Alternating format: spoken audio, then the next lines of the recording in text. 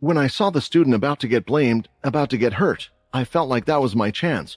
So I decided to come out, and that's when everyone saw me. The Night Demon. I had become quite a popular name among all of the students due to what I had been doing before.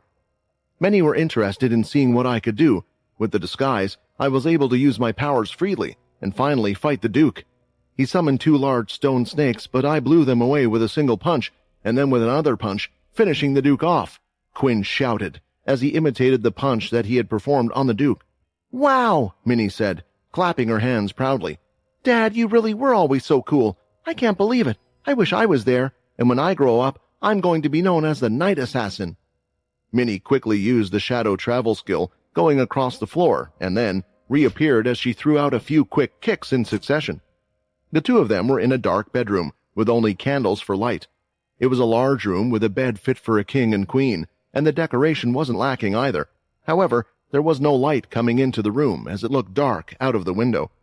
As Minnie continued her fantasy and was throwing punches and kicks after hearing Quinn's tale, the door was seen opening, and walking in was a female with beautiful long black hair down by her sides and 2 horns coming out from them.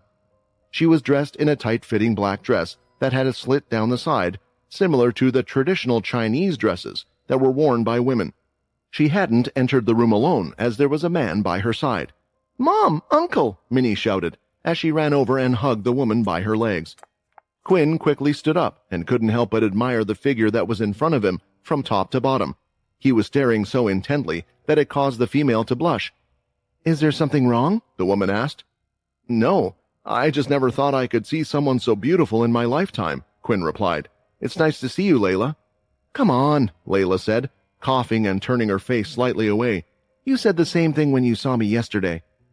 Walking over to Minnie, Quinn picked her up and placed her on Xander's shoulder. "Minnie, do you mind if Layla and I have a talk in private for a while? Uncle Xander will be happy to take you out and play with you." "But I wanted to hear more stories about your past, Dad. You were so cool," Minnie said. "Stories about your dad, huh? Well, I have a few. I will tell you on the way," Xander said, as he carried her out, and the door was closed between the 2 of them. "You've changed, Quinn.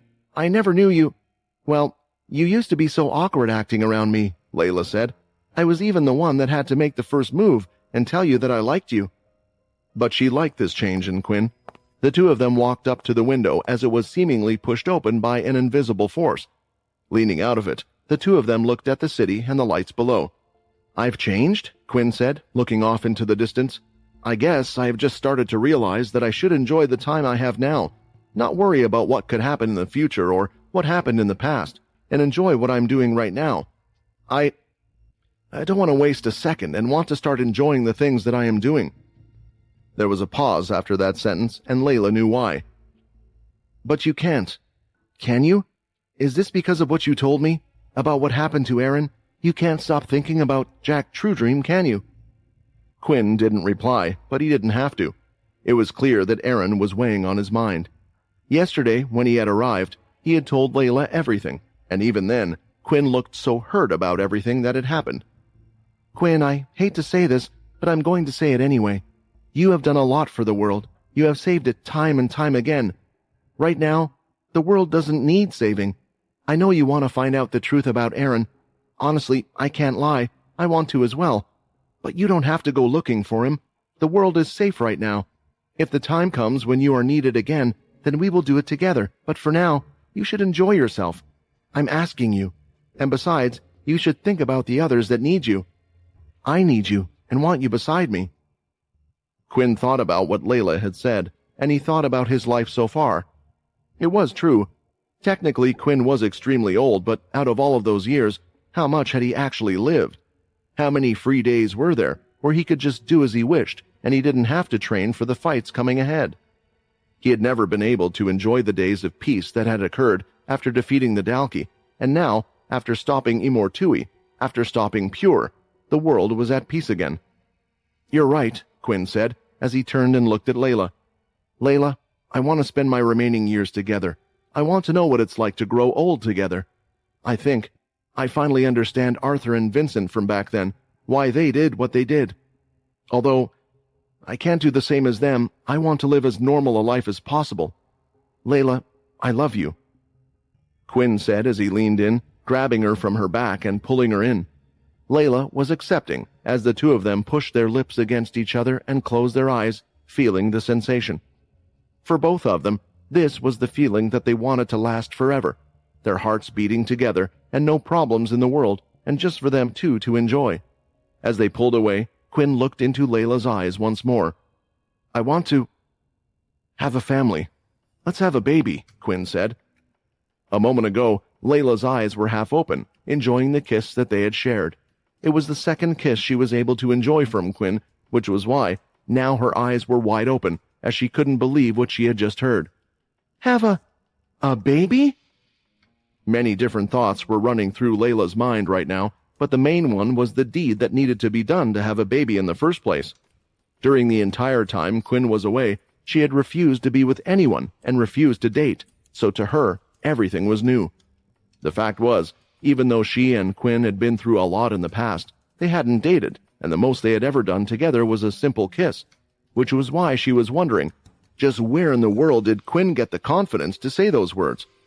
"Quinn, wait a second. Do you even know what you are saying right now?" Layla replied back, her horns turning a bright red. Quinn stepped forward, looking at Layla. He gently raised his hand and touched the side of her face. "I've wanted to do something like this for a long time, but my mind just has always been full, and I wouldn't worry so much. We can learn together," Quinn said, as he pulled her forward and went in for another kiss. With his body, he was slowly pushing her more and more, until she was close to the edge of the bed. Both of their temperatures were rising. A strange phenomenon for vampires, but then again, for Layla and Quinn, the two of them had never experienced this before. Leaning in more, Quinn went in for another kiss as he gently placed her on the bed. With both of her arms, Layla swung them, and with that, the window they were looking out of moments before was slammed shut. Then, grabbing onto Quinn's back, the two of them continued to embrace each other. Layla could feel her breathing increase as she felt the heat from Quinn's head. Soon, she could feel his soft lips pressing against her neck, forcing Layla to naturally lift her hips up closer to his body. Something was taking over her, something she didn't understand. "Quinn, I love you," Layla said, and she let the rest of her instincts take over from there. Luckily for Quinn, there had been a time he had experienced something like this before. At one point, he had lived through Vincent's life, not just a small part of it, but every part of it. When doing so, it never felt awkward because Quinn eventually felt like he was Vincent himself. After living in his body for years, or watching his body, all the actions felt natural. So, he had done what he had remembered from that time, and judging by Layla's reaction, she seemed to quite enjoy it. After the two were done sharing a passionate night with each other, Layla was still under the bedsheets covering most of her body as she lay there. Although Quinn had just seen everything, after the moment had gone, it still felt quite awkward for the two. Using the shadow, Quinn had already put his clothes back on and was sitting on the edge of the bed. "Was everything okay?" Layla embarrassingly said as she turned her head, not wanting to listen to the answer. "Yeah, it was great," Quinn replied. "I just hope that we get to enjoy more moments like this together. Like you said, the world isn't in danger yet." Although the feeling of what to do and what had been done was quite indescribable, at the same time it felt lackluster. However, that was when he was comparing it to one thing, and that was the feeling of gaining celestial points. Quinn still had plenty of celestial points after closing the portal, and that time when he had gained the energy from it was a feeling that was indescribable to him. How could he ever tell anyone about the feeling? How could Quinn tell Layla, the person he loved, that he preferred gaining celestial energy to being with her? Thinking about these things, it just made Quinn upset. It reminded him of what he was, and eventually what all the other Celestials ended up being like. On top of that, although Quinn had reached the maximum Celestial level, he had yet to receive any new skills. So far with each level, a godlike skill would be acquired, but instead, Quinn had a simple message. "Certain conditions have not been met to unlock all Celestial skills. Please enter the Celestial space for further information." It was a strange message, and Quinn had yet to enter the Celestial space. He couldn't deal with that right now, and not so soon. Besides, at some point, he thought that Mundus would have paid him a visit to inform him that they would no longer interfere, but that hadn't happened either. Maybe, now, if I just don't head to the Celestial space and continue living my life as I am, they won't interfere either. This was Quinn's thought. The problem was, would he change? If Quinn never gained any more celestial points in his life, would he be okay? This thought scared him, which was why right now, in his hands, he was holding on to the God Slayer crystal. It said if I give this thing to them, the Ancient Ones will reward me, right? Maybe I can ask them to get rid of this feeling, or to turn me back to how I was. There's no danger, other than True Dream, if there are no longer any problems with the gods, and such, then dealing with True Dream with my own power would be fine. Quinn! Quinn! Layla shouted. Sorry? Quinn replied, turning back around, putting the God Slayer crystal away. I called your name around 5 times already. Is everything okay? Layla asked again. She hated asking this question because it was clear that it wasn't. Yeah, I was just thinking about names, Quinn replied. It would be nice if Minnie had a little brother. Don't you think you're thinking a little too far ahead? What, should we wait until we're 30 and in a stable career? Quinn replied, smiling. The two of them laughed at this, as they knew how old the two of them really were and when things would be stable. By the way, are you ready for tomorrow? Will you be okay getting there in time? Layla asked. Oh, right. The ceremony, right? The one that Logan prepared. Honestly, I almost forgot about that. Due to their achievements, Logan wanted to hold a celebration for all the people, with vampires and humans. There would be an award show where many would receive awards, and that of course included the main attraction of the show, Quinn. He had been contacted and chased by a number of reporters, and not even AJ knew where he was right now. The reason for being here with Layla was twofold. He felt normal here, at least in the castle, since going out in the street he had the same attention as everywhere else, if not more. In the end, Quinn always found it hard to say no, especially to Logan, who had convinced him that this was all a good idea. There was another reason why Quinn wanted to go. He was hoping to see a certain person there, Sam. A little while ago, he had found out that Sam was working with Bliss. Ever since everything had ended, he believed that he might see him, yet the two of them hadn't appeared anywhere. There were more questions that Quinn wanted to ask. Ask about the Cursed faction and what happened to each individual member.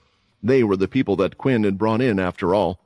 On top of that, he wanted to reunite with Muka and see how her quest with finding the rest of the original vampires and past leaders' tombs was going. This was quite a mystery in itself, since Pure seemed to have nothing to do with it. Don't worry, we have plenty of time. Besides, I want to spend as much time as possible with you, Quinn smiled, as he quickly rushed back under the sheets. Little did Quinn know that on that day, the two of them had been successful and making a new life.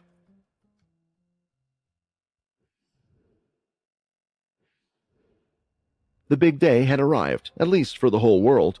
After experiencing troubles after troubles, the people needed something to look forward to. There was constant conflict with the red vampires, at first, but that seemed to die down, and so did their activity. People did not really know why. The main struggle was between them and the Dampiers, and not much had been heard from that group either. However, soon reports from AJ explained the situation. What had occurred with the red vampires, and what had become of the Dampiers? How did the red vampires still exist, but not with the same goal as before, and under a different leader? Of course, it was hard to change people's opinions with just a few words, but since there really hadn't been much trouble, many seemed to believe what was being said. After that, there was trouble with Pure, with their main base having been destroyed. It had come out of nowhere, and although they weren't part of the groups that supported Logan, the people weren't to blame. There were bases of Pure everywhere, a lot of them on Earth itself, meaning a lot of people were affected. Then, of course, there was the problem with the Celestials and the worry of the portal. To the people, experiencing one disaster after another, it felt like they were at war once again. They were scared, fearful that all of these signs were leading to a large event. This was why Logan had asked for this, had organized this, because he knew that people needed to celebrate, for them to feel like it was the end of all of their struggles. The award ceremony, it wasn't done at Green City. Instead, it was done on the land that the Chained once owned. After the Chained group had disbanded, the land had been left in limbo, undecided whether it should go to those in Pure or to those that supported Green City. In the end, nothing was done with it, and everyone continued to live normally, but now it was perfect for an event. In some cases, it was considered neutral territory. A large stage had been made. The large hotel from before had been redone, fixed, and had plenty of rooms for all the guests that would be staying. Most of the servants that were working on the stage and preparing everything were robots. They were making food, bellhopping, stationed at the reception of the hotels as they checked people in, and organizing them all to their seats. There was quite a large number of people that were to come to the event. Reporters from every TV, live streaming, and event station were invited. Then, from every city on Earth, the Greylash, and the Beast solar systems, the respective leaders had been asked to come as well. Vampire Corps leader Andy, and even guests that some didn't know about. It was made clear via broadcast who was allowed to come. Many thought that at the chained event, they had seen the most important political figures gathered, but that was nothing compared to this. Behind the stage, there was a large area as well, and the guests of honor, those that would be receiving a reward, were at the back together. Chris, Vanessa, Lucas, Peter, Minnie, Fex, AJ, and of course Quinn, had arrived just like he said he would. Although he had arrived via shadow, so no one would be able to spot him on the way here. "Okay, everyone," Logan said, as he pulled back the curtain and could see the others sitting in specially made comfy individual seats for all of them. There was a massage function and everything, making it look more like a sleeping pod. "It looks like everyone who was going to turn up has already turned up, and we said we would start at 1 o'clock, so we will be starting at 1 o'clock. I run my things on time," Logan stated. "There will be a lot of awards given to those that helped and contributed towards everything, including those that died. It will be around 30 minutes before you guys are on stage. Once you hear your name, walk out and wait for all of your names to be called, and then we will allow every one of you to give your message, although you, Quinn, will be last. We have to save the best till last."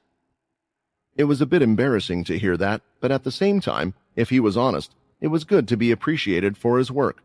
This was the event that he wished to attend when defeating the Dalki, and now he was getting a second chance. The ceremony went on with a lot of cheers from the crowd as names and awards were handed out. There was quite the light show performance being put on by the robots as well. It was spectacular to see. Those at home were enjoying it as well, as they watched and celebrated with food and drink.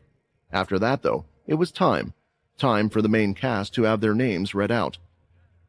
"Now, please, for those that worked together and gave it their all, to stop the Celestials from entering our world," Logan shouted. It wasn't the truth, but the truth was too hard for the people to handle, which was why it was twisted a little. "AJ, Lucas, Vincent, Fex, Minnie, Peter, Chris." With each name being read out, and them coming from behind the curtain out to the stage, the cheers were getting louder from the people there. So far, Chris had gotten the loudest cheers, gaining a lot of support from those that were in Pure before. However, it was clear who would be the winner, if it was a contest of who they would cheer for the loudest. "And finally, the great hero, Quinn Talon," Logan shouted. However, after he had just said the first part of Quinn's name, the roars that erupted were so loud that it felt like the stage and ground were shaking.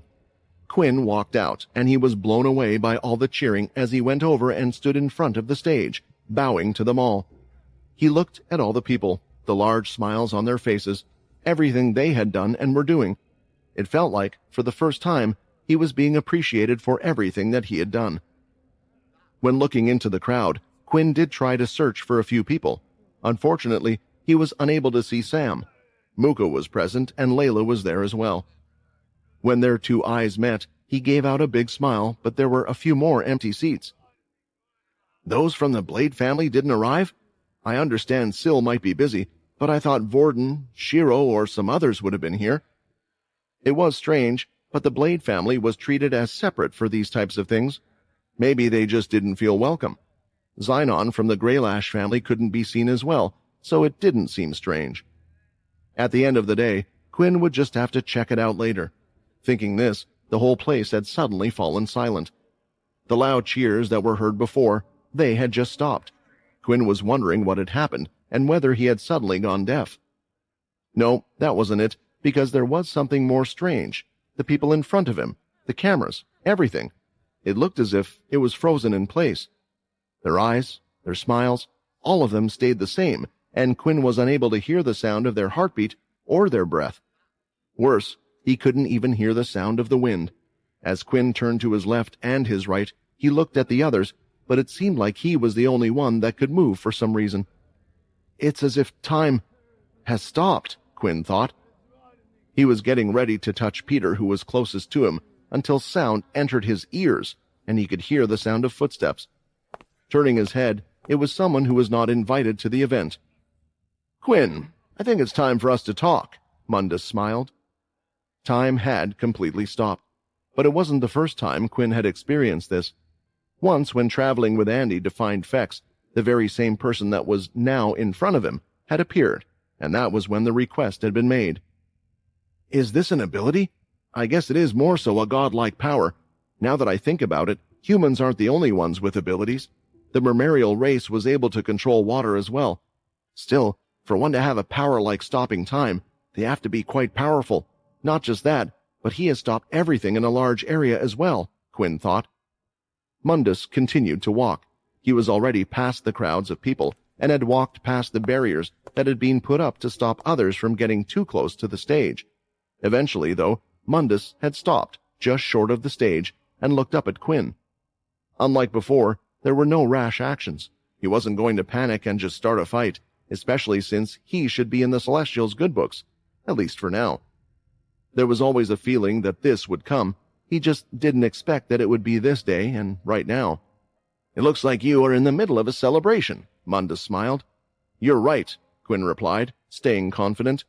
He didn't want the one he was speaking with to feel like they had the upper hand in this situation. "It would have been nice if you had come at another time." After saying those words, the smile looked to have disappeared from Mundus's face. "I'll be honest, I would have visited sooner, but my body had taken quite a beating and needed a while to get back to what it was like," Mundus explained. 1 second, Mundus was on the ground, and the next, he was right up by the stage once again.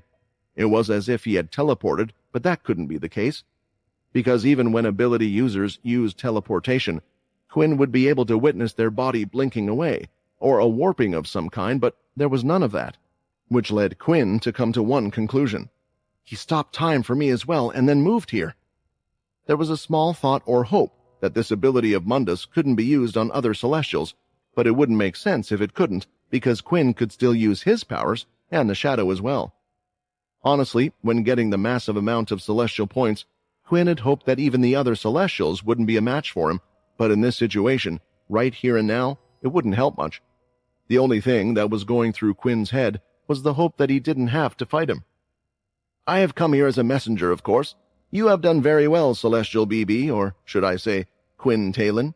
You have shown some loyalty to us by taking out one of the most troublesome of Godslayers," Mundus explained.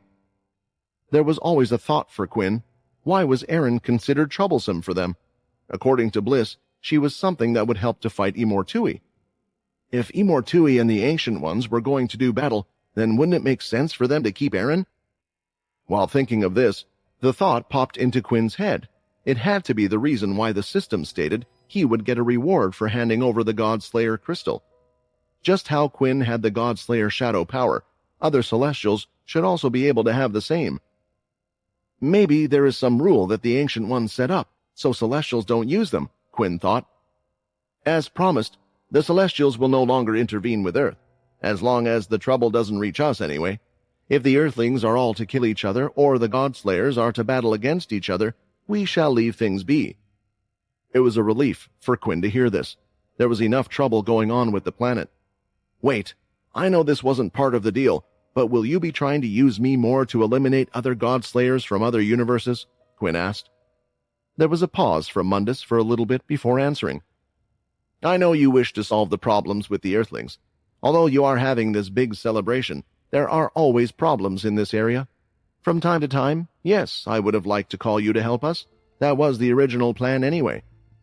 The change of tone was putting Quinn slightly on guard. He was ready to unleash his power at any moment.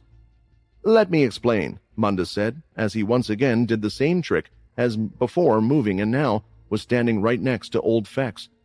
It was clear this was an intimidation tactic, telling Quinn that if he tried anything, he had all of the hostages here in one place, all of the people he had fought to keep alive, including Layla. "You are a byproduct of Imortui. The vampires themselves are merely one of the many demons that he has created. Of course, I'm not saying that his creations are any weaker than him, or that they don't have the potential to be beyond him. Although after facing him recently, I doubt that would ever happen. To get to the point, Imortui and you have a connection. With your power, you are able to make a bridge to connect the two planes. What was called Red Heart in the first place was something that you had created. Listening to where Mundus was going, Quinn wasn't liking it at all, and with everyone around, he didn't know what to do. Honestly, this wouldn't be the decision that I would have made, but the Ancient Ones have come to a conclusion. As long as you are free, there will always be a chance that Imortui will be able to cross over. It was as expected, and at this point, all Quinn could do was smile. In the middle of his celebration, was a few days of comfort all that he was allowed? So, you are going against your word. What are you going to do, kill me? Quinn asked. As I said at the beginning, we will follow through and the Celestials will not get involved. As for killing you, now that you are one of us, that wouldn't solve anything. You would simply just be reborn. I'm sorry about this. Watching you has been entertaining for me. Once again, Quinn felt like he was about to leave this place, but then what would happen to the world? True Dream was still out there. There were also still the Dalki in the universe. For now, there was peace, but then what? Would Quinn come back to learn that the whole world had changed once more? Now, will I even be able to come back this time? Quinn thought. I have to do everything in my power to stay. I want to stay. I want to enjoy my time with everyone. With Layla. Haven't I earned it? Time had once again resumed in the area. The sound of cheering had returned and was shaking the entire stadium. The ringing of the announcement Logan had made had been carried out through the wind, but the cheering had quickly come to a stop. Instead, there were whispers and confused faces as they all looked at each other.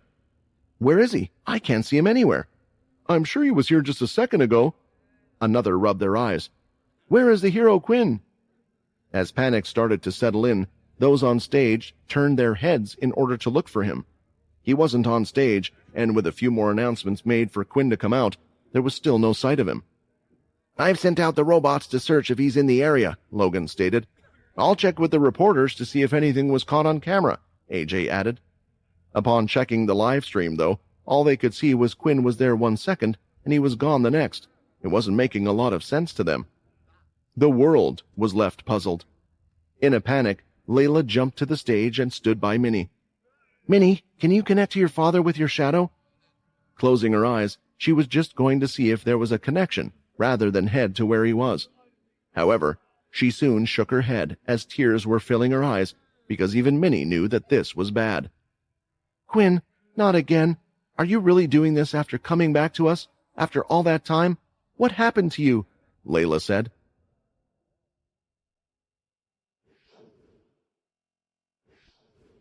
The island that the Chained owned was quite a large piece of landmass. The thing was, they had only developed one part of the land due to how small their group was. Logan had used the developed land to build the staging area for the ceremony, as what was to be done with the rest of the land still remained undecided. As time was standing still for all those in the area, Quinn was walking through the vast empty land of grass fields and more, following Mundus. His intentions were clear as day before, but where is he taking me? Why are we just walking out to the middle of nowhere? Quinn thought. While they were walking, it did give Quinn one opportunity, and that was to listen out for where time would start far away. Not only did his vampire self have superior hearing, but he could enhance it further by using his key as well. Suddenly, Mundus had come to a stop and turned around. It's a good thing you cooperated. This will make things far easier for us. I wanted to show you that I had no intention of harming the others or using them as hostages. I want you to know that we will keep to our promise, so please. Swinging his hand, what looked like a white door had appeared.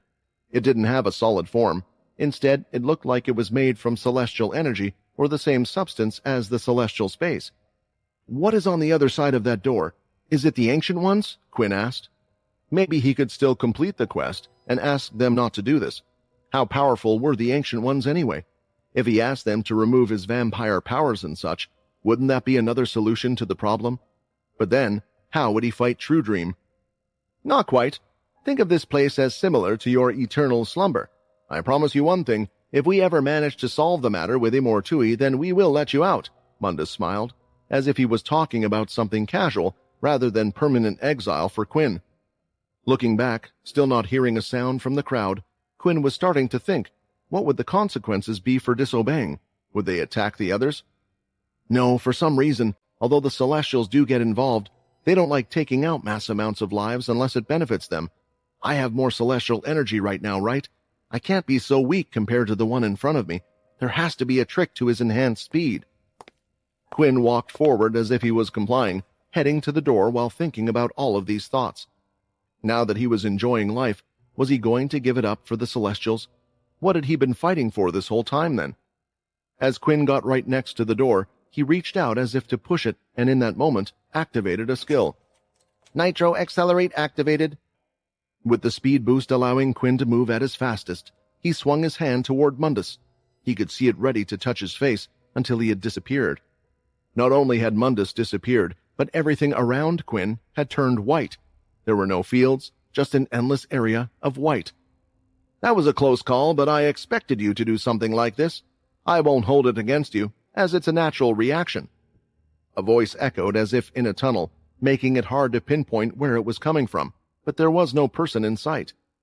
Honestly, I can see why Athos lost to you. If you and I were to fight outright, then there is a good chance that I would fail as well. Covering his entire arm in red energy, Quinn slammed the ground beneath him, and his aura erupted into a tornado of flames. When the blood aura disappeared, there was no difference to the room at all. "What have you done? Where are we?" Quinn shouted at the top of his lungs with his eyes red. Quinn had been in a similar situation before. The last time it was done by another celestial, Bliss, and when he finally broke out, he was in a different place altogether. This is a special place that was created just for you. In a way, you should be proud. We have only done such a thing for ones like Imortui.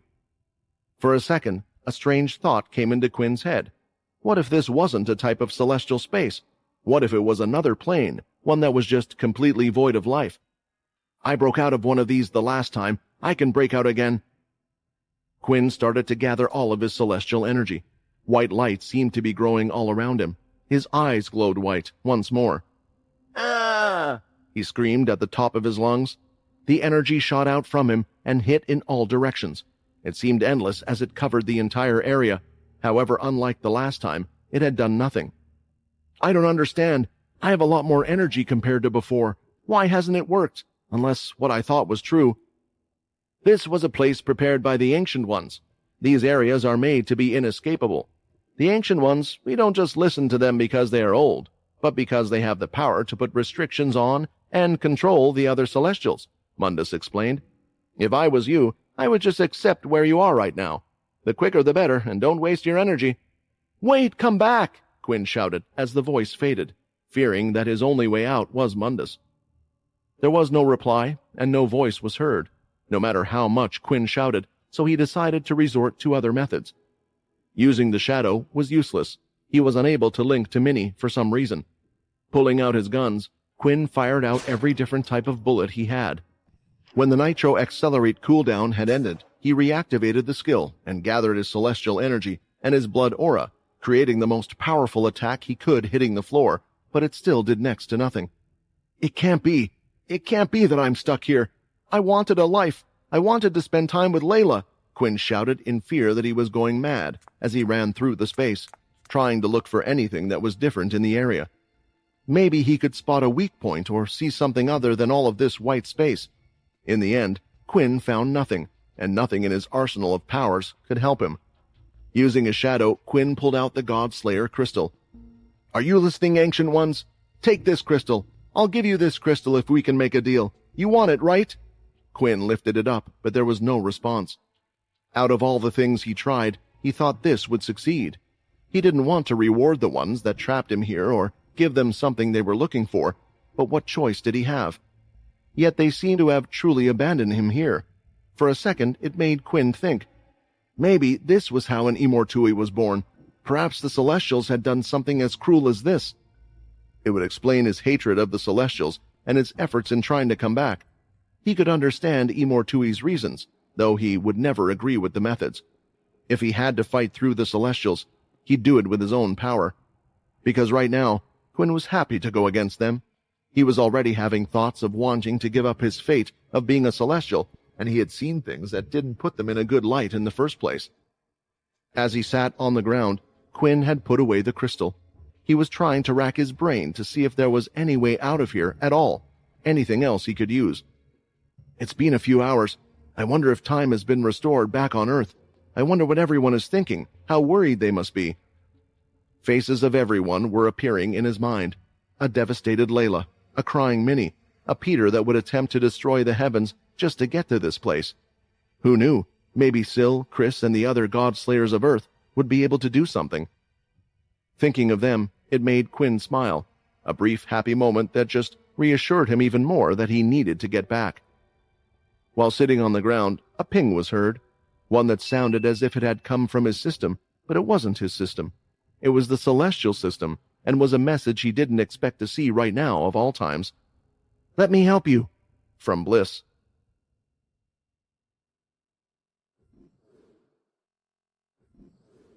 Accessing Quinn's system was something that he could still do, but that made sense in his mind since the system was a part of Quinn. It had been with him since he had become a vampire, and honestly, without one knowing the equivalent exchange ability, there was perhaps no way of removing it from him either. Not that he would want to do so anyway. In the first place, it had done him more good than not. However, this was why he was slightly confused by receiving a message while he was here. It seemed like Quinn's system was kind of connected to the celestial system in a way. It showed his celestial level, and the guests were linked to his original system as well. Rather than gain a new celestial system, his system had simply evolved with him. One of the things that currently was on display there was a type of quest, although it was more of a message than a quest. In order to unlock his new skills as a celestial, Quinn would need to enter the celestial space, which was why he believed the place he was in right now wasn't the celestial space, even though it felt like it. Regardless of this, Quinn had received a message from the celestial system, the system that all celestials had. Seeing this, rather than concentrate on the message that was being sent, Quinn decided that he would try to enter the celestial space, but it didn't work in the end. Neither did the ability to send messages or see other celestials, yet apparently he could still receive messages. "I wish I had some help from others to figure this all out," Quinn sighed. "Hey," Alex complained, "did you forget that I'm trapped in the gun? Therefore I am also here with you." To be honest, with how quiet Alex had been so far, Quinn had somewhat forgotten about him, but unfortunately, he wouldn't be much help in this situation. As for why Alex had been quiet, he could see Quinn was upset and desperate. His words wouldn't have calmed him down, and he wasn't good in this type of situation. What would he even say to him in the end? Pings kept being heard in Quinn's head, meaning there was more than one message sent, but he could see they were all sent by Bliss. He had only read the first message so far. "I have no choice, do I? It doesn't look like I'm going to be able to get out of this one on my own," Quinn said as he opened up the system. Before checking out the messages that had been sent from Bliss, there was another message that had been sent that had nothing to do with that. 620,234 total celestial points. Huh? The number went down. Why is that? Is it something to do with this place? Now there was a slight panic with Quinn seeing this, so he decided that he had to go ahead and read the messages from Bliss. "Let me help you. Trust me or not, I know what situation you are in right now. I told you that the best thing to do was to save Erin, but instead, you listened to the Celestials and killed her." Reading the messages was already annoying Quinn. It was almost as if Bliss didn't understand the full picture. Quinn didn't kill Erin because of the Celestials. That was just a byproduct of what had occurred. "My ability, I've looked into it, and the path for Earth and the world currently is not a good one. Immortui will rise again, and although the Ancient Ones will be able to stop him, the outcome for the lives on Earth isn't a happy one." Quinn wondered if the Ancient Ones would be able to stop Immortui anyway, then why was there a need for him to act? Why couldn't they step in sooner if Bliss could warn them before he acted? Then it would be fine. The Ancient Ones, by now, should know Immortui's plan. In fact, the fact that Immortui still was able to cause chaos, even with Quinn stuck in here, frustrated him more. It meant there was no point in him being here. So why? Why didn't Bliss just tell the Ancient Ones what she could see? "My prediction was right. Erin had become the divide between the vampires and humans, and I fear it will be the same again.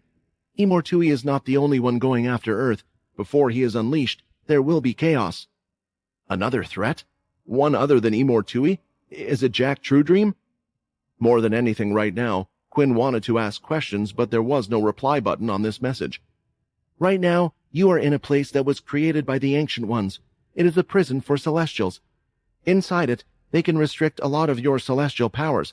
They can imprint the place in such a way that it's almost impossible for you to get out. One of the Ancient One's powers is to set things up like this with a set of rules. The fewer rules there are, the more powerful the area he can create. But one had gotten out before.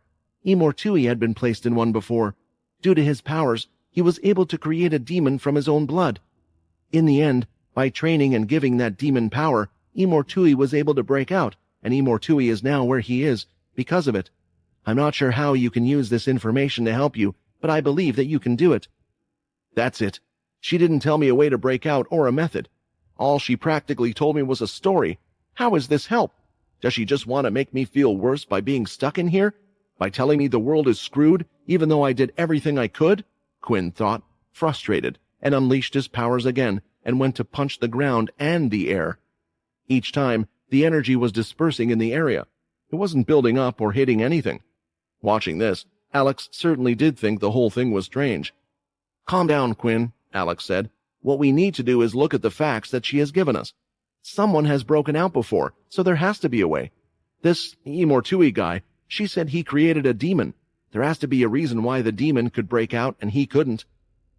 Thinking about the messages and how clearly the words Alex had portrayed, it had clicked in his head. It was because of the demon. The demon wasn't a celestial. That's why he could break out. She said the reason why this place was so good at keeping celestials locked away is because of the rules set by one of the Ancient Ones. Those rules are incredibly strict, so as long as they aren't a celestial. Quinn used his shadow power and brought out the Godslayer crystal. He went back and looked at the quest once again. It still didn't quite make sense to him, how using the gun to absorb the crystal would get rid of his celestial status. The only thing he could think of was that this was a system path and not something to do with the celestials at all. The system was giving him a choice, and due to the equivalent exchange, it was telling him to pick one path. If Quinn's theory was correct, even if he was to become a Godslayer, there was a good chance that there would be an improvement in his strength and powers. At the end of the day, this was a reward from the system. It would give him Godslayer strength equivalent to what he had now as a Celestial. At least, this is what he hoped would happen. If he did lose his power as a Celestial, it would mean it would be harder to fight them in a way, since Celestial power was best used against other Celestial powers. A Godslayer was just one with such strength or great ability that they could go against those. But doing this, it means I certainly will become a target for the Celestials. They will most likely back out on their deal as well. Quinn clenched the crystal tightly in his hand. I never wanted to be a Celestial in the first place. These guys are trying to control me, and it looks like Earth, the humans, vampires, they will all be in trouble either way, whether I stay here or not. I guess I made my choice. I have taken down everyone that has gotten in my way before, and I will do the same again, even if they are gods. Pulling out the gun that had Alex inside, Quinn pointed it toward the crystal. Fuck the Celestials. I'm going home.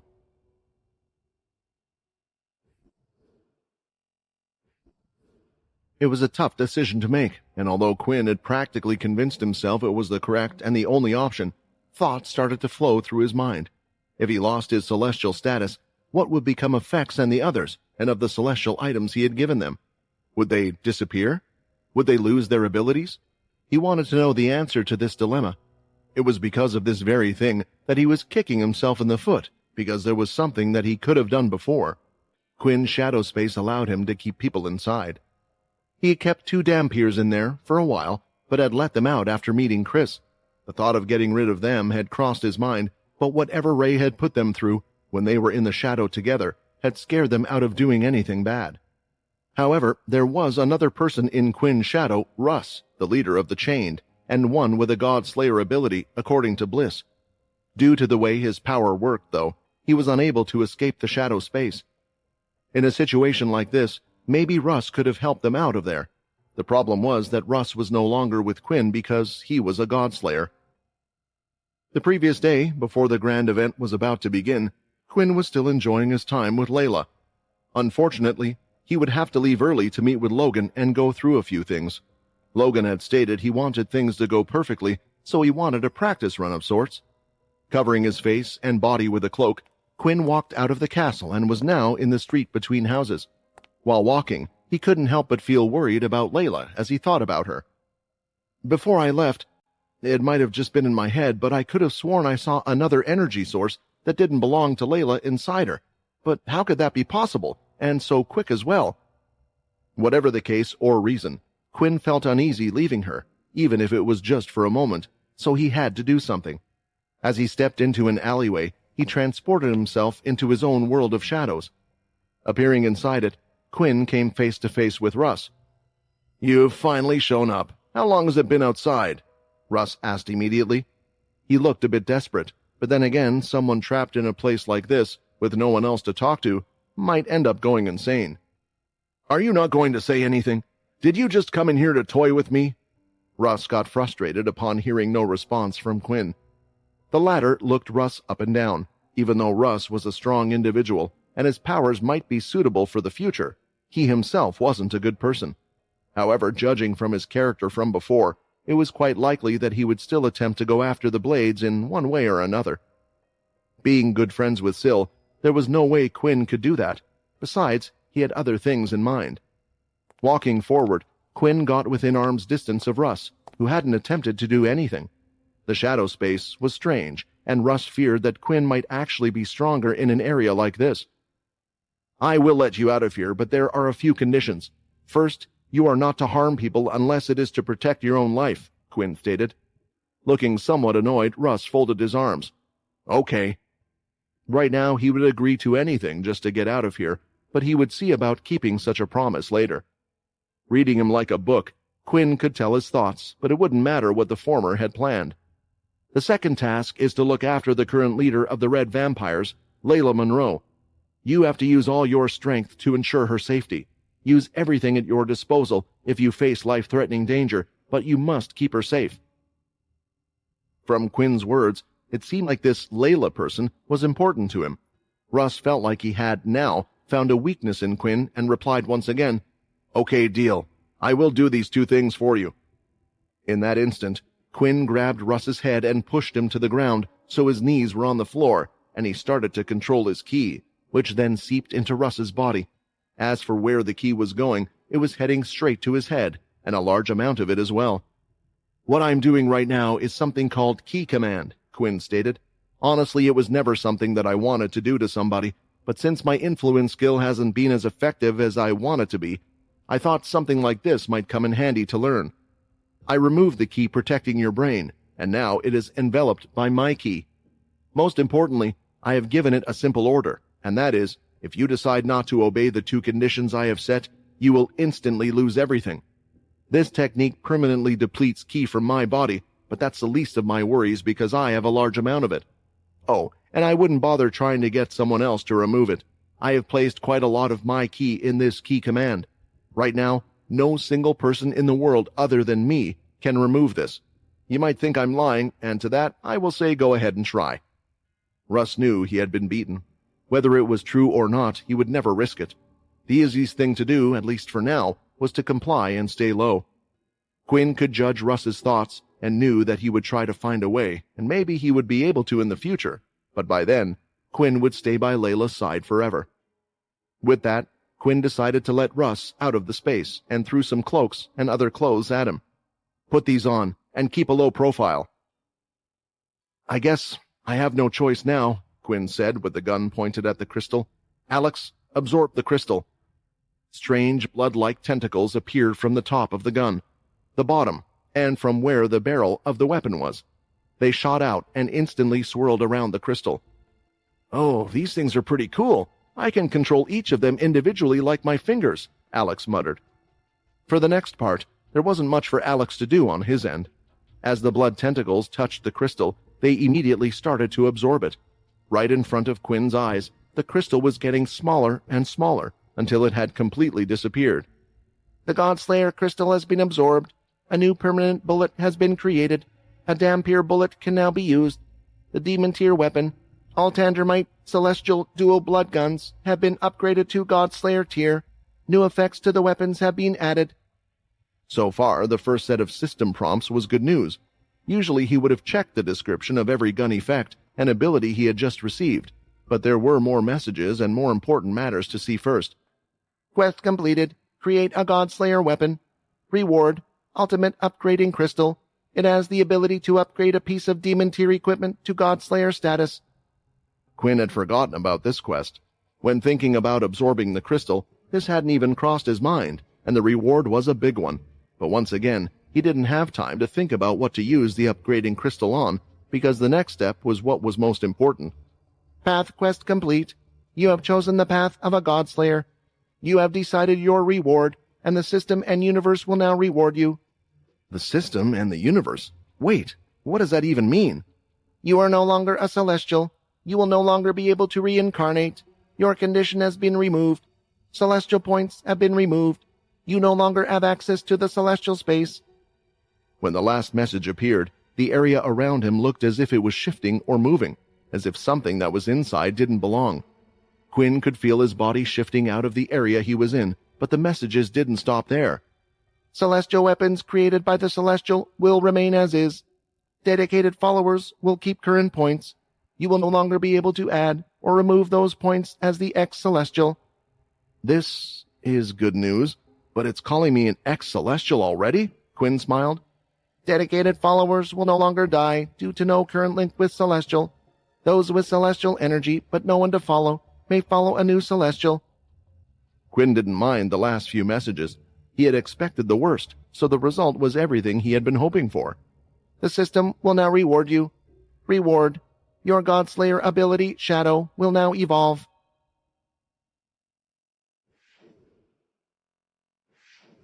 Seeing the words at the end of the prompt about the evolution of his shadow, a spark of excitement flashed in Quinn's eyes. Then, as he reread the message, he realized something which made his emotions run high. So, being a Celestial really does do that to you. I wonder why. Is it because they need Celestials to be addicted to the feeling of Celestial energy to allow them to continue their goal? Maybe this is a balance that makes them focus on the condition the universe has set out for them. Either way, it was no longer something that Quinn had to worry about. According to Bliss, the place he was in was similar to Celestial space, an area specifically created by the Ancient Ones for the Celestials, which he was no longer. The space around him was slowly dissipating, or to be more precise, Quinn was being chucked out of it. His whole body slowly disappeared, and it felt like he was going through a portal for the first time. His head began to spin wildly, and his body felt like it was being twisted until he was eventually forcefully thrown out of space. Quinn clenched his eyelids as his eyes slowly got used to the brightness. He could soon see the sky and smell the air. It was a familiar scent, a smell he would never forget. Without a doubt, he was back on Earth, but seconds later his body crashed onto the ground, bouncing from the impact. His body had hit the ground 3 times before he had stopped himself and found himself standing in a meadow field. "I'm back. I actually managed to break out of that place," Quinn smiled, as he realized he was in the same spot where Mundus had taken him. He was back on the chained island, where he had left before. Thinking about that, Quinn decided it was the best time to check all the new things his system could do. There was a good chance that the Celestials were keeping an eye on him and could appear at any second. He had to assess his strengths and new abilities. Based on how arrogant Mundus was and how they didn't answer my plea, there's a good chance they believe I'm now trapped in that place forever. If that is the case, they might keep to their promise, as long as I don't stand out like I did last time. Then the Celestials won't know about my breakout. Either way, it was better to be safe than sorry, as Quinn looked through his system messages for more information. The upgrade crystal didn't really say much, other than what Quinn had read before, but he wondered if his current armor was a celestial piece, and it remained that way as well. He couldn't imagine an upgraded crystal would work, turning the armor into a God-Slayer level item. Since there was nothing he could do with it now, he decided to focus on another piece of equipment instead, which was now God-Slayer tier. First, let's have a look at that new bullet, Quinn thought. Dampier bullet. A bullet made from Dampier energy. The energy of the bullet can increase or decrease based on the strength of the red aura that it's facing. This, along with the Blood Fairy bullet, it's safe to say that I will have no trouble taking on any vampires, although with Laxmus gone, there is pretty much no trouble at all in that department, Quinn thought. However, there was something interesting to note about the description. It had specifically stated red aura rather than vampire energy. Does this mean it would work well against those other creatures? Are those ones known as demons? Bliss said she wanted Eren alive in order to stop Imortui, Although Aaron is no more, with this bullet and gun, it might give us the same chance if it ever came to it. Passive effect, Godslayer coating. All bullets produced by the guns will be slightly coated with a dense layer of celestial energy. This was the only change to the weapon so far, which, honestly, Quinn was a little disappointed in until he realized what it meant. The best thing to use against Celestials was celestial energy. Without that, one would need a large amount of power and strength to stand a chance against them. It was like taking out a lake using fire. Although it might be possible, one would need a lot of power to do so. However, every single bullet that Quinn would shoot, now and in the future, would be able to harm them. This was a weapon made to harm gods. Now, Quinn wanted to look at something else, the reward he had been given for deciding to become a godslayer rather than handing over the crystal to the others. He wanted to see how his shadow had evolved. Your shadow ability has evolved. Using your shadow ability will no longer require MC points. Shadow body can be used without the need of activating soul weapon. Losing his celestial points, Quinn hoped this would be a big upgrade.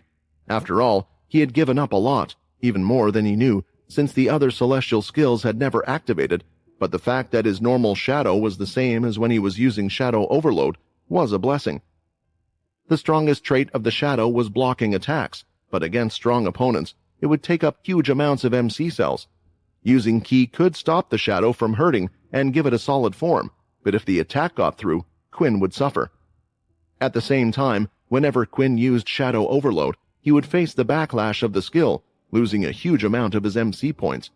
The nest crystals were a solution but not a permanent one, but now Quinn could use the shadow as much as he liked and how he liked. With this, have I surpassed Arthur? Quinn couldn't help but wonder. Shaking his head, he quickly gave up this thought.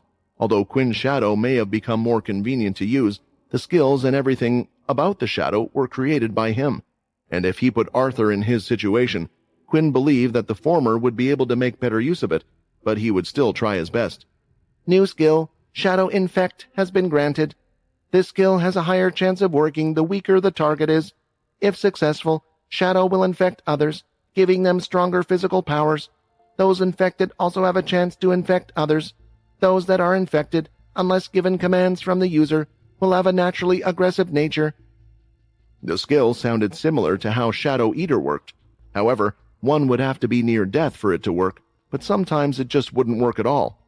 At first, Quinn didn't understand why he would use this unless he noticed a few more skills related to Shadow Infect.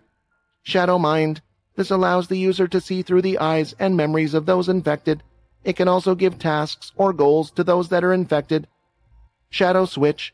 The user can fully control those that are infected and use shadow abilities to a degree when in possession.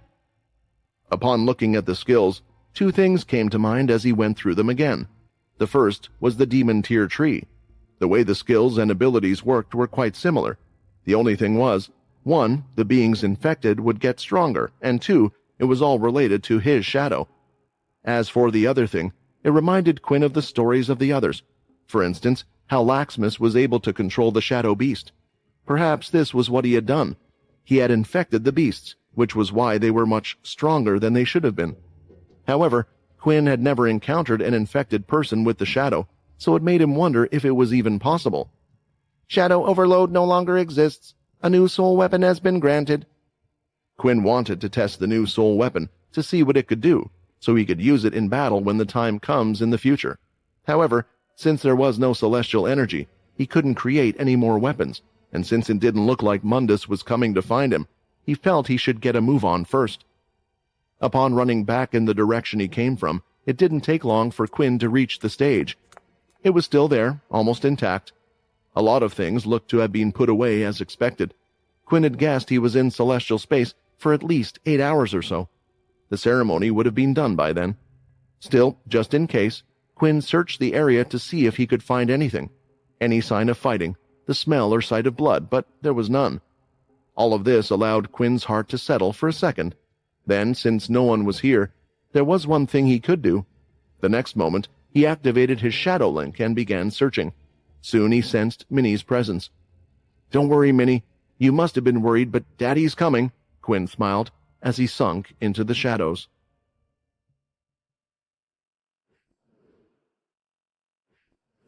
As Quinn sunk into his shadow using the shadow link, he had no clue where he was going, only that he would appear by Minnie's side. It was the best thing for him to do in this situation. It quickly got him out of the eyes of others, while at the same time he was hoping that it would bring him to where all of the others were as well, most likely Green City. As Quinn started to appear from another shadow, he soon noticed that this was nothing like Green City. The area was covered in complete darkness. It was a bit damp, making him feel like he was in a cave of some sort or underground. On top of that, he had arrived to the sound of sobbing of all things, and when he looked down, he could see Minnie looking the same as she did before.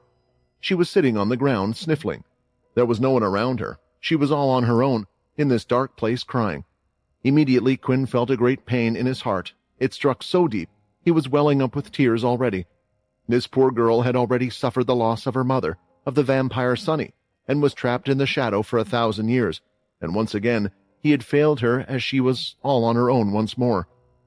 The reason, Quinn didn't care right now as he immediately knelt down to her level and hugged her from behind.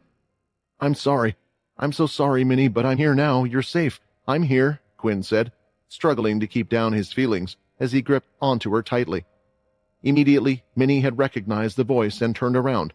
Her cheeks were puffed up and her eyeballs looked like they had become pure water. "Daddy!" Minnie shouted, as she held Quinn's head and started to squish her cheek up against her face. "Where were you? I was so worried, Daddy." Minnie was struggling to get her words out as tears were coming and her breathing became harder. I know, I'm sorry," Quinn said, as he continued to hug her.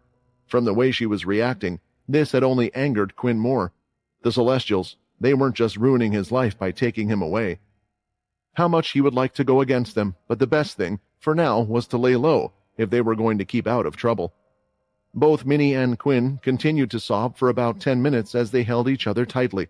Words weren't spoken to each other, but they just enjoyed the time together, and if Minnie wanted to, Quinn would have continued to hold her for a whole day. However, she was eventually the one that pushed away as she managed to compose herself. She then rubbed her belly, indicating that she was hungry. "Come on, Dad, let's eat first," Minnie said, as she held Quinn's hand and moved him to a different area. Just like Quinn had thought, it looked like the two of them were in a cave of some kind. Minnie had laid claim to different areas in the cave, and with her claws she had carved parts of the rock out to make it look more like a house, creating seats and more. The area they were in earlier had nothing, though. It was just a large area, and it felt extremely lonely. Quinn had guessed that maybe it was a spot that Minnie went to and cried. There were so many questions on his mind that he wanted to ask, but for now, he wanted to just do what kept Minnie happy. When entering what looked like a living room, Quinn noticed that there were several large bags that would have been fit for Santa Claus to bring his gifts in. Scattered around the room were juice boxes, Minnie's favorite. She quickly reached into the bag, pulling out one of the blood juice boxes, and handed it to her father. She then went and hopped onto the self-made sofa that was big enough to fit 3 grown adults. However, the height of it was so low that when Quinn sat next to her, his knees were up quite high. "All these juice boxes, how many has she been through? Did she drink all of these in a single day?" Quinn thought. Even if she was distraught by my absence, they should not have allowed her to indulge so much. Quinn was surprised to think that the concerned fatherly side of him was coming out at a time like this. With a rub of her tummy and a small little burp, Minnie seemed over the moon, and she had a smile that wouldn't go away. "Minnie?" Quinn stopped there. He didn't know what question to ask first. What had happened after he left the ceremony? Where they were right now? Where were the others? Why was she here? What happened to Layla? If he asked too many questions at once, it would confuse her. Although she was technically 1,000 years old, due to time practically being at a standstill in the shadow space, it meant her mind was still that of a little girl. "Daddy, where were you?" Minnie asked the first question. "We were all on stage and we were looking for you, but then you suddenly went poof. Nobody knew where you were." Minnie was scared. Mommy was scared, and all the uncles and aunties were scared as well. Quinn rubbed his hand through Minnie's curly hair as he thought of how to explain this. "I didn't want to leave, Minnie, but you know there are those with powers. Well, someone took me away." "But how?" Minnie interrupted. "Daddy is so strong. How could anyone capture you?" Quinn smiled. Many kids thought of their dad as the strongest, but Minnie was probably the only one who truly believed it. "That's why I managed to get out, and it was all because Daddy wanted to see you. Anyway, Minnie, what about you? Why are you here in this cave? Why don't we go outside, and where is Layla?" Immediately, it looked like Minnie was starting to sob up. It was hard for the little one, he could tell, but she shook her head and answered her father's questions. I don't know where I am, Minnie answered. Mommy, she was the one that brought me here. She brought all of the drinks for me as well. She told me that if I stay here, then it was the best chance to see Daddy, that as long as I was safe, then I would be able to see Daddy again, and she was right, Minnie said, rubbing her face against his side again. Layla told her to stay here, but she would have only done such a thing if she thought Minnie was in danger? Did the Celestials try to go after Minnie? Maybe just like Bliss, they thought I could use her shadow powers to travel back here, Quinn thought. Okay, I understand. Maybe our best bet is to just wait here until Mommy comes back, and then I can ask her about what happened, Quinn said to Minnie. Mommy, Minnie sniffled, but Mommy hasn't been back for at least 2 weeks. Minnie has been here all on her own. She started to cry and burst into tears once again. 2 weeks? Wait a second. Everything was starting to line up in Quinn's head. The juice boxes. Minnie hadn't gone through them all in one day. It was over the course of several days. Then he thought of the system message he had seen. Why at the time before giving up his celestial title did he see his celestial points go down? It clicked. It was because it had gone past a certain amount of time. Only dedicated followers and celestial energy earned from quests, as well as from other celestials, were permanent for Quinn. Those that gave Quinn celestial points through the condition would have to continue to do so every month, which meant they had stopped, and it also meant a certain amount of time had passed. I was in the celestial space for 8 hours, but all of the spaces have the ability to control time. Heck, Mundus could stop time itself, so the idea of time being sped up on the outside world wouldn't be so far-fetched. Quinn gulped as he asked the next question, as if it felt the same as that dreaded day he woke up from his eternal slumber. Minnie, after the ceremony until now, how long have I been gone for? Quinn asked. Minnie wiped her tears as she looked up at Quinn's face. You were gone for about a month. Although the news wasn't as shocking as Quinn feared, he did wonder now, what could have happened in a single month while he was away?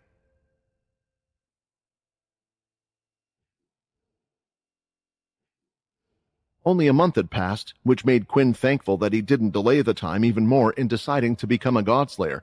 Otherwise, he imagined that with a year passing by, things could have gotten a lot worse.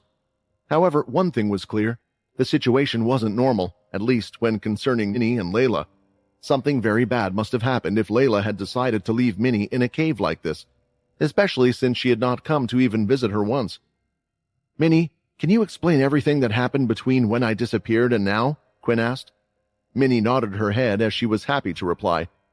After Daddy was gone, everyone tried to find you.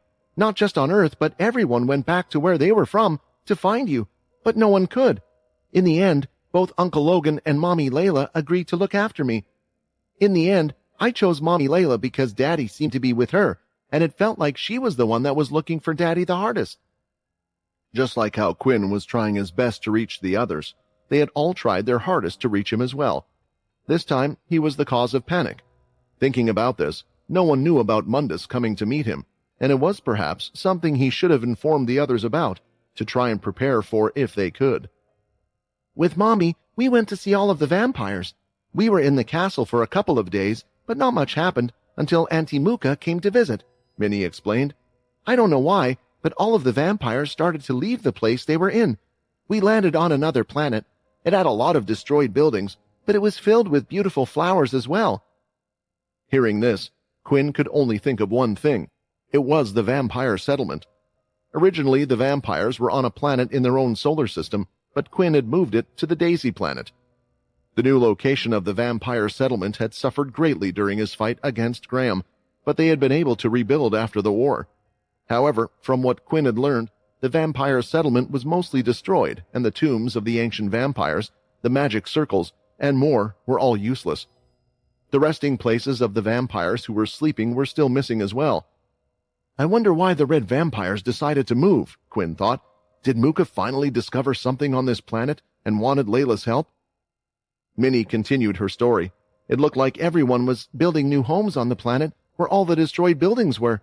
A lot had been built quickly because the vampires are really strong. One day, though, the whole planet was shaking. It felt like an earthquake, but Minnie's head was hurting as well. It was hurting so much I wanted to just go away. I decided to do the trick that Daddy can do, and I hid in my own shadow world. I stayed there, scared that the pain would come back, and then when I came out, Mommy found me and hugged me hard as you did, and was asking me really strange questions. Strange questions? Like what? Quinn asked. Like, are you okay? Did you speak to your dad? Do you remember your dad? Minnie replied. Minnie was only in her space for an hour, but after that, Mommy decided to hide me here. She told me to stay here no matter what, and wait for her or Dad, but you came first. The story was worrying for Quinn. Although he was thankful to hear Layla was still alive, and the good news was that there was no big attack or anything like that. There was a chance that Quinn was over-worrying, but then, why would Layla not come back for Minnie? That means, according to Minnie's story, we should be on the vampire planet right now and not Earth? Quinn thought. I put a lot of celestial energy in the sword that Layla carried after removing the seal on it, and that sword promised to help keep her safe. Also, Russ should be keeping his promise as well. Is there such a threat that could take them all out? And the headache and earthquake Minnie felt, that was when Layla started to act strange. Something had to have worried her. The whole thing had only given Quinn more questions than he needed to find the answers for. Nothing explained why Minnie had to be hidden in this cave. You know, if you are really concerned about Minnie, I was just thinking you could get her some good beast gear and use the upgrade crystal.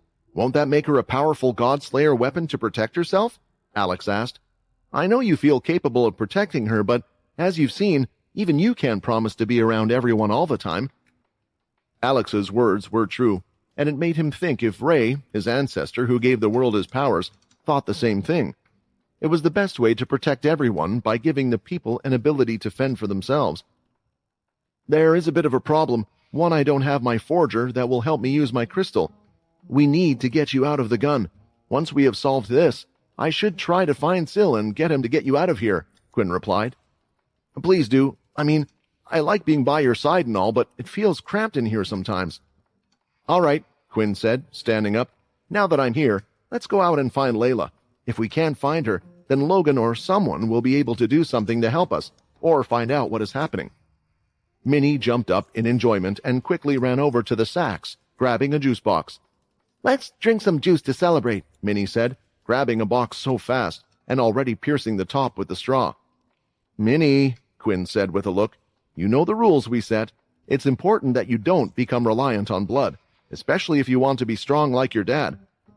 But the straw, it's already in. It would be a waste otherwise, Minnie said, with her eyes seemingly getting bigger and her mouth moving closer to the straw. Shaking his head, Quinn gave up and gave a thumbs up, but he was also looking at the large sacks. How long? How long were you expecting Minnie to stay in here? You got her enough supplies to last an entire year. You don't have to be afraid of whatever you were dealing with. I will find you, and we can handle it together. When Minnie was done with her drink, both she and Quinn went toward the entrance of the cave, where Minnie had last seen Layla. There was a large boulder that was blocking the exit from the area, and with his strength, Quinn was easily able to move it, and now he could see the view. They were in a mountain, the bottom of one, and there were countless numbers of trees and plants everywhere, flowers and more. It was dark out, though, and looking at the sky, there seemed to be a giant device. That's the same device that was on the vampire planet, the one that was to move around and block out the sunlight.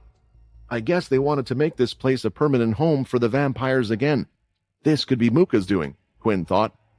Bending down, little Minnie hopped onto his back as he shot off into the distance. Whee! Minnie screamed. Daddy is so fast! Quinn hadn't spent long on this planet, but he had experience looking for things. For one, he could sense a large amount of vampire aura. He still had the Ruler of Blood title. It allowed him to sense the vampire aura on a different scale. Now that they were getting closer, he could sense vampire energy on the planet. Well, so far so good, Quinn thought. Sprinting ahead, Quinn continued to the location, and when they got closer, he took out a cloak from his shadow space and placed it over his clothes. He was, after all, a popular and famous figure all around the world, and unlike last time, there was no Peter to change his face.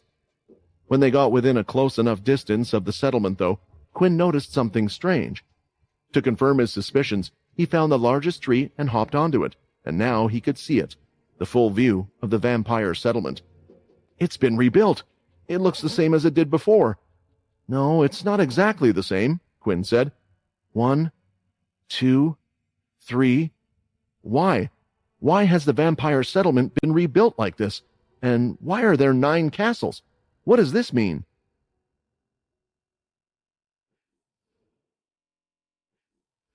Looking at the castles far away, Quinn was remembering what Muka had explained to him, that Quinn was considered the last vampire king, and the vampire society was never able to select a new king after that. The absolute blood control had stayed with Quinn, and there was no one for him to pass it on to. After that, society just started to crumble apart as vampires joined the vampire corps, went to the Greylash family, and more. However, the vampire society did somewhat exist while Muka was still present, but when she had gone into an eternal slumber and woken up, she found that everything was destroyed and the chambers of their ancestors had been taken away, including past leaders, kings, and finally the original vampire tombs as well. Because of this, Quinn thought that the vampire society would never be rebuilt, at least back to what it once was. What was more likely to happen was that groups such as the Vampire Corps and the Red Vampires. So why, in this day and age, had the castles been resurrected? In fact, what was even more puzzling than that was the fact that there were only 9 castles. There is no Punisher castle, and there is no castle that looks like one that is bigger than the others. Maybe these castles were just the ones that have been rebuilt so far, Quinn thought. Either way, it was even more reason for Quinn to keep his cloak on for the time being. If I enter the castles, I should be able to talk to someone. Maybe even Muka will still be here. Or I could just ask for Layla, Quinn thought, since she was the Red Vampire's leader. Climbing down from the tree, Quinn also brought out a small cloak for Minnie as well. He always had spare clothes in his shadow space, on top of a bunch of other useless stuff. He never knew when it would come in handy. You need to be careful as well, Quinn said, wrapping her hood tight. Remember, you are also one of the heroes that was awarded at the ceremony, so there will be a lot of people that know what you look like. Minnie smiled as her cheeks turned slightly red. She was proud of that moment, and what young girl didn't dream of being famous and well-known? Still, she would listen to her father. Climbing on Quinn's back, the two of them ran and continued to run until they eventually reached the vampire settlement. When looking at it all, it was almost an exact replica of what the society used to look like, before Quinn had made the adjustments to the outside wall and the castles. There was a small wall and a large gate where people would walk into and through, and standing outside it looked like there were guards. Man, this is all a bit crazy. I feel like I've gone into the past or something, Quinn thought. When he reached the guards, they soon stopped him. There were multiple ways for him to get into the settlement. He could have just run past them and used his shadow travel, but he thought maybe, if the guards figured out who he was, they could take him to who he needed to see. Let's look at your eyes, the guard said, as he went to grab Quinn's hood, but he quickly lifted up his face and showed them Minnie's as well. The guard looked at both of them for a while. Quinn was wondering what they were checking. All is clear. 2 vampires coming through, the guard shouted. Wait, I thought the guard was staring at us because he recognized us, Quinn thought. Was he actually checking if we were vampires instead? Sorry, are humans not allowed in the settlement? Quinn couldn't help but ask. The guard smiled back and chuckled a little bit. I guess it's your first time here. Where have you been, on Earth? The guard stated. Humans are allowed in the settlement only if they receive a special pass. Layla knew Quinn's goal, to bring vampires and humans together.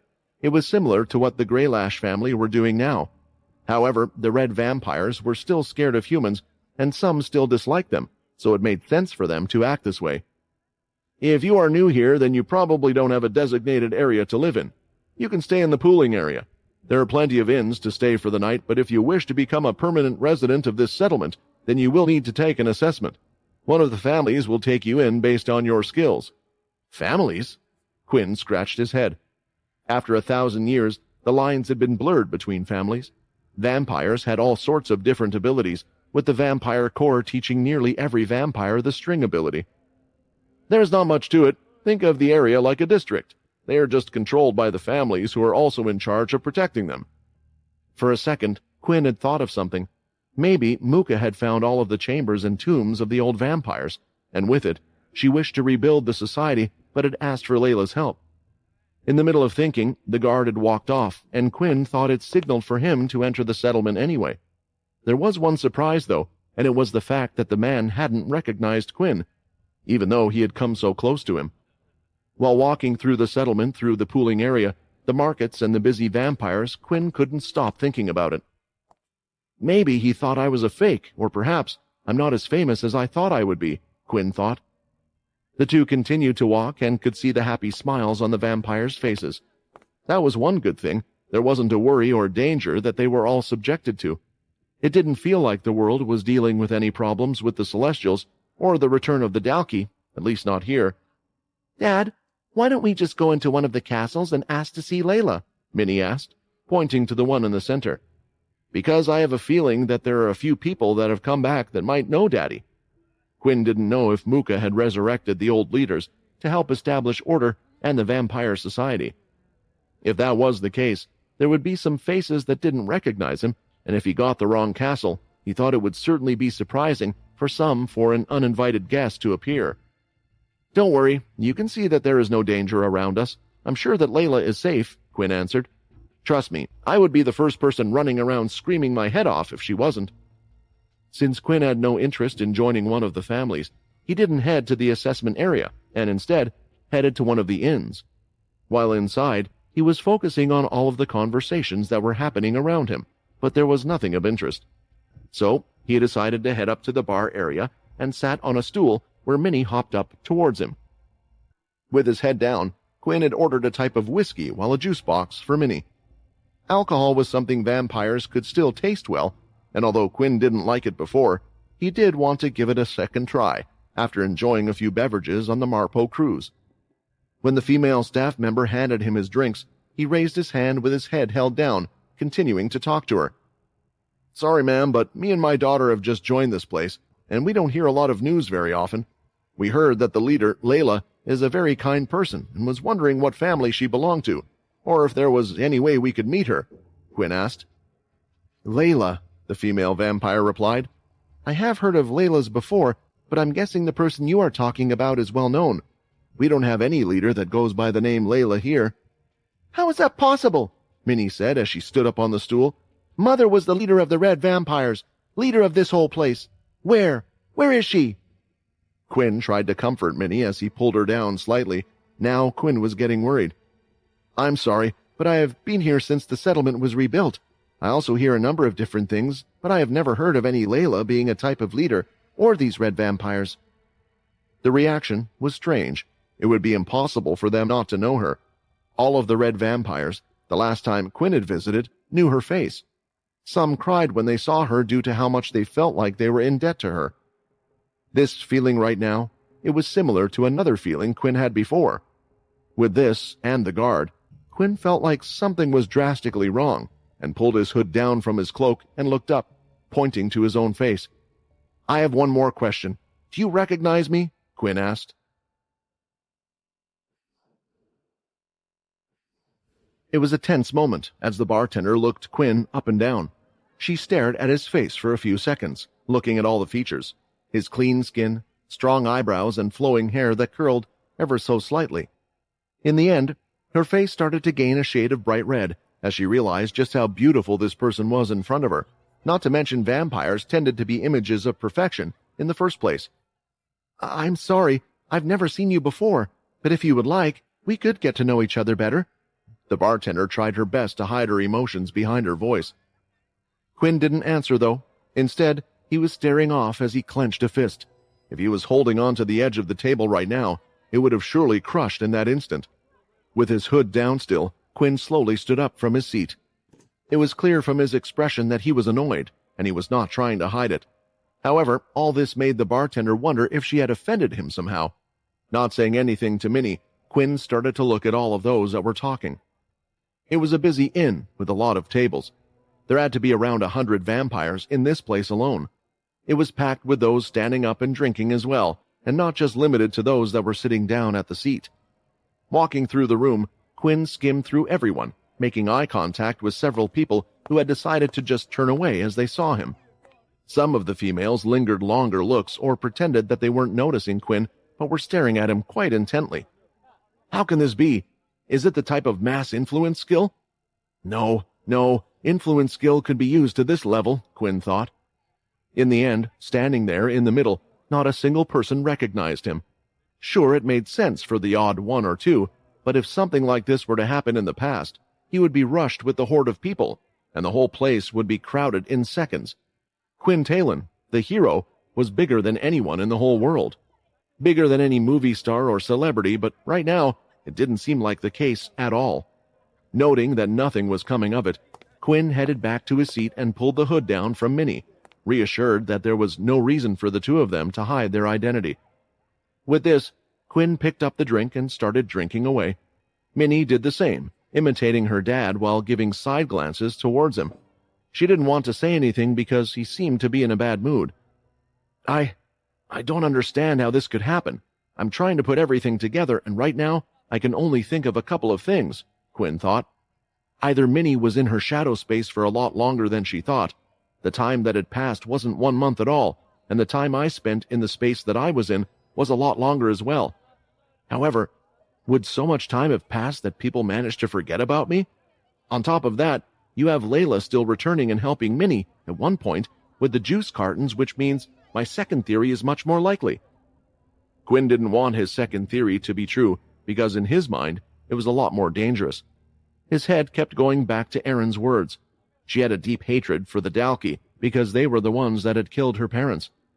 According to the information they found, Erin had eventually learned to control the Dhampir urge. It was something all the Dhampirs were able to do, so why so much hatred for Leo, of all people? In the end, she apologized and blamed everything on Jack Truedream. It's almost as if her memories, they were changed?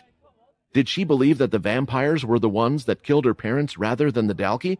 It would explain her strong hatred was directed towards the entire vampire race. This was a scary thought, and the ability to change memories was beyond scary and had a great effect.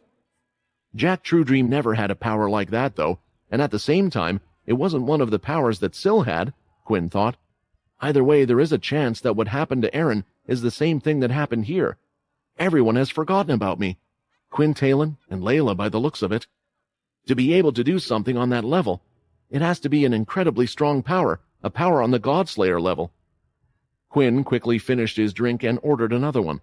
He was quite stressed out by everything that was going on. Okay, let's say this was all the doing of Jack Truedream. But why would he do this? Why would he make all of the vampires forget about Layla and me? Is there any motive behind it? What would he get from all this? I mean, for all he knew, I was most likely dead on the day I disappeared. The man hadn't even lived on Earth for so long. Quinn slammed the drink on the table. Daddy, slow down. You look a bit funny, Minnie said. Without realizing it, the drinks had been coming one after another, and once again, Quinn had gone through around 6 glasses of some seriously strong stuff made for vampires to get drunk. Human alcohol never used to affect me. Did I get worse? Quinn thought.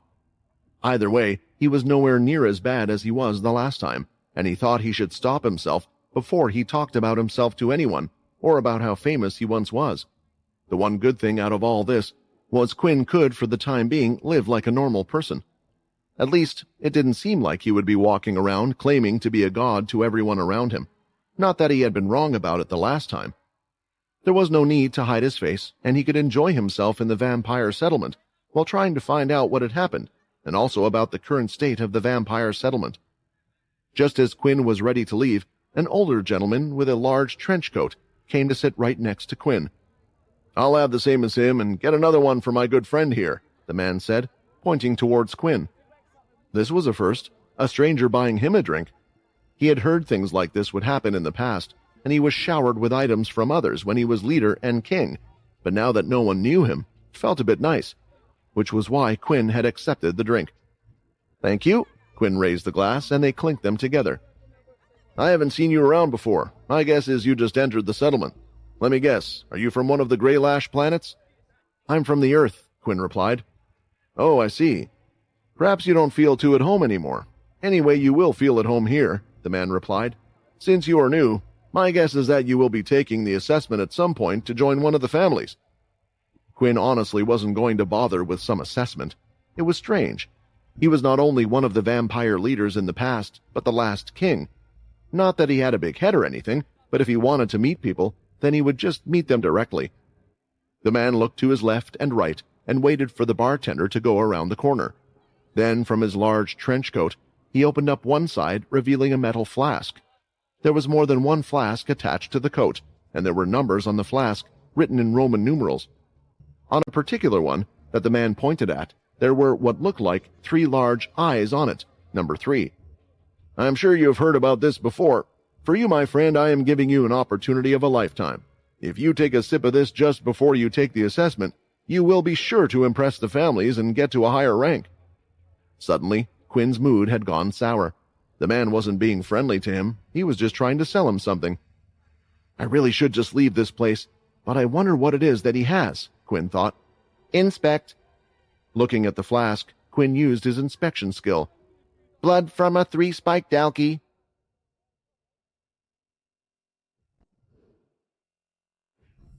Quinn was using all of his energy to stop himself from clasping this vampire around the neck and questioning him about where he had received the green substance. However, there was another way for him to do things, and his anger allowed him to use it without realizing it. Quinn's eyes were glowing red, and the influence skill was being used. Why do you have dalky blood with you? Quinn asked. Unlike those that could utilize ki to protect the influence skill from working, it wasn't the same for a vampire who hardly used such a thing. In the first place, the influence skill didn't work well on vampires. It was something that could only work if one had a great deal of power over the other, and in this case, Quinn was indeed the one with the upper hand. The man's expression went blank as his eyes looked to lose life in them. I'm a member of the 4th family. Due to my position, I receive these on a daily basis as well as a reward for doing well. If Quinn remembered well, the 4th family was the Talon family, which had the power of blood explosions, although he wasn't so sure that things would be the same as they were in the past. For one, the number of castles was different from before, and now the use of dalky blood had somehow become commonplace. From the explanation, it seemed like all the families used dalky blood as a normal thing to give to their families, and this vampire was selling it to the regular folk in order to earn some extra money. Do all families receive dalky blood? Quinn asked to confirm his specifics, as he knew his influence skill was working. Yes, the man answered straight away. The dalky blood is a substance that strengthens vampires. In a way, it is superior to human blood, but they had problems. If they managed to modify their reproduction and lifespan capabilities, Scyllid claimed he had seen the dalky out in the wild. If they were giving out blood like that, it would most likely mean the dalky had returned somehow. Quinn wanted to ask more questions, but just as he was about to, the bartender returned, and Quinn quickly dropped the influence skill. Pay for everything after we leave and forget about here, Quinn instructed the vampire as he left the inn with Minnie by his side. Walking through the streets, Quinn continued to look around to see if he could see anything. Now that he knew the dalky had possibly returned, he thought he might see them here, or maybe they were trapped somewhere being used for their blood, but he surprisingly found nothing strange. Standing in the center of the pooling area while the vampires walked around him, Quinn looked up at all the castles in different directions. It's not like they would have the dalky out in the open, so maybe it's hidden behind the castle walls. Looking around at the people walking past, Quinn locked eyes with one of the females. Just doing this would make one gravitate towards him. Sorry to be a pain, Quinn said with a smile that would make most people melt on the spot. I'm new here, you see, and I was wondering if you could tell me about the families and which castles belong to which.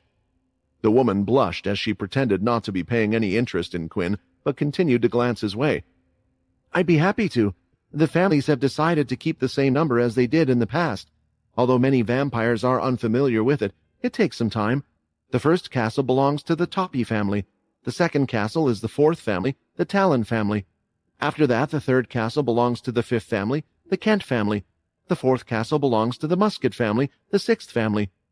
The conversation went on, and it was a lot for Quinn to follow, but he had to place it in his head so it didn't get so confusing for him. 1. 3rd Toppy family. 2. 4th Talon family. 3. 5th Kent family. 4. 6th Musket family. 5. 7th Dawn family. 6. 9th Fortuna family.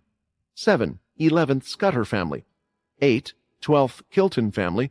9. 13th Sanguinus family. These were the positions of the castles related to their families.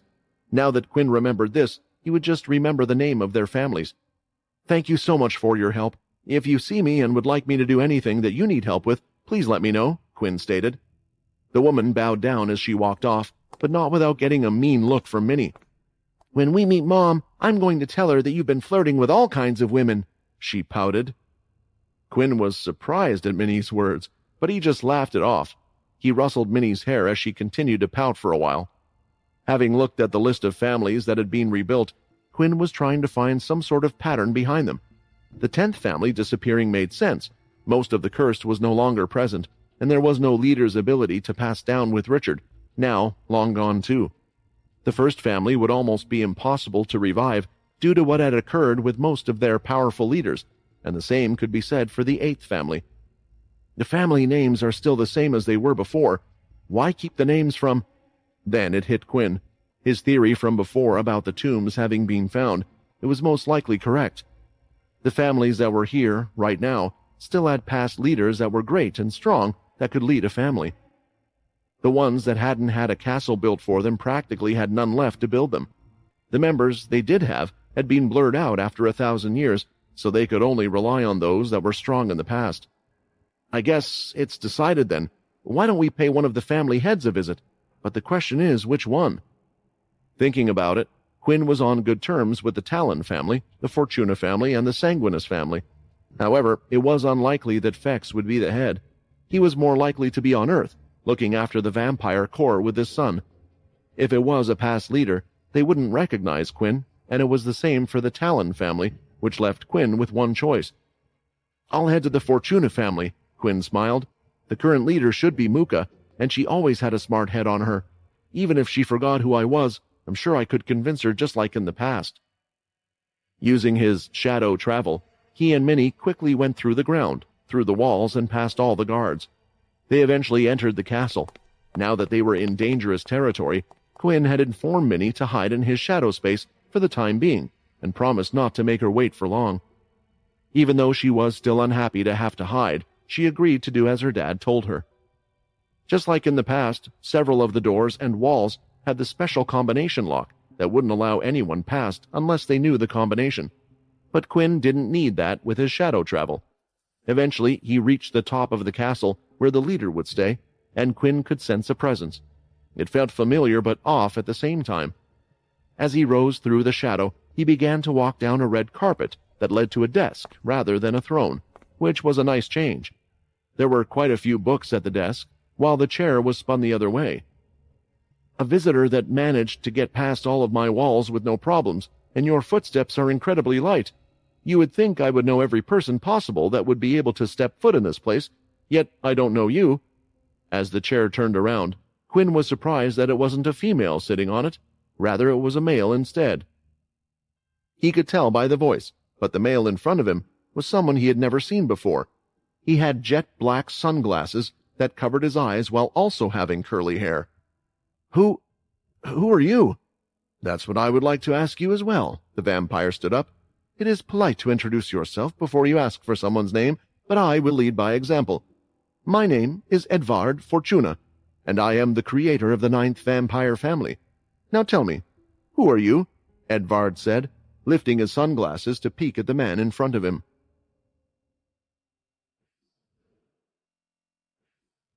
As Quinn stared at the man in front of him and wondered if he knew this unfamiliar leader, but in his entire memory bank, there wasn't a picture in his mind that would match up. But at the same time, he also wondered why it was that the energy that was surrounding this person felt similar.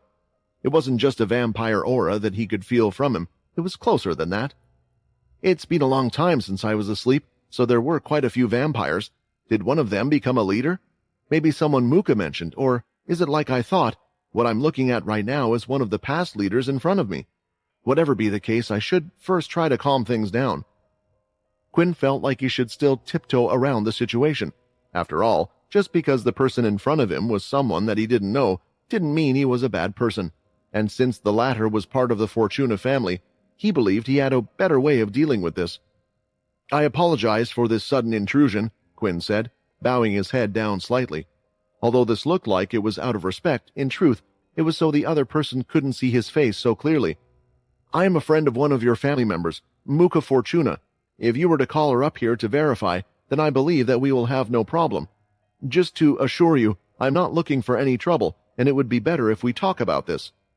The man, who had stated his name as Edvard, smiled.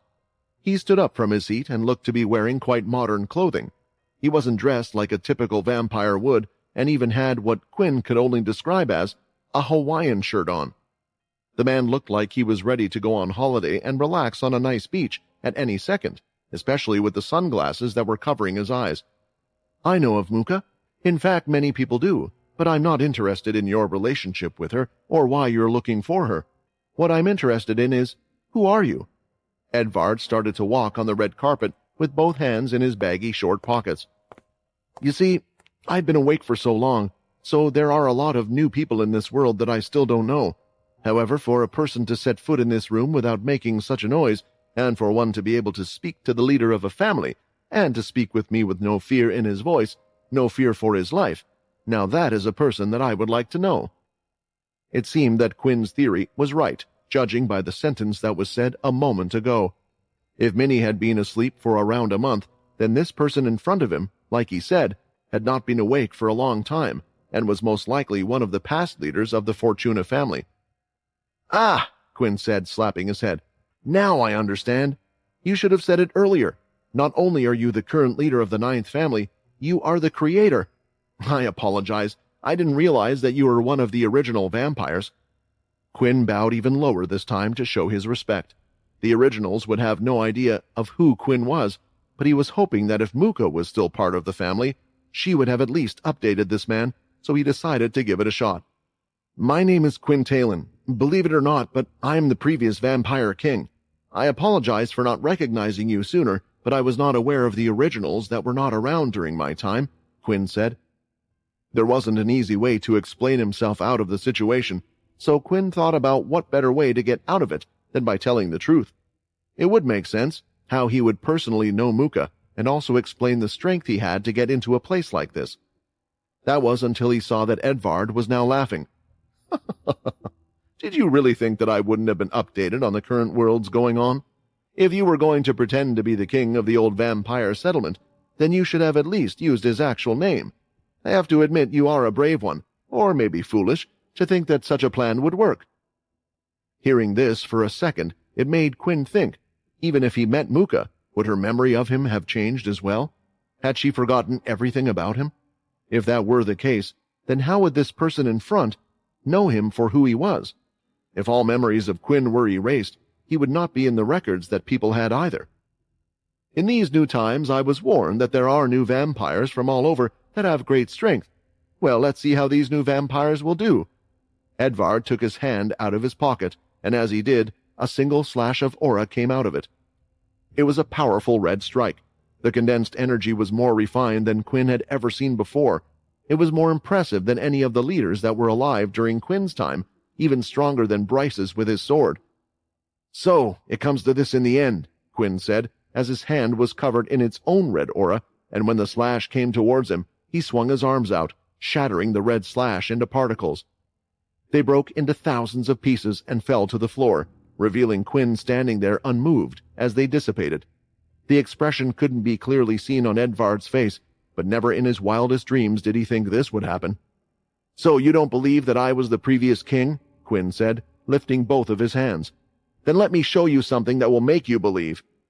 Summoning more of his red aura behind him and filling the entire room were thousands of blood swords all floating in the air, pointed toward Edvard. Right now, Edvard was just mesmerized by what he was seeing. Something like this is only possible with absolute blood control, but then... Edvard was truly confused, but he believed maybe if he got a closer look at this person's face, he would be able to see something, but going through these 1,000 blood swords would be a hard task even for him. It was then that a distant memory from the past flashed in Edvard's head. If you ever find yourself in a tough situation that you are not sure you can get out of with your power, then use this. A tough situation that we can't get out of? Do you really think that we are so weak? I already displayed the current power of beings that we can now produce. Vampires are no longer at the top of the food chain like they were thousands of years ago. You have to throw away your pride. Trust me, I wish to see a day when we will be back at the top once again, and with this we can. Okay, you win, Edvard said, raising both of his hands, and started to walk behind his desk. I believe that there is a simple way that we can solve this. Let's call Muka, as you suggested, and get her to verify." Edvard started to walk back towards his desk and pulled out one of the drawers. Honestly, Quinn wasn't so sure Muka would be able to help in this situation, but he did want to confirm whether she had forgotten about him and Layla or not. On top of that, he didn't want to start messing with the vampires left and right just because they didn't know who he was. When closing the drawer, a pop was heard, and looking in front of him, Quinn could see a flask which was used to contain blood, and it was similar to one that he had seen before. That's a flask with Dalki blood. An original drinking Dalki blood will give him a big boost depending on the level of the Dalki blood used. I thought about this before, but if that man was selling 3 spiked Dalki blood to strangers, then what level of Dalki blood would the leaders have? Surely they would keep the best for themselves. On the metal flask, there was a V with 3 eyes, together looking like an 8. Drinking it, the original could soon feel a great rise in power that he had never felt before. "Let's see what you can do, King."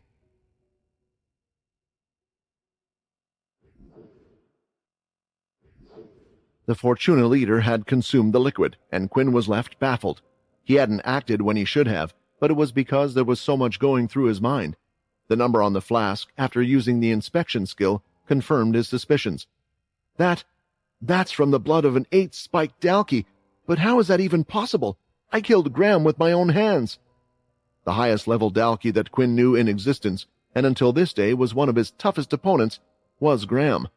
Their final battle flashed through his mind, and it was almost a slap in the face that it was now back. I can't think too much about that now, but I know how much that Dalki blood can influence a vampire's strength, Quinn thought. He moved both of his hands down, and the blood sword started to rain down on the spot where Edvard was standing. With the energy burning inside of him, he now could move quicker than he could before and was avoiding most of them. However, there were far more swords than he could imagine. As he dodged them, they came at him from strange angles and ripped right through the skin. This blood aura, it's not just plentiful, it's strong, stronger than any blood aura I have faced before. This person, who is he? I have a feeling that he might be even more dangerous than Laxmus, Edvard thought in his head. Right now, the best thing he could do was rely on his ability, and he chose random spots to run to as he made his way towards the intruder, Quinn himself. Edvard was from the Fortuna family, and their ability was always one of the most difficult to deal with. As Quinn tried to control the swords, due to the spots where Edvard was running, the swords seemed to be hitting each other, and Edvard was able to avoid most of them.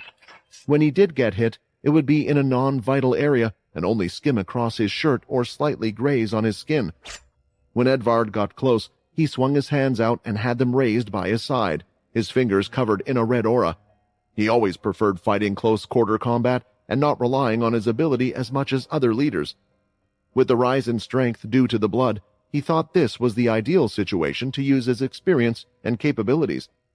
"I'll find out who you are and find out why you are here."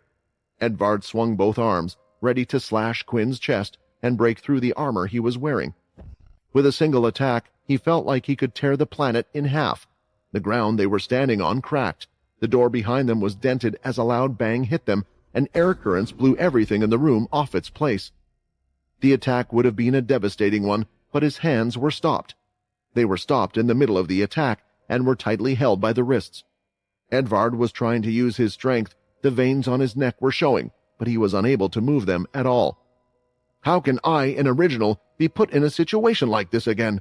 After all this time and even with all that power, how could this happen? Edvard couldn't comprehend what was going on. Now, the two were holding each other by the hands.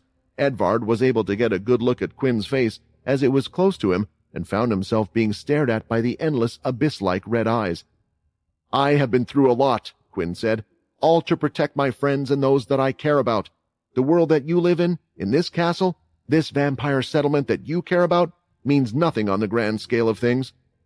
A burst of energy left Quinn's body and vibrated through his hands. It was a pulse of a strong vampire aura mixed in with his powerful ki. The second it left Quinn's hands, it pushed Edvard away. The aura covering his hands was broken. Edvard felt a great deal of pain as he felt his skin peeling away as well as his muscles.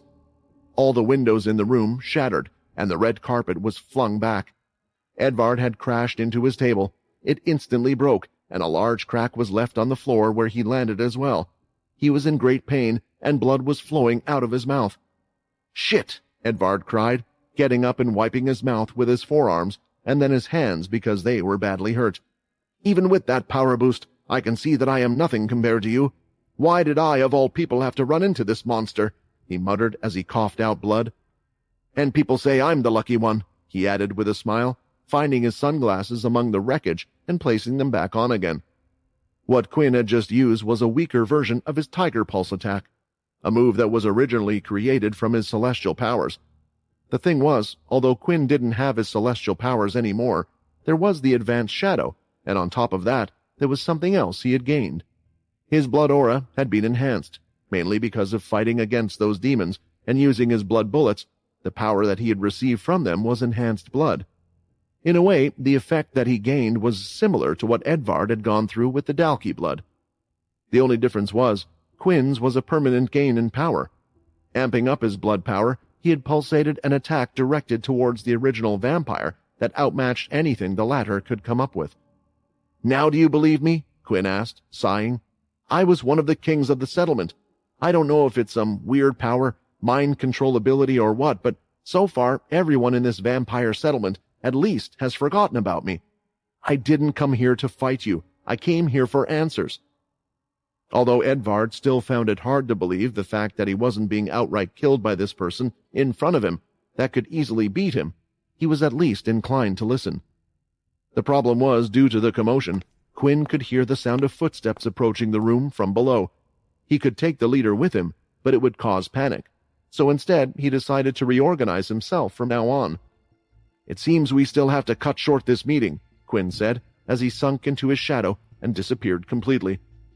Eventually, the vampires entered the room through the cracks, and more, and could see what state Edvard was in. Running to Edvard and reaching him before anyone else was a beauty like no other.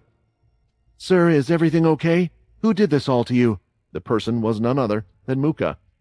Edvard didn't reply straight away, but eventually made up a lie.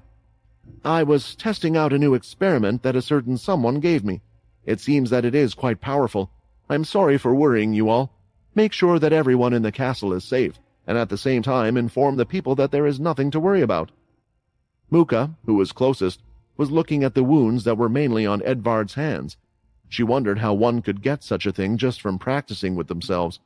At the same time, while she was in the middle of her train of thought, Edvard stood up. "I actually have a question for you. Since my return, you have looked after me well and have updated me on everything that has occurred so far. So let me ask you this, and I want you to be completely honest with me now. Do you know anyone who goes by the name Quinn Talon?" Edvard asked. Muka placed her finger on her chin for a second, but eventually she shook her head. "I'm sorry, leader, but I have not heard of such a name. If you would like, I can ask the other vampires to make a report and see if anyone knows this name," Muka asked. "No need," Edvard replied. "It is just someone that I am interested in." In the last few moments of meeting with the person claiming to be Quinn Talon, Edvard had noticed something right at the end. It was how the former had escaped, and that was also most likely the same way he had entered this office. The man's body seemingly sank into the ground, or more correctly, it descended into the shadows. The Punishers! Could it be a student of Arthur's? One of Arthur's long-lost disciples? Whatever the case, I look forward to meeting him again because now I have my own questions I would like to ask Quinn Talon, Edvard thought.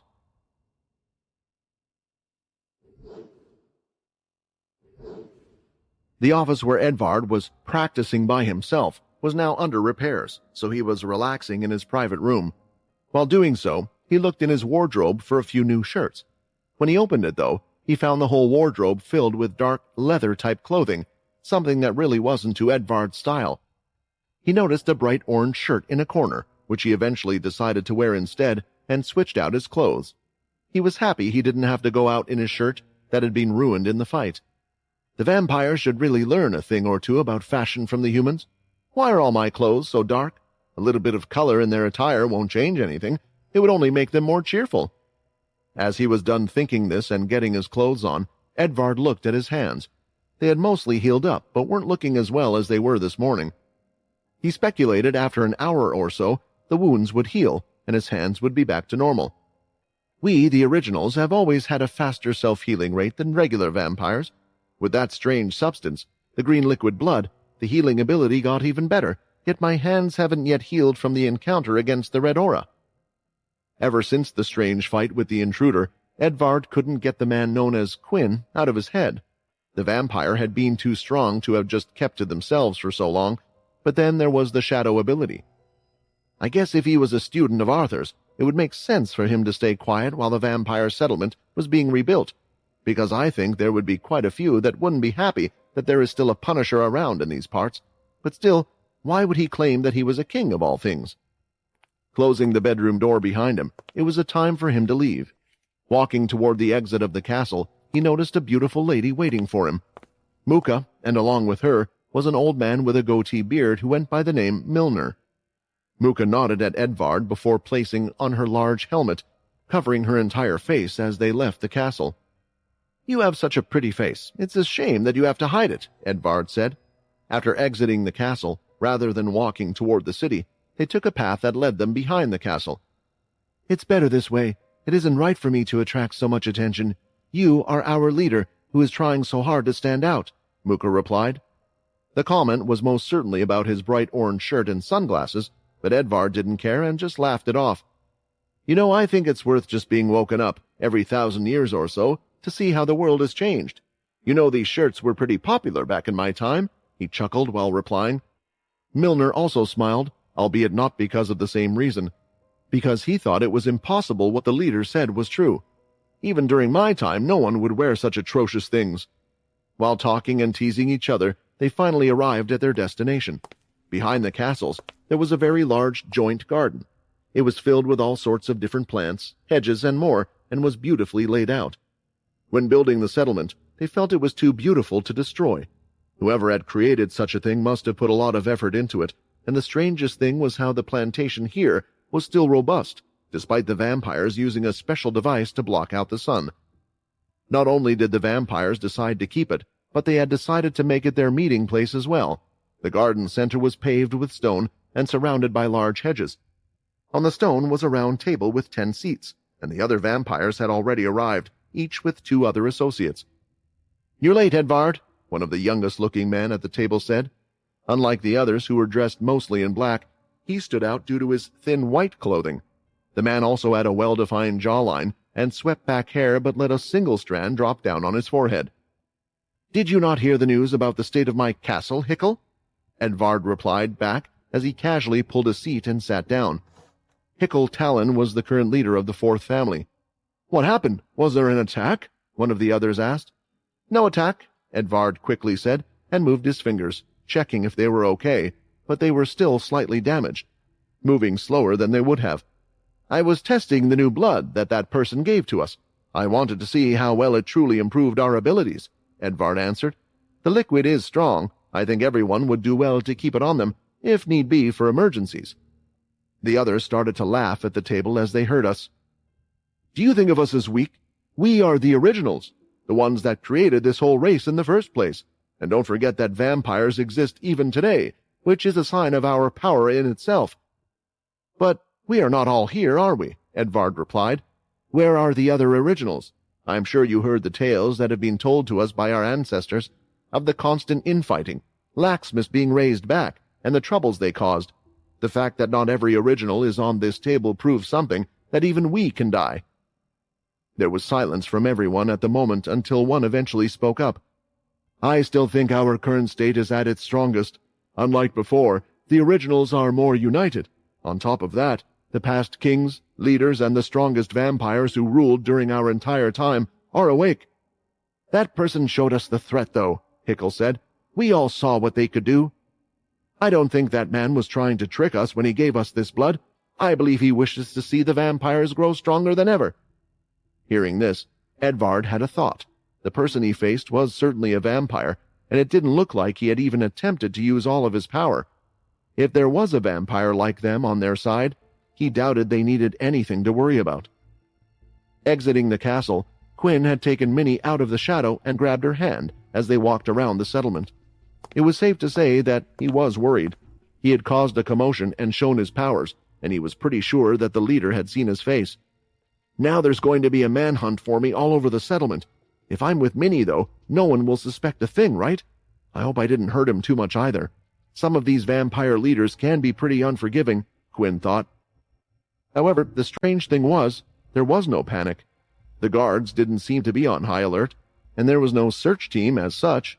And as he walked around, he could hear rumors of how the ninth family leader was just practicing a new set of skills in his room when there was an accident. The news spread far and wide, and many people were talking about it. Is this just what has been spread around to the public now? There isn't a single piece of news about a suspected attacker. Which must mean that the Edvard guy hasn't told anyone about it, but why? It wasn't very clear, but for now, Quinn could still walk around most of the settlement with his face uncovered. He thought it would be easier this way to spot Layla, or for her to spot him, if they were to run into each other. But what would Quinn do now? Dad, can we go back to the cave? Minnie asked. I'm just worried if Mother goes there looking for Minnie, she will get worried, or blame Minnie for leaving. Shouldn't we have left her a note or something? Quinn thought about it for a while, and since there was nothing he could do now but actively search for Layla, he thought it wasn't such a bad idea. So the two of them started to walk toward the main exit of the settlement, and when they did, before reaching the exit, something that had never happened to Quinn before occurred. A stroke of luck? Good fortune? Maybe after all his troubles, for once, the world wished to reward him, because someone was leaving the settlement at the same time, and this person was very familiar to him. "Layla!" Quinn immediately called out.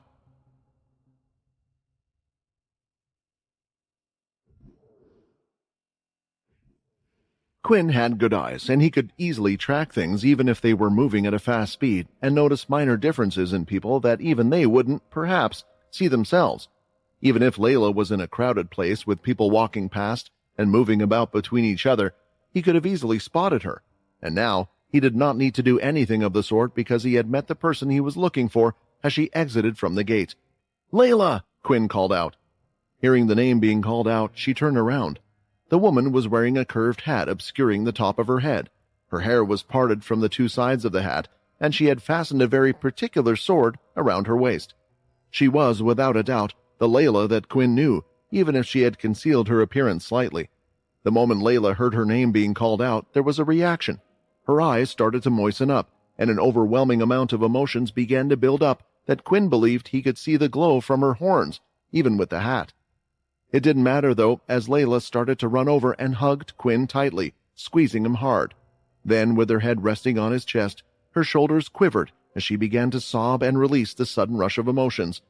"Me too, don't forget about me!" Minnie jumped up, and Layla quickly moved so all three could enjoy embracing a big hug together. "Where were you? Where did you go? Why did you leave me alone?" Layla kept mumbling words. I know, I'm sorry. I really didn't want to leave. I returned as soon as possible, but I know it wasn't quick enough." A sweet smile appeared through the tears when Layla finally raised her head. Now that he could clearly see her, Quinn noticed that Layla looked slightly different in a particular area. She even slightly held her hand over it and was a little shy as Quinn stared at it with an incredulous expression. That was because there was a slightly small bump. Seeing this, his hand started to gravitate toward Layla's stomach, and he lightly grazed the top of her stomach. Closing his eyes, he started to sense, trying to discern the energy inside, which was more significant than before. In fact, he could feel a slight outline of what looked like a human fetus, or a vampire fetus at least. "It's grown so fast, but it's only been about a month, right?" Quinn asked. Layla nodded in response. "Wait, you knew?" Layla thought this would be a pleasant surprise for Quinn when she'd reunite with him again. However, with Quinn suddenly disappearing, there were days which went past where she believed that he might never get to see his son. The mere thought of it had crushed her, but now it was a moment of joy. "This baby, I think he will be someone extraordinary, just like you, Quinn. I don't think we can think of it as a regular baby that takes 9 months to grow, and when it's born, I want you to be there. I don't want you to disappear like you did the last time." Quinn wanted that as well, but one of the things he hated doing was making a promise that he couldn't keep, and at the moment, he wasn't so sure it was something he could keep any. "I will try," Quinn eventually said, which he could see wasn't the answer she was looking for.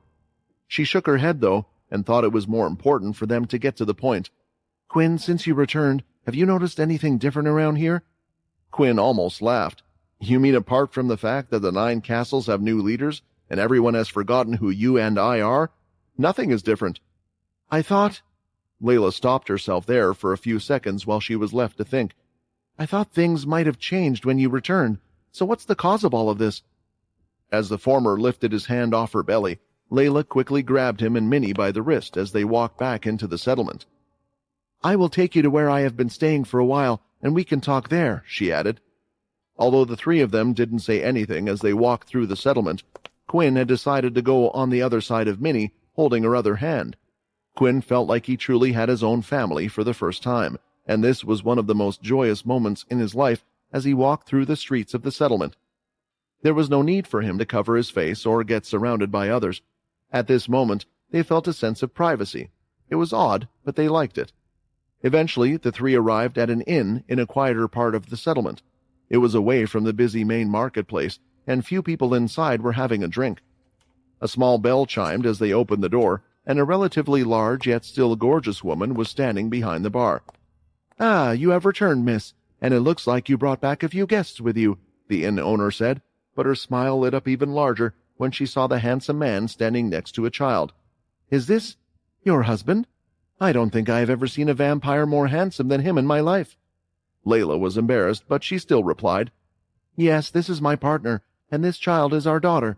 They have finally arrived from Earth.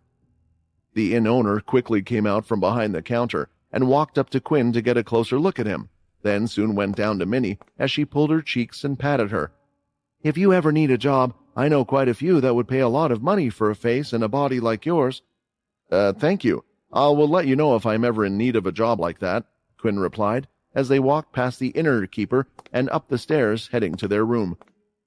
Even if you are no longer famous, you can still be quite popular. Layla couldn't help but giggle before explaining herself. I mean, I know you're handsome and all, but I have known you since our academy days. I still somewhat see you in the same light. Of course, not with a kid. Just as Layla was going to open the inn door with her key, Quinn quickly snatched it from her hand and told her to move away. I can smell something. You stay behind me, Quinn said. No, wait, that's... Before Layla could finish the sentence, Quinn opened the door and rushed to the person in the room. He hadn't smelt this since coming here, but he could now because after a long time he was smelling a human. Quinn grabbed the person without a second thought as he lifted them into the air. Quinn! Layla shouted. When he had a second look at who this person was, whose face was bulging red, he let go, allowing them to drop to the floor. The man immediately started to cough as he could breathe again. That was extremely rude. After I go ahead and do you a favor, this is how you treat me. The door was closed behind them as Layla and Minnie entered the room. What are you doing here? Quinn asked. The man looked up at Quinn and stood up while brushing his clothes. Don't you remember me? You're the one that told me to look after them no matter what. Although in these times it has been challenging, everyone here has the nose of a bloodhound. Layla went to the man's side, ensuring he was okay, before slapping Quinn on the arm. I know you used to be rash, but I thought you had changed slightly. We need to keep it low while we can, okay? Anyway, Russ, are you okay? Layla asked. Before his disappearance, Quinn had asked a favor of Russ, who was in his shadow space, to look after Layla, and that request had been kept, or, more so, forced Russ to be here. You remember me then? Of course I remember you, Russ replied. My own life is on the line. How? First Minnie, then Layla, and now you remember me, but the vampire settlement can't? What about those on Earth? Logan, Peter, the others, do they all remember me as well? Russ went to have a seat at a table in the room. It was a rectangular table. After getting roughed up by the former, he didn't want to be close to Quinn. I see you haven't informed him of everything yet. Russ glanced at Layla. I thought it would be best to talk here, Layla shrugged. Russ slightly nodded in agreement, and then, turning towards Quinn, he exhaled a long breath and said, Quinn, I will tell you everything I know, because it has been one crazy month.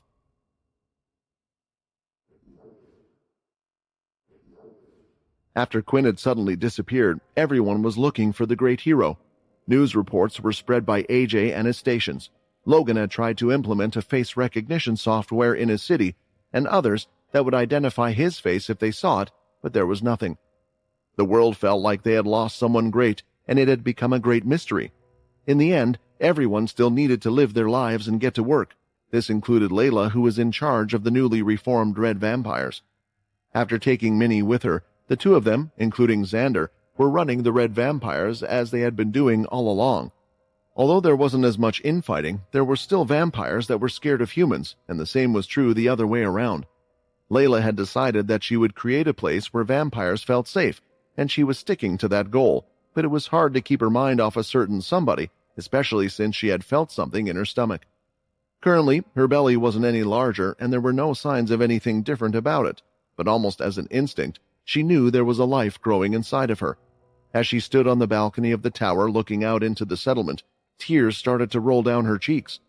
"This baby, will you grow up to not even know what your father looks like?" Layla thought. "Mommy, please don't cry. When Mommy cries, it makes Minnie want to cry as well," Minnie said, as she started to sulk and walk over to Layla. Seeing this, she picked up Minnie and held her tight in her arms. The two of them hadn't known each other long. They hadn't spent much time with each other, but they shared a deep love for the same man in their life. They both were deeply saddened by this person who had gone missing. "I miss Daddy," Minnie said as she sniffled. "I miss him too," Layla replied. A knock on the door was heard, and both Layla and Minnie quickly wiped their tears away. Minnie had even used her hand to wipe some of the areas on Layla's cheeks that she had missed, and then hopped down as if everything was normal. When the door opened, Minnie could see that it was Uncle Xander at the door, but he wasn't on his own, as there was a beautiful woman standing by his side, Muka. When coming in, the two introduced each other, and Xander served everyone a few drinks, while also standing at the table in the room. The two women were standing together, thinking about how to start the conversation. "I assume there has been no luck on the Quinn front?" Muka asked. Layla shook her head. "Unfortunately not, and I'm guessing it is the same for you with the vampire tombs?" Muka shook her head, and both women sighed at the same time. "Actually, the reason why I came here today was to speak to you." Muka took a sip from her drink and gently placed it down.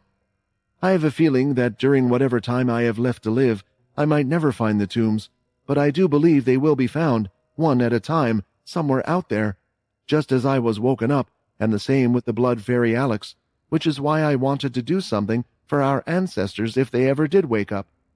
Layla was all ears, as the tone of Muka's voice was quite serious. "This place reminds me of the vampire settlement quite a bit. Perhaps that was due to Laxmus's involvement. However, living in a mountain, I don't think it is a life for the vampires to have. The vampires, in a time when Quinn had fought for their freedom, I think should be outside. Although the vampires have places such as the Greylash planets and the Vampire Core, I believe that a place like this is still needed. I wish for the settlement to be rebuilt on the Daisy planet, where it was once before," Muka suggested. "With this, I want the place to be well known, and slowly we can reintroduce it back into the society of others when they are ready. At the same time, if the vampires out there are woken up, they will be able to find a place that is recognizable and well known. I'm not asking you to do this on your own. I will be by your side as we do this together. The old vampires, if woken up, won't understand this new world and will need to be slowly introduced to it, and I think we can make the perfect place for them. I think, once I have built a place for all vampires, I will feel like I can rest in peace, knowing that they have somewhere they can be." Layla didn't think it was a horrible idea. At the moment, getting supplies to a place like this was a hard thing to do. If they became a society of some sort and went to another planet, then maybe they could even trade for resources and do better for their lives. It was just she had been so focused on Quinn that she didn't even have time to think about what to do with the current settlement. "I think that's a good idea," Xander added in. "There were problems with the old settlement. Making vampires' worthiness be dictated by their strength, splitting them by their families, and so on. I think we can improve on the last settlement, and slowly as they come and go, we can open up to the human planets." With that said, Layla felt like she had no choice but to agree. The vampires were asked if they wished to leave to build a new home. The idea was explained to them, and the majority thought that it would be good for them all. The vampires were transported to the Daisy planet, and where the old settlement once was, they started to rebuild it, in a similar manner to how it once was. A castle was built as well, however, only a single one had been made. Honestly, Layla didn't even want that, but the people insisted. They saw her as their leader, and wished for her to live in a grand and lavish place. They wanted her to lead them, of all people. Things were going well for the red vampires, and Layla had kept in contact with Logan mostly, out of everyone, to talk about Quinn on certain days and see how Earth was doing. There was a lot to do on his end as well, as he was trying to mend the relationship between the two parties, those that supported Pure and those that supported the Greens. Thankfully, Chris managed to play a big part in bringing both groups together. Once again, Layla was left in the castle's main room, looking out of the settlement on her balcony. Minnie was busy exploring the place, as she had been given quite a lot of freedom in the new settlement. Not many vampires would be able to take her on in the first place, which was why Layla wasn't too worried about her, as things were going well at the moment, until a large ringing was felt in Layla's head. It was painful, and her horns began to ring, and not only was it happening to her, but it seemed like the whole settlement was being affected. She could see a strange fog covering all of the vampires in the settlement. She could tell that they were all in pain, and she could hear it as well. "Ah!" Layla fell to her knees, and at that moment a sudden voice entered her mind. "I promised I would protect you, so I guess it's time to do my job." The voice. It was one Layla had heard before. The special sword that once had the marking of Immortui, but now had Quinn's marking instead. On top of that, it had the ability to negate any ability, power, effect, or anything that touched the sword. The energy from the weapon was spreading all over her at the moment, and the pain had suddenly disappeared from her head. When standing up, she looked down and could see that the fog of pain was disappearing, and the sounds were dwindling as well. "What was that? Was it some type of ability? I need to see if things are okay." Layla rushed out of the room, and as she did, she immediately started to look for where Minnie could be. Instead, she had run into Muka. "Layla, are you okay? It looks like something happened to everyone," Muka said. "Yeah, I'm fine," Layla replied. "The sword. Even now it looks like Quinn is helping me." "Quinn, is that the name you have given your sword?" Muka asked.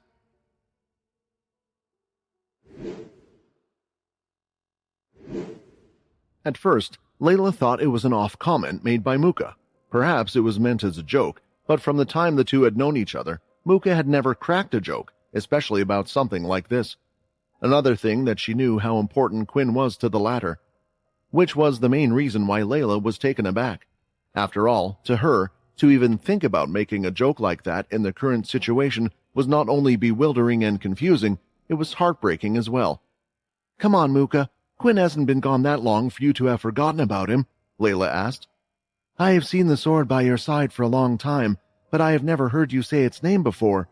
Muka stared at the sword for some time before giving it a shrug and adding, "Regardless, I think we should go ahead and check on the vampires to see if they are okay." Layla decided to put a pin on the matter and headed outside the castle to check on the vampires. It looked like everyone was fine, and all of them were talking about the headache they had experienced. When seeing Layla, many of them had forgotten what had happened as they turned towards her. "Layla, are you okay? She's always been so caring, checking on us rather than thinking about herself." If Layla stayed out for a while longer outside of the castle, then she would soon be surrounded by the others wanting to greet her, and she was well aware of this fact. So at times, when she had to go out of the settlement, she would do so with a disguise. In the end, only the disguise could keep attention off of her and let her mind her own business in peace. Layla's trusty partner Xander appeared out of the crowd as he landed in front of her, looking around with squinted eyes. "Layla, is everything okay? You're not hurt, right?" "I'm fine," Layla replied while pushing him away to ensure he kept his distance. "What about the people? Is everyone all right?" "There have been no reports of anyone receiving any serious injury whatsoever, but everyone reports the same occurrence. It's a bit strange, but all of them suffered through intense piercing pain in their head." Since no one seemed to be hurt, it was best to ignore the situation, at least for now, or not to worry about it too much. But Layla was concerned about one thing, whether strange things had occurred not just here but in other areas as well. "Is Minnie outside?" Layla asked. "The last time I saw her, she was heading back into the castle. She looked all right," Xander replied, reassuring her. Layla nodded. "I will go to her." Xander shrugged. "I will accompany you."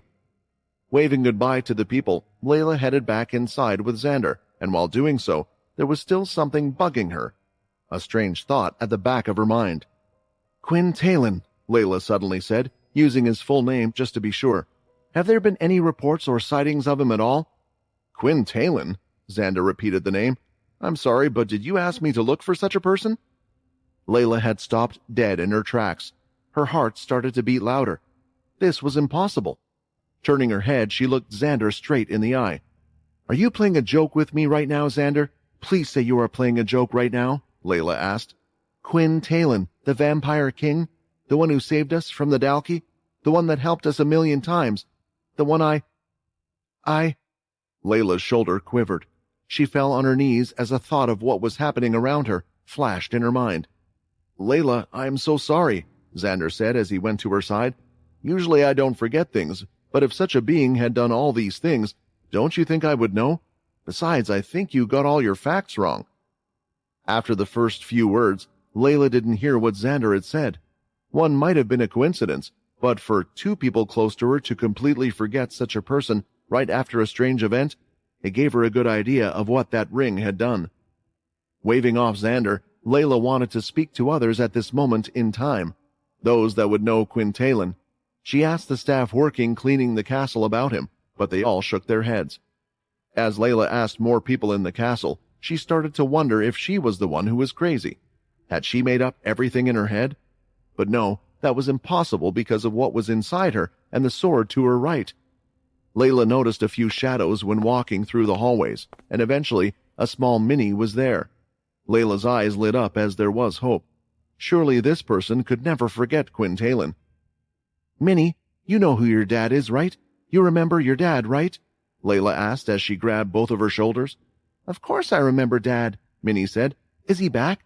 Is Dad finally back? Did you find Quinn? At that moment, Layla grabbed Minnie tightly and pulled her in. I'm sorry. I don't know where Quinn is, but I'm sure he is still out there. As long as we never forget about him, I'm sure he will return to us. Trying to figure out what happened, Layla decided to head to their international bay in the castle. It was an area built that allowed for communication with those on Earth. Clearly all the vampires had forgotten Quinn for some reason, but what about the entire world? Were she and Minnie the only two that remembered Quinn? If this was a type of power, how could it even reach so far? The one who could form the best guess was Logan, the person who had received Richard Eno's knowledge. Recalling the story, Layla was a little shy as she went into a little bit too much detail about how she felt when Quinn was gone, and everyone forgot about him. But seeing him here made all the sorrow go away compared to before. So the strange headache most likely caused everyone to forget about me, but I'm a bit confused, Quinn replied. From the sound of it, everyone still remembered you, but when I asked for the leader of the Red Vampires, for Layla, they had no clue who you were. There are still a few more parts of the story, but I will tell you now that I still am not sure why it happened.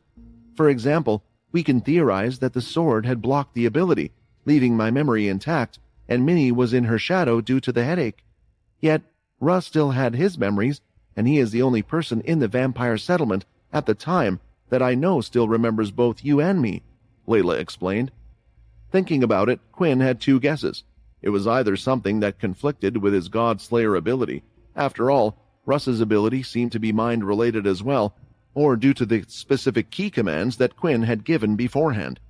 Did you ever find out about those on Earth, if someone had removed their memory as well? Quinn asked. There was silence, and Layla's heartbeat started to speed up ever so slightly, which had kind of given Quinn his answer. I did, and mostly due to Russ's help. But to be honest, Quinn, there are a lot of details in all of this that is to come in the story, and at the end of it, I want you to make a decision, because I'm not sure everything that has happened is a bad thing, or at least the result isn't too bad. Quinn was intrigued, and would just have to be patient as he listened to all of the details in the story. When Layla entered the international station, she was ready to make the call back to Earth. But that's when she saw someone else there standing by the command console. It was none other than Xander. Sure, we will make sure everything goes smoothly, and we can't wait for your arrival, Xander said, ending the call there. We have visitors? Layla asked, surprised because, one, Xander would usually ask her first unless it was someone that Layla would certainly have no problems visiting. The other thing was that Xander sounded pleased when talking to the person on call. Yes, they will be arriving sometime later in the day. The arrival time is around 2 hours, Xander replied. I think the whole settlement will get a boost from their visit, as Jim Eno is paying a visit. He says he has a nice surprise for us all." "Jim Eno!" Layla shouted back and ran right to where Xander was. From what Layla knew, Jim Eno was dead. He had been killed on Blade Island. So many of her friends had died because of him. "Why would I be happy that Jim Eno is coming?" Layla shouted. Xander looked confused. "What do you mean?" "Because he is the hero of all us vampires."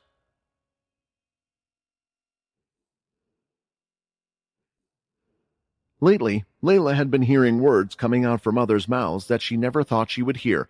She was drawing a blank, but quickly realized that in the current situation, she might be the strange one, and if she was to continue acting a certain way, she might start to worry others as well. So she decided to keep a straight face. From what she could remember, Jim Eno had been killed, although she did remember now that there had been multiple clones of him on the Dalkeys home base as well. Still, it was assumed that the real one was dead. However, the world never really came to know who Jim really was. A great mind that was related to Vincent and Richard, and Eno who had the ability of equivalent exchange, and the person behind the creation of the Dalkey in the first place. Being cautious, Layla did decide to push Xander on certain thoughts, asking him questions in a certain manner that wouldn't be so suspicious, trying to bring up good memories of the past without mentioning Quinn's name, and that's when she realized. Quinn, not only has he been forgotten by everyone in the settlement, all of his deeds, everything he had done, all memories of them have been replaced as if they were accomplished by Jim Eno. The vampires now see him the same way as they saw Quinn. The fury was hard to keep down, and Layla's horns were reacting to it, which caused Xander to back off. He could tell that she was furious because of this, but had no clue why. How could anyone believe Jim Eno, of all people, was a hero? All the hard work Quinn did is now forgotten. The people that died helping Quinn. It's just wrong, she screamed in her head. But how? How could Jim even do this? Even if he had his old powers, something like this isn't possible, right? And to think that if I didn't have the sword, if it hadn't used its powers to protect me, then I too would have forgotten about Quinn, and I would have thought that damn Jim was the one that saved us. Just thinking about it was making Layla so angry that it was starting to make her feel sick. She felt like if Jim was right in front of her, she wouldn't be able to hold her tongue or actions and would attempt to attack him right on the spot. You said he would be here in a few hours, right? Layla asked. To which Xander nodded, and before he could say anything else, she was already out of the room. Heading to her room, she quickly found Minnie and told her to come along. On top of that, some supplies were brought along as well.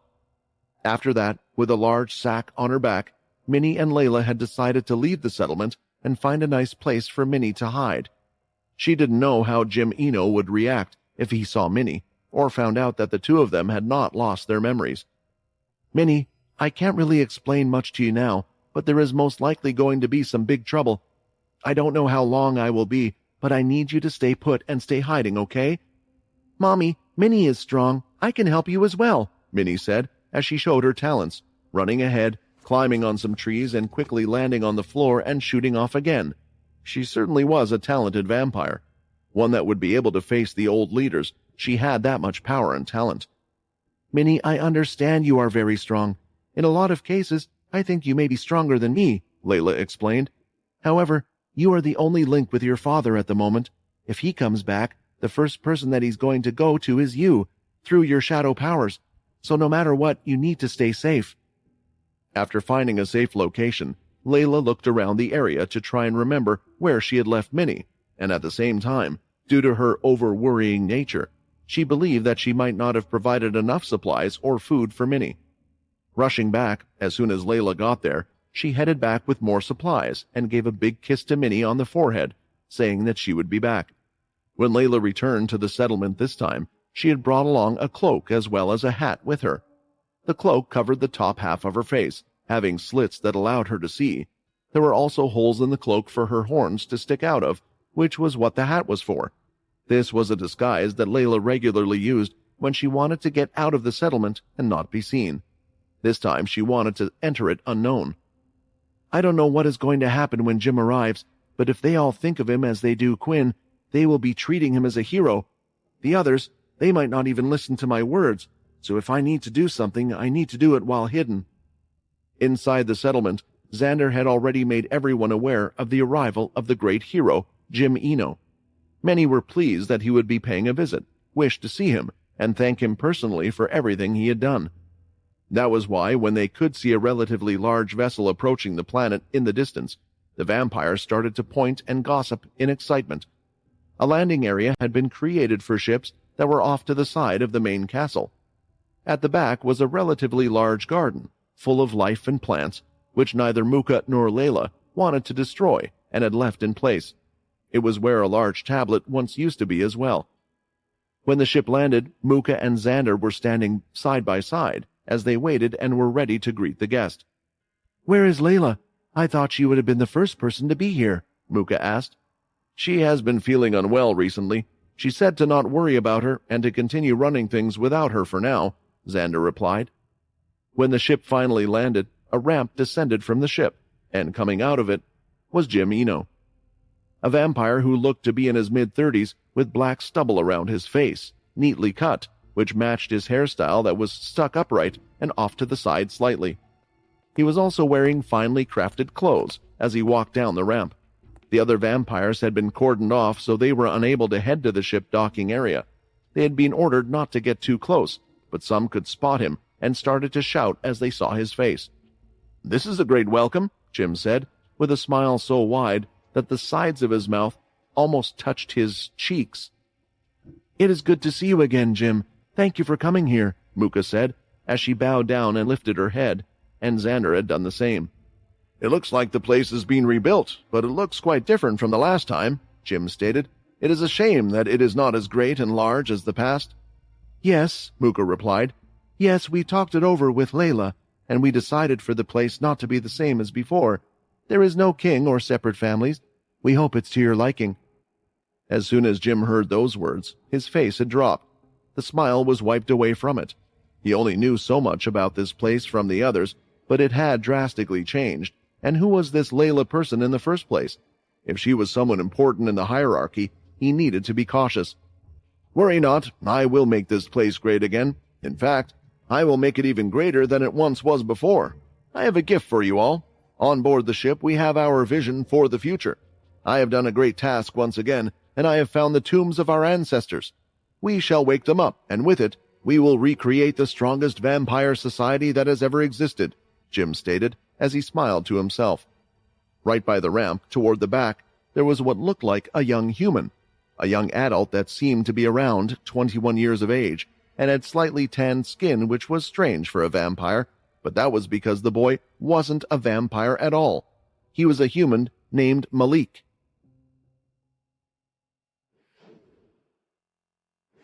Both Xander and Muka were invited onto the large ship to have a look at the tombs that were currently present on it. While on board the ship, they noticed a few things. For one, some vampires wore a mask, covering most of their faces. It was quite strange, but they first chose to observe the situation. There were slots for their eyes to show, and the mask was completely black, with two pointed ears similar to bats. From their smell, it was clear they were all vampires, but Muka wondered why all of them had concealed their faces. Muka wanted to ask, but she wouldn't dare ask a question that would offend or put the great hero in an awkward situation. The ship was also quite grand, with different hallways and sealed doors. It was almost similar to any vampire castle. Eventually, they entered the under compartment of the giant spaceship, and here they found all of the chambers of the past vampires in perfect condition. As I said, I hadn't been sitting around doing nothing for a while. Rather, I was busy searching everywhere for these tombs, and they were spread all over the place. I have no idea why and how it happened, but I believe perhaps it has something to do with that dam pier," Jim added. "Either way, we will be waking up the leaders individually. Your task is to gather the blood of those that belong to the same family line and wake them up. But none of them can be woken up without my presence. Do you understand?" Jim asked. Xander and Muka nodded, but there was a question on Muka's mind that she shouldn't contain. "Forgive me, Jim, but I have to ask if we have asked for Layla's input on this," Muka stated. "After all, this settlement belongs to her. You two are close, so don't you think you should discuss this together? Raising all the originals could cause some issues with the leadership." Hearing that particular name for the second time, Jim turned his head. His eyes were glowing slightly red. "The leader of this settlement. Ah, yes, her. I believe this place belonged to a group called the Red Vampires. Was there anyone else that is particularly close to her in this group? Jim asked. Xander then stepped forward. I guess you could say I have always been with Layla since she created the Red Vampires with Laxmas. Jim smiled as he placed both hands on Xander's shoulders. Great. Congratulations on your promotion. Xander didn't understand, but Jim was already walking away after giving his order and remained on the ship as he went to check on how the other things were going.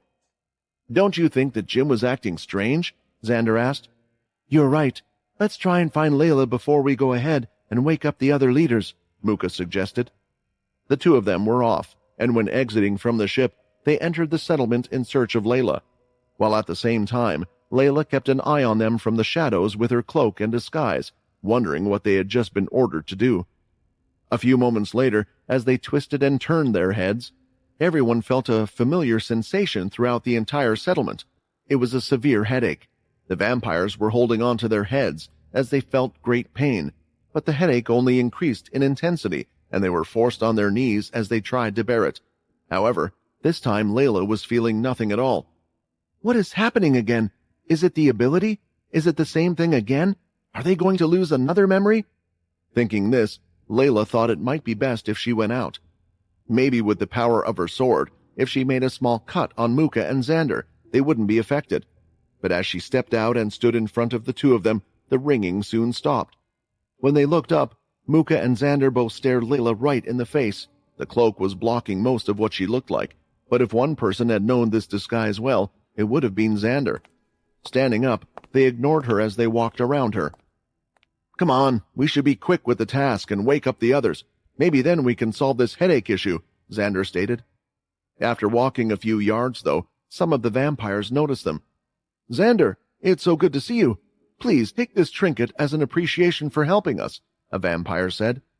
It wasn't just one vampire, but soon many vampires gathered around Xander, bearing him gifts and more.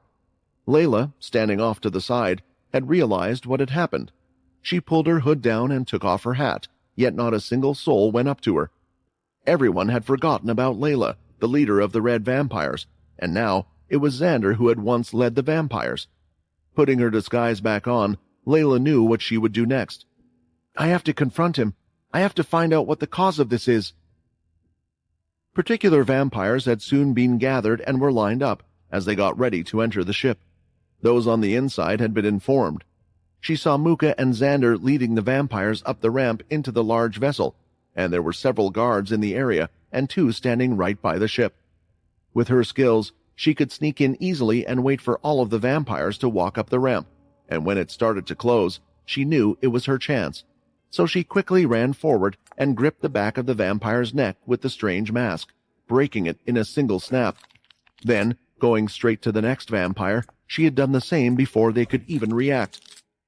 I have taken lives all for the sake of pretending I was a red vampire, but this time I have a lot more to lose, and there's much more on the line, Layla thought about the life that was in her belly. Doing just this was a considerable risk. Layla grabbed two vampires with a single hand, leapt up to the ramp just before it closed, and managed to enter the ship. The vampires moved fast, which was to her advantage, as the group that had entered was already moving to wherever she needed to go. The good news was with guards on the outside. There didn't seem to be any other kind of security inside the ramp door. Layla was ready to fight now if she had to, but her time just didn't come. Maybe I can walk around this place if I use their masks, Layla thought, as she pulled it off the body of the guard she had just killed, but seeing the face underneath, she felt the unnerving feeling. This situation was similar to another one she had encountered once before. Using her telekinesis powers, she pulled the mask off the face of the other vampire, and as she suspected, they were the same. The guards and the strange masks were because all of the vampires on board the ship were clones. Layla took a deep breath and soon stood up. Then, looking back and forth in the hallway, she pulled her sword out, and the markings of two wings on it started to glow slightly. I might need your help in this. It's a bit late to ask now, but I was already planning to help you. But be warned, although the side effects of using me aren't as severe as they were before, there still is a limit to how long you can hold the borrowed power I give you, the sword replied. Layla nodded in understanding and then turned her head to the side at the dead guards on the ship again. Well, the bad news is I can't disguise myself as one of them if they all look and sound the same. With them having the same height and everything, it would be a dead giveaway. Layla paused and added, but the good news is I don't have to feel bad about killing them anymore. From listening to Xander and Muka's conversation, the vampires they had brought with them, and the questions they asked the vampires, Layla already knew that the tombs were on the ship, and she knew they were planning to wake up all the ancient vampires. If someone could change the memories or remove them, then Jim could easily become not just the hero of vampires in the settlement, but make it so that he could even control the originals. There would be nothing any of them could do to stop them, and there was no way whatever plans he had were for the good of the people. I have to stop Jim from waking them up.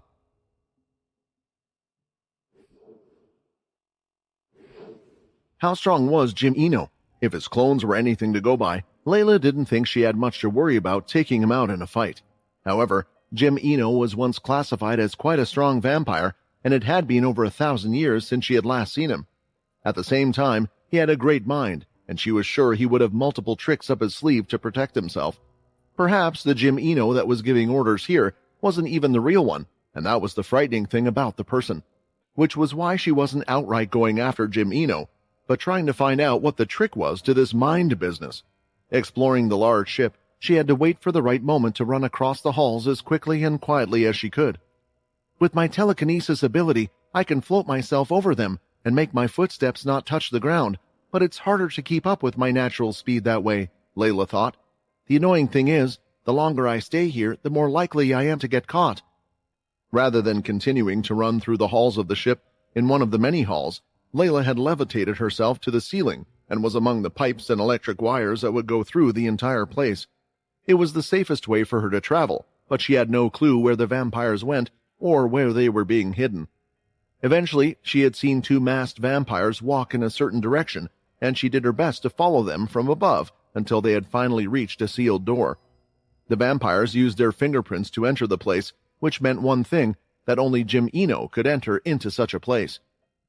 If I was him, then I bet the tombs are kept in one of those locked-away areas. I could go back and chop one of the fingers off from the other guards, but that would take time, having to head back the way I came in, and I don't have that much time. Just as Layla thought of this, she could see that another masked vampire was pressing his finger on the scanner. For a brief second, Layla put her hand out and forced the finger of the man to stay on the scanner for a little longer. After that, Layla quickly floated her body past the door while he was focused on his finger. That was strange. The masked man looked behind him, wondering what that was because it was certainly unnatural. When Layla entered through the door, the entire area she was in was strange. For one, everywhere was covered in a strange red light. It looked like she had entered a lab of some sort that was on the spaceship. There were several large cables, electrical machines, and more, and even more so, there seemed to be a large number of people that were moving in and out, all in their own world, recording their own data as well as they moved about. All kinds of different experiments were going on in the lab, and she could not understand the meaning of any of them. Thankfully, all the scientists were too engrossed in whatever they were doing to even think about looking up at her. Still using her ability to float herself in the air, Layla was trying to delve deeper and follow where these scientists were going. Whether it was to the vampires or not, she wasn't so sure, but maybe it was to something else. That was when she saw it, large tubes filled with a strange liquid, and in the tube itself there was the Dalki. Green liquid was being drained from their bodies and entering canisters. Has Jim been creating the Dalki again? If he made them before, then there wouldn't be much to stop him from making them again, Layla thought. But the dragon, it was with Quinn, right? How is there more material to create the Dalki? And why has Jim brought them back to the vampires in the first place? Getting closer, there was something else Layla wanted to check. From the angle she was at, she was unable to see the number of spikes on the Dalki's back. The Dalki wouldn't be too much of a problem, depending on the strength or level of the Dalki at the moment. I need to see if they're alive as well, Layla thought, as she started to move into position. I thought as much. It looks like there is a rat in here, a loud voice said. Looking down, Layla could tell she had been caught, and although she was wearing the same mask as the others, she instinctively knew that it was the man she had used her ability on. However, She had to leave his finger pressed on the button longer, so he was distracted while she flew through. The masked men were alerted to Layla's current location, but none of them started to attack just yet, because if they did, they were worried they would destroy parts of their precious lab. I see. Well, if I can't stop the originals from coming back, then I can at least destroy their equipment, Layla thought, as she jumped down on the ground. As she did, she swung her sword, slicing the head off 2 of the vampires. Then, running forward, flames started to gather in her mouth, and a ball of fire could be seen between her fangs. When she was in front of the large console, she tilted her head back and huffed out the fire. With the fire, she would be able to do quite a bit of destruction if it was to spread around the lab, but as the breath left her mouth, a large figure was seen standing in front of the console. The figure was covered in flames, and soon, with a clap of its hands, all of the flames had disappeared, turning into nothing. Now, right in front of her, Layla could see that it wasn't just anybody, but it was a Dalki, and a 6-spike Dalki at that. This thing, it's at a level higher than Slicer, but I have grown a lot since then as well. I have grown since becoming the leader of the Red Vampires. I am not the same as before. A fist from the Dalki was thrown out, and Layla's fast reactions allowed her to dodge the hit as she was ready to swing the sword, but a strong gust of wind had hit her in the stomach soon after, sending her flying back. Before she had crashed into the wall where she had entered, she began to use her telekinesis ability to slow herself down. She wasn't hurt, as her second stage key did well to block any damage, but she was left confused. What was that? His attack missed, but something else hit me. It's almost like it had an ability, but how? The Dalki can't learn abilities. At that moment, it wasn't just one Dalki, though. Landing right by the other side was another 6-spiked Dalki. All of the vampires, Layla could sense their emotions. They were smiling underneath the masks of theirs. Jim Eno, what have you done? What have you been creating? Are you trying to doom the whole world again? Layla thought. Thankfully, her hat and disguise were still covering most of her face, only showing her mouth. All staff had been alerted of your presence on this ship, one of the masked men said, and on this ship there are more than just these 2 Dalki. I know you might be strong enough and brave enough to enter this ship, but this will soon be your grave. As soon as the masked vampire finished those words, the sound of the doors opening behind her was heard. Why did this one have to go into one of the most dangerous places there is? Of all the places she could have decided to be, a male's voice was heard, holding onto one of the masked men with his hands. As he dropped him, the masked vampire fell to the floor, and stepping forward was a long-haired blonde human. Looking at him, Layla hadn't seen him in person but knew of him because at one point he was a very prominent figure. Russ, Layla mumbled. She couldn't believe who the person standing opposite her was. She didn't know him personally, but from everything she had heard, Russ was probably an enemy with a grudge against Quinn. I don't want to be here, but I have to be. Don't worry, I'm sure you have a strong image of a certain someone in your mind.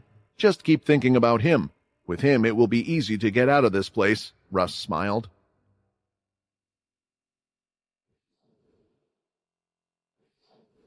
With 2 6-spiked Dalki and a ship full of possible enemies, Russ didn't like his chances in a situation like this, especially since he had already tried to enter silently, but the vampires could smell him.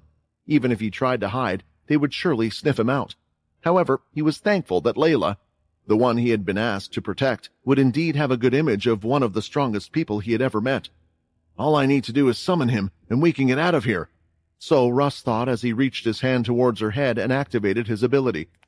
Both of the Dalki, at that moment, charged forward from their spots, even hitting some of the masked vampires in the way. They didn't care if they were severely hurt or not. Seeing this, a large air current seemed to be speeding up both of their movements, confirming a lot of Layla's thoughts that these Dalki had abilities. If you came here to help, then do something, Layla shouted as the marking on the sword lit up. The explosive energy was being transferred from the sword right into her, as the red and white energy began to emit from her body like a bright flame, while at the same time, all the veins on her body began to bulge, from her forehead, face to forearms, everywhere. It was almost as if there wasn't an ounce of fat on her body. Bursting from her position, she charged towards the Dalki, and seeing this, both of them threw out their fists. With speed, the strength of their bodies and ability, the attack was sure to rip a hole through most opponents. However, when Layla swung her sword through the air current, the incoming momentum completely disappeared on the spot. Layla was then able to turn the sword, creating a significant slash against both of their chests, and green blood splattered over the area. "This isn't an ordinary sword. It could even damage the dragon you guys came from and can stop any ability. Not to mention, with the energy it's giving me, I get a speed boost, power boost, and overall strength. As long as I'm faster than them, I can do this." Layla swung her sword a few more times, making cuts on their bodies, but none of them seemed deep enough to do real damage. But while fighting, a thought flashed in her head. What if right now the two Dalki were getting hurt on purpose? After all, getting injured would normally allow them to get stronger. "I hate to tell you this, but I can sense more on the way. You have to get out of here now," the sword stated. "Damn it," Russ suddenly shouted. "You think so highly of that person that I don't even have enough MC cells to summon him for a second. Lower your expectations." Russ seemed quite annoyed, but Layla had no clue why. With his arrival, she thought she had been granted a way out of there, but it didn't seem to be the case since he had done nothing so far. At the same time, Layla stopped her attacks. She had no other choice. After all, she was only raising their power unless she could finish the Dalki in a single hit. As she jumped back, the sword was only held in one hand, and throwing out her hand, multiple black orbs shot out all over the place. While some touched the Dalki, chains started to appear on their bodies, pinning them and keeping them in place, but Layla knew this attack wouldn't be able to hold them down for any considerable amount of time. "Hey, you were with that man a lot, right?" Russ said, being a little panicked compared to how he usually would have been. "Tell me, if he was in this situation and wanted to get out of here, is there any of his shadow power we could use to leave this place?" Layla was confused. Why was Russ asking about Quinn's powers, now out of all times? With the others chained up, though, she soon decided to grab him, picking him up and running as fast as she could back towards the way she came. "Not this way! Not this way! There are more of them!" The sword was trying to help, but couldn't find a way for them to get out of the place. "Will you listen to me? Imagine a shadow power in your head right now, and explain to me how he used it," Russ asked. She had no idea whether it was worth it or not, nor did she know why he was asking about shadow at a time like this, but because of how desperate Russ sounded, she explained anyway. "A skill. He had a skill called shadow travel, which would allow us to sink in his shadow and travel as a shadow, going through any objects, walls, or anything. If we had that, we could get out of here," she explained. At that moment, Russ smiled, and a round shadow appeared below them. Seeing this, Layla didn't question it right now, and instead deactivated the power from the sword that surrounded her and placed it back in its sheath as the two of them sunk in, escaping the place. While telling the entire story, Layla could see that Quinn was nervous throughout her narration. It was quite cute because of how tense he was, even though he knew the situation had turned out okay. "I'm not happy," Quinn said. "You were taking a huge risk. If Russ wasn't there at that time, there's a very good chance that you wouldn't have been able to get out of there. If I came back and I found out what happened..." Layla could only imagine that rather than sneaking around the place, he probably would have stormed and fought against Jim no matter what the public thought about him. When Quinn was angry, he acted first and thought about the consequences after. In the story, there was a lot to take in, especially with the return of the Dalki and them having abilities. It sounded similar to what Syl had told him about his encounter. On top of that, Jim Eno took credit for everything that Quinn had done. Quinn didn't know how to feel about this. Right now, the feeling of vanity was almost numb.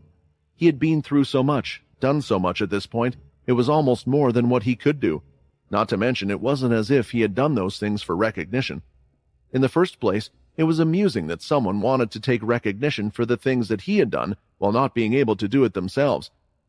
In the end, the original vampires and some of the past leaders were brought back to life by Jim Eno, and if Jim has changed their memories as well, I can't say that for sure, but with a power like that, it would be easy to manipulate any of them to follow him, and it looks like they do.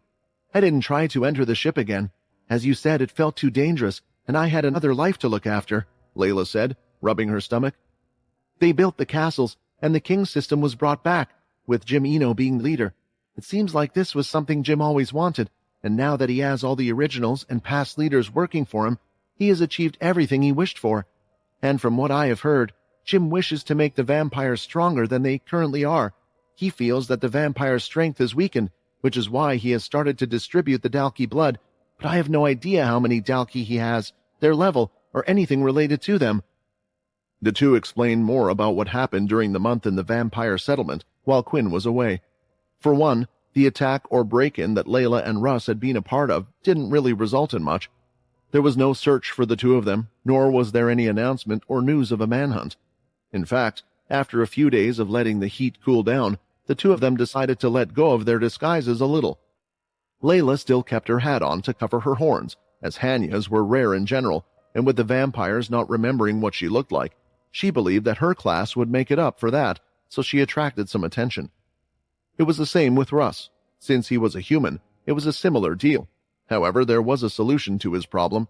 A special solution was made a long time ago that allowed humans to blend in with vampires. The only thing was, in the vampire settlement, that was very hard to come by, so they had a limited supply and Russ would only need to use it on an emergency basis. But in conclusion to everything, they found out that their faces hadn't been recognized by anyone, and they weren't being chased, which meant they could live their life more freely. In the end, Jim left 2 days ago after doing all of that, and I wanted to make sure that he wasn't going to come back, at least not soon, and that's why I felt it was safe to head back to Minnie and see how she was doing, perhaps continue to live the way I have been doing with Minnie for a while. Judging by what Quinn had seen so far, Jim had spread an 8-spiked Dalkey's blood around as well, but most likely only the leaders had that. But was there a reason for him wanting to make the vampires stronger? Was Jim trying to build a strong army, or was he pushing them to be stronger for the sake of it? I guess he really did achieve what he wished for. Now everyone is using his blood substitute just like he wished in the past, Quinn thought. What about the Earth? I have seen what the vampire settlement is like, but did you ever manage to get in contact with the Earth and the others? It was then that Russ stepped forward. While Layla was happily living her life, I found news on all the ones that she told me to keep track of. Just like the vampire settlement, Earth is different from what I remember. In fact, it's a bit too different.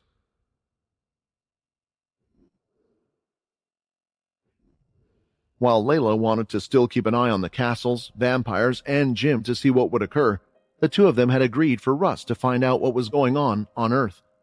There were vampires that had friends or relatives that lived in the Greylash faction, as well as the vampire corps.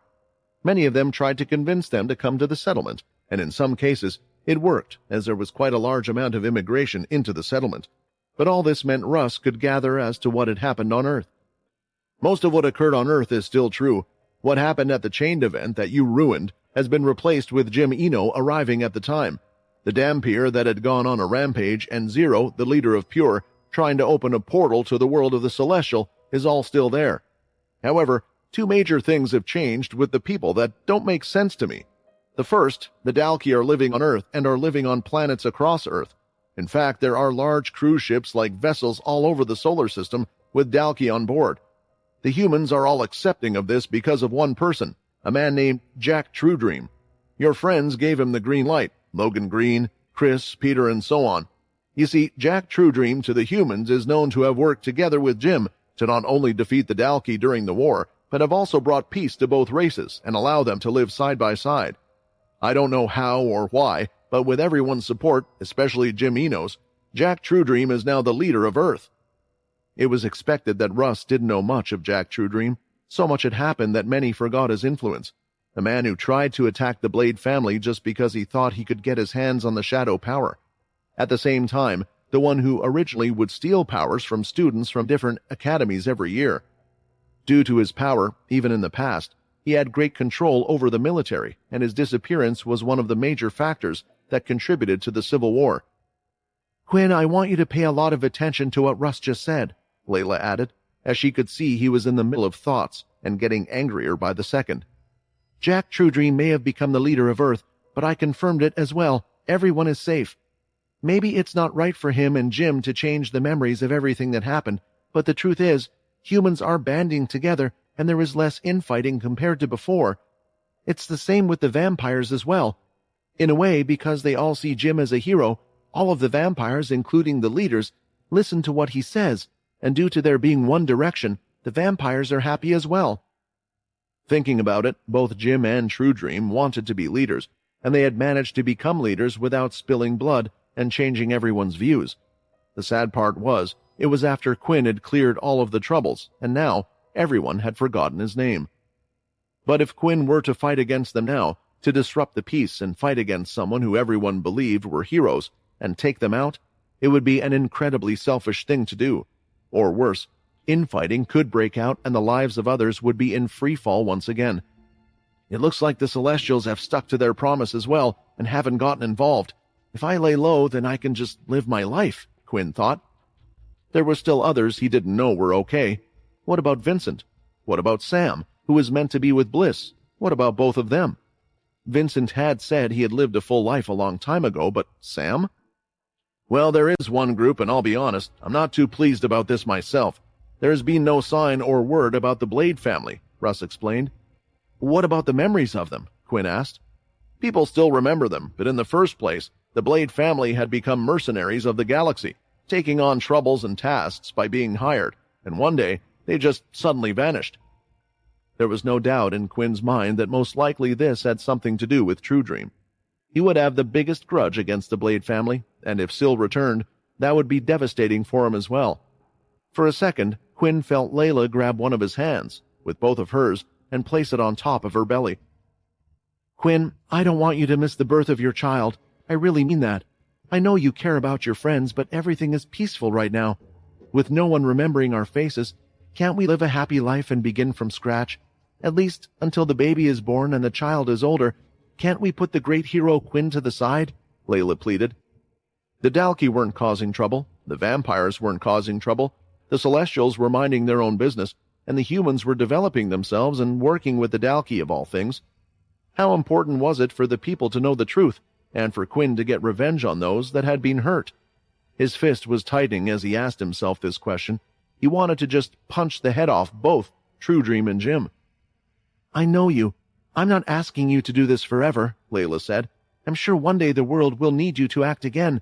It just comes with the responsibilities of who you are and your great power, but just live a life with a family for now. Looking around the room and looking at Minnie, who had already fallen asleep on one of the beds, he realized they had lived a hard life of fighting for a while now. Maybe it was time for him to live his own life. I want to see my baby be born as well, Quinn smiled. It will work out, Layla smiled. As long as no one does anything that would get us noticed by the leaders or originals, it will be fine. We can live a happy life. Quinn smiled at Layla, but then a thought entered his head as he repeated back those words. Images of him entering one of the leaders' castles, battling in front of them, getting right in their face. No. Quinn, Layla said as she noticed this look. What did you do? Quinn went on to explain to the others what had occurred when he first arrived, and his encounter with the Fortuna family leader. It was hard for Layla to feel annoyed with him, because she somewhat understood the panic that he may have felt the moment she walked in. Not just Quinn, but she had also acted rashly by getting on the ship to stop Jim Eno, who was on board. In this situation, she just needed to try and look at the bright side. He most likely only saw you up close for a split second, right? Layla asked. There is a chance that he won't remember your face. Layla looked at Quinn and noted how he distinctively looked different compared to the others, with his slightly curly hair and his looks that were handsome beyond that even of a vampire. She felt like she had to be kidding herself. With this feeling of dread, she went to lie down on one of the beds. You know, Quinn, I didn't grow up having the best family. I didn't know who my father was, and as for my mother, she never treated me like a mother till the very end, and I had to watch her die as she saved my life. For our family, I want it to be a happy place, where they are raised by their mother and father. It seems so simple. Layla started to choke up. But at the same time, why does it seem so hard? Quinn soon walked over to her and laid down on the bed next to her. Tilting his head, he looked toward her. I'll try, Quinn said. Just like with everything I have done so far, I will try my best. I've always done for the people I care about, and I care about you as well. I care about Minnie and the future of our whole family as well. Some time had passed since Quinn, Layla, and Russ were in the room, and they had big decisions to make. As they had decided to attempt to live a normal life, they needed to choose where to live. Earth, the Greylash planets, or the vampire settlement where they were currently at. In the end, Quinn told Layla his choice, and it was to stay where they were currently at the vampire settlement. This was why Quinn was currently out in the streets again, though this time he was alone as he had a goal in mind. He told Layla the reason for picking the place was due to it being the safest area, one that would be away from most trouble, but that wasn't the truth. With time passing, of course, Quinn knew that this nag would grow in the back of his mind. He had the power to do things, to change the way things were, and to fight against those who did him and his friends wrong. Eventually, this nag would get bigger and bigger until he could no longer contain it. His decision to stay in the vampire settlement was because he knew that Jim Eno would come back, and when he found out what his plans were, he wondered what had happened to the others. Then Quinn would act, destroying the perfect life he had created for himself. Pausing his thoughts for a second, Quinn caught himself smiling a little bit. Was he enjoying the thought of crushing Jim Eno? It was a dangerous line to cross, which was why he shook his head and decided to focus on the good. He then took a deep breath and also thought about his current situation. While he was here in the middle of the streets and no one knew who he was, he could do things with ease, but perhaps it wouldn't be that way for long. After making a decision, Layla brought up a point. If they were to live in the vampire society, then they needed to blend in like everyone else. They couldn't just hop from inn to inn, because it wouldn't be long before they came into the radar of the guards, and that would create unnecessary attention for them. Another thing was, technically, neither of them had any money, but this problem could be solved easily because Quinn had more than enough stuff in his shadow space that he could sell and easily defeat some high-level beasts to get some more materials to sell and earn. However, Layla rejected this solution because for some reason she wanted them to live like the other vampires, which meant heading to the assessment area. Once one was chosen in a family, they would be provided with a house and a role, depending on their skills and how well they did in an assessment. In front of the castles, there was an incredibly large open square. Quinn had been here before because this familiar location was the same place where they had tried to execute Fex as well, another old friend. Quinn wondered how his friends were doing, or if any of them even remembered him. At a certain time of day, the square would be turned into an assessment area for the new vampires. According to Layla, there had been a constant flow of vampires arriving at the place, so the testing area was quite full, which was why she had warned him with some words. "Please, don't do anything flashy that will get you noticed." She narrowed her eyes at him, which only made Quinn half raise his hands and give a wry smile. The testing area was full of not just participants, but onlookers who just wished to see the display of skills. Not all the vampires seemed to be part of a family. If one member of their family were a part of one, then the rest of their family would live with them. Before lining up, Quinn decided to join the crowd and watch some of the ongoing assessments. He wanted to know what level the vampires were at, so he could perform at a certain standard. Seeing the vampires, they seemed at the same level they always had been. The tests consisted of showing the extent of the blood aura around oneself and having it light up like a flame. The larger a blood flame they could produce over the body, the better. Then producing a blood slash and seeing how far it could reach before it completely disappeared. Then there was the free roam stage, where one was to display anything they wished. The abilities they had, their fighting techniques, or maybe even something like cooking and such. Honestly, Quinn was surprised at how varied the skills the participants were showcasing, and they didn't seem to care too much about their abilities, since everyone had something different compared to back in the past. The vampires are the same, while for me, all this time I have been trying to get stronger and stronger, Quinn thought. Even the originals, people that I used to fear with the Dalki blood, were unable to do anything against me. Times certainly have changed. After watching enough participants take part, Quinn felt like he had an idea of the strength needed to not get noticed, yet be offered a position in the family. What Quinn found interesting about the whole thing was that after the assessment was done, the judges from each family would raise their hands if they were interested in taking the person in. It was then up to the person to decide which family they wanted to join. Quinn didn't particularly care too much and got in line with the other participants. The vampires were called forward, one by one. He could tell that some of the other vampires were nervous as they stood there, wanting to make sure they did their best. He even saw one of the vampires before their assessment taking a chug of a certain drink from a canister. Using his inspect skill, Quinn knew it was the Dalki blood. As he got up on stage, he was impressed with the display of powers, and most of the judges raised their hands, wanting to hire the vampire. I can't blame one for wanting to do well at something like this. "Next!" a voice called, and it was Quinn's turn. He stood in the spot at the same place as where the others had before him, and the first test was the blood aura flames. He wasn't worried. He had great control over his aura. In fact, after learning Ki, he had learnt to suppress his scent as well. so the other vampires wouldn't get suspicious of what he was. In the first place, he wasn't really sure if he still smelled like a vampire lord or something else. I wonder if it's a boy. What should I name him? Buin? Haha, no, that's silly. And what would I do if it's a girl? Quinn thought. Wait! Another voice called out. In the middle of his thoughts, Quinn wondered if he had done anything wrong, but he hadn't activated his aura at all. When he looked at whose voice it was, though, he could see a man in an orange top and sunglasses on his head. I will take that vampire into our family, Edvard suggested. I like the look in his eyes.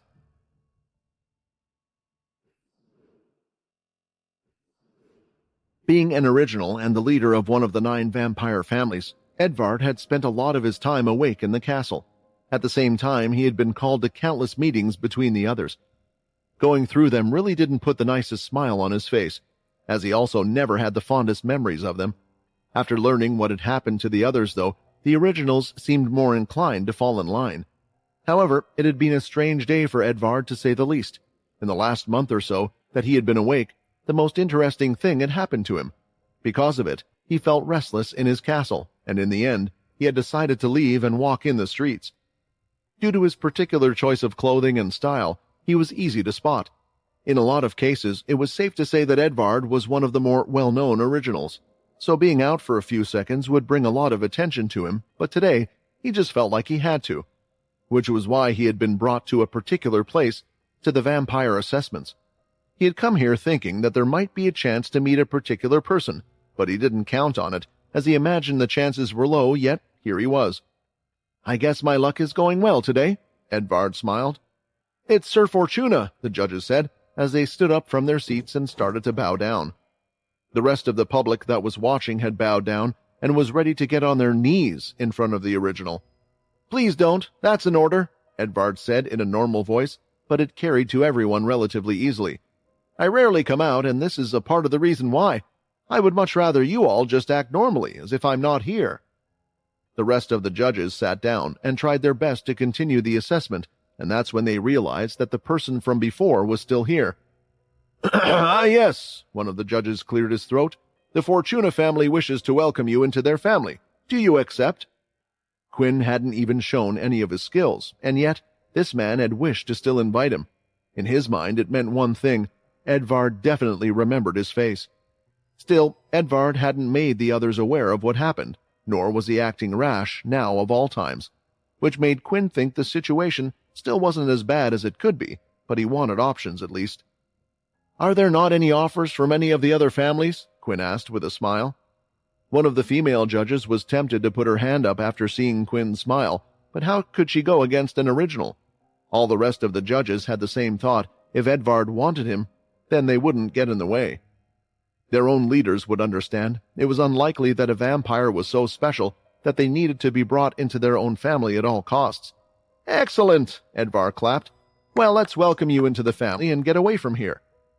Edvard started to walk away, and with a sigh, Quinn thought that it was best if he followed him. As he did, there were a number of thoughts running through his head. He had just promised Layla that they would try to live a normal life, and now this had occurred. Will I have to secretly keep the original in my shadow lock, or keep him in a cell somewhere? I mean, that could work, right? People would get suspicious for a while, but they would soon forget about it, right? Close to the 9th castle, Edvard had entered a shop. When Quinn followed, he was surprised to see that everyone was starting to leave the shop. This included the ones that worked there as well. The shop looked like a coffee shop back on Earth, but the vampires didn't really drink coffee, so it seemed to just be styled that way. At one of the tables that allowed 2 to sit down, Edvard sat in his seat and gestured for Quinn to sit on the other seat, which he did quite quickly. You really are an interesting one. There was no hesitation in entering this place, even if it was a trap, and you followed me with no problem at all. I guess that's just how strong you are, right? Edvard said. Quinn didn't reply, but it was quite accurate. Whatever Edvard had planned, whether it was a trap or not, Quinn could get out of it. He would just need to change the plan on the go if something like that did happen. I cleared the place out because I thought it would allow the 2 of us to talk a bit better without anyone listening, Edvard smiled. Quinn, if that is your real name, I'm really interested to know who you are.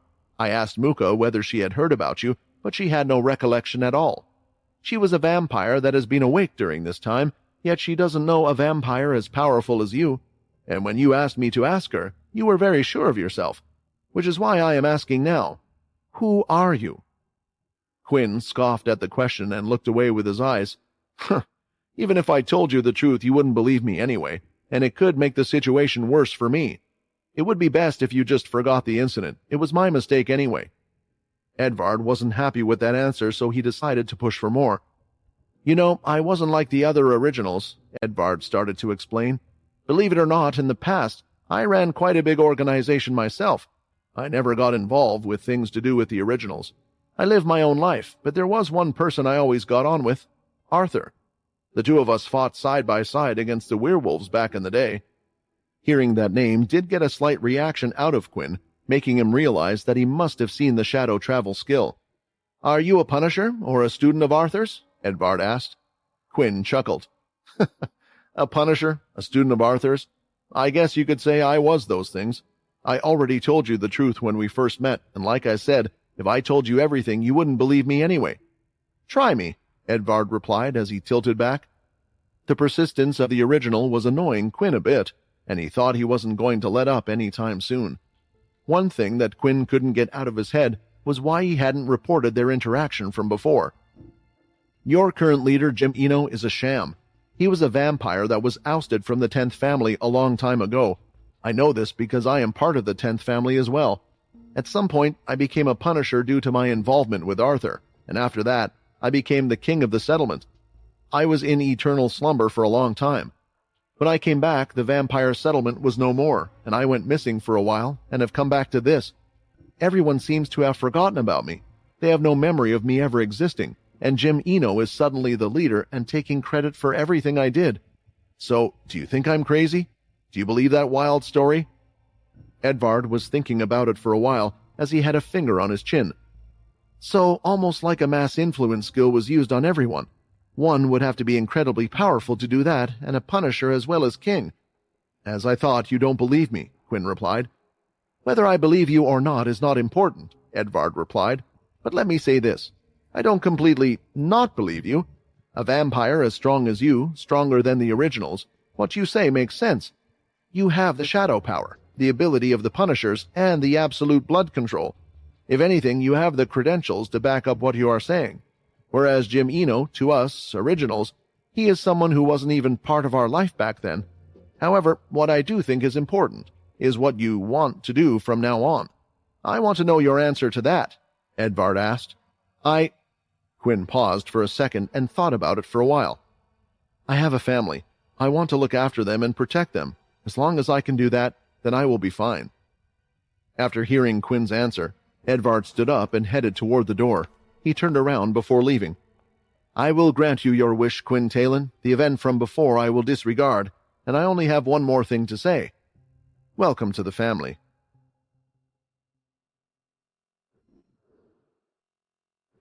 The dark night sky was out, and the crystals powering small lights throughout the settlement and houses could be seen everywhere. It was different from the regular cities on Earth that would have giant skyscrapers in the sky. The largest buildings were the castles, followed by the mansions and three-story houses that were built on top of each other.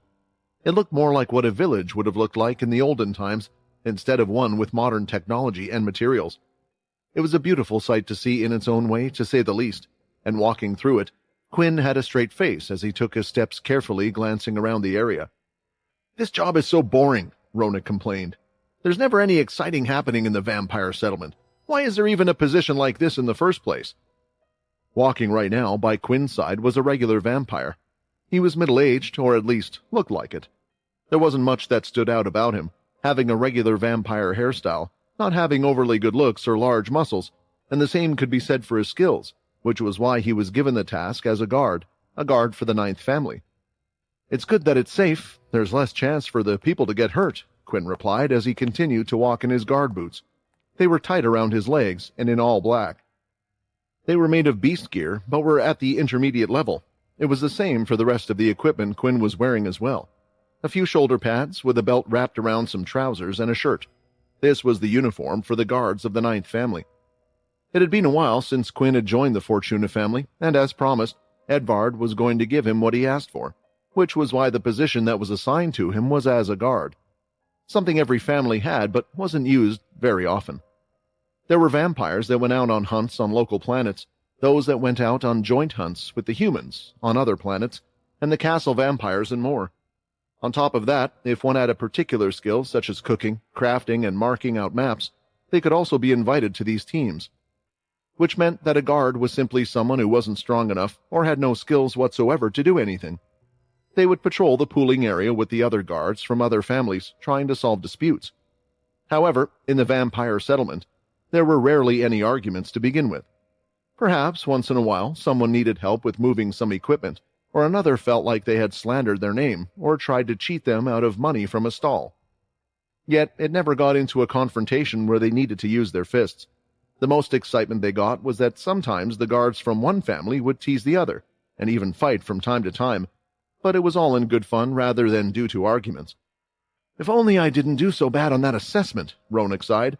"Maybe I should save up some money, get some Dalkey blood, and try it the next one. There's a chance I can get promoted then, right?" "You know what happens to those people, right?" Quinn replied. "Either they end up dying when fighting beasts because their skills were overvalued, or they get caught before that even happens and end up in the same position as us. There are only a few that are able to learn from using the blood and keep their strength up. Besides, why wouldn't you want to be a guard? I think having an easy job is a good thing." Ronak started to shake his head. "Someone like you would never understand the thrill of fighting." Ronak explained, "A strong person wishes to display their skills. They are treated with great respect by the other vampires and heroes because they are the reason why we can live the way we can. They collect the crystals that run our society and make the energy we need to enjoy our life. On top of that, we are vampires. We have all this power because we are meant to fight, and here as a guard, when there is no sense of danger, how am I ever meant to improve?" Ronak looked straight into the eyes of Quinn but soon looked away. "As I said, someone like you, who doesn't like fighting and looks far too handsome to ever have fought a day in his life, wouldn't understand. Maybe I should hire a teacher from one of the castles instead?" Of course, Quinn knew a lot about fighting and a lot about war. It was a feeling that he would never forget. "You should be happy that there is no war. People you care about die, and even if you are incredibly strong, sometimes there's nothing you can do. If you want to get stronger and fight for fun, that's up to you to decide. But I warn you, don't go around wishing for conflict to happen or wishing there is war. War is never good for anyone." Once in a while, Ronak noticed that Quinn would get like this, and when he did, he found it hard to argue or talk back. It was also the reason why he hadn't delved into the other's life too much, even though the two worked closely with each other. Just then, a bell sounded, and it continued to let out a noise.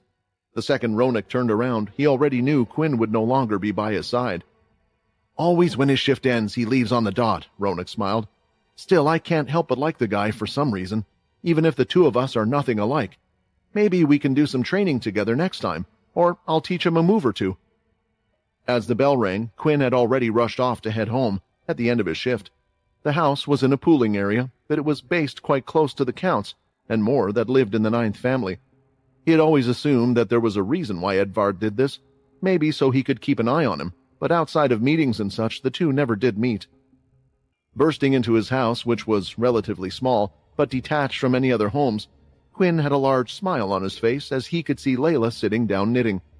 It was a hobby she had decided to take up, because right now, although it wasn't hard to move, she was increasingly uncomfortable. Her belly was quite a bit larger than before, looking similar to a human that was ready to give birth any day now. However, it had only been a couple of months.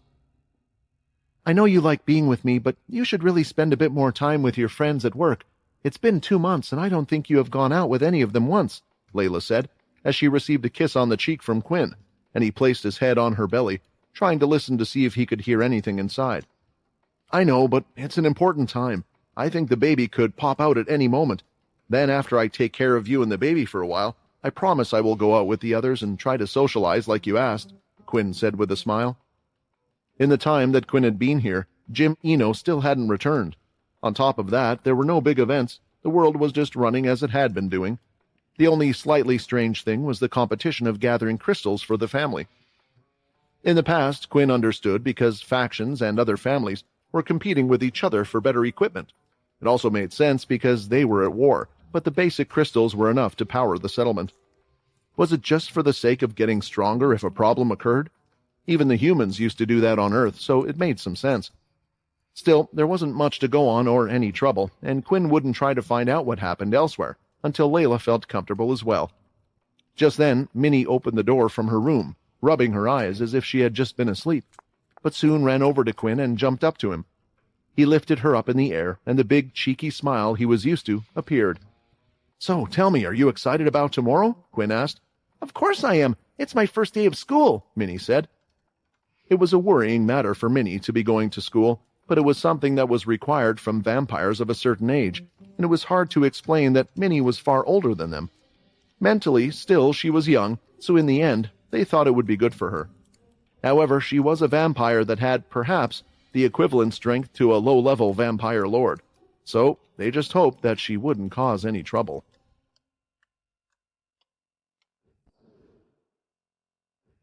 Most days at the vampire settlement were quiet as a whole. There would be times when vampires were injured while exploring the rest of the planet. Unlike the last vampire planet, this one was full of dangerous beasts. Although it wasn't completely dangerous, because as far as Quinn knew, there wasn't a demon-tier beast here, but he knew beasts could evolve, so there was always the chance that there would be one someday. This was why at times, vampires who were too confident in themselves would go out and get injured. However, the settlement would never get attacked. It was almost as if the beasts knew how dangerous a place was. Although there was one time when Quinn was patrolling the outskirts of the area, he had seen a beast and locked eyes with it. Releasing just a little bit of his energy and pressure had made it run away in seconds. Thinking of the dangers out there while in the kitchen, Quinn had used his shadow for a brief second and pulled out a particular crystal. "You still haven't used it after all this time?" Alex said. "Are you perhaps taking my suggestion to heart since it's that day?" The crystal that was in Quinn's hand was the upgrade crystal, but not just any upgrading crystal. It was one that could turn an item from the demon tier into a godslayer tier. "I don't think your suggestion is a bad one. It's just, for one, Minnie doesn't have any demon tier items. I would have to either leave the place for a while or go with one of the scouting teams. Then if she did get a godslayer tier item, would that make her at the godslayer tier level, or is it simply an item? What I don't want to do is make the Celestials target her. She is strong already with the energy from when I was a Celestial," Quinn explained. "Daddy, I'm ready!" a voice shouted out, and coming around the corner, Minnie was seen. She looked up and could see a flicker of a shadow disappearing, and a shocked look on Quinn's face. "Dad, did you just use your powers?" Minnie complained, pouting out her big cheeks. "You said that Minnie was never ever to use her powers unless she felt like her life was on the line, and that Minnie shouldn't complain because you were going to do the same." Quinn was struggling with what to say. He didn't want to be a hypocrite, and at the same time, he wanted Minnie to grow up with a strong sense of values. If she couldn't trust her father over something like this, then would it mean all of his words would become useless? "You two should hurry up, otherwise you're going to be late for work, and you're going to be late for your first day at school," Layla said, as she stopped by the hallway door just outside the kitchen. "She's right. Let's hurry up now, Minnie," Quinn said, as he shoved her with his body outside the front door. Glad that Layla had given him this chance. The two of them were walking towards the school, which was inside the settlement on the west side. Not close to the border, as there was a worry if there was ever an attack that the children would be hurt. However, the worrying thing was, Quinn's guarding station was situated more toward the east side, as that was where the ninth family was from. As the two happily walked through, Quinn couldn't believe how much his life had changed. He didn't know how much he would enjoy just sending his little girl to school. When they got closer, Quinn could see many other vampire parents taking their kids to school as well. Currently, Minnie would be attending primary school. It was a school that took kids aged from 5 to 13. After that, the secondary was a lot more varied. It was more based on one skill, so there were even some adults in the secondary school. At some points, there were also large breaks as they needed enough people to study due to the strange rules in the past limiting vampire numbers and children. But those rules weren't around anymore, so school worked more or less the same for humans on Earth. Minnie was considered 7 years old for her size, so there would certainly be some kids that were bigger than her, which worried Quinn, but it was the natural worry of a father. Eventually, Quinn and Minnie arrived at the entrance of the school. Here, kids of all ages were entering the building. It was quite large because at the vampire school, they not only taught normal academics, but how one would use their powers as well. "Have you seen that father? He's so handsome." "Do you think he's single? I haven't noticed him before." "He is certainly handsome, but look at his clothes. He's just a guard. It's such a waste for a pretty face like his just to be a guard." Maybe he should be a model for some of the clothes merchants or something. Quinn could hear a lot of comments about him, but he didn't care about them and just knelt down to be at eye level along with Minnie. "You remember all the rules that your mother and I set while you're at school, right?" Quinn said. Minnie nodded with a big smile. "I'm sorry that you can't try your best, but you have to understand that's just because Minnie is special. Your mom will be here to pick you up when school ends, okay? Daddy still has to work for a couple hours after that." Quinn rubbed her curly hair. "Thank you, Daddy," Minnie said, as she gave him a kiss and started to walk to school on her own. When seeing some of the other vampires walking with their friends, and those they knew from other families, worried him. What if she was unable to make friends? What if something happened and Minnie wouldn't tell him? At this point, he wished he had the connections he did before to know what was going on in the school. He even wished he could take the day off work and watch Minnie from the shadows just to see how she got along. But he restrained himself. Minnie needed to live a normal life as well. "Do you think they're really father and daughter? The two of them look nothing alike," two women said. Turning his head, Quinn looked directly at the two mothers. It was an intense stare that was intimidating for them, that caused them to look away. But when one of them looked back, they noticed that the man was gone. "What was that?" one of them asked. "It looked like he was going to hit us. And here I thought with such a face he would be a gentleman. Maybe we shouldn't talk too loudly in the open next time." Standing just outside the 9th Castle's area, Ronak was tapping his feet away as he waited for his partner to appear. He was never late, and although it wasn't time for them to start work yet, he had never seen Quinn appear this late. A gust of wind was felt on his cheek, and when he looked up, it startled Ronak as a vampire had appeared out of nowhere in front of him. "Where did you come from?" Ronak asked. "Sorry," Quinn replied. "I wanted to take my daughter to school since it's her first day and all." It was embarrassing for Quinn to say these words, but he was proud in a way. He was almost too happy about saying these words he never thought he would say. "Your daughter is 7 years old, right? Doesn't that mean she's going to Roland Primary School? That's all the way on the other side of the settlement. How did you get here so fast?" Ronak asked. Vampires were fast, but not that fast to get from the opening time of school to here in time. Not unless they had the speed that Quinn had, of course. We went early so I wouldn't be late, and then I ran here. I'm pretty fast," Quinn stated. "Oh, I think that's the first time you have ever said you're good at something around here," Ronak smiled, as the two of them continued to walk, starting their patrol. "I mean, it's a good thing if you did go early. I wouldn't want my son to see me with all the other kids," Ronak said. "What do you mean?" Quinn replied, confused. "Did you forget? We are guards. It's one of the lowest jobs. Anyone can get this role even if they don't know how to fight. It's almost a pity job for vampires. Have you ever heard me complain about this? If the other kids see us, there's a good chance that the others will make fun of her. Kids are meaner than you think. They have no filter when they talk to people." Had the simple act of taking her to school ruined her chances to make friends? And what if the other kids teased Minnie to the point she decided to do something? If that were to happen... "Anyway, I wanted to ask you a favor," Ronak said. "Would you help and fight against me?"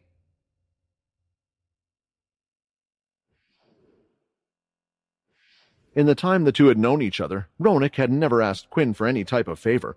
For some reason, Ronak was obsessed with getting stronger and improving himself through combat, and because of that, he never really thought about asking Quinn for anything. Because to him, Quinn was just a handsome vampire who was content being a guard. It made Quinn wonder why now, of all days, he was asking for something like this. "You want me to fight with you? You mean you want to practice some technique or spar against me?" Ronak nodded. "I'm sorry, but isn't there someone else you can ask? I mean, you said it yourself a million times that I'm not much of a fighter, so wouldn't asking one of the scout teams or the family members be better?" Quinn replied. Ronak couldn't help but scoff at the suggestion. "Unless I pay them, those guys have no reason to help someone like me. Look, I'll be honest. I moved here with my family from the Greylash planets because I couldn't get a good job. I couldn't do anything useful to put food on the table, and I wasn't a good enough traveler either, so I gambled all my luck by coming here, hoping to change my life, and that's what I have been focused on." "So?" "Well, what I'm trying to say is, besides you and the other guards, I don't really know anyone, and you're the one I spend most of my time with." Quinn still felt like this obsession with climbing to the top was wrong, but he understood that others always wish to better their lives. Maybe through a spar, Quinn could teach him a couple of moves, and it would allow him to get a promotion from being a guard, but then his secret would get out, which was something he could not afford to expose yet. "We can't fight right now," Quinn replied firmly. "We're on guard duty, and why do you need to get stronger anyway? Enjoy your life and enjoy every peaceful day before you." Right now, the two of them were close to one of the gates that led out of the settlement. Ronak stood there, opening up both of his hands. "Look, no one needs us right now. If we were to take a whole week off, I don't think anything would change. And there is a reason I'm asking you. I'm not expecting a few sparring sessions with you to instantly make myself good enough to promote myself from this post, but there is an event tonight," Ronak explained. "Once in a while, the guards from the other families have a get-together, and a tournament is organized. Basically, we fight against each other and test each other's strengths. The guards really have nothing to do, but they say that it will increase our skills as a group, and on top of that, everyone puts their money together, and the winner of the fight gets the total at the end. I know you keep telling me to live my life, but I need that money." Money? Now Quinn was starting to understand his partner a bit more. It wasn't an obsession with power. The reason why Ronak wanted to quit being a guard was so he could have more of it. The question was, why? But Quinn had no intention of peeking into the former's personal life. After all, everyone had their reasons, and he didn't seem to be a greedy one, as there was a slight shift and downtone in his voice. "All right, as you said, nothing has happened so far in this settlement, so I doubt something will happen today." Quinn somewhat relented in the end. "We can have a couple of sparring matches together, and I'll teach you a move or two that you can use in this little tournament you have." Ronak was respectful as he bowed down to Quinn, even though he assumed he was the older one. Right now, he didn't care about age. The stubborn vampire was finally doing something like this. "But I think you're mistaken. I don't think I'm going to learn much from you. I just need to brush up my skills here and there," Ronak replied, as he jumped onto the roof of a building, getting into a fighting stance. He didn't even consider Quinn as his opponent. Rather, he wanted to sharpen himself with his sparring and gain some confidence. It was the first day for the students at the school, and it was a strange experience for many of them because the vampire settlement didn't exist before. The whole school was new. Before, they were either being taught at home by their parents, or there were a few vampires here and there that went to mixed schools on the Greylash planets. However, many vampire children didn't have the best experience there, which was why most of the vampires with young ones, and those who were about to have kids, decided to come to the settlement, a school where they would have no worries about their children. At the time, as Minnie lined up in a row with her new classmates and her teacher standing at the front of the large hall, she noticed that the other kids had been playing and talking to each other. It seemed like they were all familiar with each other and had been friends for a long time. On the other hand, she had been spending time at home, helping her pregnant mother with things around the house and trying to spend as much time as possible with her father. Seeing this, she couldn't help but feel left out and was already missing her parents as well. "No, my parents worry enough about me. I have to stay strong. I can't tell them that I miss them already," Minnie thought, as she wiped her face a few times. She repeated the rules in her head. Never was Minnie to transform into her celestial self. She was able to use 10% of her strength in the school tests and assessments, so things didn't look suspicious, and she was never to use her shadow powers. However, to all of these conditions, Quinn stated that unless she felt her or another's life was on the line, she took care of how she had used her powers. Still, it was made clear that if any of these things did happen, their regular life would crumble. While sitting in her room rubbing her belly, Layla had a thought. "I know this life can't be kept up forever. To be honest, I'm surprised Quinn has kept it up for this long. I think he's on his best behavior because of you. Still, it makes me wonder, which one of the two will be the first?" In the assembly hall, the introductions by the staff were eventually over, and the principal gave a speech welcoming all of the students and wishing them good luck with the school. With that, the classmates moved along as they headed to their new classroom. The classroom had around 20 students in total. They all looked around the same age as Minnie, and there was one desk per student in the classroom. It was loaded with technology as the desk itself was a giant tablet that the students could use to write notes and project videos for them to watch that were related to the lesson. The leader had given the school the best upgrades, and with a nice flow of beast crystals, it was easy for them to power everything with them. As the students stepped into the class, they could see their names hovering above the individual desks, and each student could see where their designated seats were. "Ah, we are right next to each other. This is great, Tot."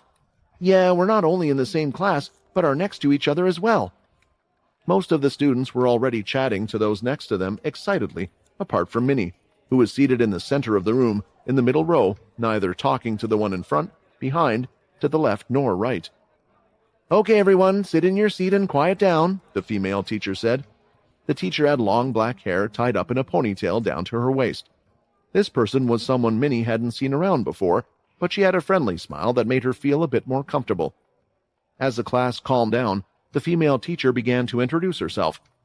Before we go through the serious stuff and class rules, I thought it would be nice if everyone introduced themselves and stated their name and something they like doing, a hobby of some sort. She turned around and wrote her name on the board. My name is Miss Bedford, and I like to play the piano in my spare time. After that, the rest of the kids clapped as she smiled and gestured towards the next student. One by one, the children stood up from their seats as they said their names and talked about their hobbies, such as playing games, fighting, and other things like cooking, and it was finally Minnie's turn. My name is Minnie Talon, and I like spending time with my dad and mom, she answered. The teacher thought it was a sweet answer, but the other kids started to giggle when they heard this, which caused Minnie to go slightly red and sit down straight away. No laughing, you guys. Family is an essential part of our lives and plays a crucial role in developing our character. Your mom and dad are why you are even here today, so you should treasure them, Miss Bedford said.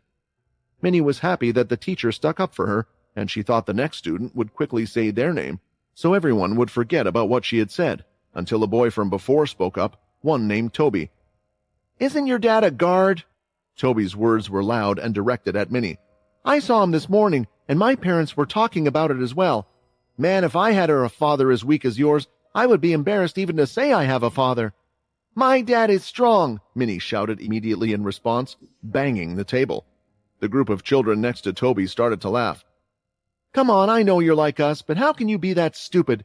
Your dad is weak, and that's why he's a guard. Everyone knows that if you want respect, you have to be strong.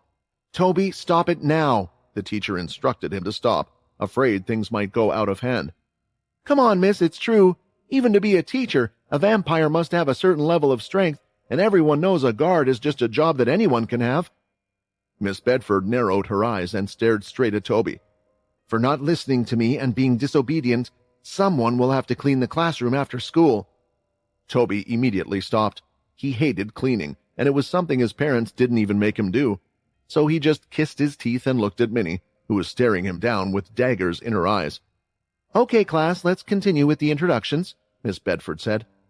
The lessons continued as normal, and Minnie followed along with the teacher as they studied math, English, and so on. The physical lessons were only on certain days and mainly in the afternoon. For the first day, there won't be any, though. After the first two lessons, it was time for them to have a break, and one of the other girls came up to Minnie. She had braided hair and was holding a book in her chest. You're Abby, right? Minnie asked when she noticed the young girl. Yeah, hello. I was wondering if you wanted to spend the break together, Abby asked. You see, I don't know anyone, and I don't like to drink my juice alone. Just like Minnie, Abby knew no one, and Minnie was happy to see that she wasn't alone in all of this, and with that, the two of them felt like they had a connection with each other. Really? I have lots of juice boxes. We can drink lots of juice together, Minnie said. The two headed out together, holding hands to enjoy their break. Toby had a few other boys around him as they were packing some of their things away. Do you guys see the way she stared at me? Toby asked his friends. Yeah, I think she wanted to rip your throat out, another boy replied. Yeah, staring at me, the strongest in our grade. She did look at me like she was ready to fight. I guess we should see for ourselves if she was actually ready or just faking it. Toby smiled as he got up, ready to follow Minnie.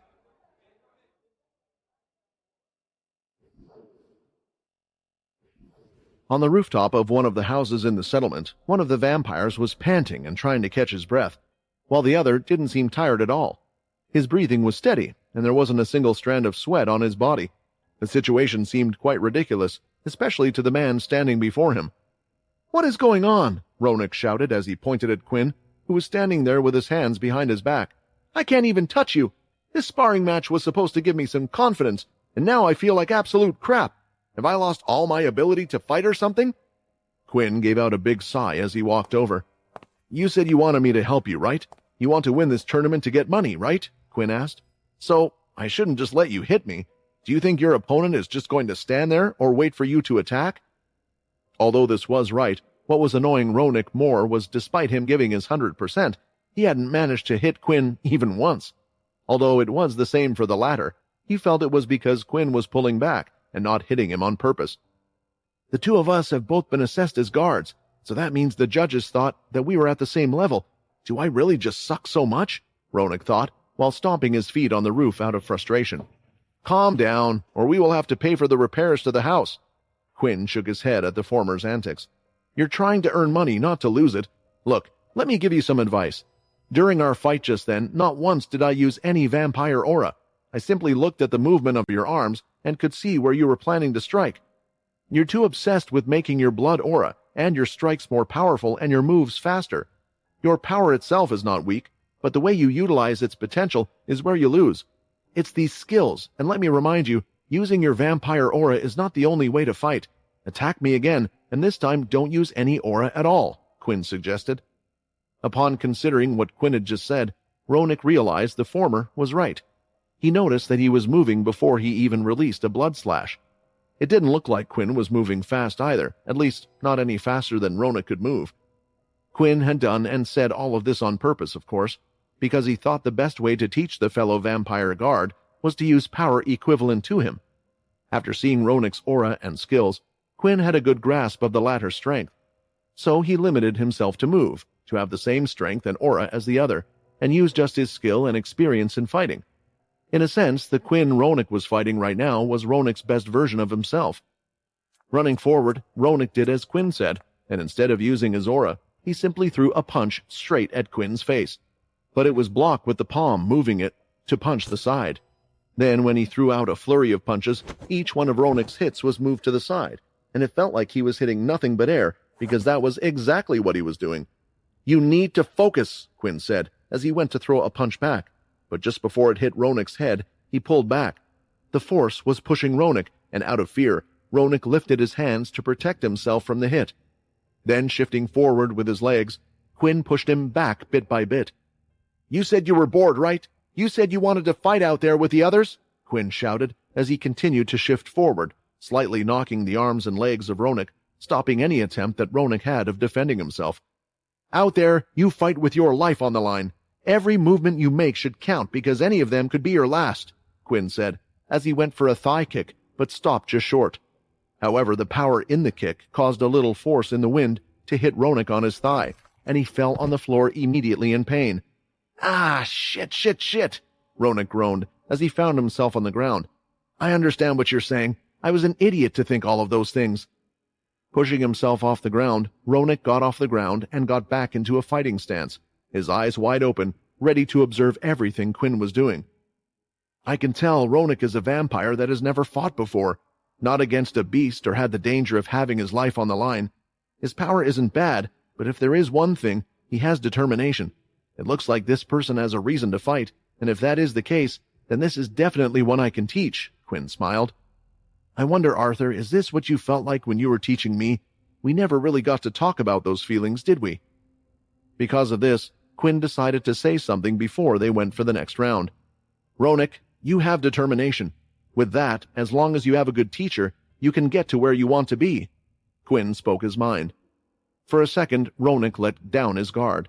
Never in his wildest dreams did he think a compliment from a fellow guard would make him so happy, and it was at that moment he realized that he didn't view Quinn as a fellow guard after this. Quinn, I want to say I'm sorry for everything I said before, Ronak said. I thought you were weak because you never wanted to fight. You never wanted to get involved in any action. But you know, us vampires, because of our strength, there is this innate desire to prove ourselves with our power, and it's the same for me, but I have another reason why I'm trying so hard. But because of that, because it didn't feel like you had that desire, I thought that you were a vampire that had given up on any goals like that. Quinn stayed silent. Had he given up? Did it really feel that way? Maybe, because there were some days when he felt like that, but it was the opposite. Quinn had never given up for a second, and he just had another reason not to be rash like he did in the past, a family. But not for a second had Quinn given up. That's it. At the end of these training sessions, I have to hit you at least once, Ronak declared, a giant grin on his face. If you were able to do that, then you would be even stronger than the family leaders, Quinn chuckled. Ronak couldn't help but laugh upon hearing this. Ha ha! Look who has a big head now. You get one compliment and you think you're the strongest vampire here. Quinn grinned, not saying anything else, as the two continued their training. As time went on, in the end, Ronak was unable to get a single hit on Quinn, but through Quinn's direction, he improved at quite a fast rate. He paid attention, there was more focus, and with determination to try to hit Quinn, he was even using everything he had, and naturally, there was hardly any time wasted in his movements. He still had a long way to work, and wasn't a genius by any means like Minnie, but still, he would grow to be a decent fighter. Lying there on the floor, Ronak looked at Quinn, and was still disappointed, but even he could tell his fighting was getting better. "I hate to ask this of you," Ronak asked, "even though you are already doing me a favor. That tournament, it's about to start in the next hour. You see, the guards do it during their duty time. As you know, there is nothing for us to do anyway, and it's not like anyone notices if we're gone. The tournament is meant to be in the next hour or so. I'll recover fully by then, but I was wondering if you could come with me to watch? Heck, with your skills, you could even take part and win if you want. Anyway, I want you to review my fighting. If I don't win this time, I can win when the next gathering comes around." Initially, Quinn was going to decline. There was certainly no reason for him to take part. These were just regular vampires, not even that of the noble level. It was unfair for him to fight, and the only thing it offered wasn't needed either. Although a guard's salary was small, Quinn had sold one of the high-tier items he had stacked away in his shadow for some money that would do them well for anything they needed. However, certain words rang in his head. Layla told him he should hang out with others more to make new friends. Make new friends. Why am I so worried about those words? Is it because it means a bigger list of people to protect? More heartache for the future? Quinn wondered. Minnie was still at school, and technically he would still be on duty until he got home, so doing Ronak a favor wouldn't be so much of a bad thing. "All right, I'll come, but don't count on me fighting," Quinn stated.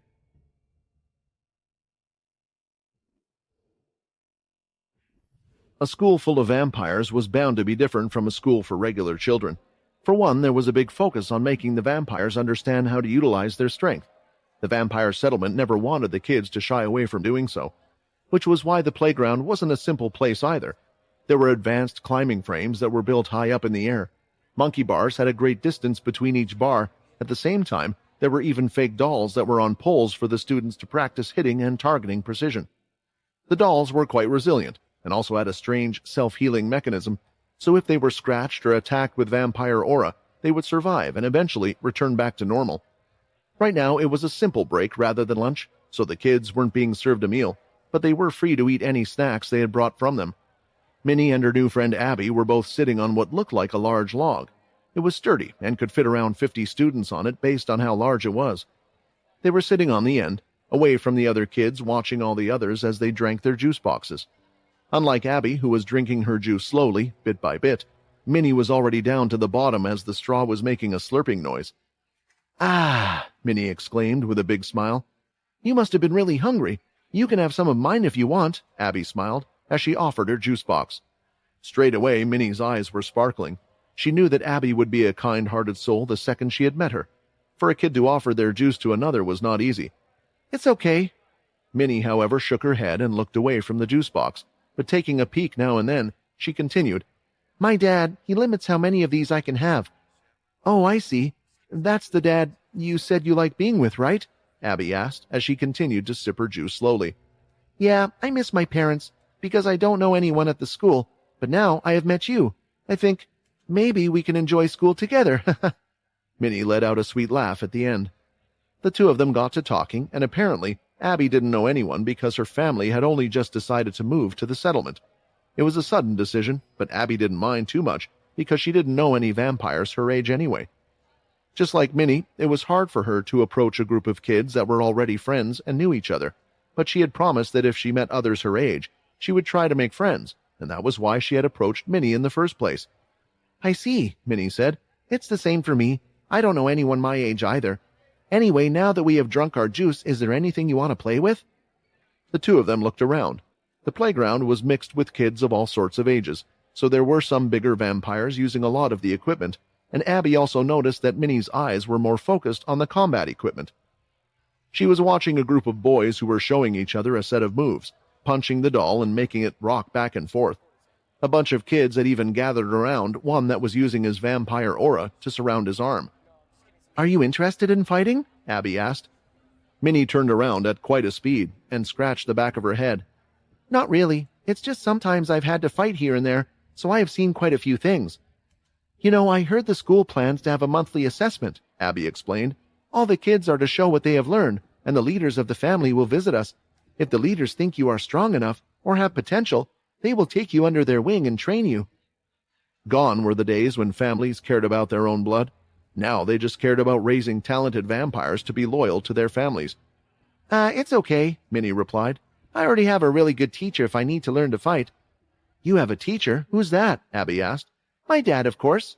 Minnie pointed to herself. My dad is stronger and a better teacher than any of those leaders. Ha ha ha! The gag of loud laughter suddenly came from behind them, and as they turned around, they could see that it was Toby, the boy who had made the comments earlier about Minnie's father and a few of his friends. There looked to be 2 other boys and 2 other vampire girls that were walking around with him.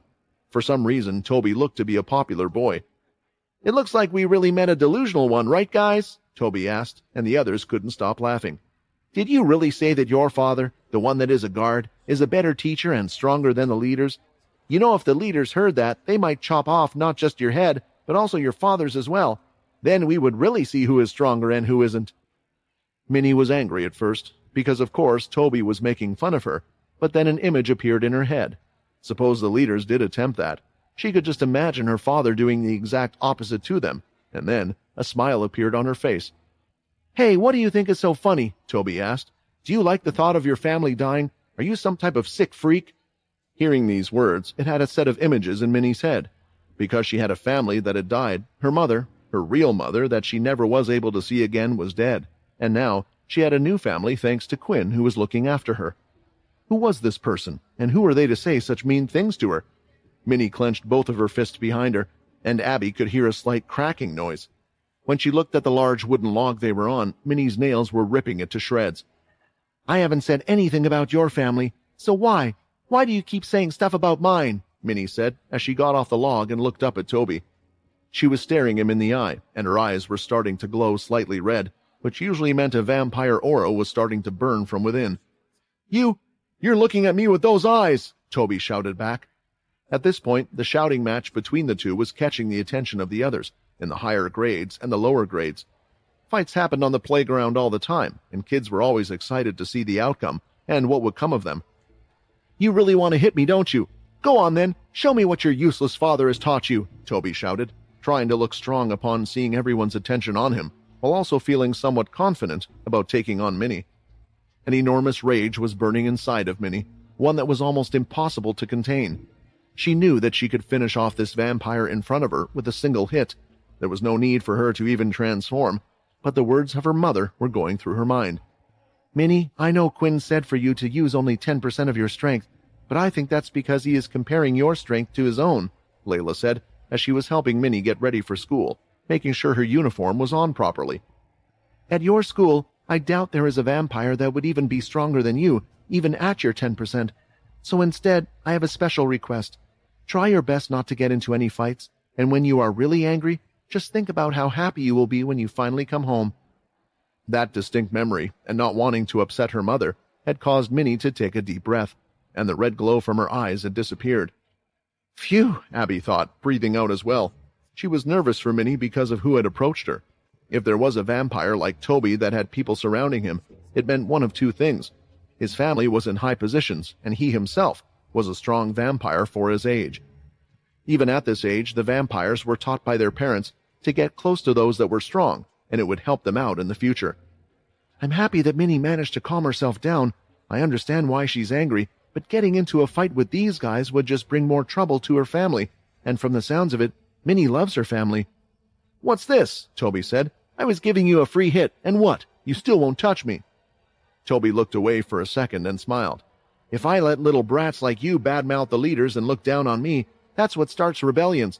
So I should teach them a lesson before things get out of hand.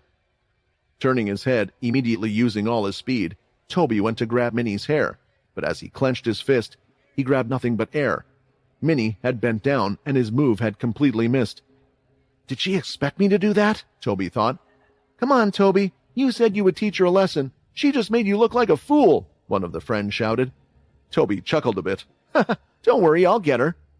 Toby moved his hand, attempting to grab her again, but Minnie had moved out of the way once more, now to the side, his arm contumely trying to catch her, but she kept moving out of the way. Frustrated, Toby started to use both hands, attempting to grab Minnie, but each time she avoided the hits. The idle kids were watching, and the others were quite impressed. Minnie's movements were small, and Toby wasn't slow by any means, yet he was unable to catch her. I'm keeping both promises this way, right, Mommy? Minnie isn't fighting, and I'm only using 10% of my power to avoid his hits, Minnie thought, as she was quite proud of herself. For Minnie, one of the most important aspects of her genius self had always been her speed, and she was untouchable to Toby, who soon turned his grabs into punches, but was still hitting nothing but air. Over by the door section there was a group of older boys. One of them, a pretty short-haired boy, couldn't help but be mesmerized by what he was seeing. He was one of the vampires that were using a vampire aura surrounding his arm as a group gathered around him. Are you seeing this, Jared? Yeah, she's fast. Really fast. I think maybe as fast as me, Jared replied. It looks like a talented student has arrived in this place after all. Eventually, Toby slowed down. He was running out of energy just trying to catch her, and the friends he had arrived with had decided to take a step away.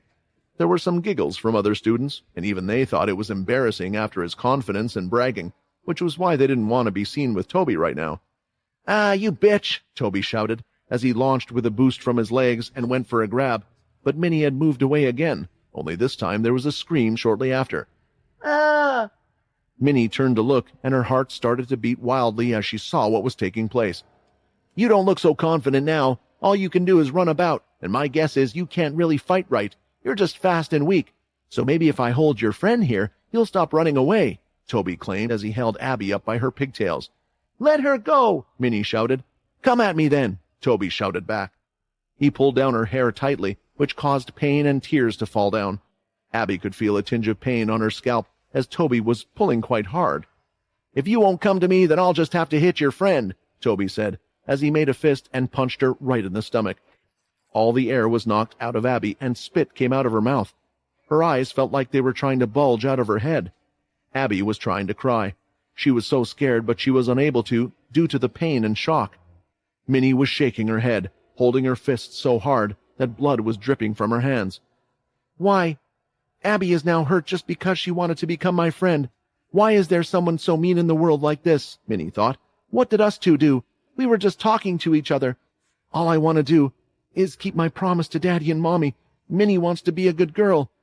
Since Minnie was doing nothing, Toby felt like he was on the mark. This little vampire wasn't much of a vampire, and he lifted his fist again and punched Abby right in the stomach. She screamed in pain, and in doing so, Toby pulled her head back by her hair, heaving it in the air. At this moment, Hebe, who was with Jared and the other older students, went to step forward. That damn kid, he's so cruel he needs a beating or two, Hebe said as she stepped forward, but Jared put out his hand. I don't think you have to worry. That little vampire isn't just going to stand there, Jared stated.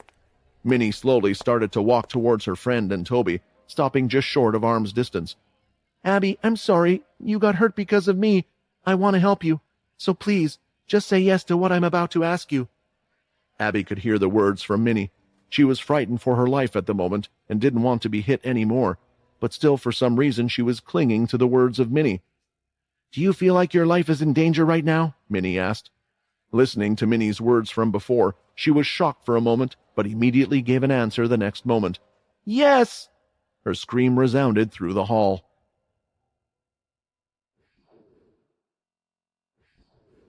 Just as Ronak had said, it seemed like no one had reported the fact that the guards were missing, at least the patrolling guards. There were permanent vampires that were always stationed at the gates and entrance to the family areas.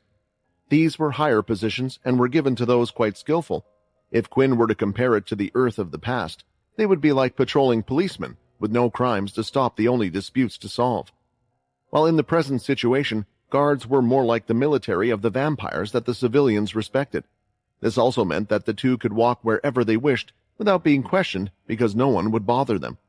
As Quinn followed Ronak, he noticed that they were no longer close to the central market of the square of the pooling area for vampires. They had gone to the west side behind some houses and were in a sort of play arena. There was a large energy cage.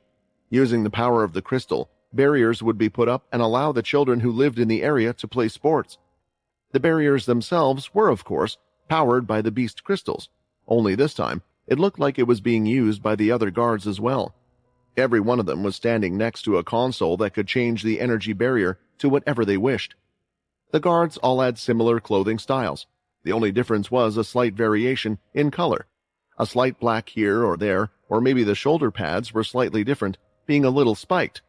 Since there were only 9 families, the vampires quickly knew which guards belonged to which area. However, when it came to solving disputes, which family did so, even if the problem was related to other families, didn't really matter, which was how all the guards, or lowly guards as they called themselves, came together. You wanted to make friends, but I'm not sure you would be happy if I told you what I was doing right now, Quinn thought. Hey everyone, did we make it in time? Ronak said as he waved to the others. They turned around, and all had friendly smiles on their faces. There looked to be 2 guards from each family, which meant including the 2 of them, there were 18 of them in total. Even if all put in a small amount of money, the winner of this thing would make quite a bit. Looks like you brought someone with you this time. A man walked over towards them with large biceps and a sleeveless shirt. His shoulder pads and armor were dark, almost black-green. It was hard to tell with the sky always being dark, but this indicated that he was from the 13th family, the same family that Fex was part of before creating the vampire core. The man and Ronak had a friendly handshake with each other, after which the 2 of them walked over to Quinn. This is my partner from the 9th family. The 2 of us patrol around all the time. Usually, he always says no to these types of things, so I didn't bother inviting him before because of it, but this time he decided to come along, Ronak explained. The man, with a big smile on his face, put his hand forward.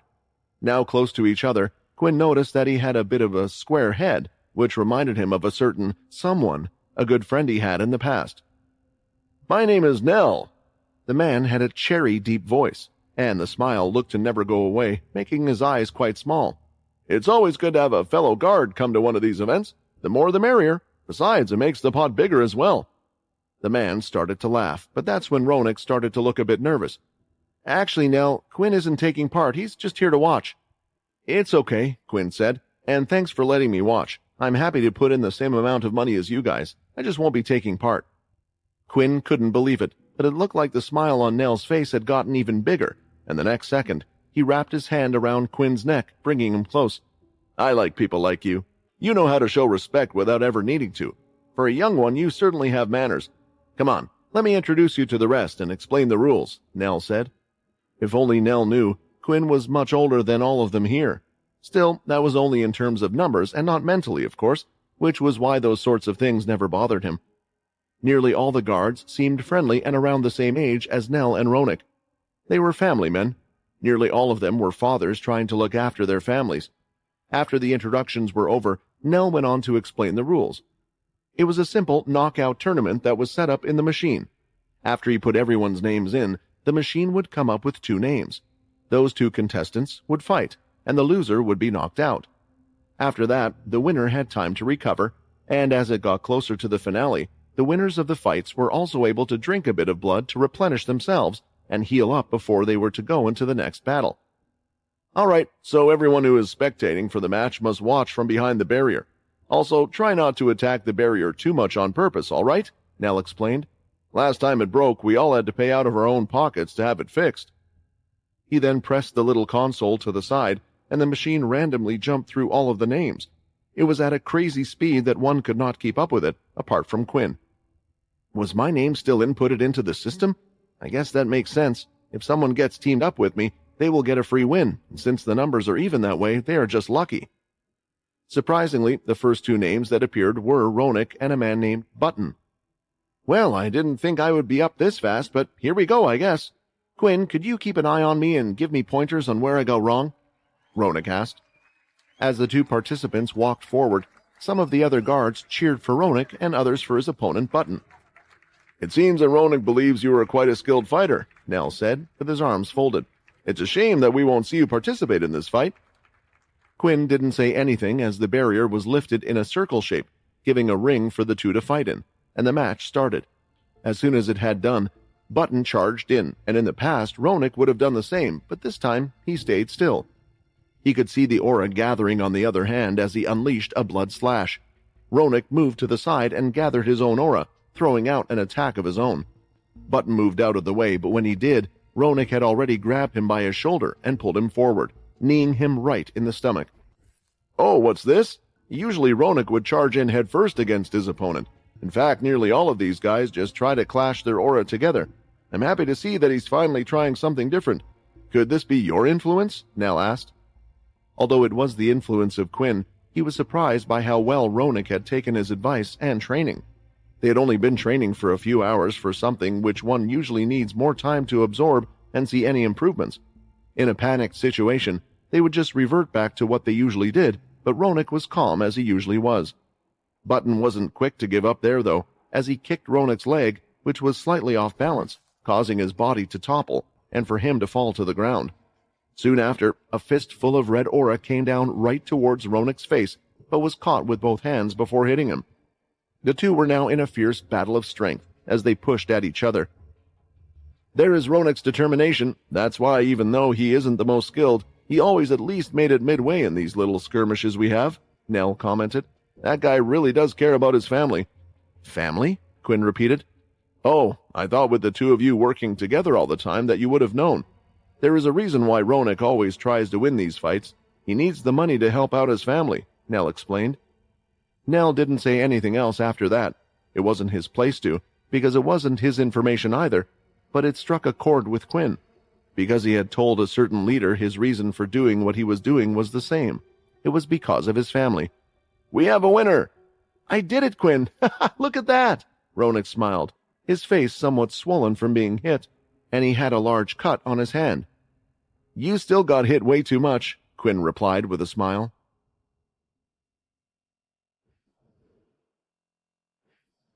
The small sparring event continued as matches happened one after the other, and Quinn observed them. Based on his observations, Quinn could see why they had all been chosen as guards if he seriously evaluated them. They all looked to have next to no real fighting experience. They knew how to use the basic skills, but none of them had a vampire aura that seemed powerful enough to give them an upper hand against the others. In the evaluation, the families would likely pick someone with experience or enough talent to make it worthwhile, and these guys had neither. In fact, it was evident that they needed a guide or a teacher to clear even some of the basic things.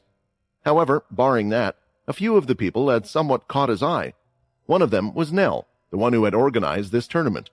Just like the others, he didn't have a particularly great vampire aura, but what he did have were some fighting skills. He knew how to use his hands and turned out to be quite a good grappler.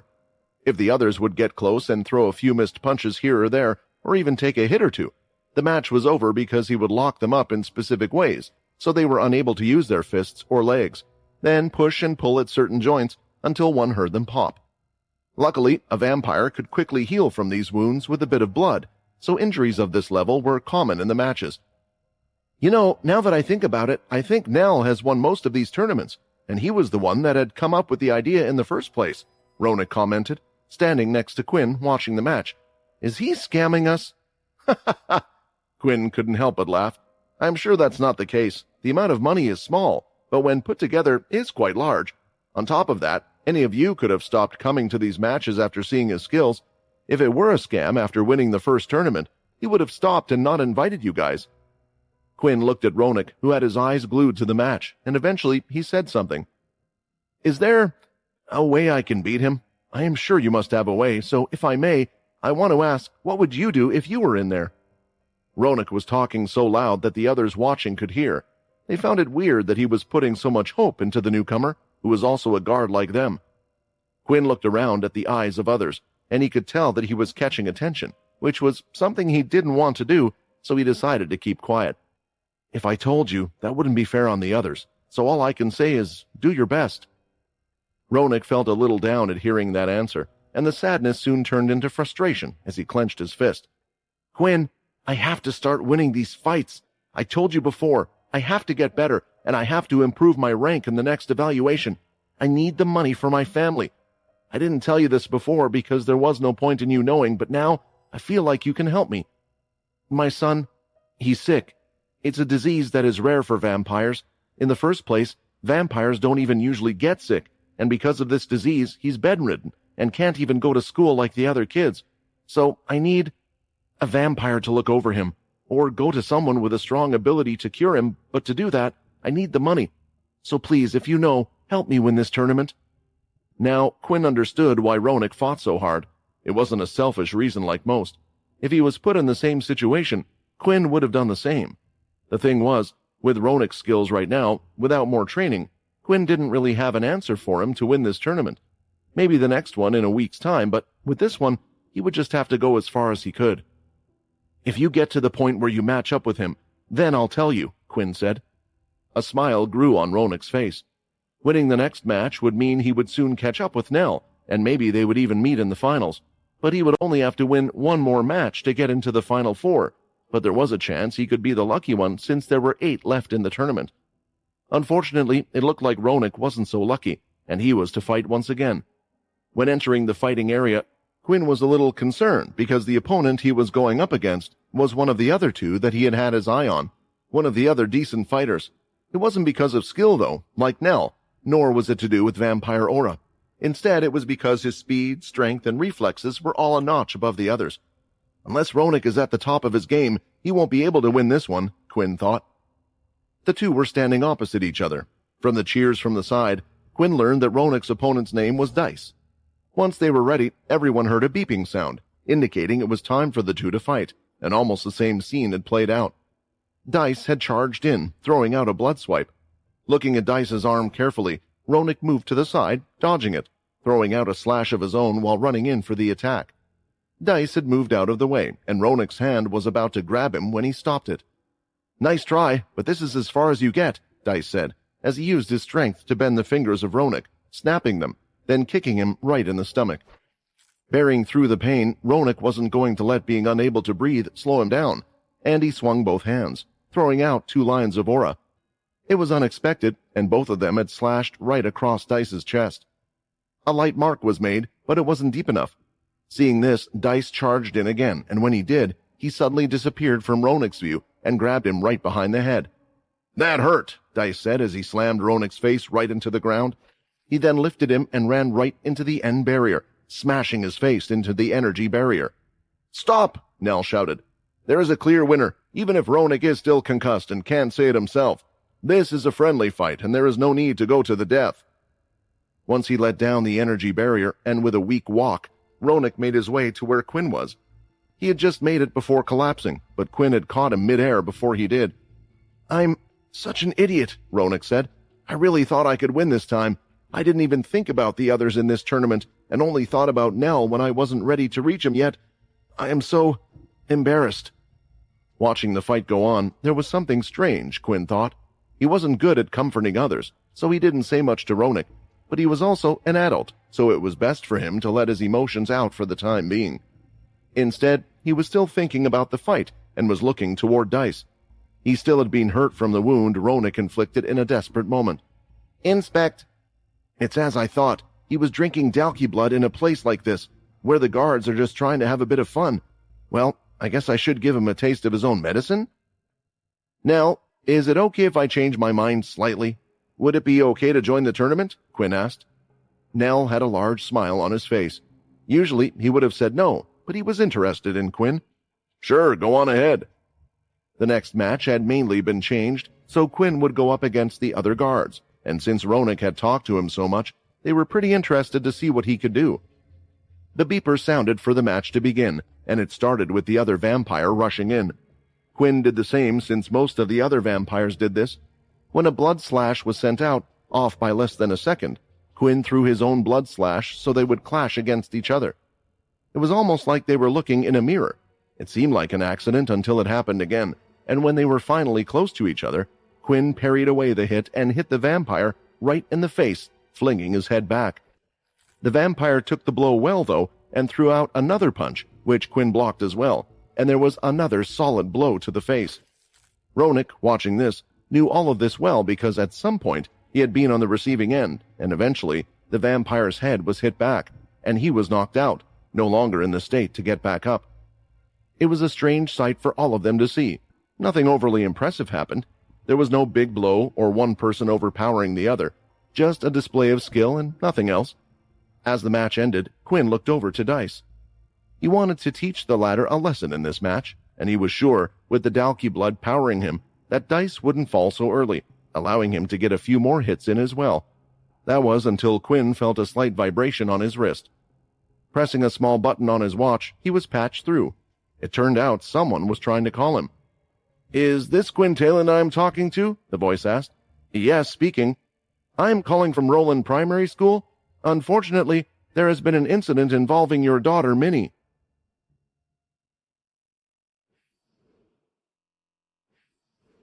The playground, which was usually filled with the noise of kids talking and chatting away and doing their own thing, had gone somewhat silent, as they were all focusing on the commotion that was on hand.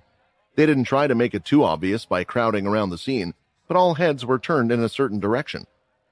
They had seen what a certain male boy had done, and in their minds, even they had thought he had gone too far. However, their reason for joining was that they were just children. What were they meant to do? If they got involved, they would get hurt as well, and they would be punished. In fact, many of their parents beforehand told their children to be careful about being involved with others.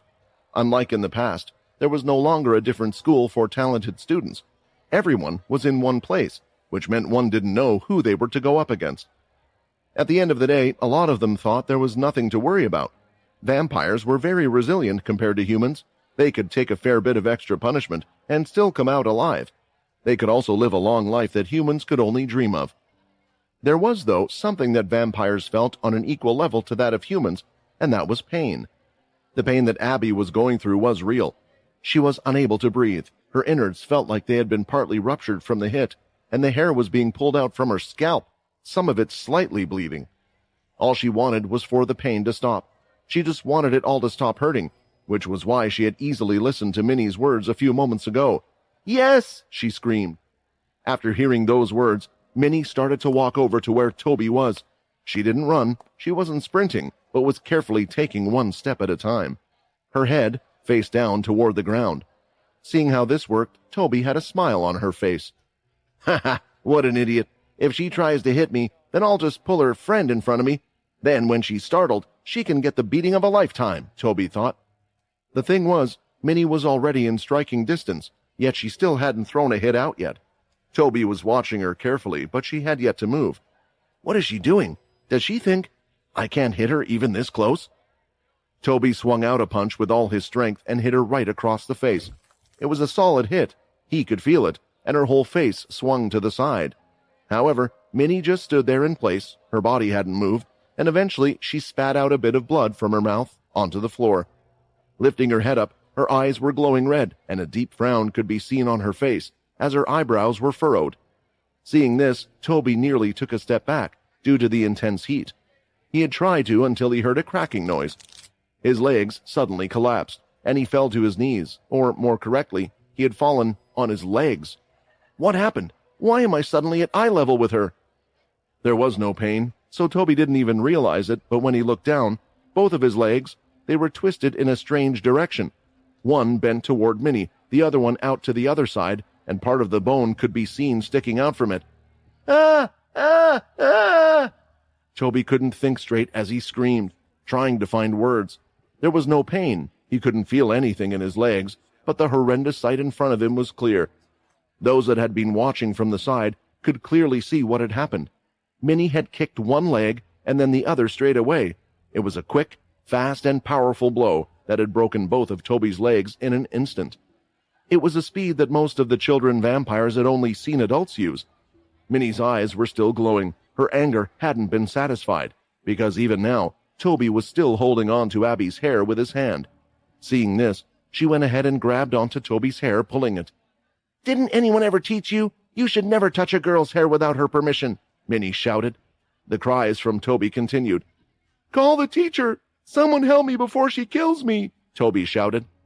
Minnie lifted her other hand and swung it down, hitting Toby right in the elbow, popping and breaking the joint there as well. It had forced his hand open, up, and finally, Abby was let free from his grasp. As she fell to the floor at that moment, finally being free, she fainted, lying there on the ground. Seeing this, Minnie had thought the worst. No, this is just like Sunny. This is what happened to her." The image of Abby on the floor reminded her of the last time she had seen this scene. The other person had never gotten back up again. Seeing this, there were no words spoken, and instead a red aura covered Minnie's hand. as she went and threw it out right toward Toby's face. Toby was helpless to do anything against the attack, and uncontrollably, a warm substance started to come from a certain area. When he blinked, he thought it was the end, but opening his eyes again, he could see a taller person standing in front of him and holding on to the fist. "Jared, she is fine," Hebe shouted, who was on the ground by Abby's side. "She just passed out."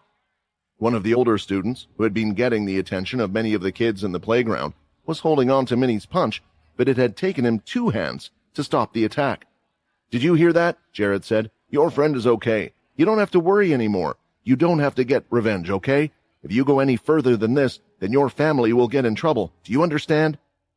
Hearing the words family and in trouble, it had quelled Minnie's anger, and it soon turned to panic. "Oh no, what did I do?" Minnie said. "Dad and Mommy are going to be so angry with me." Minnie started to cry on the spot. Jared found the scene weird.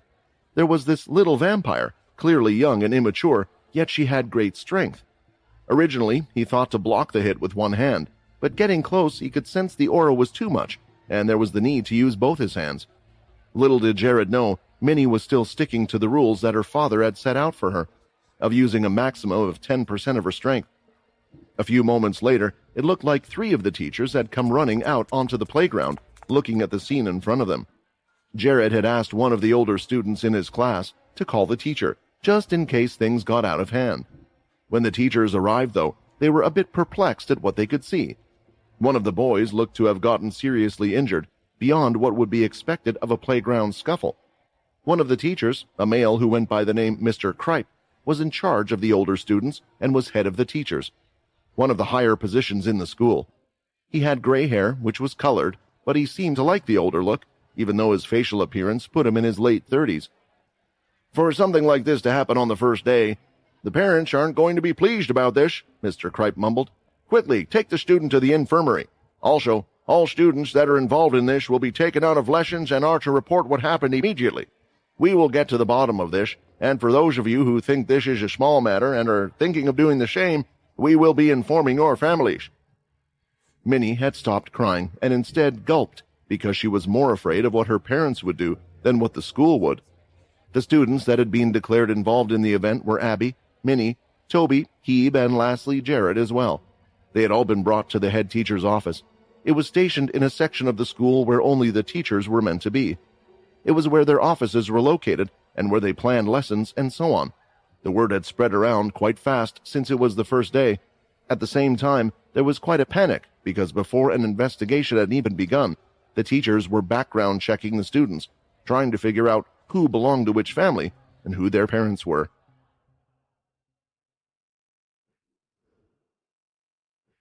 While the teachers were busy gathering information on their parents and deciding what they should do about the situation, all of the students that had been called were sitting in seats in silence outside of the office. It was soundproof, so none of them could hear what was being said, even with their enhanced hearing. The only one that was involved in the incident and wasn't waiting outside was Toby, and this was because he was being interviewed at the infirmary. It was safe to say that Minnie was nervous, and the fact that she was unable to talk to Abby or the others had made it worse. Then the door had finally opened, and Mr. Kripe had come out, with a disappointed look on his face. "Okay, I will call forward everyone one by one to tell me the events of what had occurred, so we can make a report, and you all better tell the honest truth," Mr. Kripe sighed. Just as he said, they were all brought in one by one. Strangely, Mr. Kripe let them have their say, and he asked questions that were only related to the incident. Everyone had told what they had seen.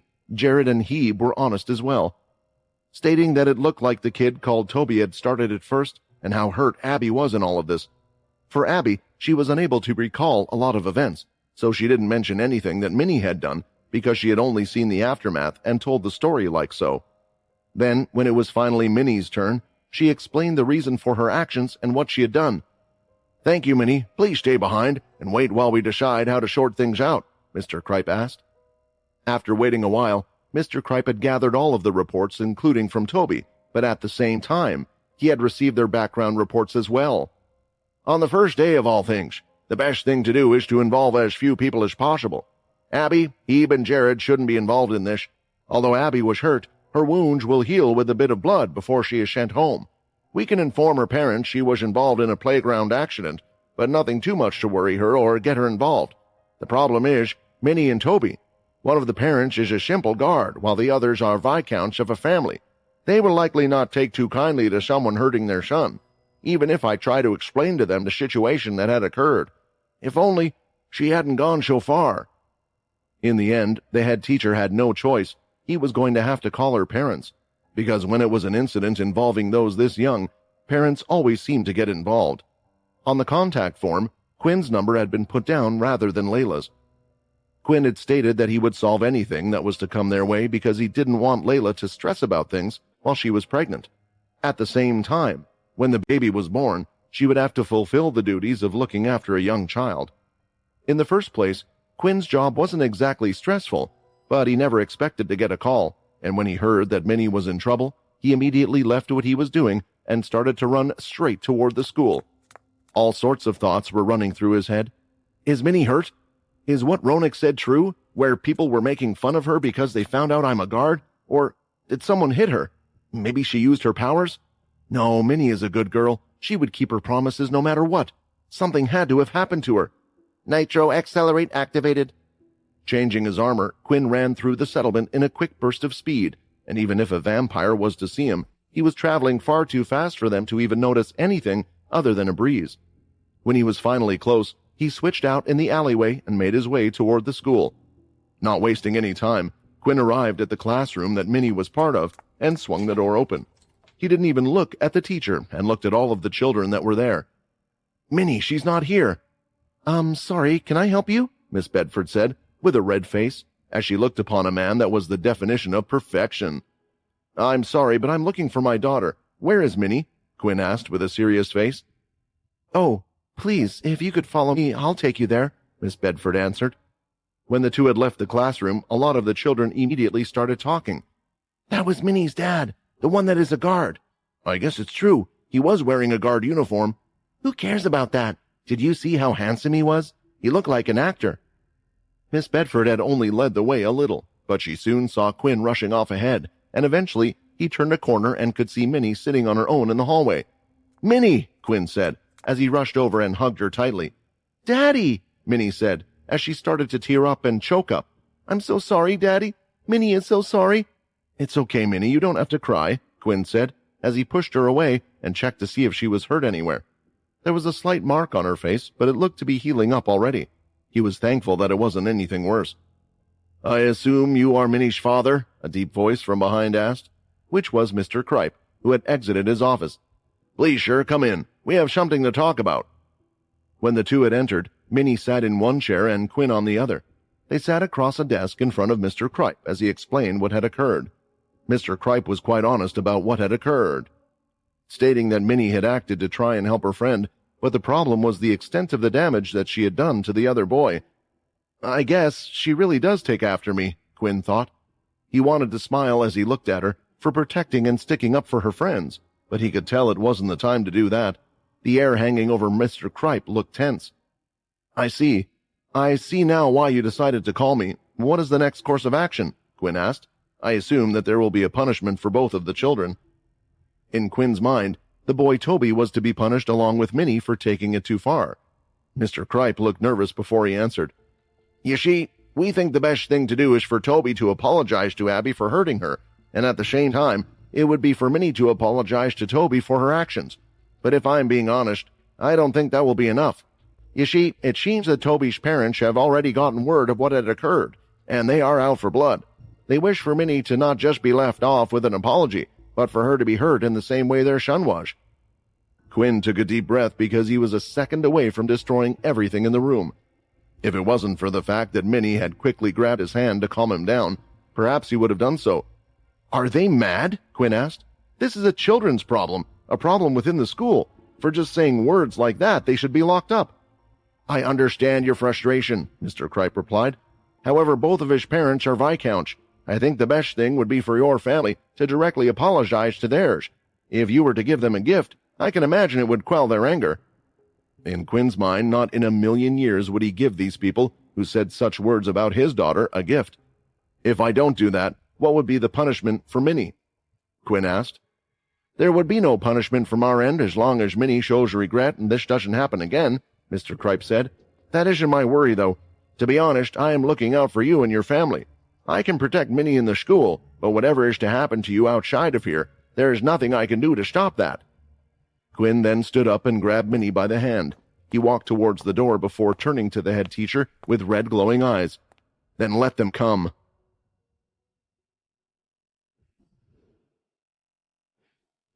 After he had been called into the office, it was close to being the end of the school day anyway, so Quinn had decided that it was best if he took Minnie home. He was sure the school wouldn't mind, and although technically he should have still been working, he was also sure that Ronak, even if anything did come up, would come up with a good excuse for him. The entire walk back, Minnie and Quinn had spoken no words. Minnie had said sorry once again, but didn't mention anything else, and Quinn didn't reply either. When they arrived home, Layla was more than surprised that the two of them had returned. "You're back?" Layla had a puzzled face. "I was just about to leave to pick Minnie up. Didn't we agree that you would take her to school, and I would bring her back just for the first day? I know it's harder for me to do things while pregnant, but I'm not completely useless." "There was an issue," Quinn said, as he pulled a chair for Minnie, indicating that it was quite a serious thing. Layla sat down as well because she feared the worst. "I heard what the head teacher said, but I want you to tell us everything that happened in your own words to your mother," Quinn explained. Minnie told both of them everything, what she had done and why she had done it, and after the story was told, she made sure to go over some points. "My friend said her life was in danger, and I only used 10% of my strength like I promised. Minnie is not a bad girl. I didn't want to fight. I didn't." Minnie started to cry. Out of instinct, Layla couldn't help but rub the top of her head. "Minnie, you were put in a tough situation on the first day. Although I do think you went a bit far on your fellow student, you are not the only one to blame. Where were the teachers during this situation?" Layla said, annoyed. "And why did none of the other kids step in to stop what they were seeing?" "Right," Quinn agreed. "I feel like we raised Minnie well. She also followed the rules. Maybe it's our fault for not setting out stricter rules, but are the other vampires really that weak? I thought 10% was enough." Layla was now staring daggers at Quinn instead and eventually told Minnie to go to her room for the time being, while she talked to her father alone. "I will take Minnie to school tomorrow again," Quinn stated. "The head teacher seemed to give a warning that the other parents might kick up a fuss. At a time like now, there's no need for you to get stressed over things." "Stressed?" Layla replied. "I feel like you trying to deal with the situation is the most stressful thing, Quinn. I know you can easily solve this situation with your powers, but if you do anything like that, it will only get worse for you in the future. Find another way to solve this situation. Use your head for once." As the day went on, Quinn was wondering about what to do, if there really was a way to solve this situation. He could use his influence skill, but maybe that's what Layla was talking about when she told him not to use his powers. The last thing he wanted to do was apologize, though, because then it would admit that Minnie had done something wrong. He didn't mind Minnie getting a small punishment, but where was the equality in all of this?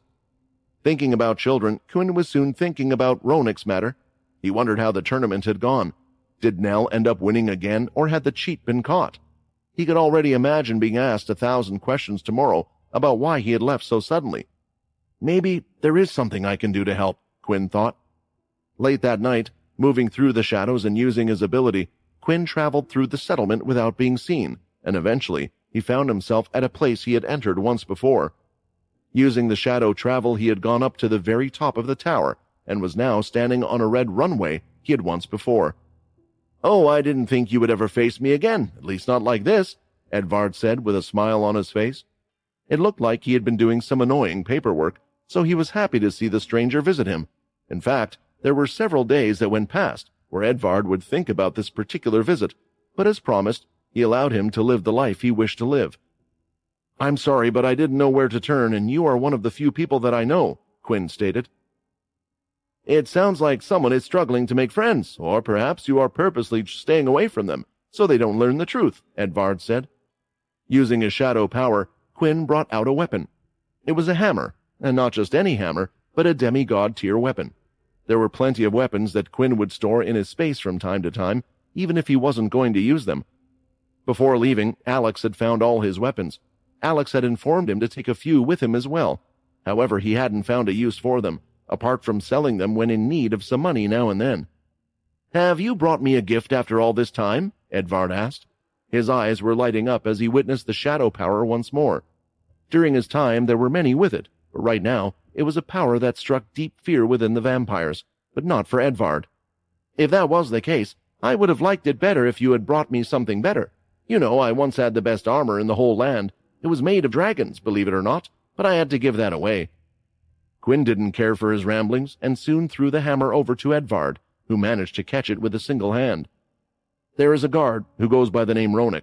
I work with him. He has a sick son. Sell the hammer. It should be able to cover the cost of his medicine or to find someone that can heal his son.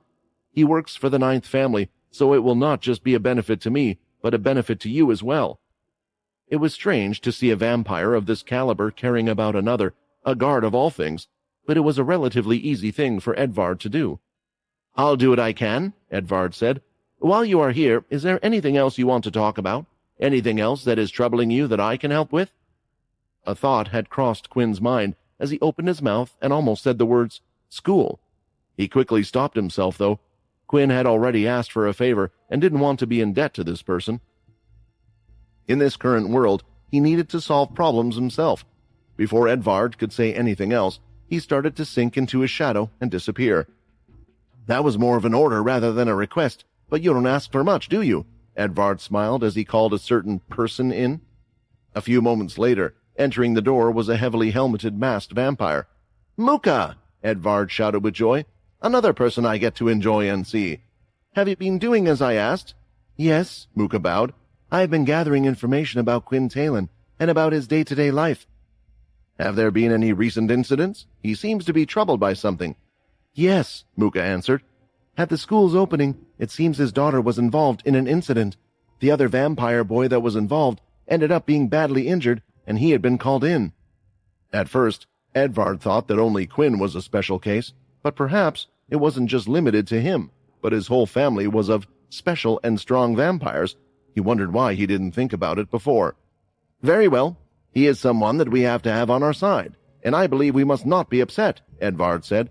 Do whatever you can, and make sure he and his family aren't affected by this matter. After Muka left, Edvard had a few words he said to himself.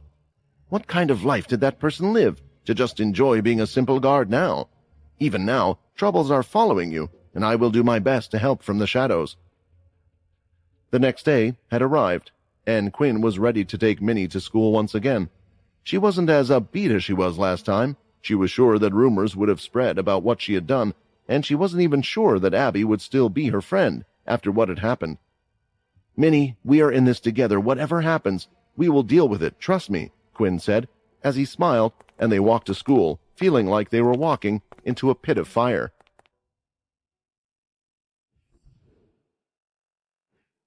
Vampires rarely sweated unless they truly overexerted themselves, and since Minnie and Quinn were doing nothing but walking, it could mean only one thing.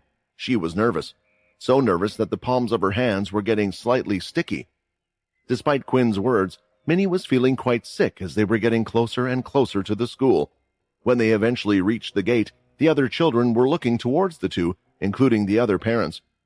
It looked like word had spread into nearly all the vampires quite fast. But what had surprised him most was what was happening, the second they had entered the gate and were in the open area. Standing around 100 yards away, directly in front of the door, were quite a few adult female vampires, while in front of them were a few of the teachers.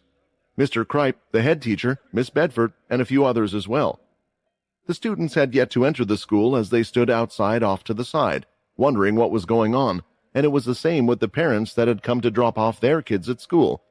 Abby was among those people, and she too stood to the side, away from the others, because the students that were behind the whole thing were standing next to their mothers in a line. What is all of this? Quinn thought, as he walked forward, still holding on to Minnie, and they were now 20 yards away from the parents. Miss Harbour, we have told you that this incident took place in school, so the school will be the ones to exact the appropriate punishment. Mr. Kripe was almost complaining as he said these words. One could see he was tired, and he must have said something similar a few times already. Appropriate punishment, a female vampire said, who could only be assumed to be Toby's mother. She was standing there in a black puffy dress, her black hair tied up, holding her son on his shoulders. The mothers next to them were doing the same with their children, and like the mother, it seemed that Toby's friends had some family connection with the others as well. If you really had done the appropriate punishment, then that monster that hurt my child wouldn't even be here right now, Sonia Toppy said, the mother of Toby. This is why me and other concerned mothers of this school are here to take a stand. We shall not allow that girl into the school. The words were fierce, and this was what Mr. Kripe feared would take place. The teachers would be unable to intervene if a fight was to break out, so he was hoping that he could calm the mothers down before the others arrived, but nothing seemed to be working. He had offered to put Minnie into a different class and more, but it just wasn't enough. The crowd of parents and students stood by the side, wondering what would occur next, and Hebe as well as Jared were in the crowd of people as well. I thought we had intervened before it got too bad yesterday, Jared commented. I told you we should have stopped the fight earlier, Hebe replied, and now look, that poor girl is probably going to be threatened out of the school. I'll be honest, considering how strong the little girl was, I was hoping her father would be someone of enough significance for this not to happen, but it looks like the rumors are true. He's just a simple guard. Many that were watching thought the same thing, because a lot of the kids that had witnessed the event had told their parents what had really occurred. However, they were unlikely to get involved in other people's business and not put out their necks for a guard of all people. On top of that, Sonia was well known among the parents. She would constantly brag about how her husband was a viscount for the third family. He even had the Toppy name, meaning he had the bloodline of the original and the family. It was safe to say that it was a risk for anyone to help. Holding on to Minnie's hand, he could feel she was getting upset. Her heart rate was beating faster, and she was holding back the tears in front of all of these people. There was no way she was going to cry in front of everyone who was gathered there. For such a young girl, she sure could hold herself back when it mattered. Quinn was quite proud of Minnie. It's a shame I can't say the same for me, Quinn thought ruefully. Mr. Kripe, Quinn shouted, am I correct in thinking that the school does not wish the same for Minnie? She has not been expelled from the school. Quinn shouted the words loud and clear, making everyone in the area hear him well. But the words Mr. Kripe was hearing didn't give him confidence. After meeting Minnie's father the other day, he also feared this was how he would act. Still, this was his job, so he would answer. Correct, Mr. Kripe said. The school board has already come to a decision. Minnie Talon will not be expelled. The mothers behind the teacher had faces of shock. You see this? Sonia shouted. This is exactly why we have to take matters into our own hands. Then that means that Minnie is allowed to go to school, and the only ones that are here to stop her are those that are in front of me, correct? Quinn asked. Correct, but... Mr. Kripe didn't know what to say. At this point, was Quinn going to try to force his way through? Perhaps he thought that the teachers would help him if they were to be attacked by these parents, but the teachers wouldn't do that either. They, too, were part of this settlement. They didn't have higher positions than some of the parents that took their kids to school. They would have to go through the proper procedures and ask the family's leaders to punish them. Only if the circumstances were severe would they step in. Trying to punish someone who was more well-connected always came with that kind of risk in the vampire society. It was too late, though, as Quinn decided to walk, holding Minnie by his hand, toward them all. So the school has decided not to expel her, and has decided that a monster that harms our children is allowed inside. For the sake of the children, and for the school to be a better place, we will take matters into our own hands. Sonia let go of her son, and so did the other mothers, letting their children run off to the other side. Seeing what was about to occur, Toby had a smile on his face as he looked toward Minnie. She deserves everything that is coming to her. You said your father was stronger than the leaders, right? Then let's see it, Toby thought. Some mothers were guards in their family, part of the scouting team and more, but in the case of Sonia and the others, they had decided to take a more political role in their families. However, even though they weren't part of the everyday action, their husbands, who were in high positions, wouldn't just take anyone to be their wives. They too would attempt to take the best they could in hopes that they could create the strongest son and daughters their family had ever seen. Which was why Sonia and the other mothers had great confidence, seeing that they were to only take on a guard. Stop where you are, or we will use force, Sonia shouted, baring her fangs at Quinn. Continuing to walk forward, some of the bystanders were finding it hard to watch what was about to happen next, because Quinn didn't slow down. When they were 5 yards away, the women acted. Some of the teachers stood in the way of the other mothers, but Sonia was skillful, being able to get past Mr. Kripe, and went straight for Quinn, swinging her clawed hand right towards his face. Lifting his hand, Quinn grabbed onto her wrist, stopping it in its tracks, and suddenly, Sonya felt like all of the power and her aura had diminished on the spot. Lifting his head, he looked right into her eyes, with his eyes shining bright red. "Minnie is going to school," Quinn said in a soft voice, but suddenly he tightened his grip around her wrist, applying pressure. "A guard stopped my attack, and why can't I use any of my aura? Is this a type of ability?" Sonya thought. "A warning to you and your friends," Quinn said carefully, making sure she heard each word as he stared deep into her eyes. "If you call my daughter a monster one more time, then I shall show you a real monster."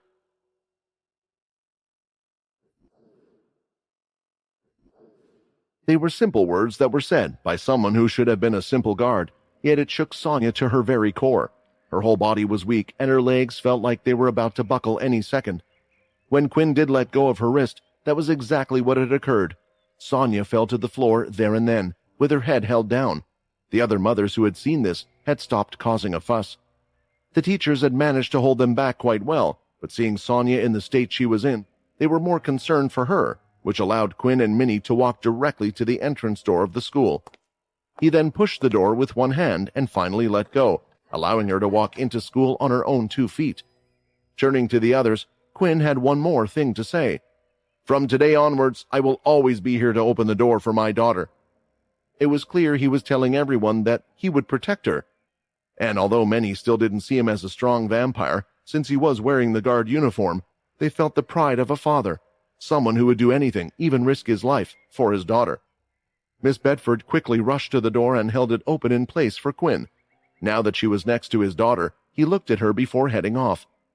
Once again, he walked past Sonya on the ground and headed out of the school gates. He soon quickly ran off, as he had work to do, but left the others wondering what they had just seen. "What happened? Why is Sonya on the floor?" one of the parents asked. "He just stopped her attack, but there was no attack back. Was she possibly afraid?" "That would make sense why she fell on the floor like that. She probably thought a guard would be easy work, but I guess for her it wasn't." All of the gossip from the parents, the eyes of them, and the children, all of it could be heard and seen by Sonya as she was still sitting there on the ground. She clenched her fists, breaking part of the hard floor and crumbling it in her hands. "That damned vampire! He embarrassed me in front of everyone. Does he really think he can just do something like this and walk free?" Sonya eventually stood up from the ground and walked off without saying anything to the others. The mothers quickly decided to follow her as the kids began to enter the school. The morning event would soon become the gossip of the entire pooling area, that was for sure. "What an exciting morning," Hebe commented as they walked through the school halls. "You're right," Jared replied, "and who would have thought she would have a father like that? Now I guess we see where she gets her guts from." Sonya had headed straight home, to the Third Family Castle area where her family lived. Her head was filled with rage, and the more she thought about what had happened, the angrier it was making her. Worst of all, she herself couldn't make sense of what had happened, but either way, that wasn't important. "I will get my revenge on you, and I know the perfect way." Looking at her wrist, there was still a strong visible mark. She had never been held so hard before by another vampire, but it was what she needed. Bursting into her house, she started to yell a particular name. "Tinnet! Tinnet! Come down here right now!" Sonya shouted. Out from his office located on the second floor, one of the viscounts of the Third Family had come out from his office. A dashing vampire dressed to impress. He and his wife were the same, as they had quite an interest in the clothes and fashion of vampires that were similar to the Victorian style back on Earth. At first, he thought his wife was going to just brag to him about what she had done today. He already knew about what his son had been involved in and her plans for the day. However, when he could see that there were tears in her eyes, he quickly darted down to her in an instant. "Tinnet!" Sonya started to weep. "The father of that dreaded Thinking about saying those words again, it nearly caused her legs to buckle once again, so she changed mid-sentence. "The father of that little girl who hurt our son, he did this to me. We have to do something." Sonya showed the marking on her wrist, and now his head was burning as well. "How dare he? How can a man touch another man's woman, especially mine, a viscount's?" Tinnet declared. "On top of that, the man was a guard," Sonya claimed. "We have to do something, not just to him but his daughter as well. We need Toby to be raised in a good environment. That is why we came here in the first place, is it not?" Tinnet stroked the cheek of his wife. "Don't worry, I have the perfect plan. I am close friends with the Earl, and he is quite close with the other Earls as well. It will be simple for us to ruin his life." After a quick kiss on his wife's cheek, he headed outside and started to walk toward the castle, where the Earl currently lived. Tinnet wasn't going to waste any time. After arriving at the castle, Tinnet managed to meet the Earl, an older gentleman with a well-combed beard. "Earl Carlson," Tinnet called out and quickly went to his side. "You know, I have completed many tasks for you, and at times you have stated that I am your favorite. Well, I wish for you to do me a small favor." Carlson stopped and turned around, but quickly smiled at his nephew. "Well, certainly," Carlson said, "as long as it is a small favor, like you say. You see, there is someone from the ninth family, a guard who goes by the name Quinn Talon. His daughter harmed my son, and he himself harmed my wife. So I think an appropriate punishment would be for him to lose his position. We shouldn't have someone like that working as a guard for our settlement, right?" The Earl paused for a second. "You are right. This is quite urgent. Come to my office, and we shall give a call to the ninth family immediately." Following the Earl, everything was going well, and now in the office, on a particular device, it had connected to the Earl of the ninth family. This time a woman could be seen on the screen. "I have information that a guard has been deemed dangerous, and I recommend that he be removed from his post immediately." "Ah, Earl Carlson," the other replied in a cheery voice. Of course. Thank you kindly for your report. We owe quite a bit to you in your work. If there is a problem with one of our guards, we will deal with it immediately." Carlson and Tinnet both had big grins on their faces. "Please do so. The name of the guard is Quinn Talon," Carlson stated. After that, the two of them said their goodbyes, and the video call had ended. The large smirk on Tinnet's face couldn't be hidden. It was as simple as that. This is what one could do with high status and position, and it wasn't the end of what he had planned for the guard. Since his nephew had come to visit him, Carlson and Tinnet had decided to catch up on a few things, and it was then that they received a call back relatively quickly. When answering it this time, on the screen was not the Earl, but instead was a black armored knight with a large helmet covering its head. Immediately Carlson knew who this was. It was Muka, the second in command at the ninth castle. "Your request has been denied," Muka immediately said. "There is also a message from the ninth leader. There shall be no further involvement into Quinn Talon's life. All matters to do with Quinn Talon are to be forgotten about. If the third family does not follow this order, then it will be a matter that the leaders will have to deal with. From now on, we hope the third family can participate in allowing Quinn Talon to enjoy his family life." The call had ended there, leaving the Earl stunned in silence. "What was that? Involve the leaders?" Tinnet shouted. "Why would they care about a lowly guard?" "Shut up!" Carlson shouted. "Listen to their words well, boy. If the leaders are involved, then the first heads that will be rolling will be mine and yours. The fact that Muka delivered the message herself proves this. Just do what they say, and never bother me again with something like this." Entering the door of his own house, Tinnet was still shocked about what he had heard. His wife had run up to him with the biggest smile on her face, but could see her husband looked like he had seen a ghost. "What happened?" Sonia asked. Leave that family alone," Tinnet said, walking up the stairs and not saying anything else. "Leave that family alone? What does that mean? Could not even a viscount do anything? But that's not possible. Tinnet has family connections with the Earl," Sonia thought. "If you can't deal with him, then I will deal with him myself." When thinking of Quinn once again, her body started to shake uncontrollably once more. Her weakness when thinking of such a person just angered her more. "Fine, I can't touch him. Then I will just have to go after his family instead. You hurt mine, so I will hurt yours." Surprisingly for Quinn, the teachers had stepped in more than he could have ever imagined. The settlement had certainly changed compared to the old. There was, of course, always a sour taste in his mouth because of the current king who seemed to never be there, but since the change of leaders and everyone listening to a single person at the top, it had done so for the better. Of course, there were always people or individuals that would act out or didn't see things in the same way, but these problems, for some reason, seemed small for Quinn. Inwardly, there was a smile on his face as he thought about what had occurred. "I solved the issue without having to use any of my powers. Well, I stopped a single attack, but that wasn't enough to make me suspicious. With that, I hope that's the end of the matter," Quinn thought. Eventually, he had reached the start of the route for the guard's duty for the day. Here, Ronak was waiting for him. His body and face looked nicely healed, and it was time for them to start their work. "So," Ronak started the conversation, "are you going to tell me what happened yesterday? You left suddenly in the middle of the match.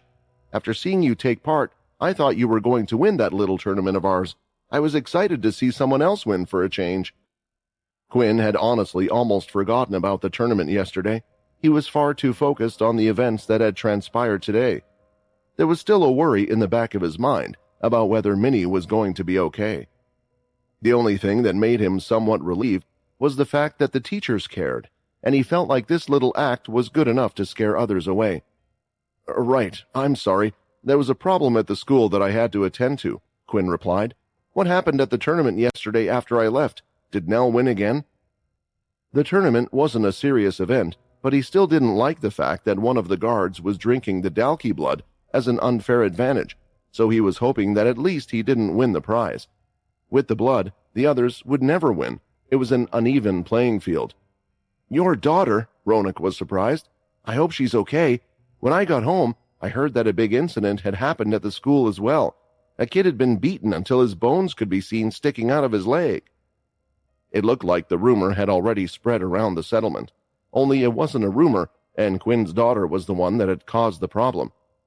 "Anyway, Nell actually decided to call the tournament off after you ran like that. He said he was worried that the guards might be called into action, and if they arrived at the scene injured like so, they might get quite a telling off."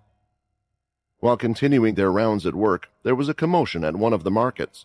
One of the older vampires that looked like an old woman was shouting at two young vampires that were looking to buy some weapons from her stall. In cases like this, both Ronak and Quinn were meant to be the mediators, as they listened to both sides of the story and tried to calm the two of them down. Ronak was talking to the two young adults, while Quinn was talking to the older woman. "These two boys bought an advanced tier weapon from me the other day. They came back to return it, and although it's the same type of sword, they have come back with an intermediate weapon, asking for me to give them their money back. The thing was, I was sure around a week ago I sold an intermediate weapon of the same type. They're saying that I sold them an intermediate weapon when I'm positive I sold them an advanced weapon yesterday." From his experience, Quinn sensed that the woman had no signs of lying, while the others, when explaining their side of the story, had a fast-paced heart rate and slight sweat coming from their forehead, signs indicating that they were lying. "Just give us our money back, and we'll call it even," one of the men said. "Yeah, and in return for trying to scam us, let us keep the weapon as well." "Never," the old woman shouted back. "Let me go to your homes and search for the advanced weapon. I'm sure I'll find it in there." "Are you calling me a thief?" one of the young men shouted back. The scene and argument between the two was causing quite a commotion, and in the end, one of the young men was at his limit as he rushed forward. "You can't just call me a thief without any proof." He lifted his hand that started to gather his red aura, and it was aiming straight for the woman. Ronak was too late in trying to stop one of them and was only able to stop the friend, but Quinn was close to them both. Looking at the man, Quinn had an idea to solve this without getting involved. As the man's hand was swinging in the air, the vampire aura around him was starting to diminish. The old woman raised her hand to block, and instead, her aura started to grow to great strength. The man looked shocked, as his hit had done next to nothing. "How dare you try to attack me?" the woman shouted back, as she continued to hit the other, again and again. Eventually, using his inspect skill, Quinn was also able to find the advanced tier weapon wrapped up in a bag on one of their backs. "I'm assuming this is the weapon that you sold?" Quinn said with a smile. The matter was resolved, and the two vampires were taken to their families, as what had come to light was reported. As for how severe the punishment would be, or what it would be, it was up to the families to decide. As they continued their route around the place, Quinn was thinking back to what he had done. The aura, from a certain distance, he was able to control it. When he woke up 1,000 years later, Quinn was able to do this. He thought it was due to one of his titles, or maybe the fact that he had become a celestial. Yet it was a skill he was still able to do. It was unable to work well against stronger vampires such as the original Edvard, but for certain situations it was handy. Quinn had used it on Sonia when she went to attack him, and he had diminished it, just now, in the scuffle while also raising the weaker vampire's aura as well. This power, it was a strong power, something that no vampire could do apart from him. In a way, Quinn was glad he had the power because if one was to lead a vampire army, one could make them stronger or the other side weaker if there was a civil war to take place. Eventually, the shift had come to an end, and it was time for the two of them to say goodbye to each other. As Ronak was making his way home, he was thinking about the dispute today. You know, Quinn always seems to solve them quite easily, compared to the stories I have heard.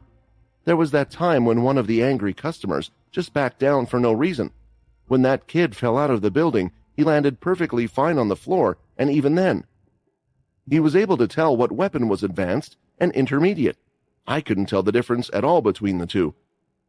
It was because of all of their work and the problems that had been resolved that the Ninth Family Guards had a good image, and the Handsome Guard had become quite a popular vampire among the whole settlement. On top of all that, he's a good fighter. Why am I only noticing these things now? Is it after I realized he's good at fighting? Are all those coincidences that take place actually not coincidences? There was even that time that a beast ran away. No, it couldn't be. I must just be overthinking things. Those that actually carried the Fortuna name and ability always had a level of luck, so Ronak would just leave it at that at the end. Unfortunately for him, though, he was wondering just when his luck would start. Opening the door to his house, though, he quickly heard the sound of crying. It was a familiar sound. It was Ronak's wife. Immediately, he rushed to the room she was in and could see her crying next to a strange person in a robe, and that's when he noticed that they were in their son's room. "This is Ronak," his wife shouted. "The Ninth Family, they sent a great healer to help out our son. They say they can heal him. They say they can make him better, back to the way he was." That's when Ronak realized the tears were tears of joy. "I can't believe it. Why? Why, after all this time, would the Ninth Family send a healer?" To Ronak's knowledge, the Ninth Family didn't even have such a healer that could perform such things. There was a human, however, who worked for the Greylash family that had the power, but the amount to pay a healer to get to their family or to heal a vampire was too large for them.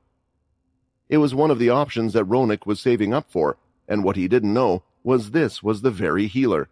Only they were using a special spray to cover up their scent, and there were quite a few vampires that were close to the home sent to escort the individual. Outside of the home, far away, away from the eyes of the escort, Quinn had a happy smile on his face. "Edvard, thank you for this," Quinn said to himself. "I'm happy that I can still help out people, even from the shadows."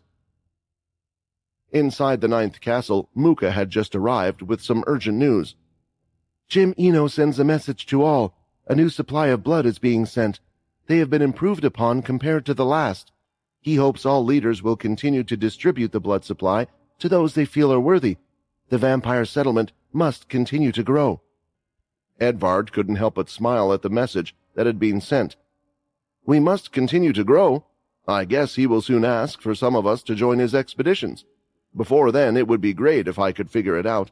Whose story is real? Are you really a fake Jim Eno? We will have to see when you return to the settlement."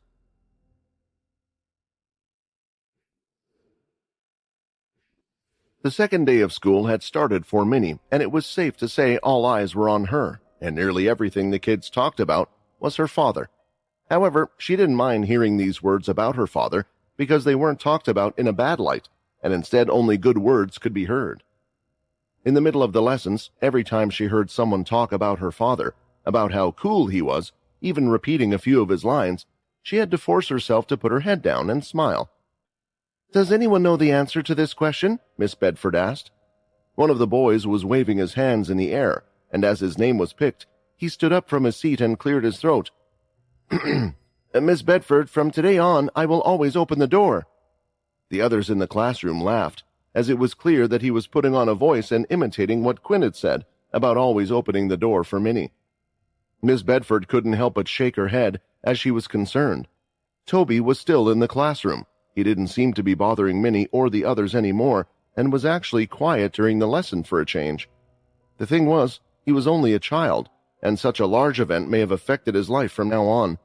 Miss Bedford wanted the kids to enjoy their life, but now maybe he was too scared to act like himself. When break began once again, Minnie was looking around the room. She wondered if she should just stay in the class.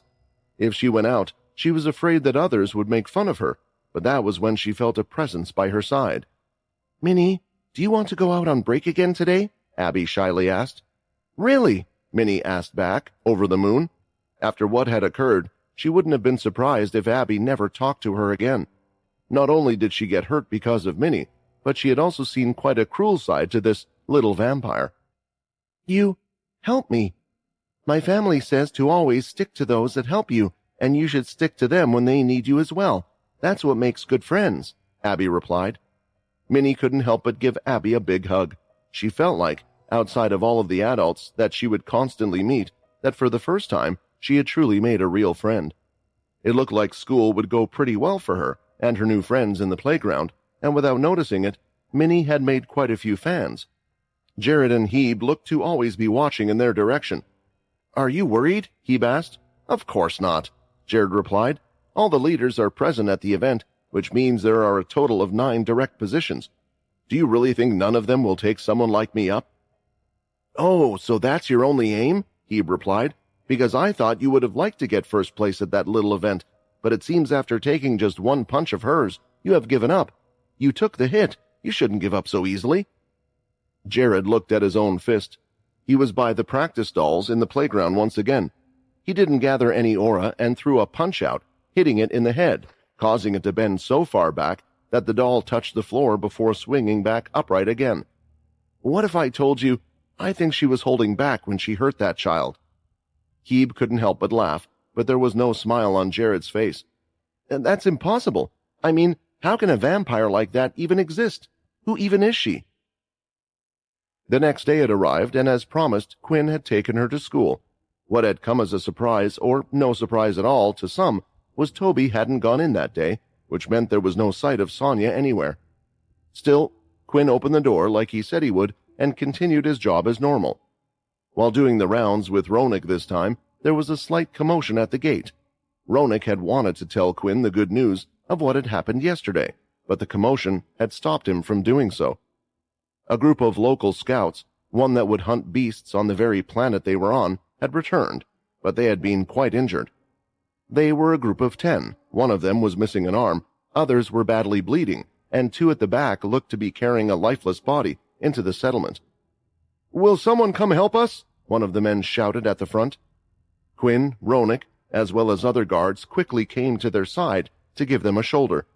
Quinn had even gone to the man at the very back that looked lifeless, giving the other 2 a break from carrying the man. Unfortunately, Quinn could tell after touching him there was no presence of life at all. They must have run into a few high-tier beasts. As time continues to pass on each planet, the level of beasts and higher-tier beasts will just continue to increase, unless there are those that are strong enough to get rid of them, Quinn thought. It wasn't a rare sight to see injured scout groups, but it was rare to see one of the local ones look like this.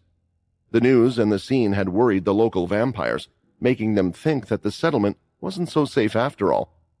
Yet they still had yet to suffer a single attack or a wave of beast attacks like the other planets received. The theory was the beasts could sense the strong power radiating off of the settlement.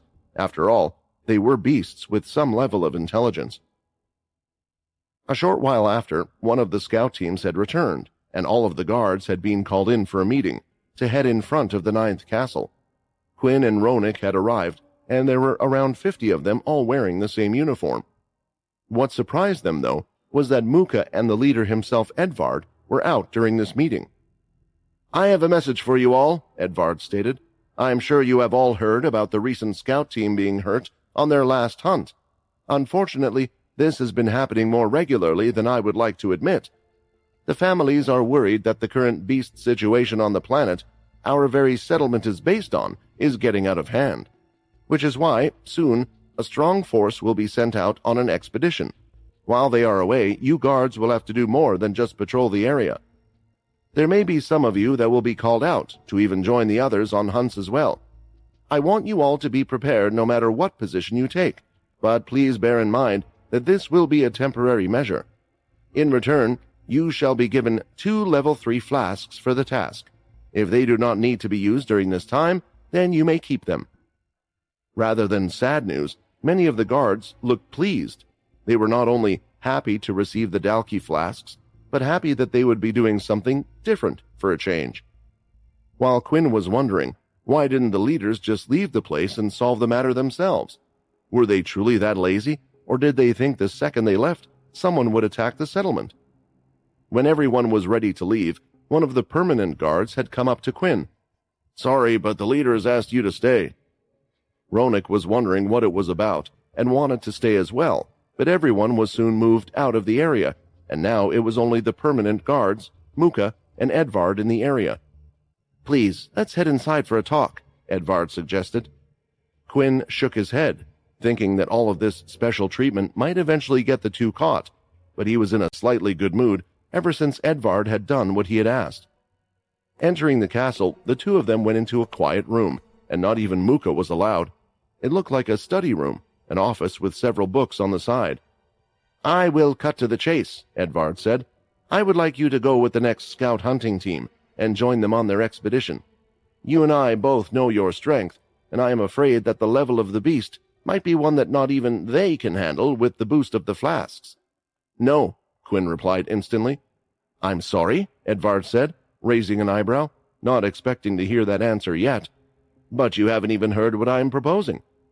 "I told you, the most important thing to me is my family, and my family is here in the settlement, so I will stay here," Quinn said.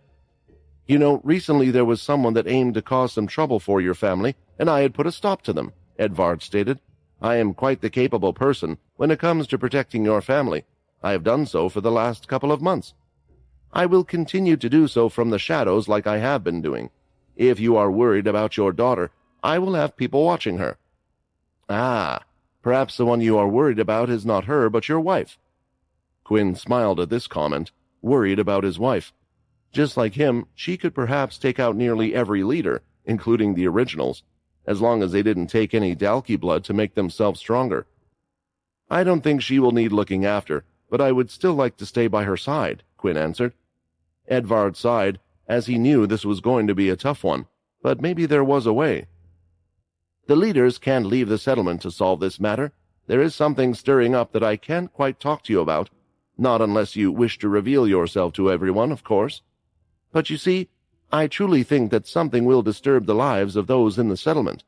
If that were to happen, then the peaceful life of not just yours, but those in the settlement, will be disturbed as well. Don't you agree? I will look after your family. I promise my whole life on that, and from your own words, they aren't even ones that need looking after. They can take care of things themselves.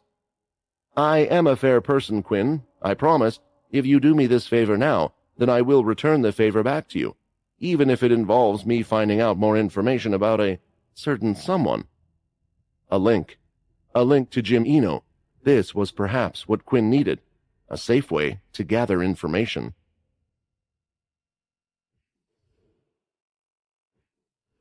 Several feet were planted onto the ground as the flowers were crushed beneath them. A large group of vampires, around 10 in total, were trekking across the planet.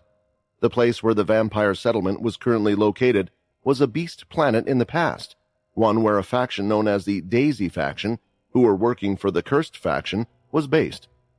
Although their time on the planet wasn't long, a lot of the planet had been changed. Many of those in the Daisy faction had abilities related to plants, and even if they didn't, their love for different plants was unreal. Despite the lack of sunlight, it seemed like life on the planet hadn't faded at all. There were giant swirling and intertwining trees, colorful petals that gave off a faint glow, and prickly vines all over the place. The difficult terrain was actually one of the reasons why the vampires found it slightly difficult to hunt on their own planet, or at least get rid of the more dangerous beasts.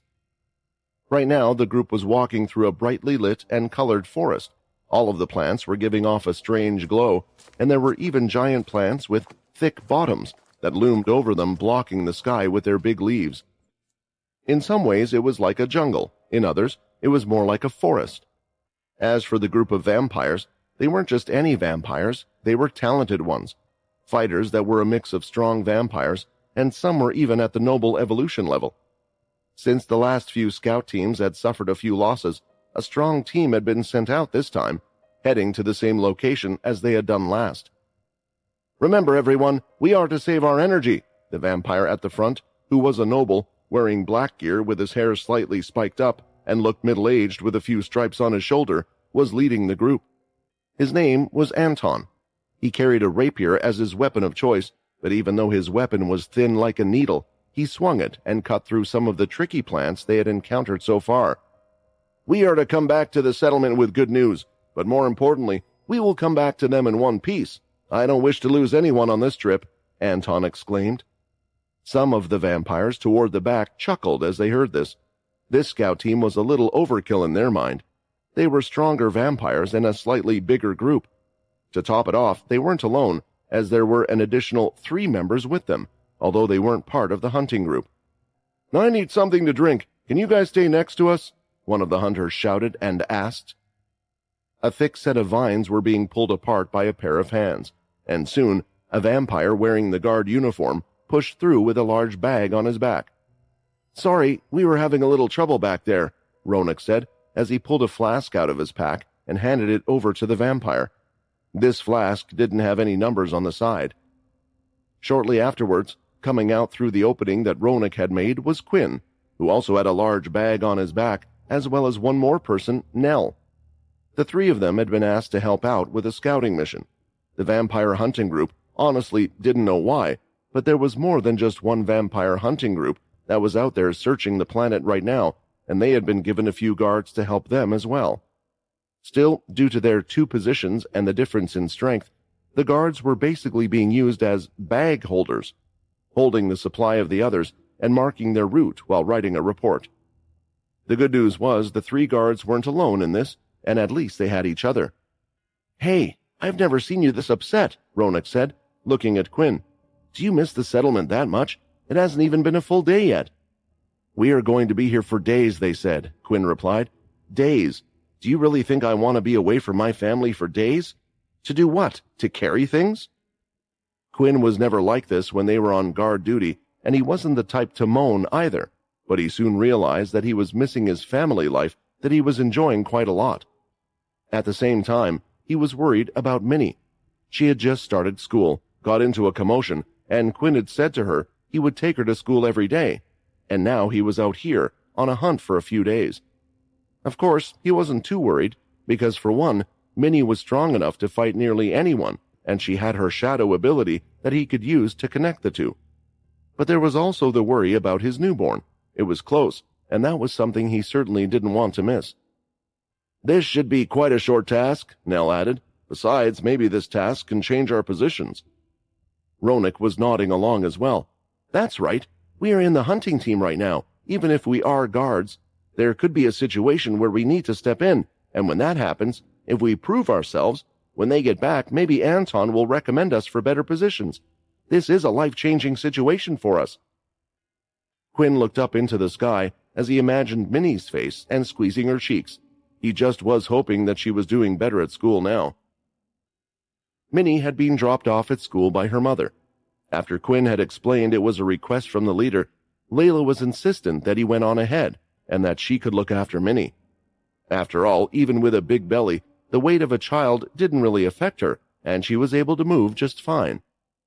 The lessons went on well, and as with kids, there was always something new to talk about, and it seemed like the big thing was Minnie's father, and what she had done to Toby was quickly becoming forgotten about. What was a slight surprise was that Toby was actually in the school today, but his mother wasn't the one that had brought him in, and instead, it was his father. Not many expected that Toby's mother would come back to the school again after what had happened. Minnie and Abby were both still close to each other. They still hadn't tried to approach others, but what they did notice was that Toby no longer had anyone around him while in the park. His group of friends were hanging out with each other, but they had shunned him for one reason or another.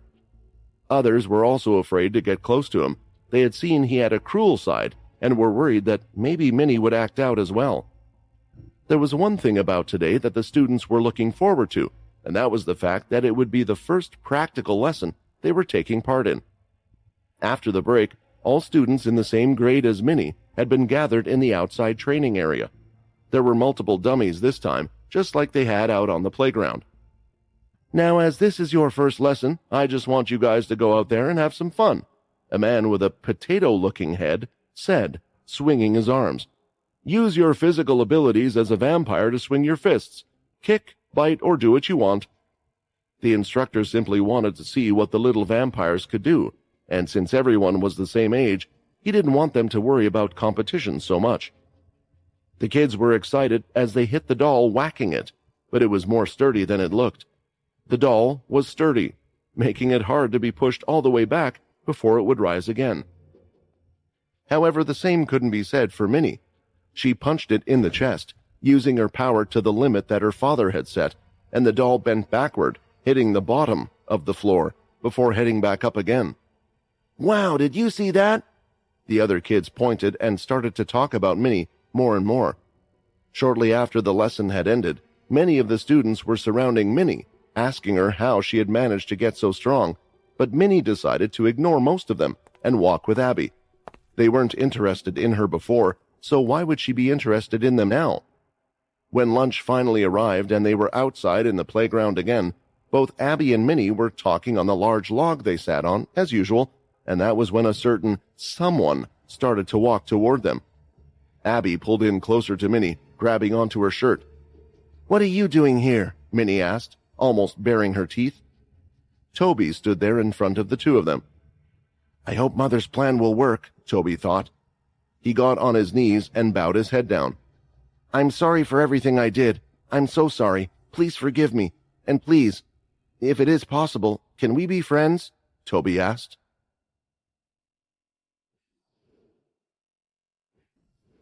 Many students wondered, would a single day go by without one of these two students doing something interesting? For one, vampires rarely bowed their heads to someone unless they felt like the other was above them.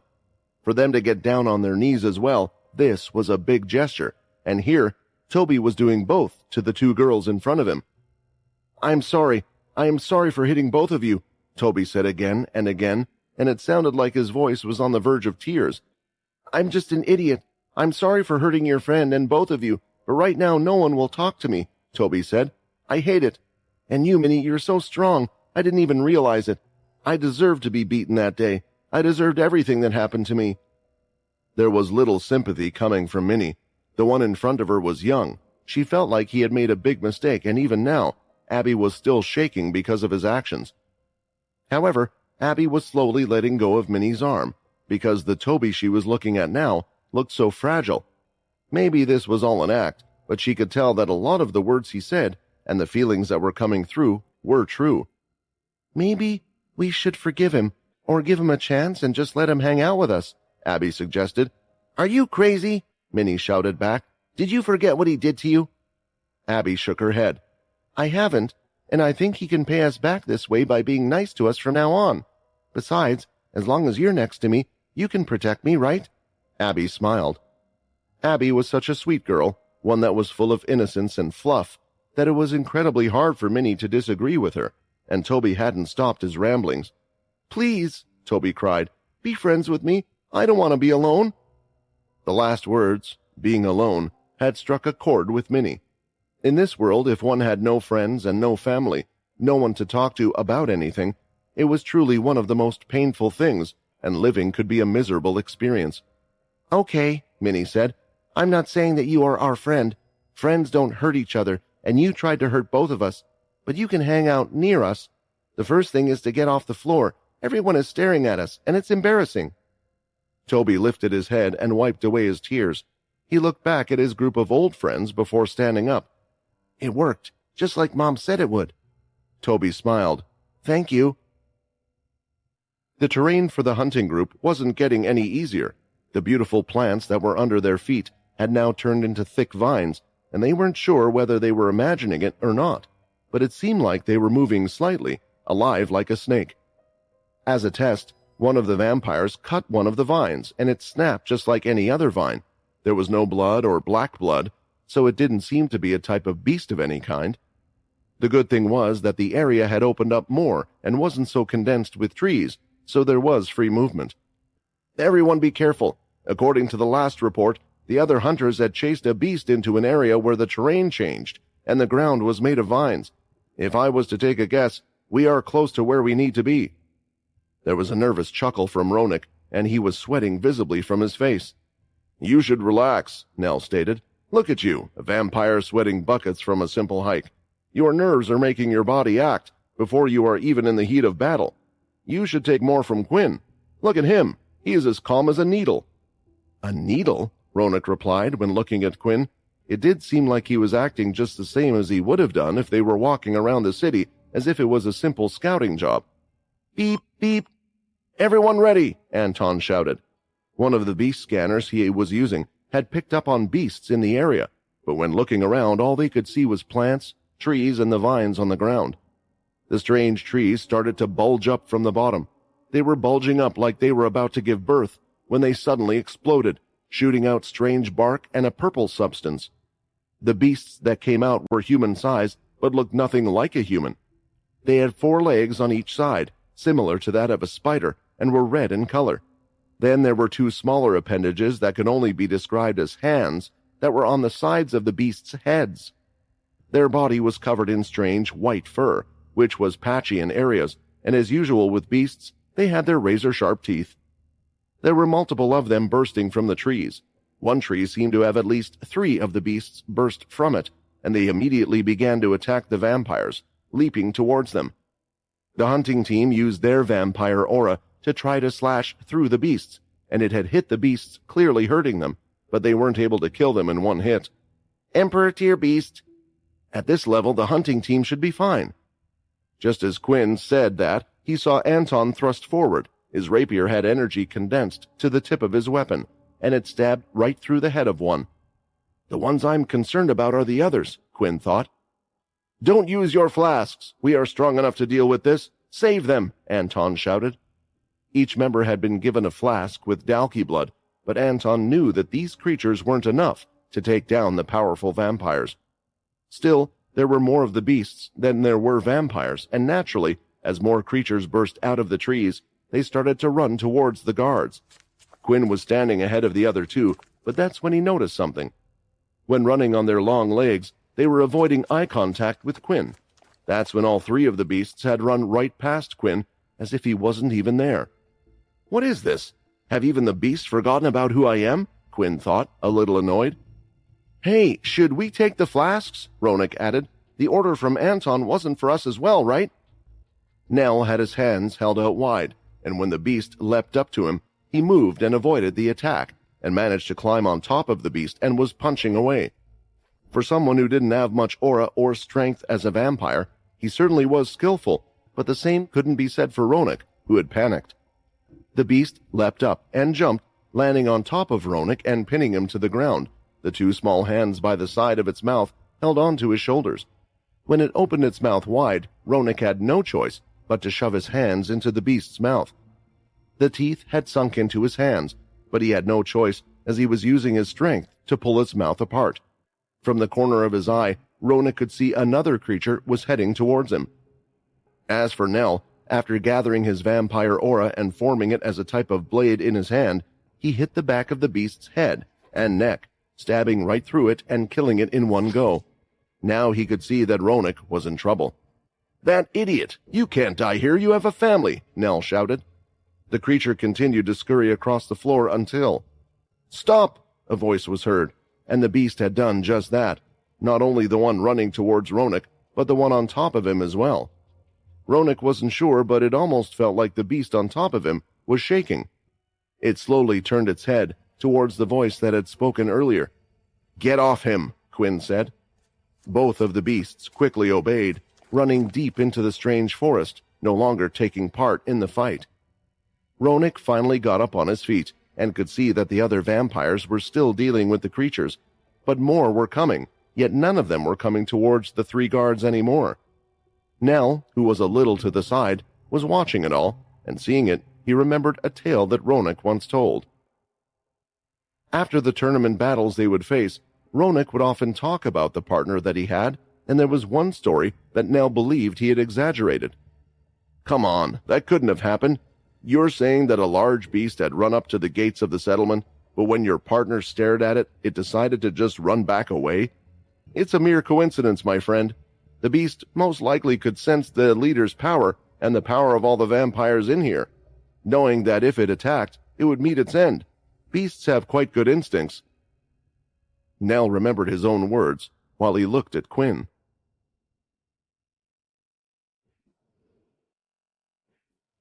All of the nearby trees in the area had already exploded, and the beasts that had come out from them had been dealt with as well. Lying in the grass and other areas were the beast bodies. Some of them were starting to pile up on each other. As the fight went on, the vampires were learning of better ways to deal with the beasts, and thanks to Anton reorganizing the group, they were able to create somewhat of a circle where they could cover each other's backs. What was strange, though, was it seemed almost as if the beasts were endless, because they were coming from far off in the distance and heading straight toward the group. Only their guesses were that the beasts were coming from further away, further than their eyes could see. However, there were 3 people that seemed completely unaffected by all of this, and that was the guards. "Look at this. I told you that Quinn would be our good luck charm," Ronak smiled and patted his friend on the back. "The beasts are completely ignoring us and just going ahead to attack the others." It certainly was strange, but after what Nell had seen before, it was starting to make sense. Is it an ability, perhaps? One that allows one to communicate with animals? The 5th family has that type of ability, but to be able to control it to this degree, it would have to be as strong as the leader's power itself. "Ha ha! What luck is this?" Ronak kept smiling as he saw another beast run completely past them. "Are you a Fortuna? This luck is amazing." In the end, the number of beasts were starting to dwindle, and soon they were no more. The vampires were victorious over what could only be described as a wave of beasts. They were tired, worn out, and had used a lot of their aura, and many of them had cuts and broken bones. The good news was that none of them had perished in the end. "Good work, everyone. We shall rest for the rest of the day. You all did well, and you should take the experience and use that for the next battle ahead of us." The vampires continued to trek through the vine-like area, looking for some type of cover, a cave or something where they could rest and not get attacked. That's when the group had come across a gigantic tree. It was so large that looking up, one was unable to see the top, due to the other leaves that were covering it. The trunk was incredibly thick, and going around the whole tree would take a good while to walk around. What was most surprising was that there was an opening in the trunk, almost like an entrance or a tunnel similar to a cave. The vampires had scouted the planet before, and they knew that there was no civilization or other life other than that of the beasts, insects, and so on. Still, there were humanoid beasts and nest crystals, which had high levels of intelligence. A trap, a setup, and getting beasts to work together were a trait of these things, which was why Anton had sent the fastest vampire in the group to go through the tree opening and see if there was anything. A few moments later, the vampire had returned. "The place is completely empty inside. It is a large area, and there are 2 other openings around the entire tree that both lead to the same large open area," the vampire reported. Anton thought about it for a while, and for now, it was the most ideal location, since they could place 3 guards at the opening of each entrance, taking turns while the group rested. Worst case, if it was some type of trap, the vampires would use their flasks to power themselves up and defeat the main cause of the problem in one go. The vampires entered the large empty tree, and they were able to set up sleeping beds and get some normal blood and other supplies that the guards had carried with them. Everyone was treating their wounds or focusing on their recovery, but one of the vampires named Stin, who had teased the guards before, had noticed something. "You 3 look awfully well," Stin commented. "Did the 3 of you just run off and hide until the fighting was over? Useless vampires." "What?" Ronak shouted. "I was almost killed." "Killed. Yes, the few markings on all of your body show how much danger you were in," Stin stated, and the other vampires laughed, but from the look on their faces, one could see that they were annoyed. Gritting his teeth, Ronak wanted to say something, but Nell had stepped forward instead. "I can assure you the 3 of us were by your side at all times. We didn't fight as many beasts as your group, and we were lucky in that regard. Shouldn't we just be happy that no one else was injured in this case?" "The man is right," Anton said. "Although the guards were not originally part of the hunting group, they are standing by our side during these dangerous times, so it's best that we all see this as one group rather than splitting it into them and us. Who knows, you might be relying on one of these to help you out in the future." Despite all of this, the guards could tell that they weren't welcome, so they had set up a base for themselves a little away from all the others. They treat us like crap, even though we're carrying all their stuff. I should throw it all in the woods, Ronak complained. Nell was trying his best to calm Ronak down, while Quinn laid on the floor relaxing peacefully. That was, until he suddenly lifted his body up from the ground. His ears had heard something off in the distance. It's not my place to get involved, Quinn thought for a second. Ah! The sound of a scream for a brief second was heard from outside. Ronak and the others were quickly on alert as they turned to where the sound was coming from, and they could see through the entrance they had come in from that a giant owl-like head had fitted through. Its eyes were completely black, and something looking like some type of blood was dripping down onto its white, ghost-like fur. "Why have you come here?" the owl beast stated. "Inspect. Demon-tier beast." A demon-tier beast? In a place like this? The vampires, they won't be able to deal with this, Quinn thought. The good thing was, Anton hadn't told the others to attack yet. "We made sure never to attack where you have lived, so why have you come out here?" Under the owl's head, every time it spoke, part of its neck would slightly move up and down. "Our vampires," Anton replied. "They were hurt by beasts. We are here to find out what hurt them, and to stop the attacks close to our settlement." Since the beast had a level of intelligence, Anton was hoping they could come to a resolution, because he could tell immediately that this was a high-level beast, one that their group was unable to deal with. They would at least have to gather with the others or ask for help from the castles. "Is this why Edvard told me to come here? Because he knew there was a demon-tier beast here? But if I help out, then everyone will know what I'm capable of. I thought we had a deal," Quinn thought. The owl kept turning its head a few times and eventually spoke again. "Why don't you answer me? Why have you come here? What have we done to anger you?" the owl asked. Anton was beyond confused. He had just answered the owl. Did it not hear him? "Was it you that attacked the scout group?" Anton shouted. "Is there maybe a deal that we can come to?" Of course, Anton didn't have any power to make any type of deal with the beast, and a vampire submitting to these creatures would never happen, but he just needed to buy time or get the owl to leave somehow. "There has been no answer in advance. I apologize for ignoring you." The owl started to move its head, and soon it was completely out of the large tree. The vampires had collapsed. Their legs buckled under the pressure. There was an immense amount of power that was coming off the beast that could be felt by them all. Thankfully, they had survived and needed to know what they would do next. The group decided to still stay in the tree, but not for long, and while they were sitting down, Nell had something on his mind, and he just had to ask. "That owl, I feel like it wasn't talking to us. Was it talking to you?" Nell asked, looking at Quinn. The question seemed somewhat out of the blue for Quinn, because he hadn't realized how strange everything was until that moment. He thought at first that maybe the beast just was like a parrot, repeating the words that it had heard before, or a messenger that was sent by another beast. In the past, he had seen beasts working together and even helping humans if the circumstance was right.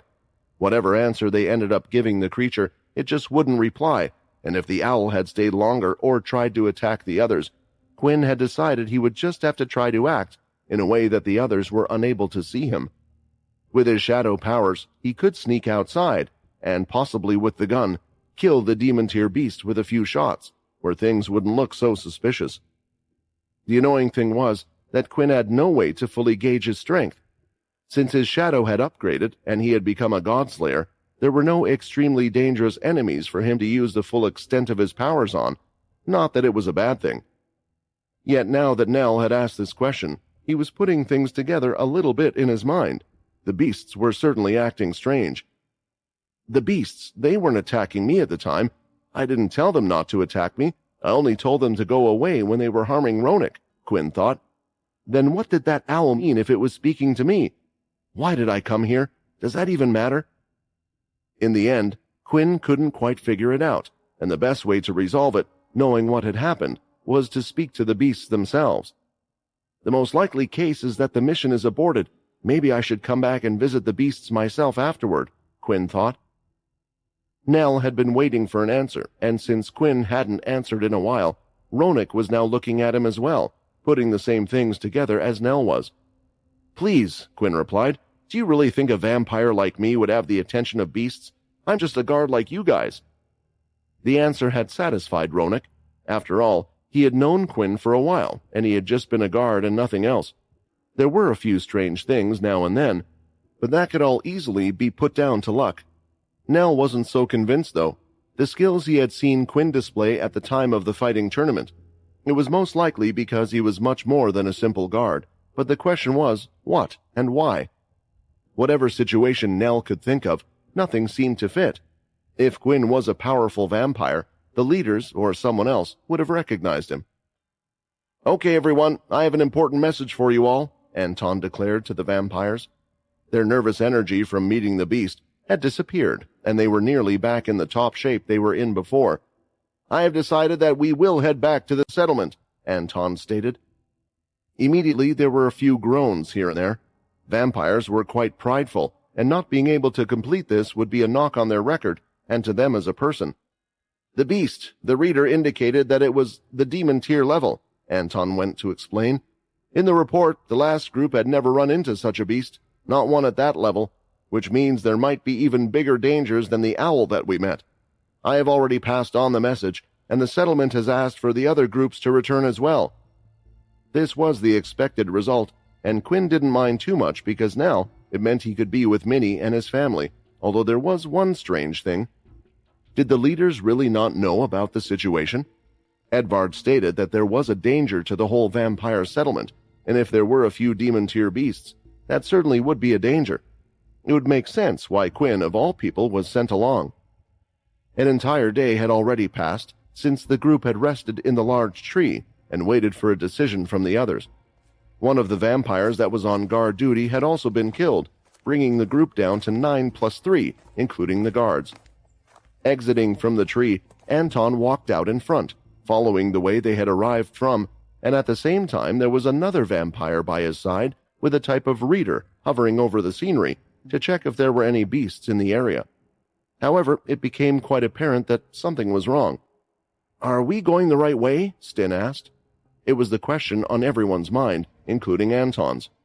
We should have already reached the area where we were attacked last time, but I don't recognize anything, and I can't even smell blood. Regardless, the group continued to head in the direction in which they believed the settlement was in, and in the end, they all soon saw something that they recognized, a large, giant tree.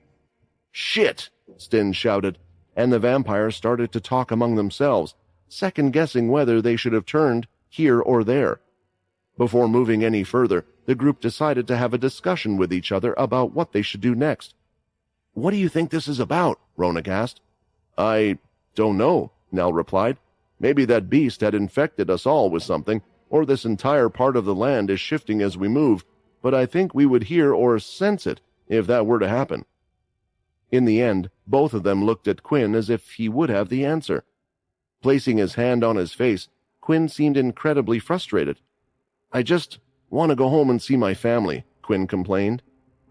The group had decided to head off again, and instead of just Anton leading the way, at each point where there was a turn in the path, the group would have a vote about which way to go. What was worrying was the fact that the vampires were finding it hard to decide as a group which way was the correct way, and in the end, they had to go with the majority vote as they chose their left and right turns. Once again, though, they had ended up back at the big tree again. I told you guys you should have agreed with me to turn left at the strange vine place, Stin shouted. You think your opinion is more important than the rest of the group or something? Why don't you lead the way? I bet we will still end up at this damn tree. It's obvious that something is going on, another vampire yelled. Anton could see the infighting continuing between the vampires, but they needed a solution. Otherwise, before hunger or any of the other issues kicked in, the vampires were going to end up killing themselves. Hey, Quinn, I have an idea. Why don't you lead us? Ronak asked. I mean, you're a pretty lucky guy, right? I bet if you chose the path, we would end up out of here. You think the hunting group would allow such a thing? Nell stated. Maybe after we have stayed here a few days, then they will be more open to other options, but for now, if Quinn says he can get us out of here and he fails, then they would be after his head. Shaking his head, Quinn was honestly considering it. If this group of vampires didn't figure out a way out of this forest soon, his patience would run thin, and he would have to do something himself. The only thing was, if Nell was right, and the beasts wanted to talk to Quinn, that was probably exactly what they wanted too.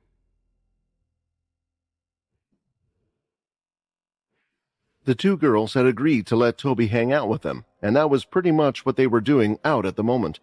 Minnie was practically ordering him around, asking him to get their food for them at lunch, and when they were on the playground, she would ask for him to draw the hopscotch on the ground for them. Minnie did also let Toby play with them, which he did, and found it quite fun due to the rules that Minnie had implemented. Regular hopscotch would have been far too easy. So numbers were called out quite quickly in succession, and the vampires had to move quite fast over the numbers.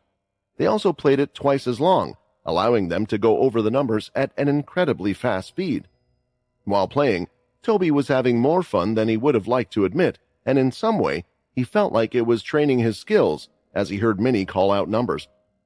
1, 5, 12, 9, 6, 2, fail, Minnie said, as Toby's foot landed in between the 2 and 3. "Ah, man," Toby said, lying on the floor. "How are you so good at this? I could call from 1 to 20, and you can still jump that far. You're pretty amazing." Minnie didn't say anything and looked away, but Abby could see that she was happy from the kind words. It turned out she had two weaknesses: compliments and juice boxes. If only Toby knew, if he had apologized and given a juice box, then maybe there would have been no need for him to do so much begging.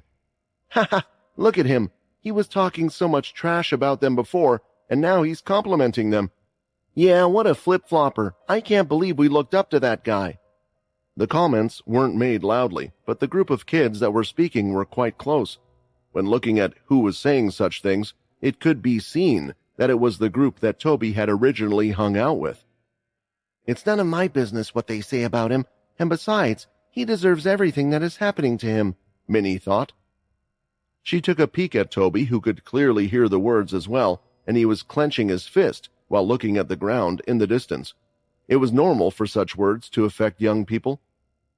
When the school day had come to an end, Minnie had been escorted home by her mother, but she wasn't in the best of moods because of what she had just heard. "Dad still isn't back," Minnie complained.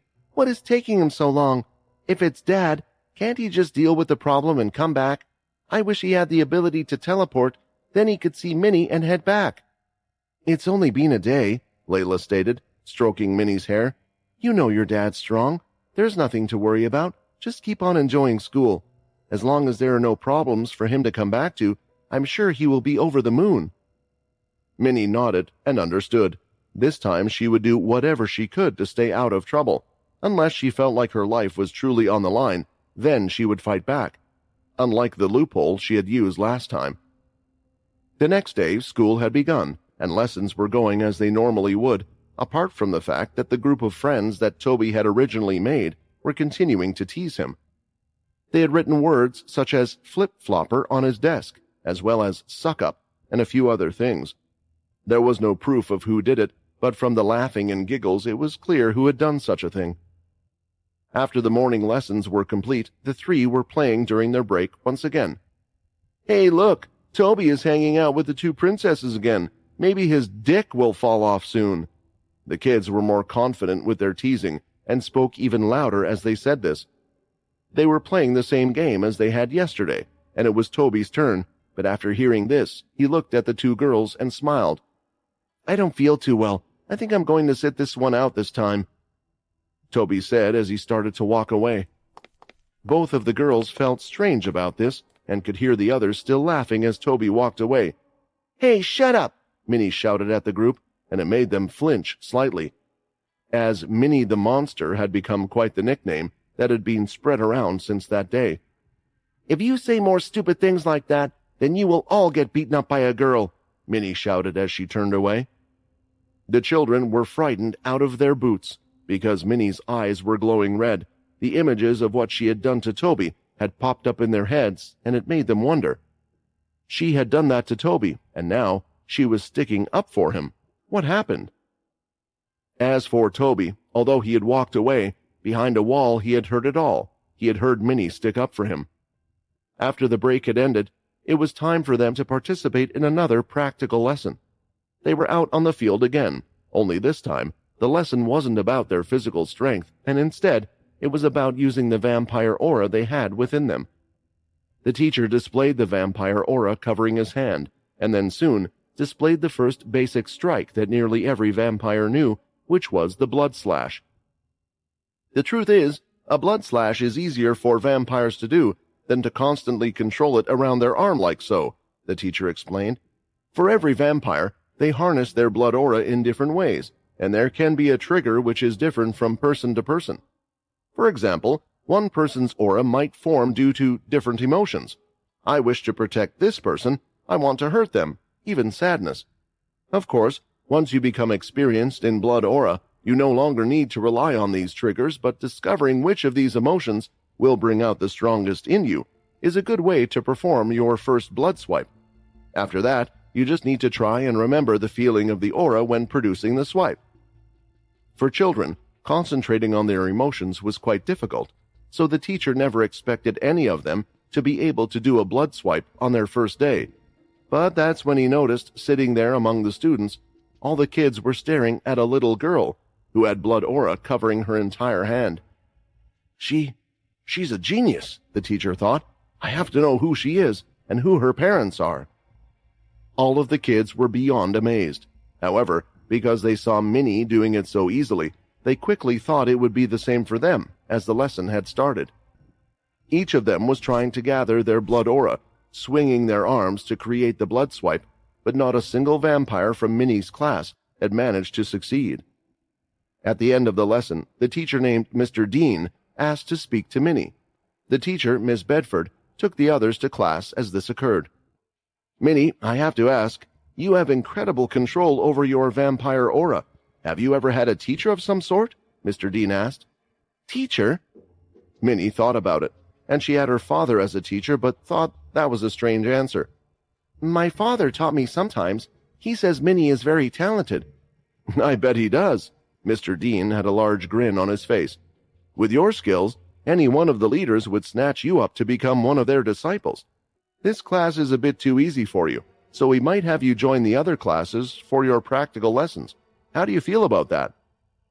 Minnie didn't mind too much. She liked using her powers, and she could tell that although some thought her powers were cool, others were looking at Minnie strangely and were saying all sorts of things.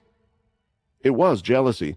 At first, what was admiration was now turning into jealousy. I think it would be cool, Minnie answered. Great. I have one more question to ask you. Your father, who is he? Does he work in the castle? Mr. Dean asked. Minnie shook her head. No, he is just a guard. There was a worried look on Mr. Dean's face when he heard this. He thought with this much skill, her father was surely in a high position. If that was the case, then the family her father worked for would most likely choose her to become a disciple. However, since her family was quite low, the leaders themselves might fight for the opportunity to make Minnie become theirs. I don't know who you are, but soon, Minnie's father, you will become a very popular man among the leaders. Nearly all of them will try to win your favor, Mr. Dean smirked. When the practical lesson finally ended, everyone was starting to realize just how much of a genius Minnie really was, because none of them had even come close to even feeling the aura in their bodies. Seeing their parents and the adult vampires use aura all the time, they were desperate to learn it. When lunch had begun, most of the kids were still trying to practice using aura. All of those in the same grade had the same lesson, and some were even asking for advice from the older grades that could already use aura. In the playground, the usual three were walking together. The others, although amazed by Minnie, were also still scared of her. They were too afraid to ask her, but the two closest to her right now had the opportunity to do so. Minnie, Abby said, how did you control your aura so easily? Is there a trick to it? Yeah, Toby asked. There has to be a trick or something, right? Can you please teach us? Minnie didn't really know. She had been put in so many dangerous situations and was brought up around so many strong vampires that she had felt her vampire aura from deep within for a while. It was only natural that the energy she could feel around her constantly she could easily find from within, but that did give her an idea. Quinn had taught Minnie Ki, and during it, she had also learned to see the vampire aura as well. Perhaps there was a way for her to help these two activate their aura. "There's not a trick, but maybe I can help you," Minnie said. The three went out into an area in the playground that was quiet, between a few buildings where no one could see them. She then told both Toby and Abby to sit down and close their eyes. "I don't know if this will work, but you are going to feel something inside you. It will feel a little icky. That icky feeling you need to feel inside, and bring out the icky when you attack. Do you understand?" Both Toby and Abby looked at each other for a second, but they couldn't really expect much.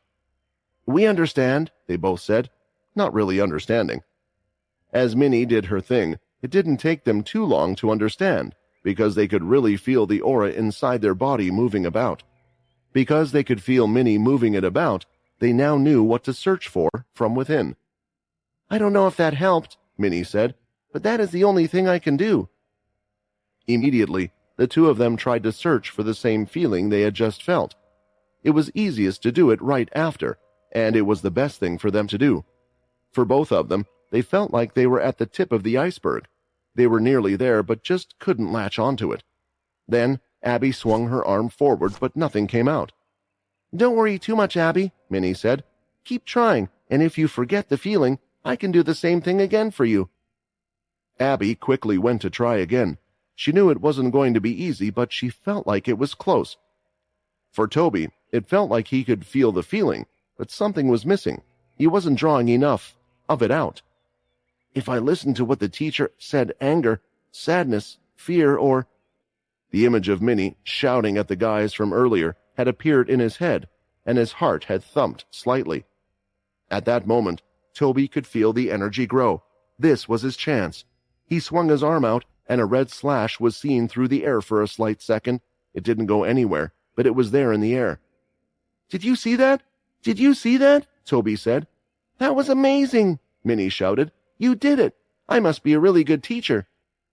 Abby was happy for Toby at that moment and was jumping up and down. Soon all three of them were jumping up and down with smiles on their faces.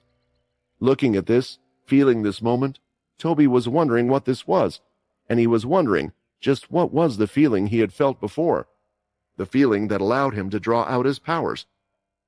The rest of lunch, the two of them continued to practice, and Abby had eventually managed to create a small flicker, but it wasn't like the entire line that Toby had produced before.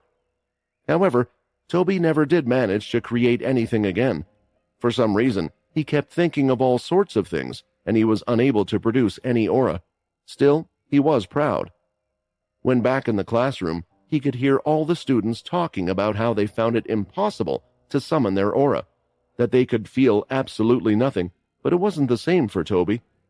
It was safe to say that out of everyone there, he was the most talented student, at least after Minnie, but she was a strange one, Toby thought, staring at her. The two of them made eye contact, and Toby quickly went to stare away. The day had come to an end, and on the way home, Toby had been picked up by his father. His mother still refused to go to that dreadful school, as he would often hear her say. "That's amazing," Toby's father said after learning the news. "I knew you were a talented one. I believe that one day that you will even surpass me." Toby was happy with the praise he had received from his father, and he couldn't wait to get home to hear more praise from his mother. When they finally arrived home, his father went to his office quickly. He needed to because there was always a lot of work for him to do. Meanwhile, Toby entered the living room where his mother was sitting there waiting, and she quickly sat up when she saw her son. "Toby," Sonia said. "So, how was it?" "It was amazing, Mom," Toby said excitedly as he jumped up on the sofa. "Today, we were practicing how to use vampire aura, and I managed to create a strike in the air. I was the only one that was able to do it." "Not that," Sonia replied. "I mean, how is it going with our plan? Have you gotten close with her?" The excitement had completely left Toby's face. This wasn't what he wanted to hear. He wanted to hear his mother praise him. "Yes, Mother, I am getting closer to her," Toby answered. "That's it. That's my boy," Sonia said as she lifted to her feet. "Just a little longer now. Just gain her trust a little more, and then everything will work out." Hearing this, there was a lump in Toby's throat and a large pain around his chest, but he had no clue why.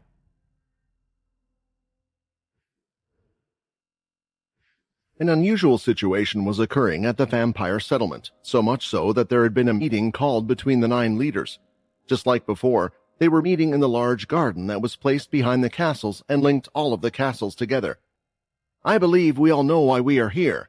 Hickle, the 4th family original and current leader of the 4th family state. This planet is not like the one that we were originally on, and it seems the beasts have grown, not just stronger since our time, but also more intelligent. Is that a roundabout way of saying that the multiple hunting teams we sent out still haven't returned? Edvard stated. The original leaders were all looking at each other with concerned looks because it was true. They had all received similar reports, and after that, there seemed to be next to no communication from them. Which is why we are here to make a suggestion. I don't believe the matter is important enough to involve Jim, nor to worry the people just yet, Hickle continued to explain. At the same time, what I am here for, we need suggestions as to what to do next. Vampires being unable to hunt on the very planet that they lived on seemed a ridiculous idea, even for the originals. They were a group that was to be feared, and they couldn't even handle the situation. Some of them thought that they should keep sending out vampires until a team succeeded. That way it would weed out the weaker vampires, but not all of the original vampires cared about strength as much as others. The last report I received, it stated that they had encountered a demon-tier beast. Edvard finally spoke up among all of the leaders that were talking to each other. Send out a weak team and they will be eliminated. Based on the conversation they had, it is also probable that there is more than one demon-tier beast. A demon-tier beast, some of them gulped. The vampires, even the originals, although they were strong, knew the strength of the beasts, because it was against a single demon-tier beast, the 2-headed dragon, that it had taken all of their strength to defeat. At the time, some of the originals had even been woken up to take on such a thing. The strength of a demon tier could vary. In some cases, perhaps, one original would be enough. In other cases, it would take a few of them. I have sent important men out, Edvard stated. If you don't mind, I wish to go out there myself and attempt to deal with the problem. You know my luck. If it is a serious matter, I am unlikely to die, and I can give an accurate report. The originals were unsure as they looked at each other, and eventually one of them had a question. Are you sure? Grenlet asked the original belonging to the 3rd family, the Toppy family. He was a vampire with a large belly, one of the few, but his most distinctive feature was his long, dangly fingers that were incredibly thin despite his body. You no longer have your armor. You are not as powerful as you once were. Edvard stood up from the table, as it seemed the meeting was coming to an end, and he smiled as he lifted the sunglasses off his head. That armor never belonged to me in the first place. But remember, it wasn't just that armor that made me the strongest original out of all of you. It was my skill as well. Edvard smiled and walked away. One of the originals was furious and stood up as if he was ready to fight with Edvard, but Hickle quickly calmed him down. Stand down. Be happy that he is going out and not us, and besides, everything he said is true anyway, Hickle commented. Just what strange events were occurring on the planet? The one saving grace so far was that the settlement had yet to be attacked. In a way, it was a sign that the beasts felt like they were weaker than the settlement, and it was why they hadn't touched it. How long has it been?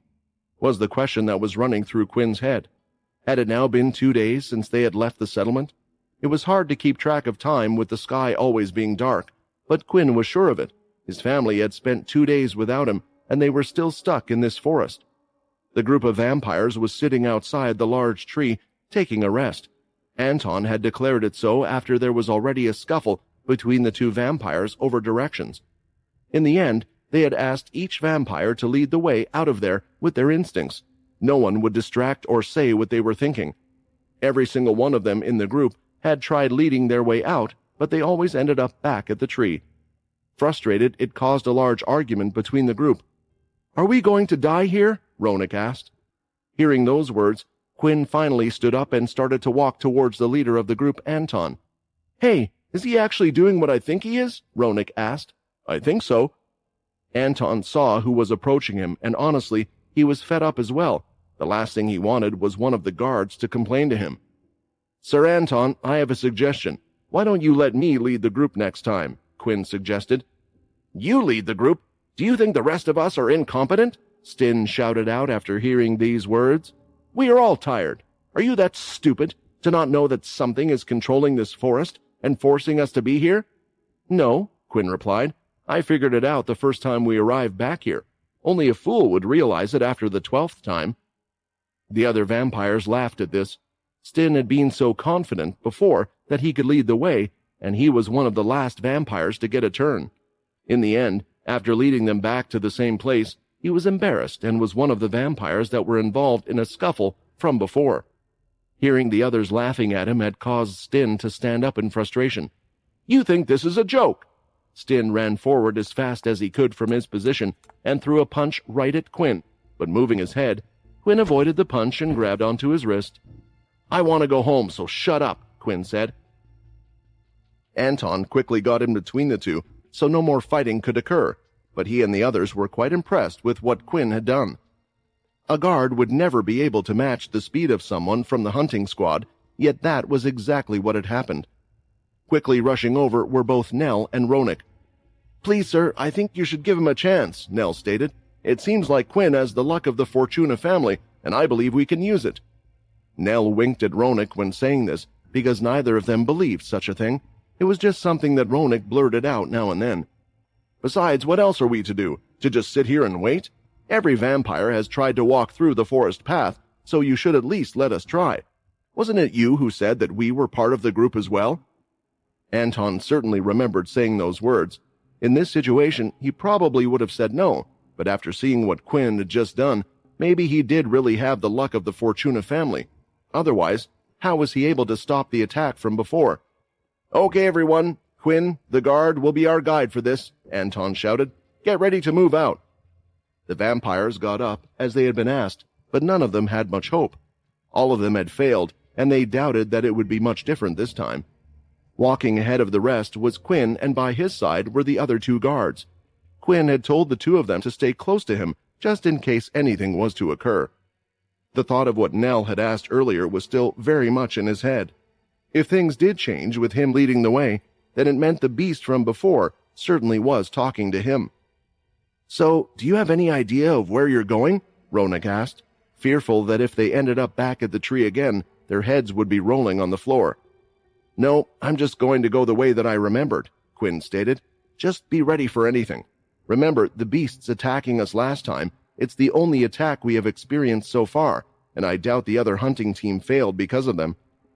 Ronak was shaking his head because he obviously thought it was going to fail, but he would never mention that to the others. He could already sense the pressure from behind them. As long as we don't run into that owl beast again, I'll be fine, Ronak replied. However, as they continued to walk, Anton and the other vampires noticed something. They were now walking by a scenery they had never seen before. Is this real? One of the vampires said. It's a new area. Yeah, Stin softly replied. That's the problem, though. It's a new area. The vines that were on the ground were surrounding them completely, making a type of wall on either side. It was an area they hadn't been to before.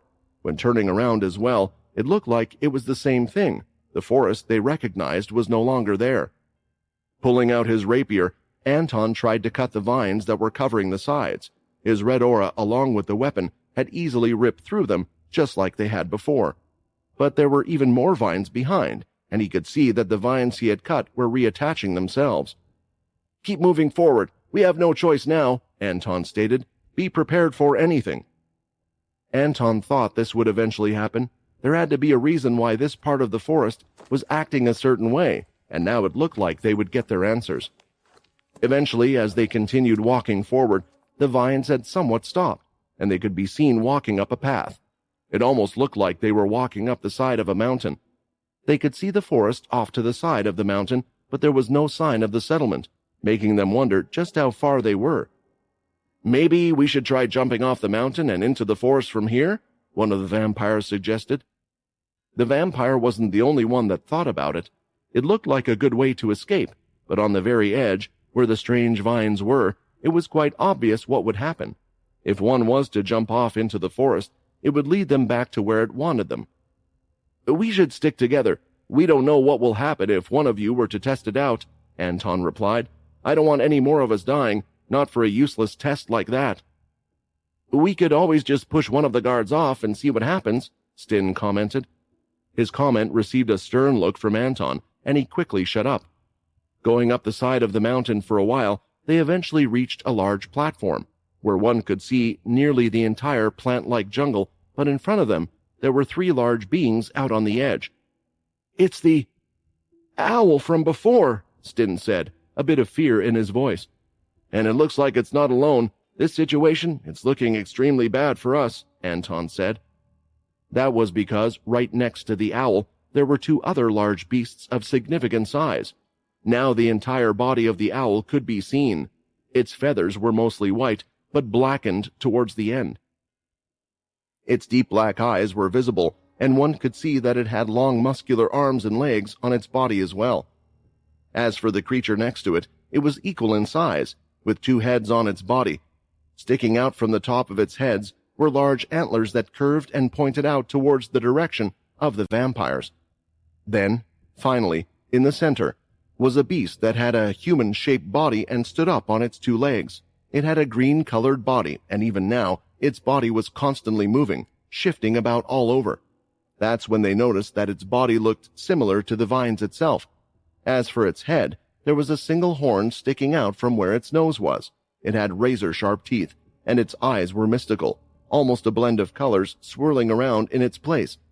It became apparent to all of them that this beast was the one that had been controlling where they were going this entire time. The vines could even be seen wrapping around behind him. It was clear that this beast had great power. "They're all beasts, right?"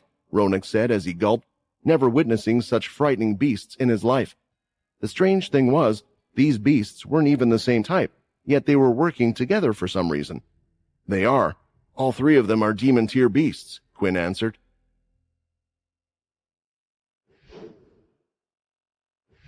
Edvard had left the vampire settlement, but didn't change any of his clothes. He was still wearing a bright green-colored Hawaiian shirt this time, that somewhat blended in with the plants, and his sunglasses. What he did take with him was one of the special flasks that had been handed out by Jim Eno. He was rushing through the area, trying to find the others, but it was going to be tough when he didn't exactly know where the others were.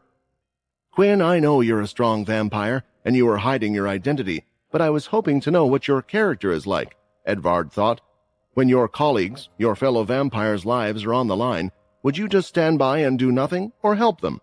However, I never expected things to get this dangerous.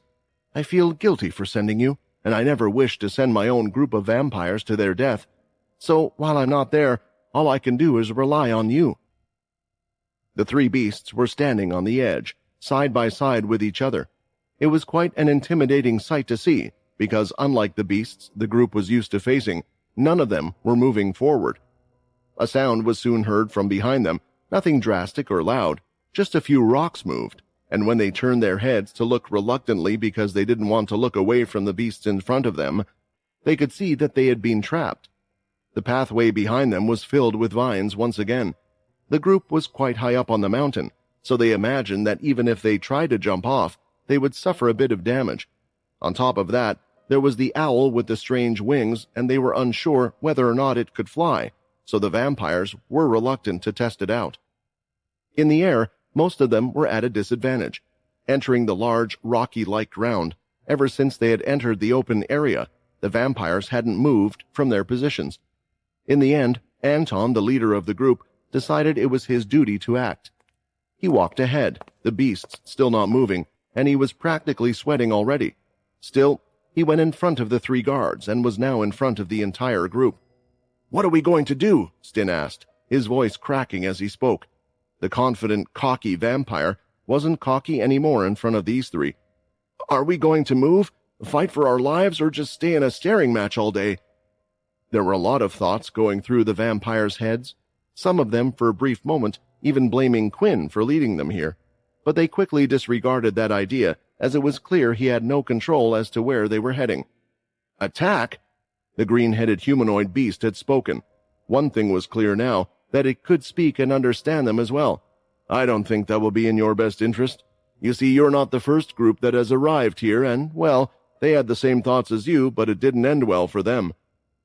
From the top of the mountain area they were in, vines had dropped down, and at the end of them, tied by their ankles, were all the other vampires, wearing the same uniform as the hunting team. Anton recognized them well. "That's the other hunting teams that were sent out at the same time as us. That's every single one of them." Anton quickly realized that they were the last hunting group, the only ones that were still alive. If the rest had been killed, quite easily by the looks of it, then they could only imagine that their fate would be to meet the same end as the others, and very soon. "Please," Anton shouted with distress in his voice, as if he was almost begging, "tell us what you want. We can help you." The two-headed antler-like beast started to laugh loudly. It was a strange sound that was almost piercing to the ears, so the vampires had to cover them up with both of their hands. "All of you are the same. You say the same things when your life's on the line," one of the heads spoke. "When hunting beasts, do you ever think of our lives? Sure, many of the beasts don't have the capacity to think. They just hunt on instinct, fight each other, and survive. However, there are some of us here who can. We are the ones who evolved to the position we are in, so wouldn't you say that we are the rightful kings of this planet? Yet for you, what do you call yourselves? Vampires?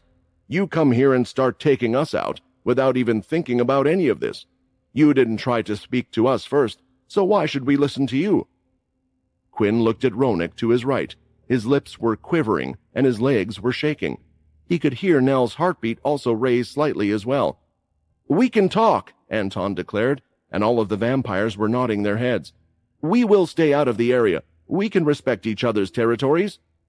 Although Anton had said this, the most likely thing to happen if they did return was that the leaders to strike out and get rid of the beasts. Beasts evolved with time, and judging by the way things had occurred, with more time, there would be more demon-tier beasts, and the vampires hated having a threat, especially at the place that they had decided to call home. "That's why we have brought you here, to talk," the green beast stated. Anton saw that there was a glimmer of a chance.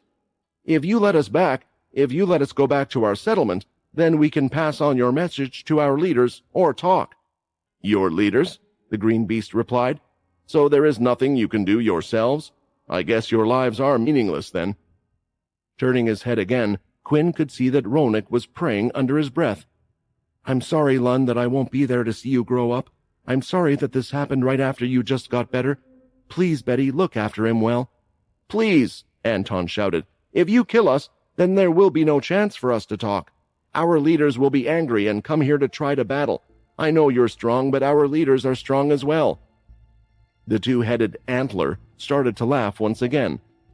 "Your leaders don't scare us. There is only one reason why we haven't attacked your settlement so far, and that is to do with him." The green beast spoke. The green beast's hand was raised, and a sharp finger made of vines pointed at one person. The vampires, including Anton, turned to where the finger was pointed, and of all the people it was pointed at Quinn. "Are they pointing at the guard?" Stin was confused. "Why are they pointing at him out of everyone here?" "Didn't you hear what they said? They said he's the only reason why they hadn't attacked the settlement." Ronik and Nell were perplexed by this as well.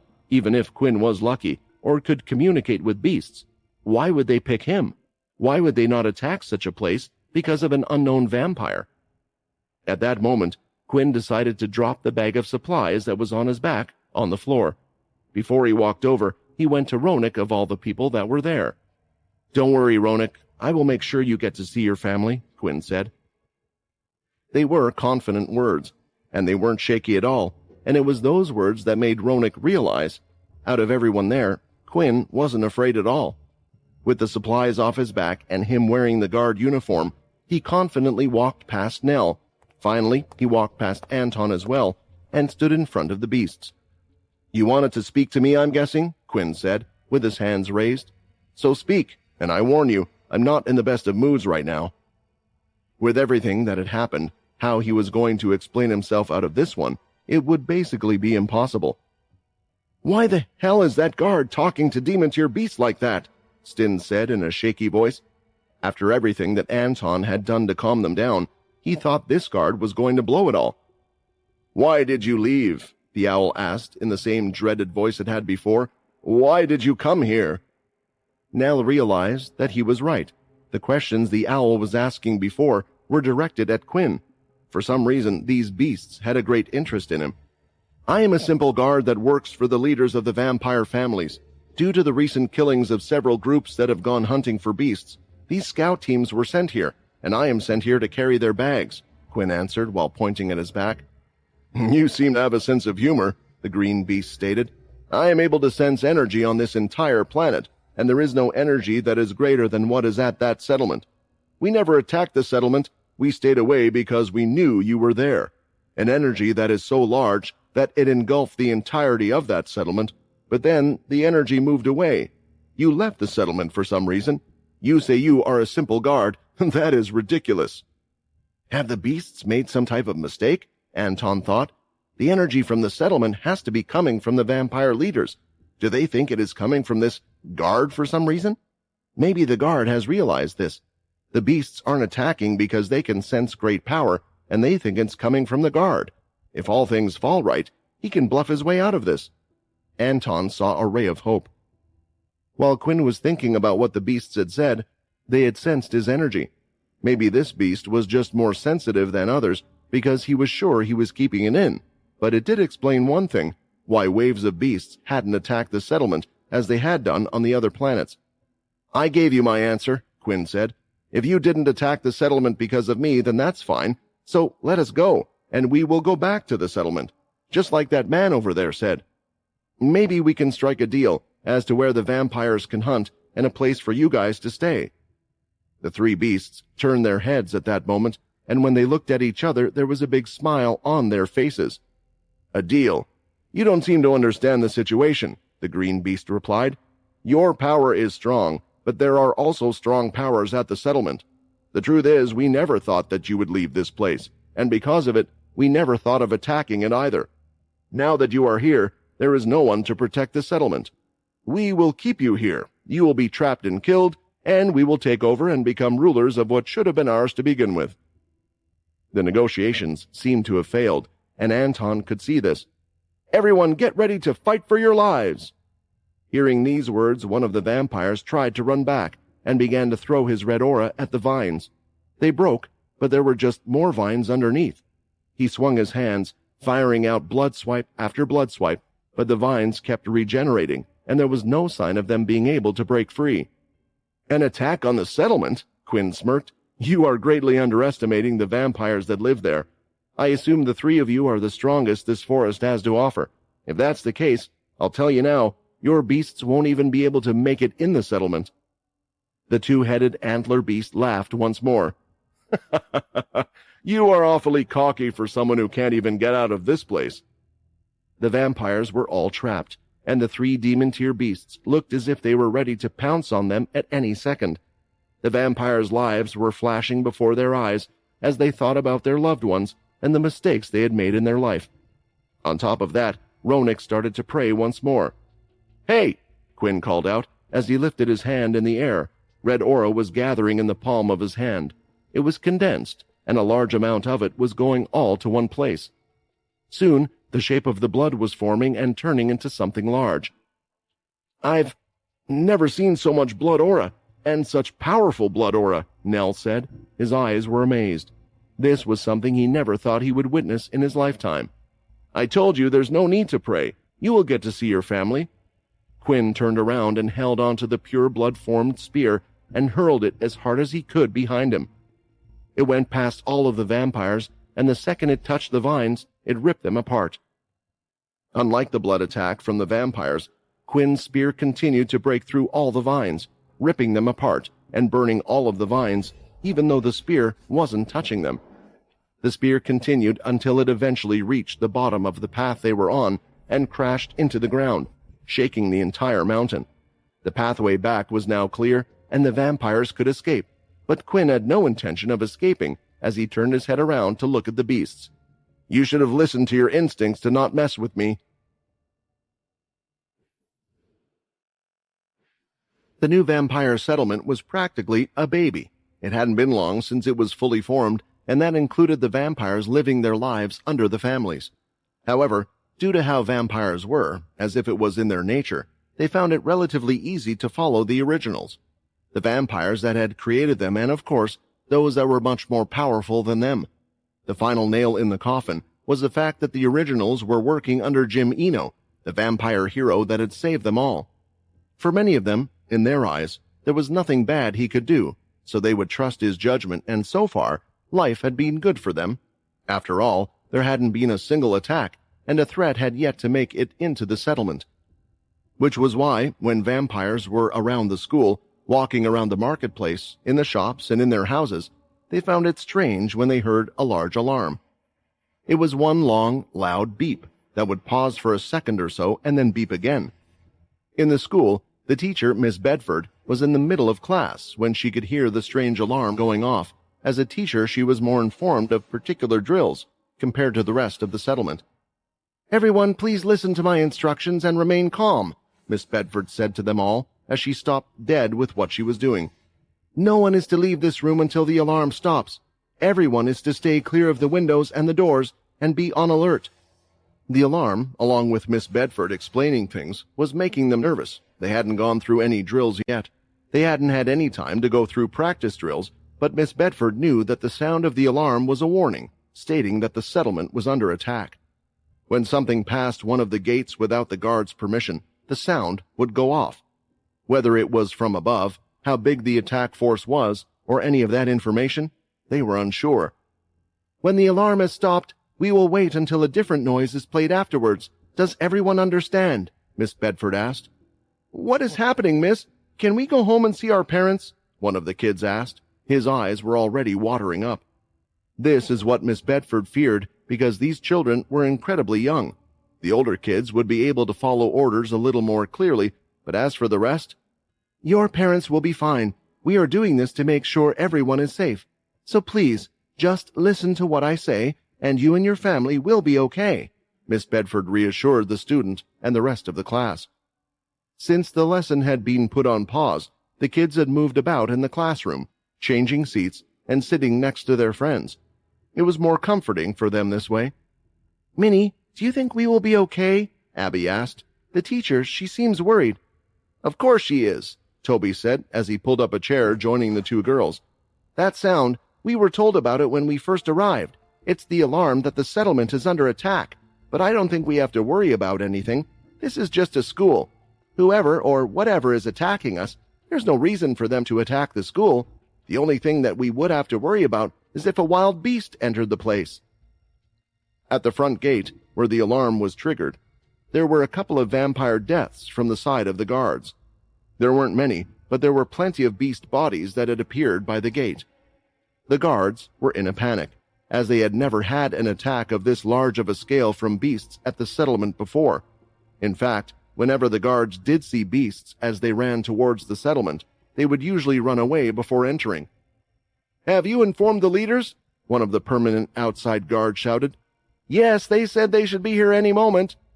Just as the other vampire replied, all 8 of the leaders, the original vampires that had originally created the families, were seen walking towards the gate.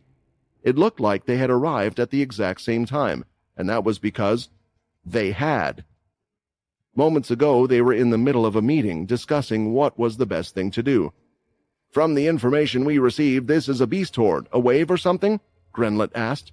"Yes," Hickle replied. "It seems like beasts come in waves of a particular level, and the waves get larger and larger, attacking the place.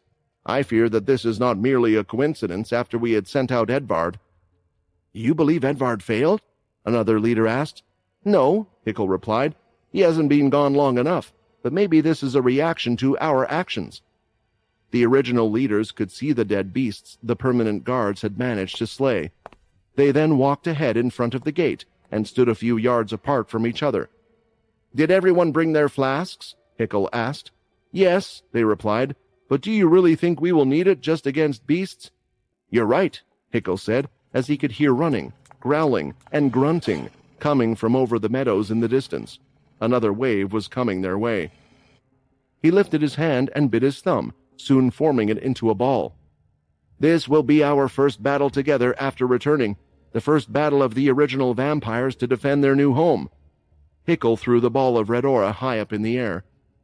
It went far in the distance, over the hill where they couldn't see, and a second later, a large explosion rocked the entire settlement. A dust cloud appeared, and beasts were seen flying in the air.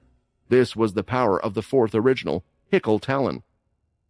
The shockwave that had been created from Hickle's blood could be felt through the ground of the whole settlement, and rather than making the vampires worry less, instead, they were more afraid than before. Many of them thought that the battle was so intense that the leaders had no choice but to use this level of power. Yet they were unaware of the truth, now staying in their homes and more until they received the order. At the gate itself, the second wave of beasts were easy to deal with due to Hickle's little display before. The beasts that had survived had come in half-injured, and not even all of the leaders had to get involved to take out the second wave of beasts that were mostly at the king tier level. "This is a wave of beasts?" one of the larger vampires that towered over the others yelled. He was nearly double in size compared to the rest of them and was named Wallace Dawn, the creator of the seventh family, and the vampire that was known to have the strongest defense in existence. "Why do they come out a wave at a time? Why not just come at us all at once?" Wallace declared as he banged his chest, much like an oversized gorilla. "I'm sure they have their reasons," Hickle stated. "We should prepare ourselves. We have no idea how many waves there will be. Perhaps they are trying to tire us out before the real enemy arrives." The sound of more beasts coming their way was heard, but before they had arrived, each one of them telepathically had received a report. Although the Snacker family no longer existed, there were still vampires that knew the ability. Regardless of this, there was no intention of bringing their family back. The rules were made quite clear when Jim Eno had awakened them that he wished to create the strongest vampire group. If the originals had managed to perish due to their own foolishness, then there was no need to have their name continue to be carved into history. This was their legacy. As for the report itself, it was something they had expected, but not on this scale. "Those slimy bastards!" Renlet shouted. "They're attacking the other gates. Just how many beasts are there that are attacking the settlement? It must consist of all the beasts on the entire planet." His belly jiggled as he said these words. "The original vampires against the whole planet of beasts. I like this as a first test," Wallace smiled. The problem was, the settlement was large, and even if the leaders split up and went to the other gates, it would be too late. Some of the beasts would enter the place, and with this being the third wave, the level of beasts would be between king tier and emperor tier. Some of the vampires would have difficulty fighting against that. "We must split now, 2 leaders at each gate, and when the final wave comes, we will group up once more," Hickle ordered as he took charge of the situation. In the school, the kids had taken cover under their desks. After the explosion that had been created shook the entire place, Miss Bedford had asked them to do so. "This is an announcement to all teachers and pupils. Please escort your homeroom classes to the sports hall. All teachers who do not have a homeroom class, please help guide students and take a register for all the students as soon as you arrive in the sports hall." The announcement that Miss Bedford had been expecting had arrived. "Come on, kids. Quickly line up single file, and we will head down the hall," Miss Bedford ordered. The kids did as they were told, and after checking the classroom to see that no one was left behind, the kids quickly went down the hall. They could see that the other teachers were doing the same thing, and rather than walking, they were jogging down the hall at a fast speed. "I don't like this, Minnie," Abby cried. "I don't like this at all." Minnie held on to Abby's hand tightly. They were all unsure of what was occurring right now, but it was clear that they didn't want to tell the children just in case it would frighten them even more. While running down the hallway, though, Minnie's ears could soon pick up something, and as she turned her head, she could see it right out the window. "Look out, Miss Bedford!" Minnie shouted. Due to her warning, Miss Bedford had turned her head, and now she could see it. It was a beast. It had crashed right through the glass, on the side. Miss Bedford reacted by swinging her arm and delivering a blood swipe, hitting the beast in the stomach, but it didn't stop its momentum as she had to move and roll out of the way. All of the children could see the beast. It was a dog-like beast, but a fairly large one, around the same size as a tiger. On its back, there was a large bulb-like plant, and coming out from it, there were several vines as well. The vines from the dog were fast as they went to attack Miss Bedford, and with her sharp nails covered in vampire aura, she was able to slash through them, but now the dog itself was coming after her as well. "Kids, keep heading to the sports hall. I will hold this beast back," Miss Bedford said. The kids could see that the other teachers and kids were already out of the hallway, most likely already in the sports hall. Miss Bedford knew that none of them could really form aura. They weren't much help. She was the only one that could fight in this situation, so she didn't mind. It was a sacrifice that came with the job. "Come on," Toby shouted to all the other kids that were standing there. "We have to move, or we'll die." Toby's loud voice, for once, was useful in stirring the kids on, and they soon followed him as they all ran down the hallway. At the back of the group, Minnie glanced at Miss Bedford. Based on what she had seen so far, as long as it was only one of these beasts at a time, Miss Bedford would be able to win in a fight. As the kids continued down the hall, they took a right. They needed to then cross an outside path that would take them to the sports hall, but when turning right, all of the children, around 20 of them, had stopped in their tracks. "No! No! No!" Toby shook his head in fear because, in the other hallway, there was the same type of beast here in front of him. It wasted no time as it leaped towards Toby. I have to think.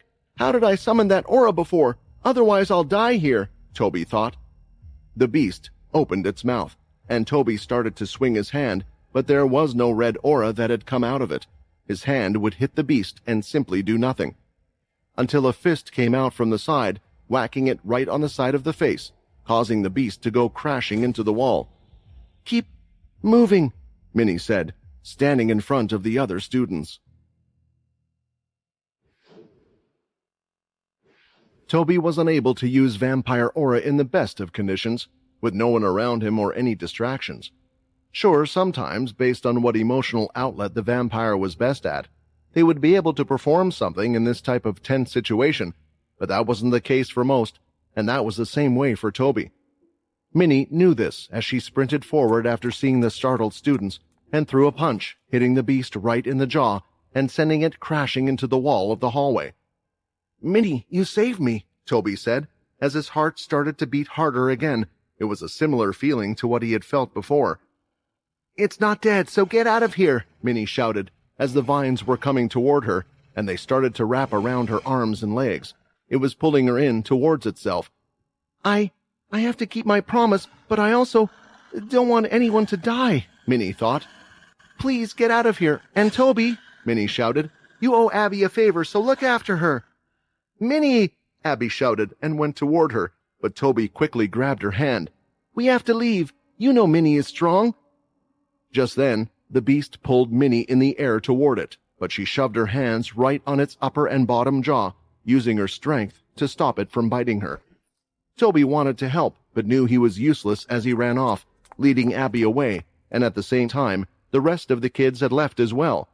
Minnie waited to hear them take another turn, and she knew there was just one final stretch before the sports hall. It looked like they would make it. Her arms, which were shaking before while trying to stop the beast's mouth from biting her, were shaking no longer, and Minnie stared directly at the dog-like beast. "You tried hurting them," Minnie said, as she easily used her strength and pulled apart the top jaw and bottom jaw of the beast, ripping it essentially in half, and the black blood going over her face. Her red eyes could still be seen clearly glowing as she looked annoyed more than anything. Inside the sports hall, Toby and the others had entered. Two teachers that were by the wide double doors quickly closed the doors behind them and stood guard. They had made a small peephole in the door so they could see who was on the other side. It looked like Toby's class was the last to arrive, as all of the other students were present, including the older children as well, and Mr. Cripe was at the back of the room with a bit of black blood on him. He hadn't just been standing around. In the open area that led to the sports hall, there were quite a few beasts on the outside. He had cleared the area so the students were able to get there safely. "What's the news so far?" Mr. Dean, the practical lesson instructor, asked the head teacher. "I received an update," Mr. Cripe replied. "We are under what is known as a beast horde attack. The monsters come in waves, each time stronger than the last.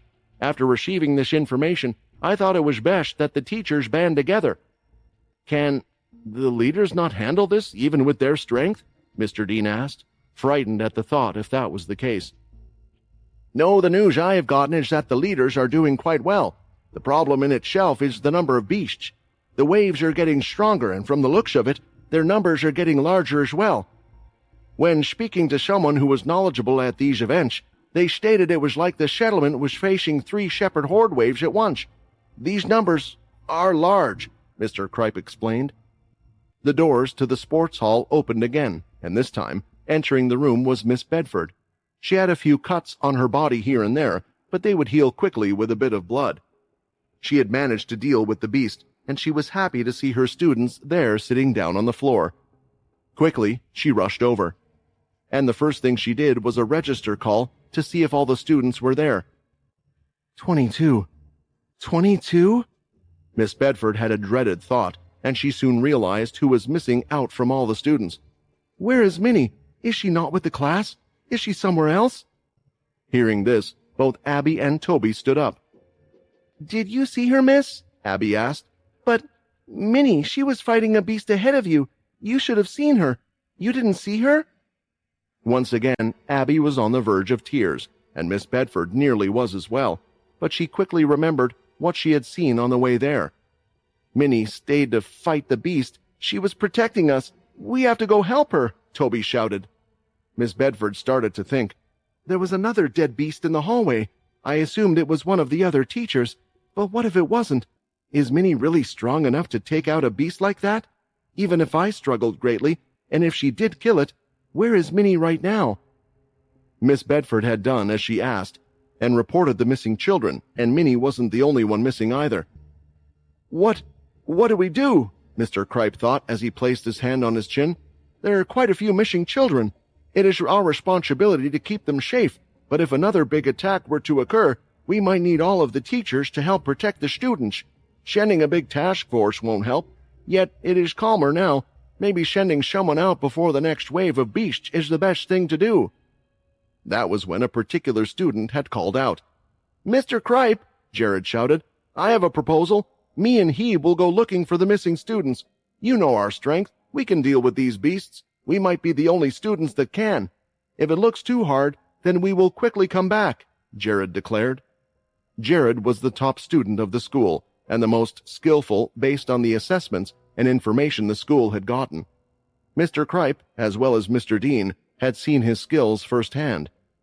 He was a reliable student as well, but sending out a student to do a teacher's duty felt wrong, but what choice did they have?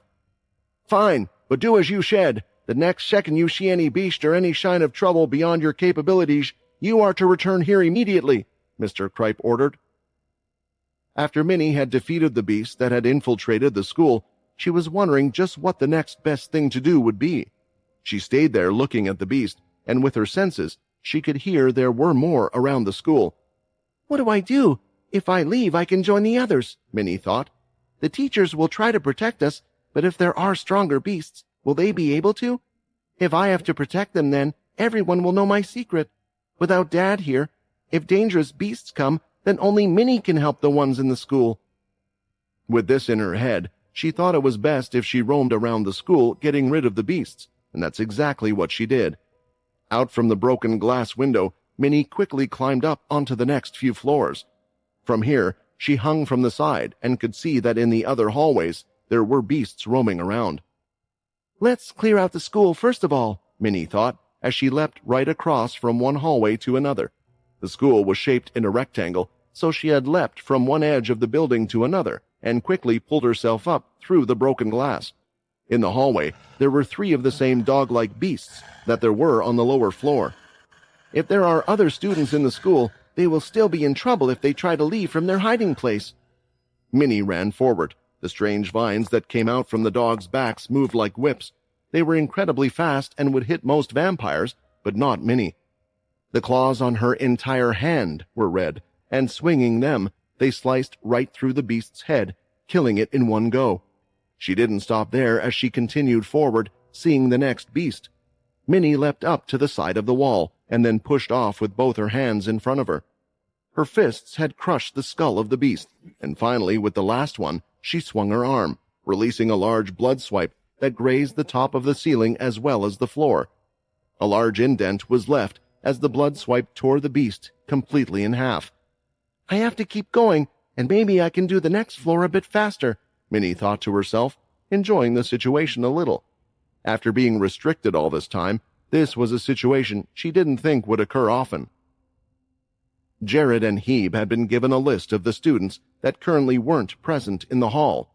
They thought this would be useful because the most likely case was the students were still hovering around the classrooms, or at least on the same floor.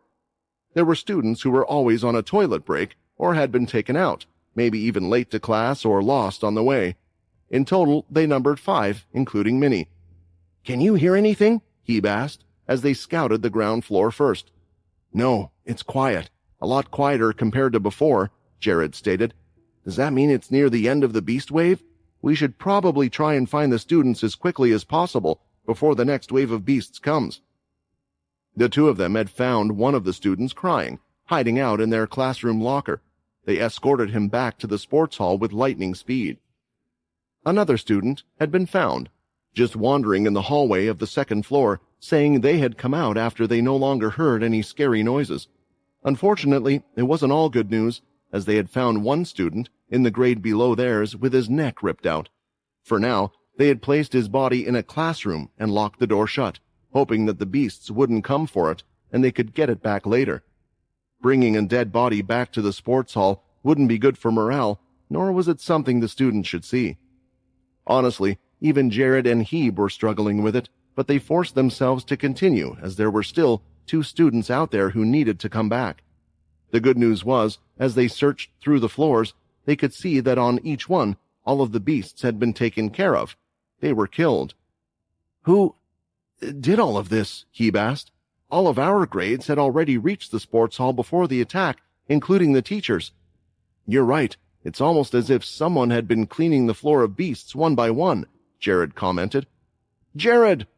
a male student called out from behind. The two were in the same grade, so they recognized each other immediately. "I'm so glad you're here. I thought I was a goner. Let's head to the sports hall together. That's where everyone is gathered, right?" "Yeah, we were looking for you, actually," Jared replied. "We can head to the sports hall now, but I have to ask, have you seen a little girl, a little darker skin than usual with curly hair?" "I'm not sure," the student replied. "There was a lot of noise, and it sounded like fighting, so I took a peek to see. I was hiding in the toilets, and when I came out, I did see something run towards the training grounds in the back, but I thought it was another beast." Both Jared and Hebe had searched every single area of the school halls and classrooms, and they still hadn't found Minnie or her body, so this was their only clue. After helping their fellow students get back, it was time for them to head to the training grounds. This was an outside area where their practical training would take place. It was somewhat like a stadium because there was a stand that surrounded the whole area and a large field with training dolls and equipment. Although the two could see no signs of Minnie, they could see dead beasts, multiple dead beasts. They were in the corridor, on the field, in the stands, everywhere. It was clear that someone was eliminating them all. "Did one of the families come and help protect the school?" Hebe thought, as the two stood in the center of the training ground. They looked, but were unable to see anything until they heard a slight growl coming from above.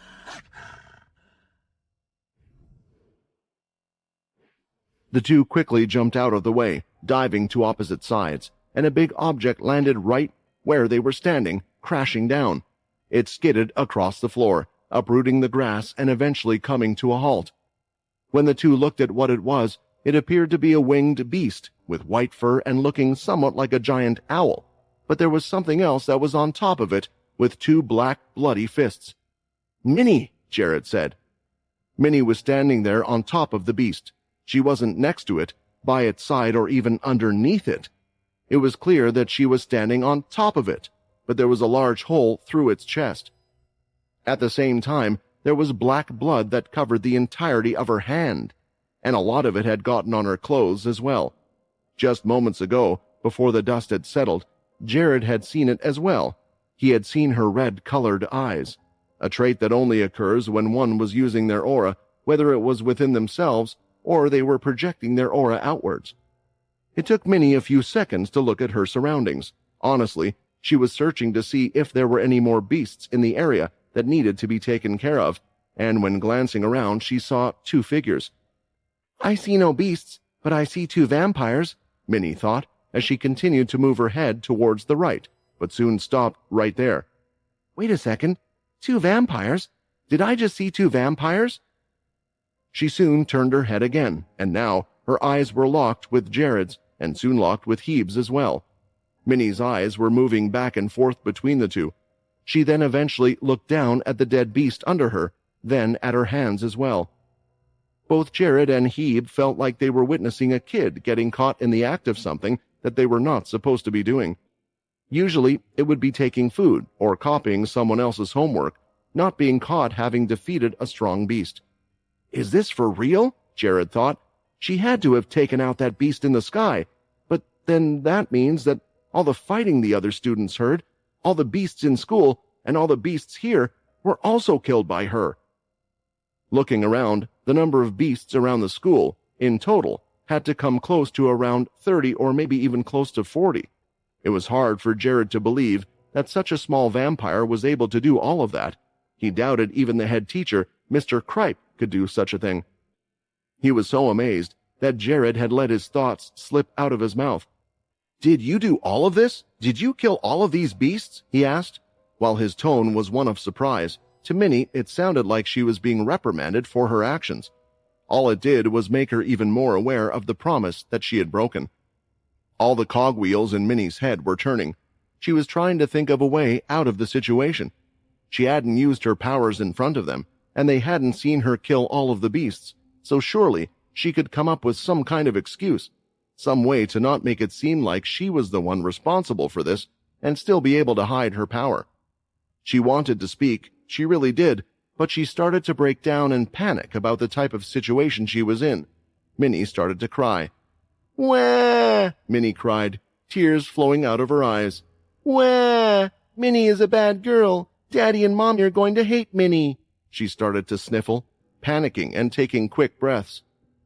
"This vampire," Hebe said with a raised eyebrow, "this vampire who can't even control her emotions, did all of this." In Hebe's mind, she was more worried about the other vampires. The scene in front of them proved that Minnie was just a kid, but with extraordinary power. Didn't it mean she could easily be swayed and used, or even angered at the click of a finger? "Minnie," Jared called out, "let's forget all of what just happened. That's what you want, right?" Minnie's crying had started to slow down as she looked at Jared. Instead of coming up with a lie, it looked like Jared would, instead, just keep her secret. "You really mean it?" Minnie asked. "I can give you some juice boxes if you want." Jared smiled at the comment. "It's okay. I have my own juice boxes, and don't worry, you must have been hiding your strength for a reason, right? And I can tell Minnie isn't a bad girl. Look, you did all of this because you wanted to protect everyone. Come on, let's head back and see everyone. They're worried about you." Minnie nodded in response as she started to walk over to the other two, still wiping her tears away. She had a feeling that Jared was quite the good vampire. He even had the face of one, whatever that meant. When walking over, though, all 3 of their ears twitched because they could hear the sound of beasts, and not just a few, but many. "Is it the 3rd wave?" Jared said, as he looked at the sky. Several flying beasts were seen in the sky, 2-headed creatures, long-necked monsters, large horned ones, and all sorts were flying over, while at the same time there were creatures on the ground that had climbed over the walls of the stadium and were now running down the seats. "They already broke through the wall and are here. There are hundreds of them. How? How will the teachers be able to defend against this?" Jared thought. The vampires in their castles, the stronger ones that lived there, could survive, but with the sheer amount of beasts, there were bound to be many casualties, and judging by the fact that no one had come to help them, it looked like the school was something the leaders thought was fine to sacrifice. Minnie turned around and looked toward all of the beasts, those in the air and those stampeding towards them. If I transform into my other form, I can maybe defeat them quickly, but I already broke one promise using more of my power. If I transform and use my shadow power as well, Dad will hate me even more," Minnie thought as she was hesitating. "Minnie, I know you're strong, but there's no way you can take on that many," Jared shouted. "Let's head back and get help from the teachers." Minnie squinted hard, closing her eyes, thinking about what she should do. What was the right choice in the end? "What is that? What are all those black balls in the air?" Hebe asked. When opening her eyes again, Minnie could see them. They were small black balls that looked like snowballs, but Minnie had seen this once before, and it meant that a particular person was here. As the beasts in the air touched the black balls, and the beasts on the ground ran into them, chains appeared all around the beasts, holding them in their place. "I was too worried about you, but I am happy to see you are doing fine," a voice said, a soft, gentle voice that made Minnie burst into tears instantly. One of the most important people to her in the world. The strange woman stood in front of them all, appearing seemingly out of nowhere, with a sword attached to her side, and in her hand was a bow, but it looked like there were no arrows, until something had formed into the bow itself. 5 arrows were seemingly made out of strange yellow energy. Letting go of the string, the 5 arrows shot out in the air at a fast speed, and using her hand, she controlled them carefully.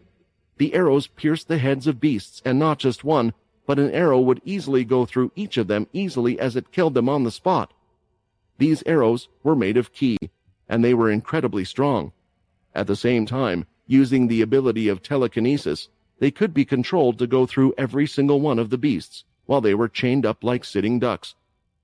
"Who is this woman?" Hebe asked, with a mouth wide open, because with her it looked like the wave would be no trouble at all. The display that was being shown, and the strange powers, it was something that wasn't even read about in history books, but there was no doubt if someone saw this, it would have been recorded.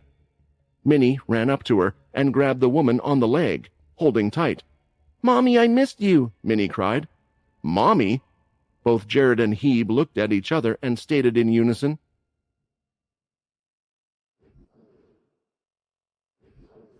A vampire aura of unimaginable strength had just been summoned, and the next second, a large spear had been thrown, destroying the blocked pathway of vines that were behind the vampires. Even if there were 100 vampires, all using their blood-slash skill on the wall of vines, Anton and the others felt like they would have never been able to break through such a thing, yet they had seen it happen with a single vampire in front of their very own eyes.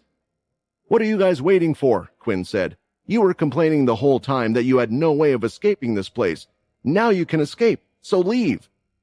The vampires were slightly confused and left in a daze.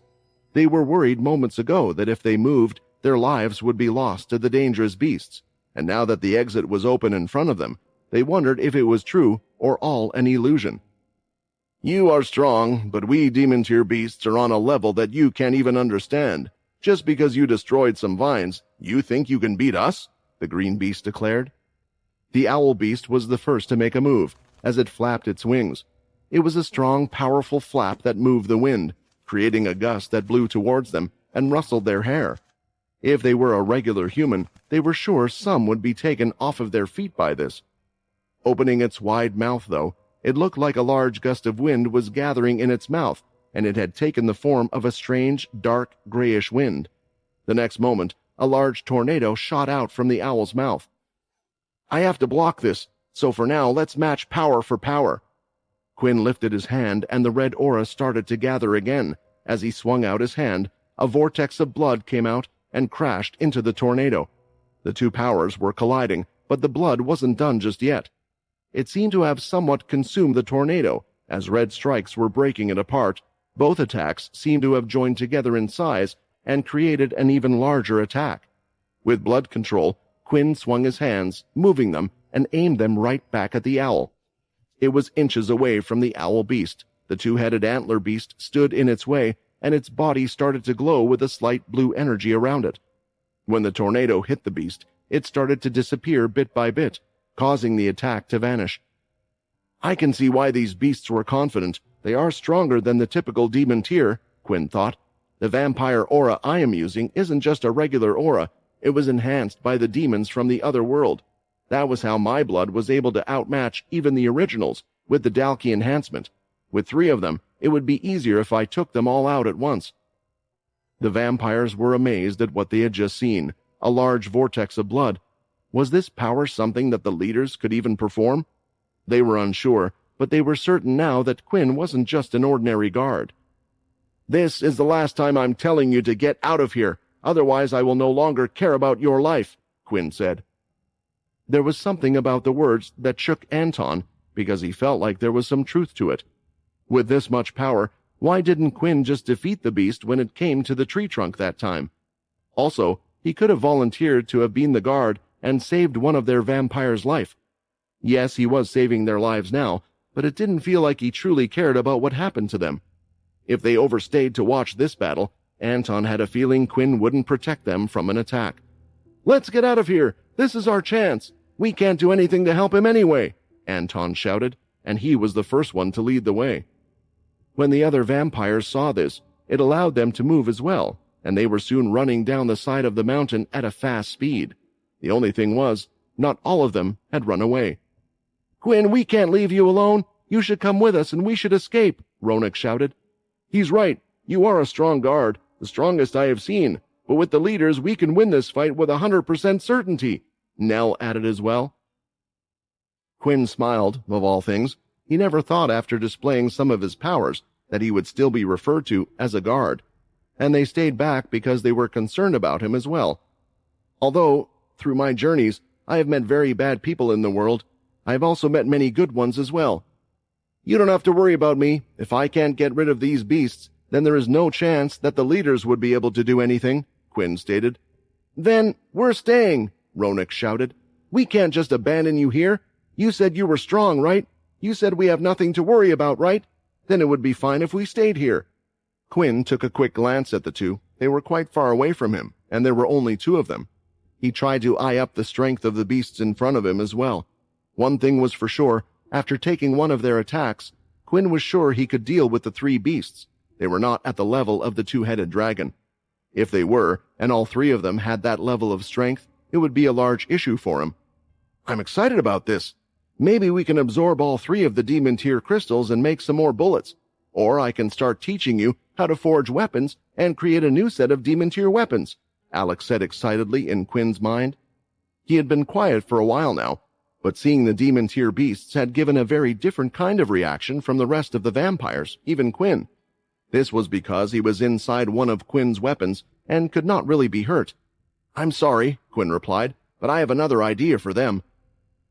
"You seem to be awfully relaxed about the situation," the green beast stated.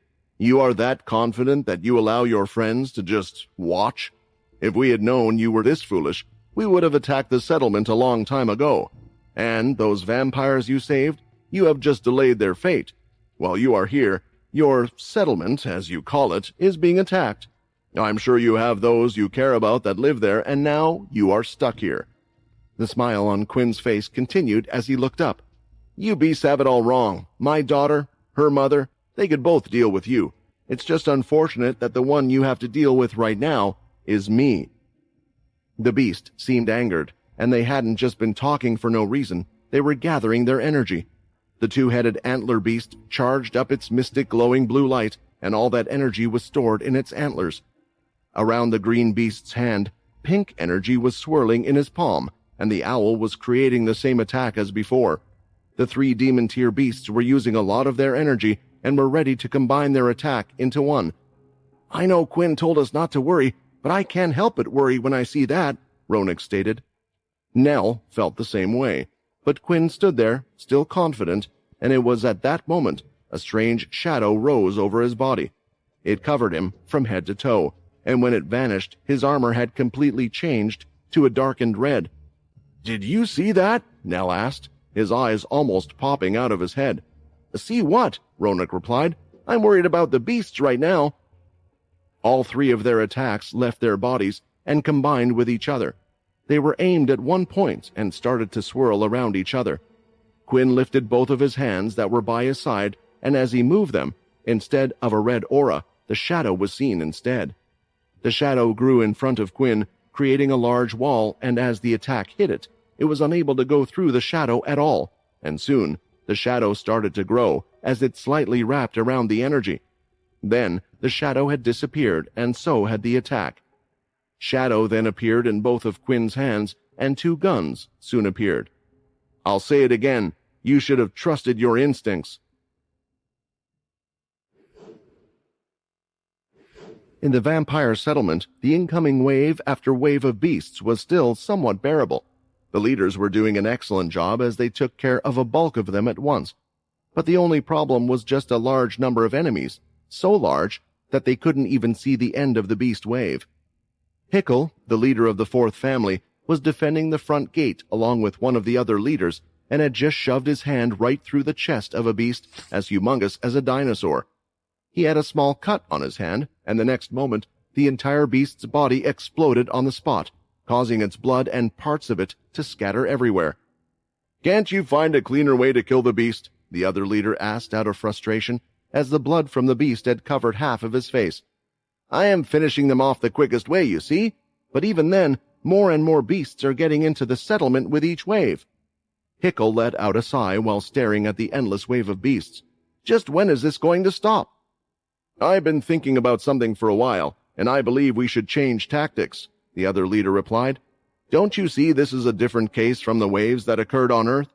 What if the beast waves this time around don't stop, especially if there are several nest crystals in the area where the beasts are coming from? If that's really the problem, then no matter how many beasts we kill, it won't change anything. What do you suggest? Are you thinking of what I am thinking?" "Yes, if you're thinking the best thing to deal with them is to head out and find those nest crystals, or at least the beasts or whatever it is that is behind this attack. If we head out of this place, we can deal with the problem quickly." Just then, Hickle noticed a humanoid beast. It was at the king tier level, which meant it wasn't a drastically high-level beast, so he wasn't afraid, but he saw an opportunity to do something. Staring at the incoming beast, Hickle smiled.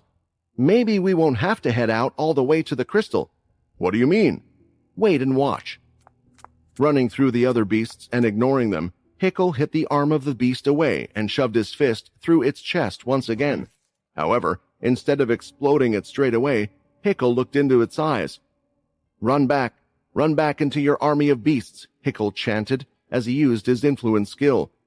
Taking his arm out, the beast started to head back to where the others were coming from.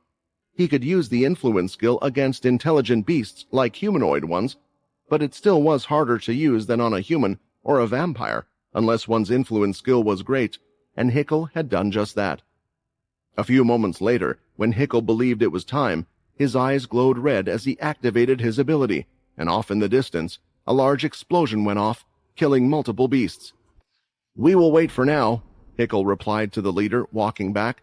"The waves are still increasing in strength. When they stop, we will decide what to do. We need to trust and believe in Edvard. However, if he doesn't report back in 2 hours, then we will make a move in the break of waves." Although Hickle said this, he didn't want to move out because it would mean the settlement would have to face the wave of beasts on its own. At the moment, he wasn't confident they could do so, and he was unaware of the situation from the inside. From the reports the leaders were getting once in a while, though, there had been minimal damage to certain areas. It seemed like the vampires were more capable than he thought. The only thing he could think of was the green blood. Perhaps the vampires inside were using it to power themselves and fight off the beast intruders. Or maybe there were just some talented vampires in there that the leaders didn't know about. A group of vampires ran through the forest as fast as they could. Their legs kept moving, and they weren't stopping. They felt like they had just gotten away from death, but without a doubt, they were extremely lucky today. Once in a while, as they ran through, though, beasts would appear, and the group would have to stop and fight them off. It was difficult, as they could not judge the whole situation clearly, and some vampires had injuries here and there. Ultimately, they had to use the green liquid to power themselves and deal with the beasts, but that was it. The green blood would only give them a boost for so long, so if they ran into any more dangerous beast on the way, they felt like their life would be done for. "Who was that guard? Why was he with us?" one of the vampires asked. "Who knows? All I know is that Edvard was the one that recommended the guards to come with us," Anton explained. "Maybe he had a feeling something was coming up. The leader of the Fortuna has bestowed luck on us once again by sending him with us." Stin just grunted hearing this. He was thinking back to all the words he had said to the guards, all of the talks, and now, because of the guard, he was getting a life. "If he lives, if he manages to survive, I promise I will apologize for everything I said." Stin hated that he was saved in this way, and by the person that he looked down upon. He had great pride, but knew where respect was and when it should be given. "Finally!" one of the vampires shouted. "We are leaving this place!" The vampires' excitement was due to the fact that they saw different scenery. They had arrived at the forest of trees that had torn trunks. It was clear that they were now in the same place as they were before. Finally, they had broken the chain. A beast that was so powerful that they could change the landscape of the forest. Will that person really be okay? Even if he is a powerful guard, Anton thought, as he was starting to regret leaving the vampire alone, but he soon realized they could have done nothing to help. We must get back and inform the leaders of everything as soon as possible, Anton said, having calmed down a little as he was about to get out his communication device. While trapped in the loop, the devices had malfunctioned, but now he guessed it would work. As he pulled out a special communication device, similar to a small square attached to his uniform, and after pressing it a few times, he was ready to make a call. "There's no need for that. I'm already here myself, so you can report to me in person," a voice was heard. When Anton looked up along with the rest of the vampires, they saw a brightly dressed vampire in front of them. "Ninth leader!" All of the vampires immediately went down on one knee with a fist on the ground as they greeted the ninth leader, Edvard. "Report what you have seen to me so far," Edvard commanded as he noticed quite a few missing people. Being the group leader, Anton reported everything, including what the guard known as Quinn was currently doing, or what they assumed he was doing. So, he decided to reveal his powers after all, but from the sound of it, he didn't use his shadow powers in front of them. But these people certainly will find him suspicious, Edvard thought. "I can't say you didn't do the right thing," Edvard stated, "but we are in a more tricky situation than I originally thought. All of you are to lead me back to where the beasts currently are. I will support the guard to the best of my abilities. If it turns out that he and I are not enough to defeat the beast, then you will be in charge of reporting back the state of the beasts to the others." Some of the vampires looked nervous as Edvard said this. To go back to the beasts, was Edvard telling all of them to die? Surely they would need more than just one of the vampire leaders to face these creatures, yet none of them would ever be brave enough to tell a leader that he wasn't strong enough to their face. Since there were no objections, Anton took the lead, and the group headed back to where they had just come from. "Truthfully, I only need one to lead the way," Edvard thought, "but I will do my best to keep your secret. You did the unexpected and chose to save these men's lives, so I will do as you asked and keep your secret safe." While heading there, Edvard just hoped he would get there in time to provide support. The last thing he wanted to do was to be the cause of Arthur's pupil's death. If things were really true, as Quinn stated, it was best that he was left alive. "I will look after him wherever you are, Arthur," Edvard thought.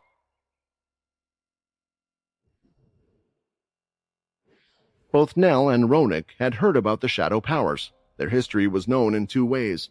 One was more recent, coming from the red vampires, who a lot of the vampires in the settlement used to be a part of. The ones that knew how to control the shadow were one of the vampire leaders, Laxmus, and the others were the guardians. This knowledge wasn't forgotten, but at the same time, many vampires had been told the history of the old vampires during their time, a time when the first settlement used to exist.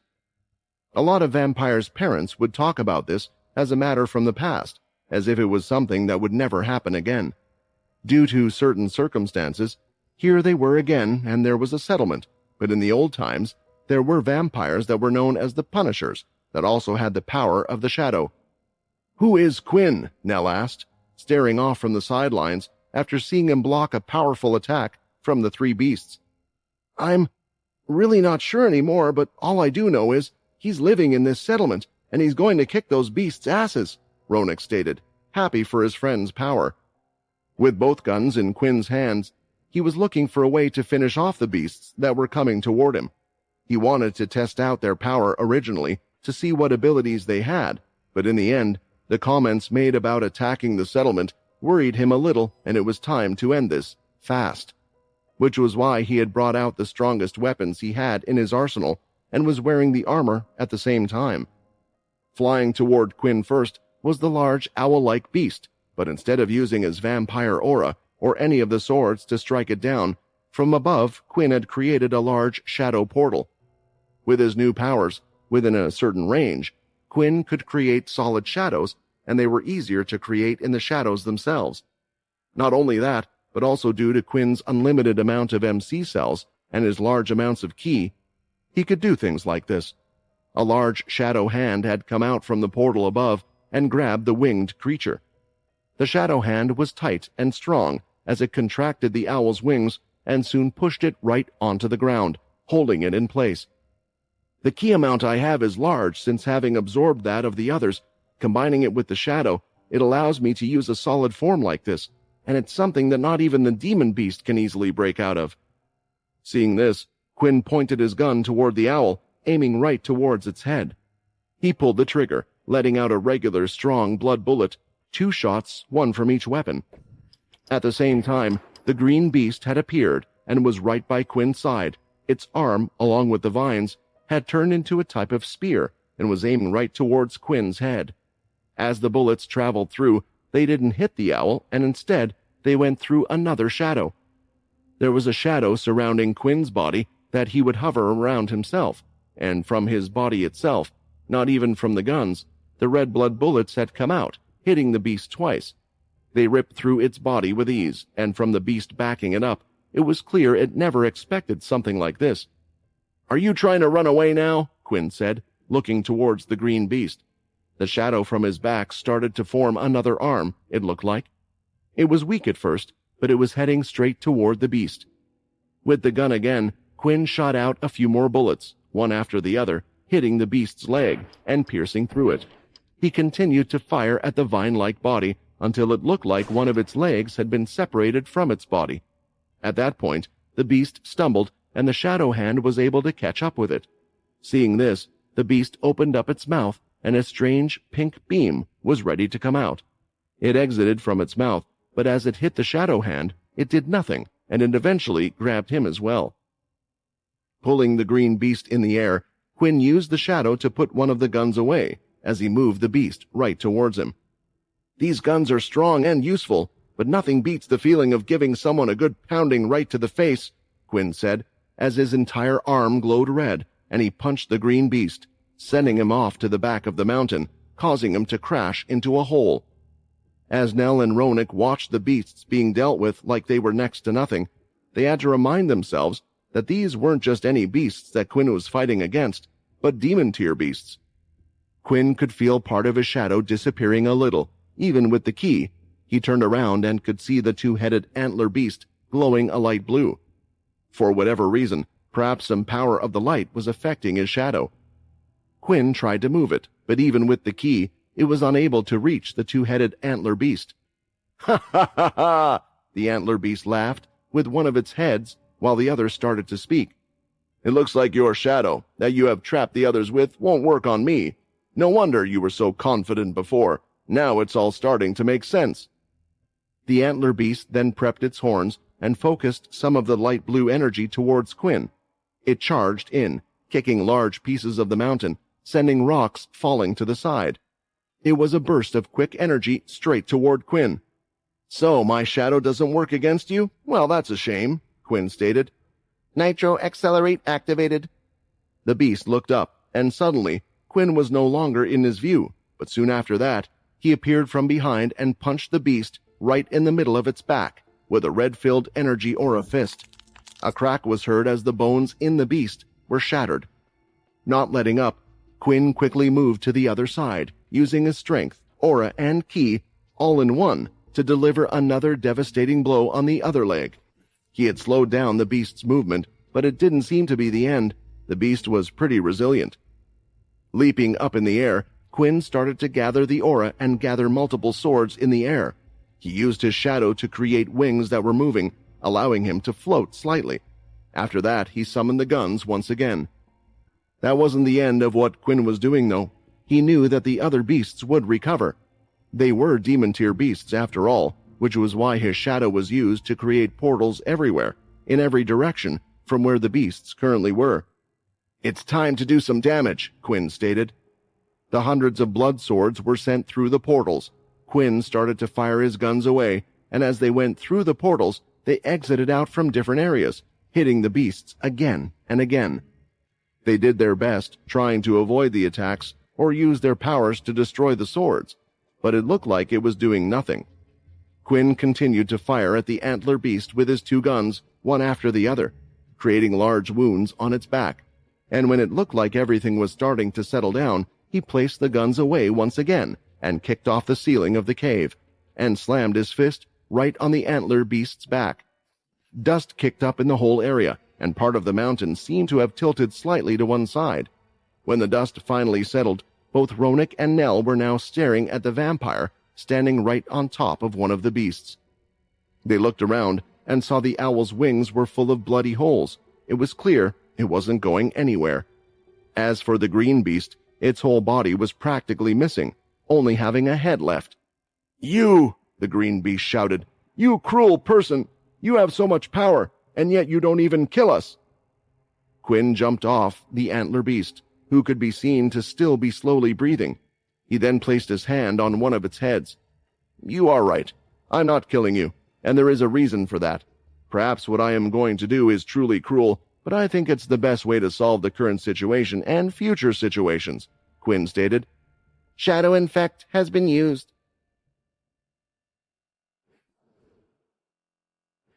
After Quinn used the Shadow Infect skill, a creepy light purple shadow appeared out of Quinn's very body. It was a different color from what it usually would have been when using his shadow skills, and at the same time, the way it came out of his body was also different. When Quinn had used his shadow skills before, it would rise up from his own shadow at the bottom of his feet and engulf his back.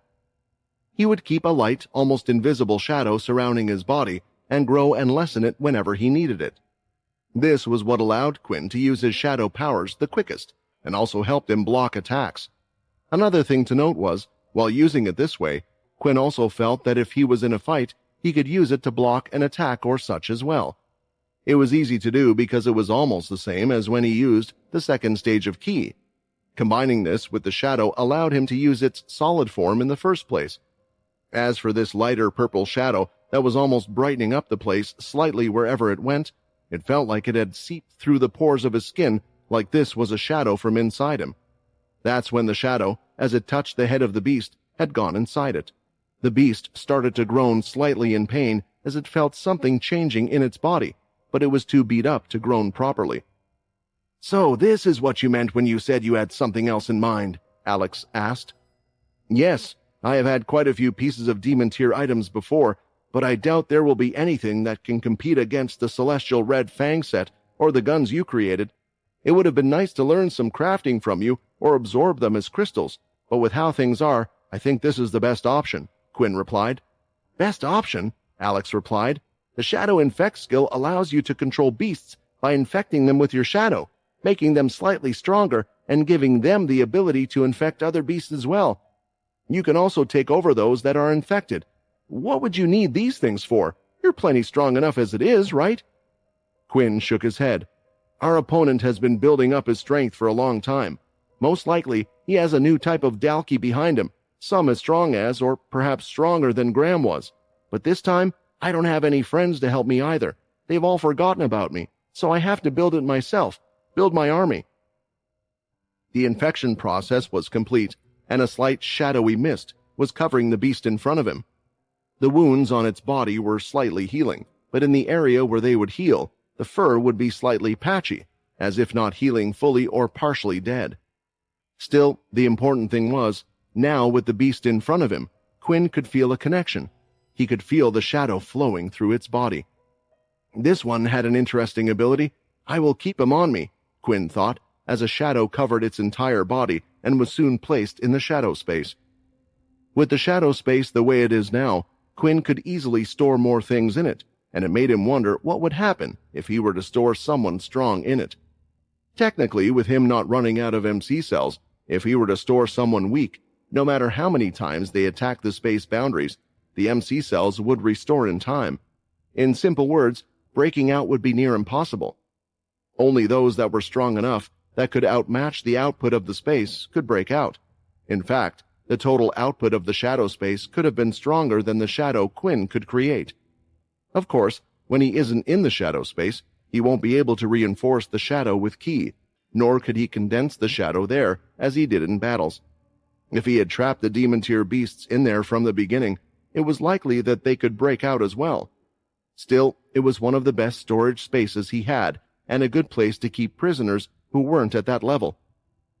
Going to the next demon tier beast, Quinn had done the same by placing his hand on their heads.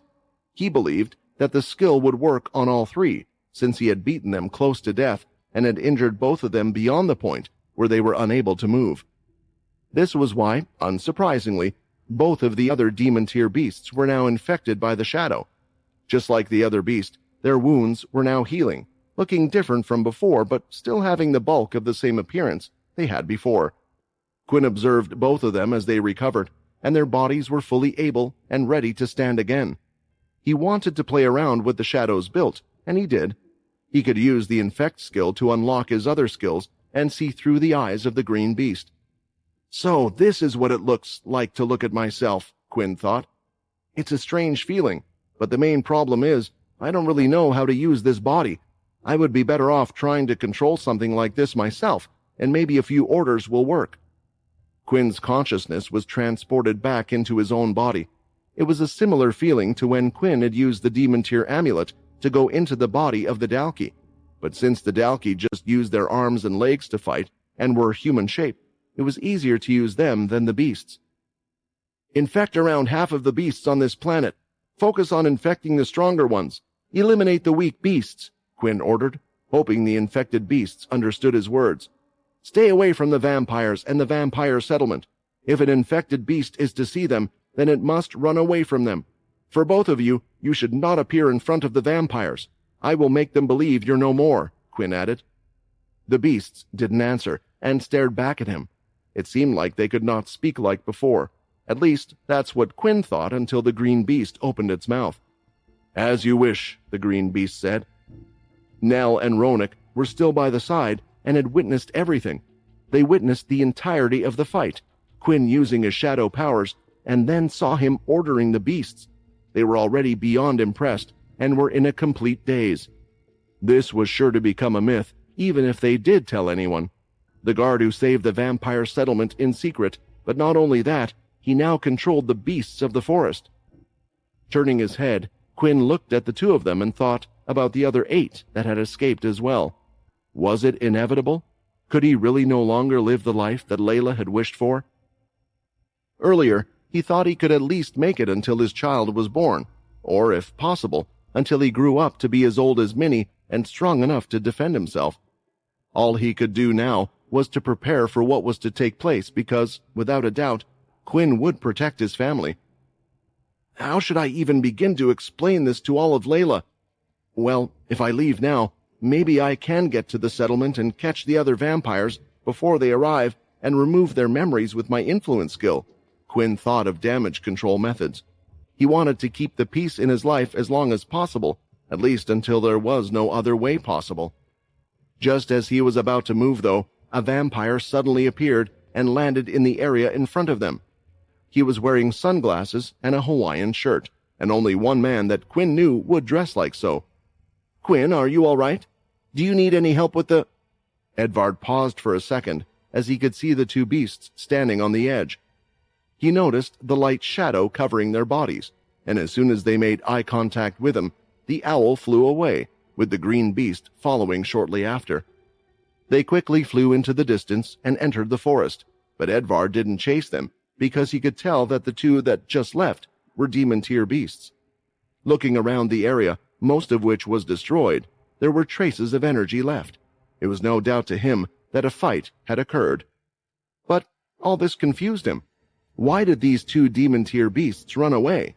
And what about the 3 demon-tier beasts that were attacking the area? With a frown, he turned his attention towards Quinn and the others. What is going on?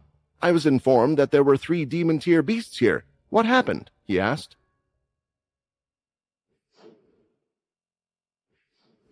Confused was an understatement for the 9th leader. He had tilted his sunglasses, wondering if they were messing with his eyesight, but it was true. Right now, in front of him was Quinn, the mysterious vampire he had met one day that had the power of the shadow. At the same time, there were 2 demon-tier beasts there before that had suddenly disappeared, but it didn't look like they were trying to attack Quinn or the other vampires at all. Edvard, you're here, Ronak stated, as he ran out and slid across the ground on his knees. Does this mean we can go back? Nell didn't introduce himself to the leader quite as dramatically as the other, but he also knelt down. "I want to know, what happened here?" Edvard asked. "Well, Quinn, he saved us. He used his strong powers to save us," Ronik stated. "He defeated the 3 demon-tier beasts and made them run away." Ronik and Nell didn't quite understand what happened either, but from what they had seen, it looked like Quinn somehow was able to control them. Based on the instructions he had given them, this seemed like a dangerous power that could shake the entire settlement, and then there was the fact that he had shadow powers as well. The thing was, Quinn was their savior, and right now, having their lives spared because of him, they weren't going to reveal his secrets out here and in the open. "Don't worry too much, you two," Quinn said as he walked forward. "This vampire already knows about my secret. He was the one that told me to come here in the first place." The ears of the guards were burning.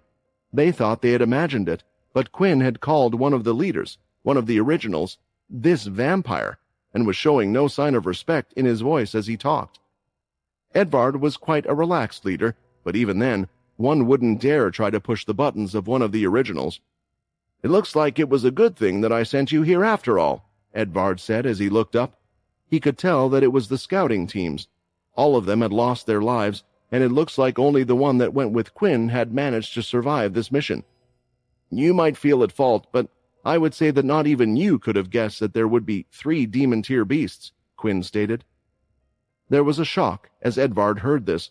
He had heard from the others about there being 3 demon-tier beasts, but Quinn had said it himself, and when one looked at him right now, there wasn't a scratch that was left on his body. "You won't have to worry anymore. The demon-tier beasts will no longer attack the vampires or the vampire settlement. The scouting and hunting teams that are sent out should have a much easier time from now on. I have done you a favor, so I hope you will keep my secret," Quinn said. It looked like Quinn was about to disappear off into the shadow like last time. Edvard could see this but wanted to stop him. For some reason, he felt like if Quinn left now, there was a chance that the two of them wouldn't be able to see each other again. "The settlement is fine, and your family is fine as well," Edvard stated. "I got word from the settlement just now. I don't know if you know, but the settlement was under attack from a horde wave, but they have recently stopped, and there have only been a few casualties. Your family is not on that list," Edvard explained. "An attack? What about my family?" Ronik said, but soon realized that he might have been talking out of place, but he and Nell were both worried about their families. "I don't know, but I doubt that they will have been harmed. The amount of beasts that managed to enter the settlement was minimal, and those that had lost members of their family have been informed already," Edvard explained. "But Quinn, you showed your powers, helping the fellow vampires, even though you knew that it would reveal yourself. Did you have a plan?" "Plan?" Quinn replied. "I am always prepping for the long term, for the bigger picture, but sometimes in the short term, things don't quite go your way. I know that, and have known that for a long time. From the way you are talking, though, it seems like you have an idea?" Edvard smiled. There was no secret ploy from Edvard, other than wanting to learn Quinn's character, but he had prepared something in advance, and it looked like there was a chance it could bring the two of them together. "The second family practically no longer exists, but there are those that still have their power. Of course, I'm sure you are powerful enough to use your influence skill, but that can cause problems, and if another vampire notices this, you will be found out. I have someone that can make them forget that today ever happened. I will claim that this is due to the beast that they had met. I managed to defeat the demon-tier beast and bring back the others alive. I think this will convince everyone, and will make it so that they all forget about you. The other vampires, they are currently waiting on the bottom of this mountain on my order." Listening to Edvard, it didn't sound like he was lying, and for some reason, he had kept Quinn's secret so far. Did this mean that they could continue living a peaceful life just for a little while longer? "Wait, remove our memories," Ronik said. "But then, does that mean we will forget everything that Quinn did for us today? How he saved us from the beasts and beat those guys? If your secret is that big, I won't tell a soul, I promise." Quinn smiled as he heard those words. Ronik was an idiot, but he was a kind fool. "Ronik, I like you," Quinn said. "It's not that I don't trust you to keep this a secret, but it's the fact that knowing my secret will also put you in danger. Don't worry, even after today the two of us will still be close, and we will still talk to each other as we did every day." Nell understood, which was why he hadn't said anything so far, but there was a lot on his mind, and eventually he spoke. It's not fair. We will forget everything you did today. For what you did today, I would repay you for the rest of my life, but tomorrow I will treat you just as I did any other day, Nell stated. It was the best option in the end for all of them. Quinn had hurt too many people by involving them in a certain mess, and it was best for them all to forget him. I guess the decision has been made, Edvard said. I will make the preparations and make sure the other vampires don't head back to the settlement just yet. It will be a couple of hours, but you will be able to meet your family again, Edvard stated and disappeared. Now, it was just Quinn and the two guards up on the mountain. The atmosphere between the three of them was more than a bit awkward. Before they could chat without holding back, but now, after knowing how strong and powerful Quinn was, it just didn't seem right, which ultimately made Ronak let out a big sigh. I guess it is the right thing to do. I can't even talk to you properly, Ronak said. But if we're going to forget anyway, can I ask you a question? There was a raised eyebrow as Quinn walked over, wondering what the question would be. You're really strong, and you took on 3 demon-tier beasts. Even Edvard seemed to be treating you with respect. Are you one of the vampire originals as well? Ronak asked. Quinn started to chuckle. That would have been a normal assumption, but it was anything but that. I guess there is no harm in telling you guys now, Quinn explained. You see, I lived a strange life, and I was actually human before. It will feel good to get this off my chest because it has been a while. I will tell you two the tale of how I was turned into a vampire and eventually became the Vampire King, and why none of you remember me at all. It will be hard for the two of you to believe, but at least you will listen, Quinn said as he went on to tell them everything before their memories would be returned to before the hunt had begun.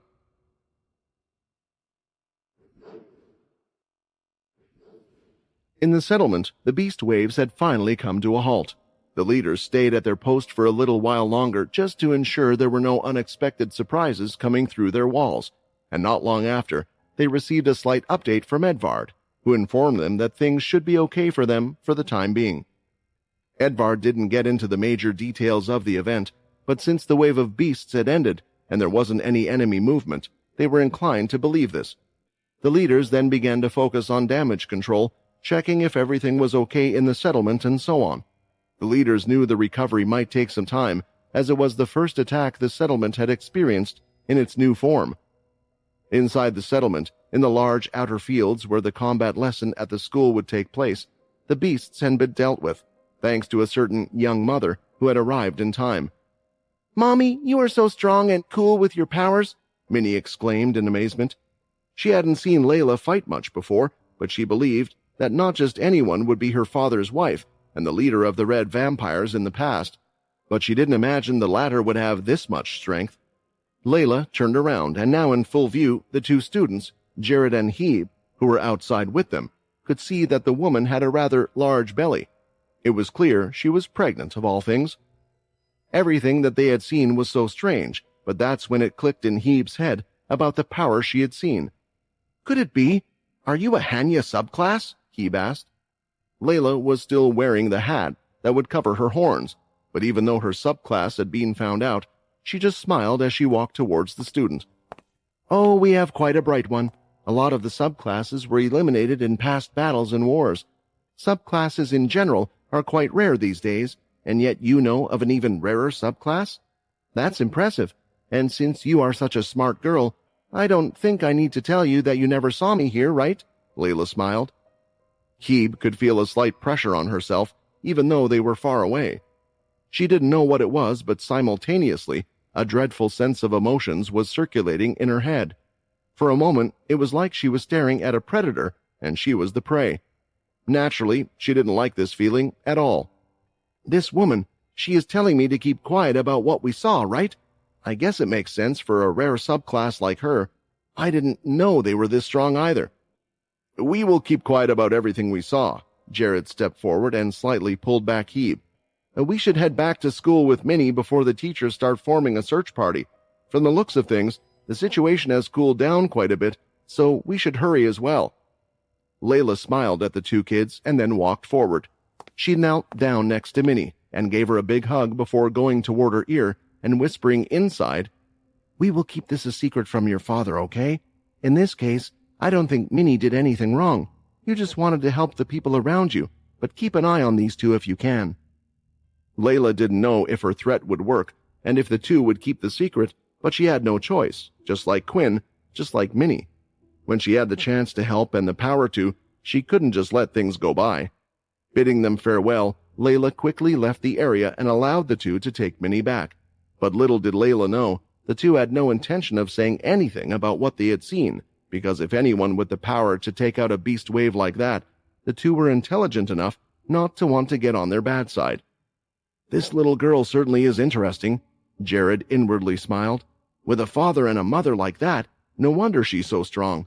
But this also makes me wonder about who they are. Wouldn't I at least know them if they are so strong? Also, how come her father is just a guard? Such a powerful person is just a guard. Are they hiding? If yes, then from whom?"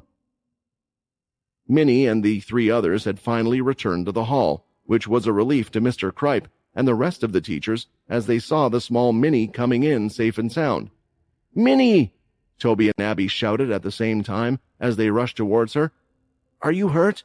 You were out there for so long and fought against that dog monster alone." Toby wiped the sweat on his forehead as he came running and searched her body from top to bottom to see if she was injured. It was strange. Minnie felt strange being touched by someone who she had asked not to do so not too long ago, which is why she quickly shook her body, releasing herself from Toby's grip, but she didn't push him away. "I'm okay. Jared and he protected me," Minnie lied with a big smile. The other two felt bad for taking credit when in truth they had done nothing to help Minnie, but they knew when to keep their mouth shut, so they continued to play along. "We hid," Jared clarified. "We hid while the new wave of beasts came toward us, and when we heard there was no more fighting and concluded it was safe to walk out, we came back here." The explanation was simple, and the teachers believed it. Once again, Mr. Cripe saw their star pupils, Jared and Hebe, in a good light. However, there still was a loss, and the school would have to deal with that. Due to the situation, the school would have to wait for reports from the leaders for instructions on what they would do next. However, the school allowed parents who were worried about their kids to arrive in the sports hall. Soon the parents were filling the sports hall bit by bit. The parents hugged their kids and checked from head to toe for any wounds, but not all parents had arrived. There would be those that were busy working or were busy due to what had occurred in the settlement.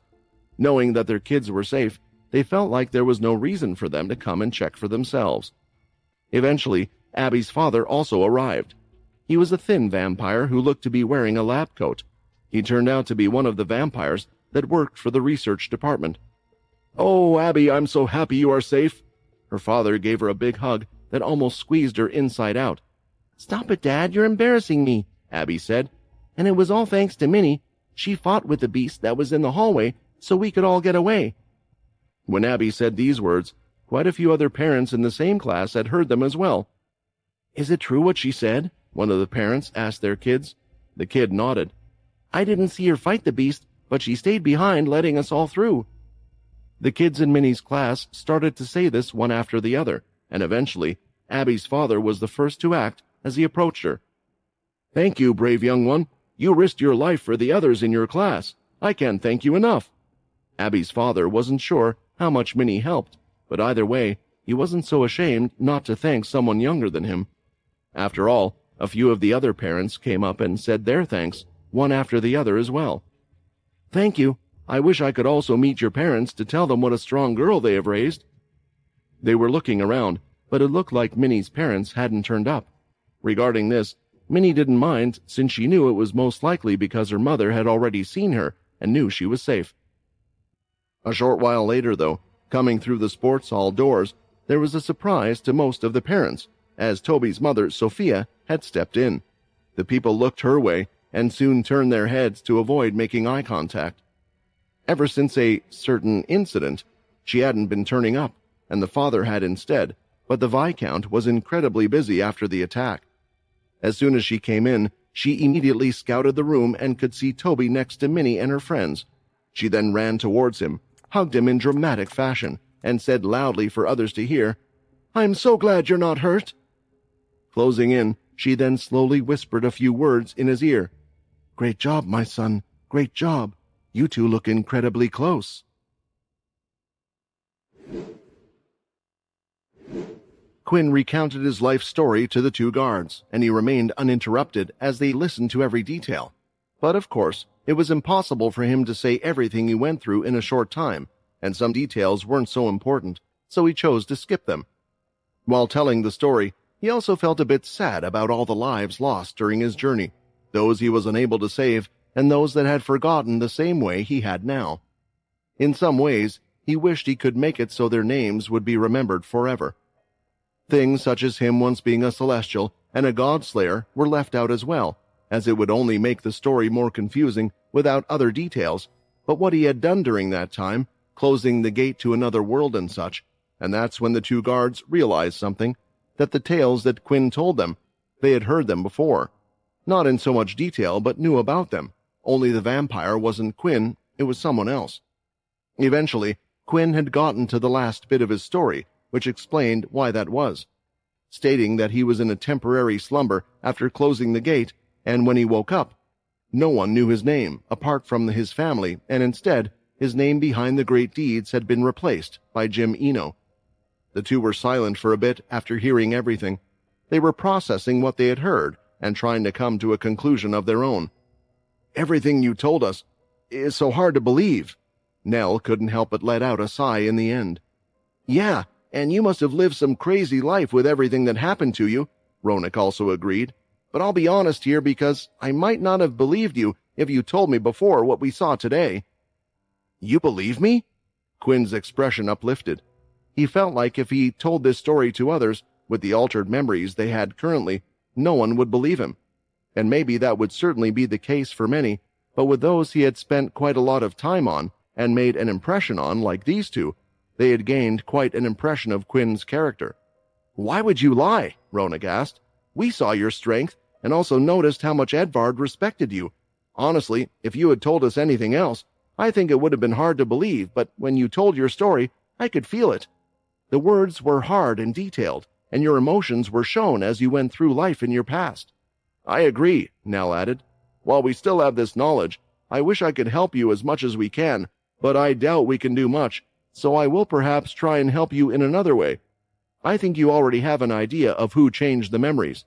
"Really?" Ronak asked. "Who?" Nell almost slapped his head. Most people from hearing the story could guess. "Jim Eno," Nell answered.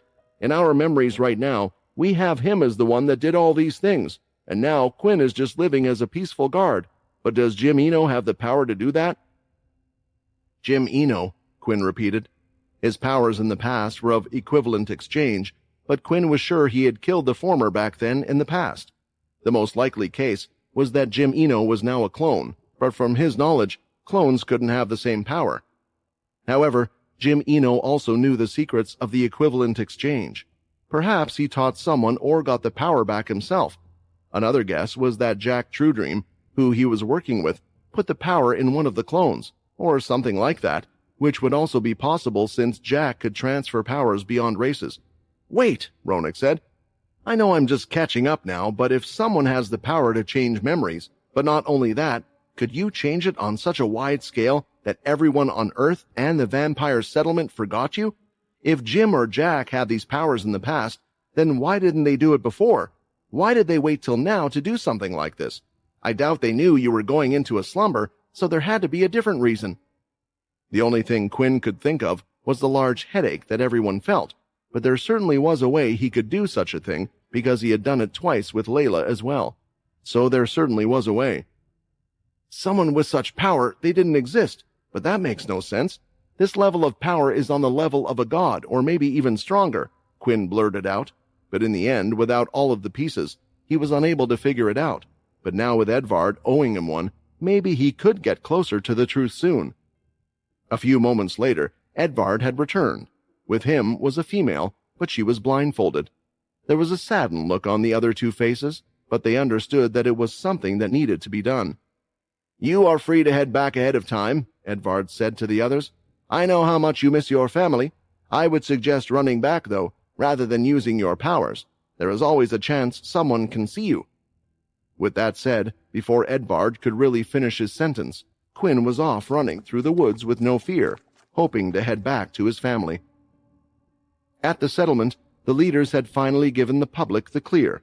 The beasts were cleared up, and most of their bodies evaporated after the guards had taken out the crystals from their bodies for a while.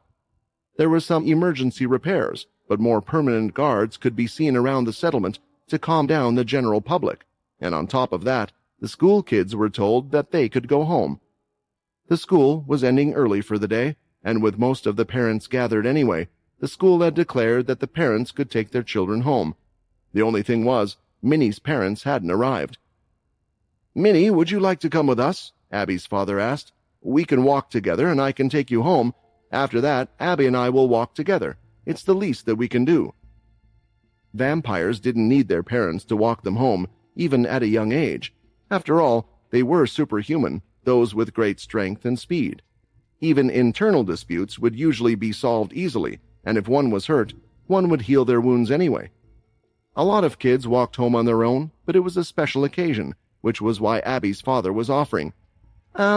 Sure," Minnie said as she walked over, a little shy as she really didn't know how to act in this situation. Abby's father wasn't a kid she could offer her juice box to. "Oh!" Sophia's voice was heard as she darted over with her hands over Toby. "I'm sorry to be a bother, but I just overheard the two of you speaking. I have an urgent matter to attend to at the castle. If you don't mind, could you take Toby home as well? There are servants inside, so he won't be on his own. If you do us this favor, a Viscount's family will owe you a favor." Abby's father was in an awkward situation, and hearing the word Viscount, he felt like it was a request he couldn't really refuse. But when looking at his daughter, she didn't seem to be too bothered, even if it was a boy, and he had seen the three close together before. "Sure, I hope the business that you need to take care of goes well," Abby's father replied with a polite bow. After that, Sophia left, and so did the rest of their children, going their own ways. As for Toby, he didn't say much and was silent. The three continued to walk, heading to his home in his direction. "We take a left here," Toby said. "Here? Are you sure?" Abby's father asked. The direction Toby gave was in an alleyway between the back of a couple of houses. There were many of these. One could use them to take a shortcut through the streets to head to the next. "Yeah, it's a shortcut. I don't want to waste your time, sir," Toby answered. It was then when Toby spoke, Minnie, who had better hearing than most vampires, could hear it. His heartbeat started to flutter as he talked and led them into the alleyway. While they continued to walk, sweat was running down his face, and he thought of his mother's words before she approached Abby's father. "Change of plans. Let's move it to today," Sophia whispered in his ears. As they got to the midway point, Toby finally turned around to the others, and there were tears in his eyes. "I'm so sorry. Please, run," Toby said.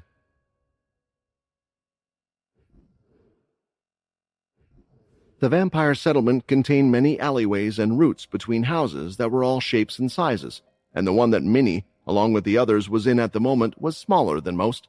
At most, only two could fit through the alleyway together at one time. Abby was walking with her father, and Minnie was close behind Toby, following him.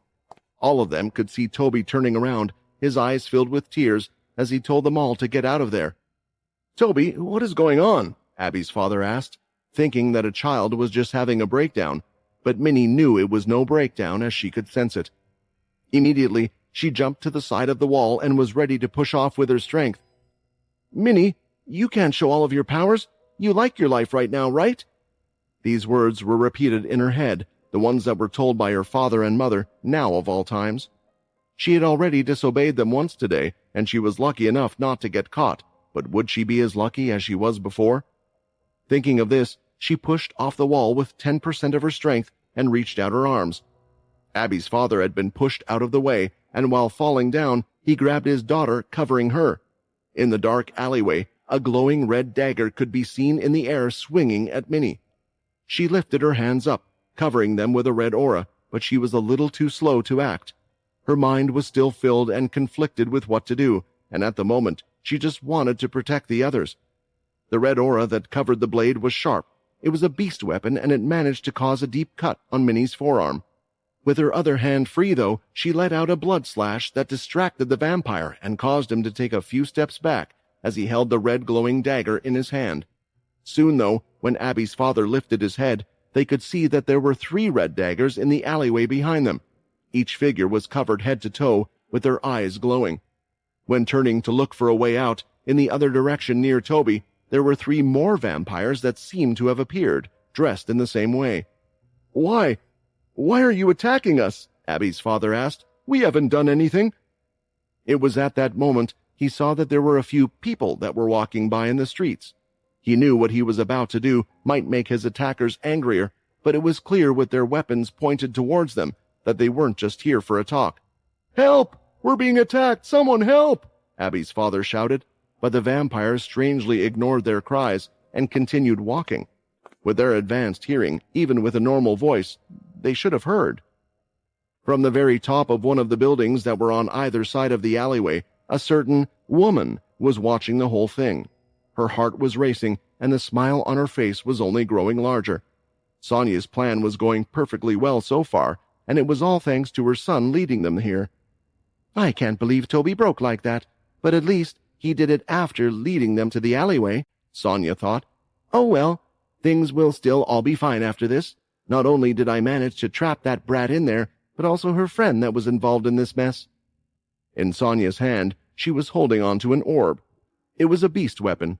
Vampires had been using beast weapons and items a lot more these days in the settlement, and this one had quite a nice effect for a situation like this.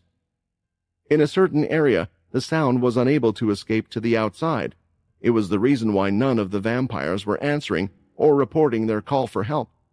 While at the same time, a few more vampires had been hired to make sure no one else entered the alleyway and blocked the sight of what was happening from others. Not that this was going to be a long job anyway. It was going to be quick and easy. "Today is the perfect day. Most of the vampires are busy recovering from the attack that happened, minding their own business. At the same time, this can be the perfect cover-up. We can just say that a beast managed to get through and was still alive in the city, and an unfortunate situation had occurred." Back on the ground, Minnie was trying to look at the situation. 6 vampires and ones that were quite skilled as well. With her strength, would she be able to help? No, she had to help. It was the only thing she could do. The vampires charged in from both sides, but the ones on Toby's side seemed to have ignored him as they came straight for her. It was clear now who the target was, until she could see that they were going for Abby as well. Abby's father lifted his hand and swung out, throwing a slash of red aura. The vampire swung his dagger, breaking it. Abby's father wasn't much of a fighter in the first place, but it still helped. Minnie was right underneath the man who had blocked the attack and swung her arm right at the vampire's leg. The vampire was knocked off his feet, his body spinning on its side. Then, as she threw her fist through the air, it hit the vampire right in the stomach, sending him back into the 2 others. "What kind of strength is this for a vampire of her age?" Abby's father thought. Now I understand how she had protected the others. Turning her head, Minnie could see that the others had their blades up and raised. She pushed off from where she was again. "I'll keep my promise this time. I will, and I'll still protect them," Minnie thought. Moving her hand, she shoved it right into the blade. It sliced right through the palm of her small hand, almost ripping her fingers apart. The pain was great, but it allowed her to grab the vampire's fist. Pulling the larger vampire forward, she then kicked him right in the side of the head. The vampire's whole body slammed against the side of the wall. "Minnie!" Abby shouted, as the 2 attackers had gathered more aura in the daggers and were looking to attack from further back. It appeared they now understood what type of threat she was. Just as the vampire was about to do an attack, though, he felt something grab onto one of his legs. "Minnie! Abby! Everyone! Just get out of here! This is my fault! Just get out of here!" Toby shouted as he held onto the vampire's leg. The covered vampire wanted to hit the kid, but remembered there were specific orders. When he looked back up, there was a large red slash coming right towards him, and it had hit him right in the chest, sending him in the air and on his back. When Toby looked at Minnie, he could see her standing there with her glowing eyes. Her hand was bleeding, badly damaged, and there was a cut on her forearm as well. She had been hurt, and his heart was aching seeing her like this, and for him to be the cause of this only hurt it more. "Come on, we're getting out of here," Abby's father said, as he picked up Minnie and was holding his daughter under his other arm. He ran right past Toby. It seemed he had already figured out why the child had apologized to them before, and in his head, his priority was his family and the little girl who had saved their life. They soon got out of the alleyway, but not before Minnie swung her arm a few times at the remaining vampires who had gotten up, forcing them to get left behind. They were unable to catch up as they left the alleyway. "These idiots!" Sonia bit her lip. 6 fully grown vampires, and they were unable to do such a simple task. That damn brat has made a fool of me again. After running for a short while, Abby, her father, and Minnie had managed to catch their breath and were now in a more open and public area near the marketplace. "Minnie, thank you so much for what you did back there. I don't know why they attacked us, but I'll be sure to report it straight away," Abby's father said. Abby, now somewhat out of the panic situation, looked at Minnie. Even now, blood was slightly dripping from the wound. It was taking a little while to heal up. "Minnie, I'm so sorry. I'm so sorry you're so hurt." Abby started to cry out loud. "We should get you some blood," Abby's father said. "It should help with the wounds, and after that, I'll take you back home and report this. Once again, Minnie, thank you for protecting us." As Abby's father finished those words, a shadow was cast over him, and a shiver was sent running through his whole body. He couldn't feel any aura, nor could he actually feel himself getting hurt, but his body was reacting in a certain way for some reason, and it took all his willpower just to look up at who had come to them. "Who did this to you?" a male voice asked. "Tell me, Minnie, who did this to you?"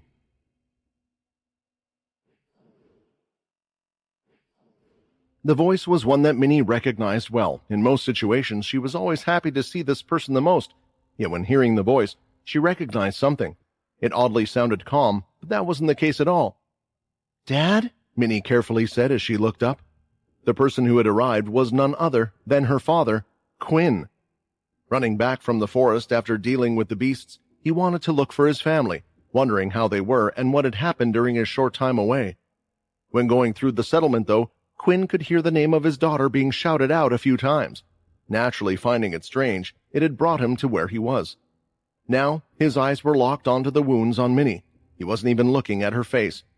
The calm eyes were causing Minnie to shake a little because she could tell that under that calm voice asking a question, he was furious. "I'm so sorry." Abby's father stood up and bowed down as he realized the situation. He had never seen Quinn before, as usually the mother would pick up Abby or she would walk home herself. Right now, Abby's father felt extremely guilty.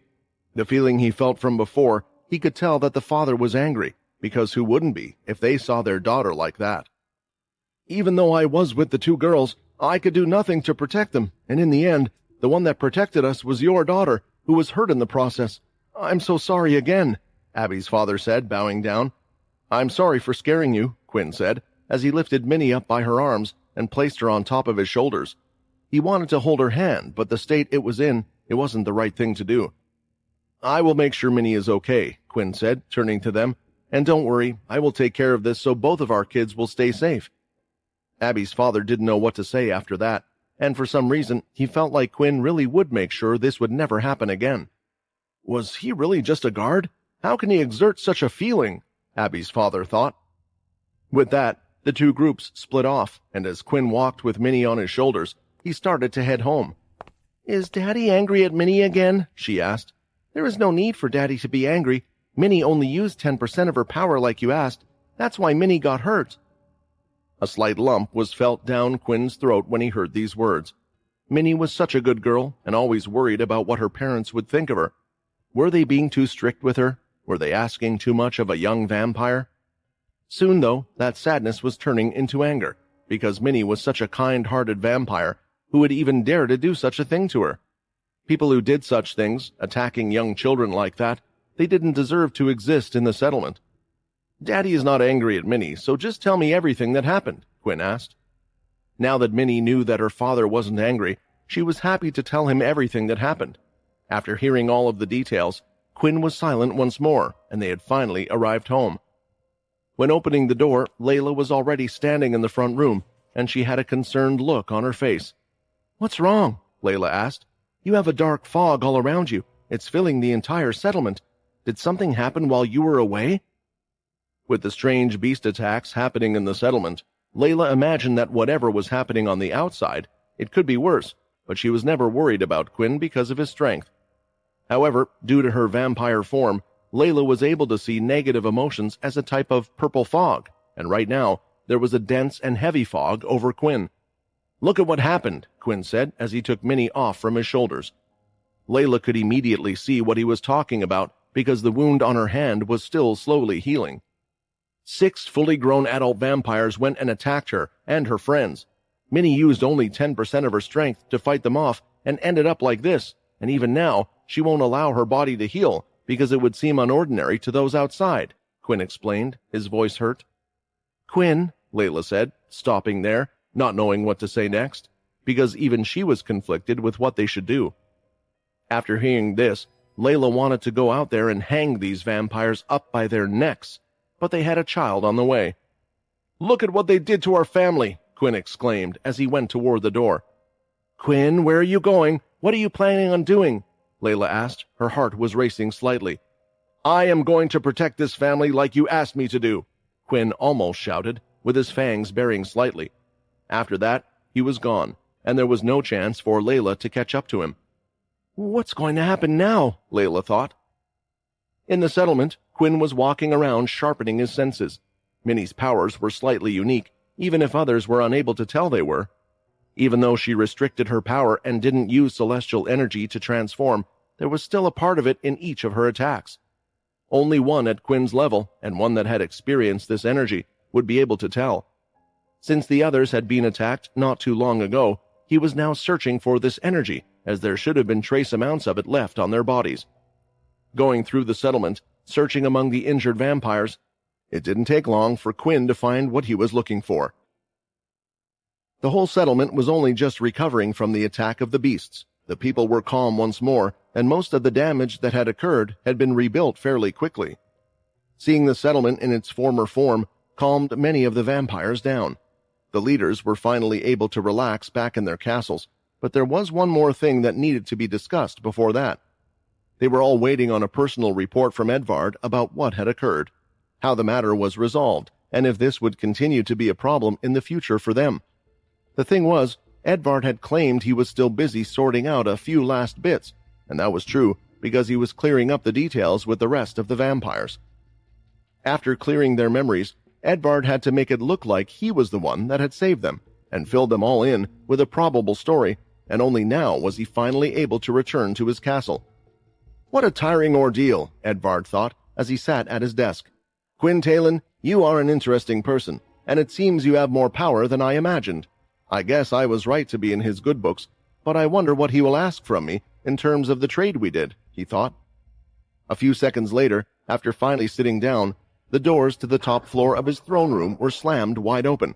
They were swung so strongly that they hit the walls of the room, breaking them. It had even shaken the entire room for a second. What was that? Edvard thought, because he could see no aura at all.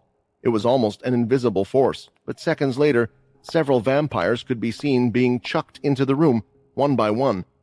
Soon after, walking into the room, was the one person he was recently thinking about. "Edvard!" Quinn shouted as he walked into the room.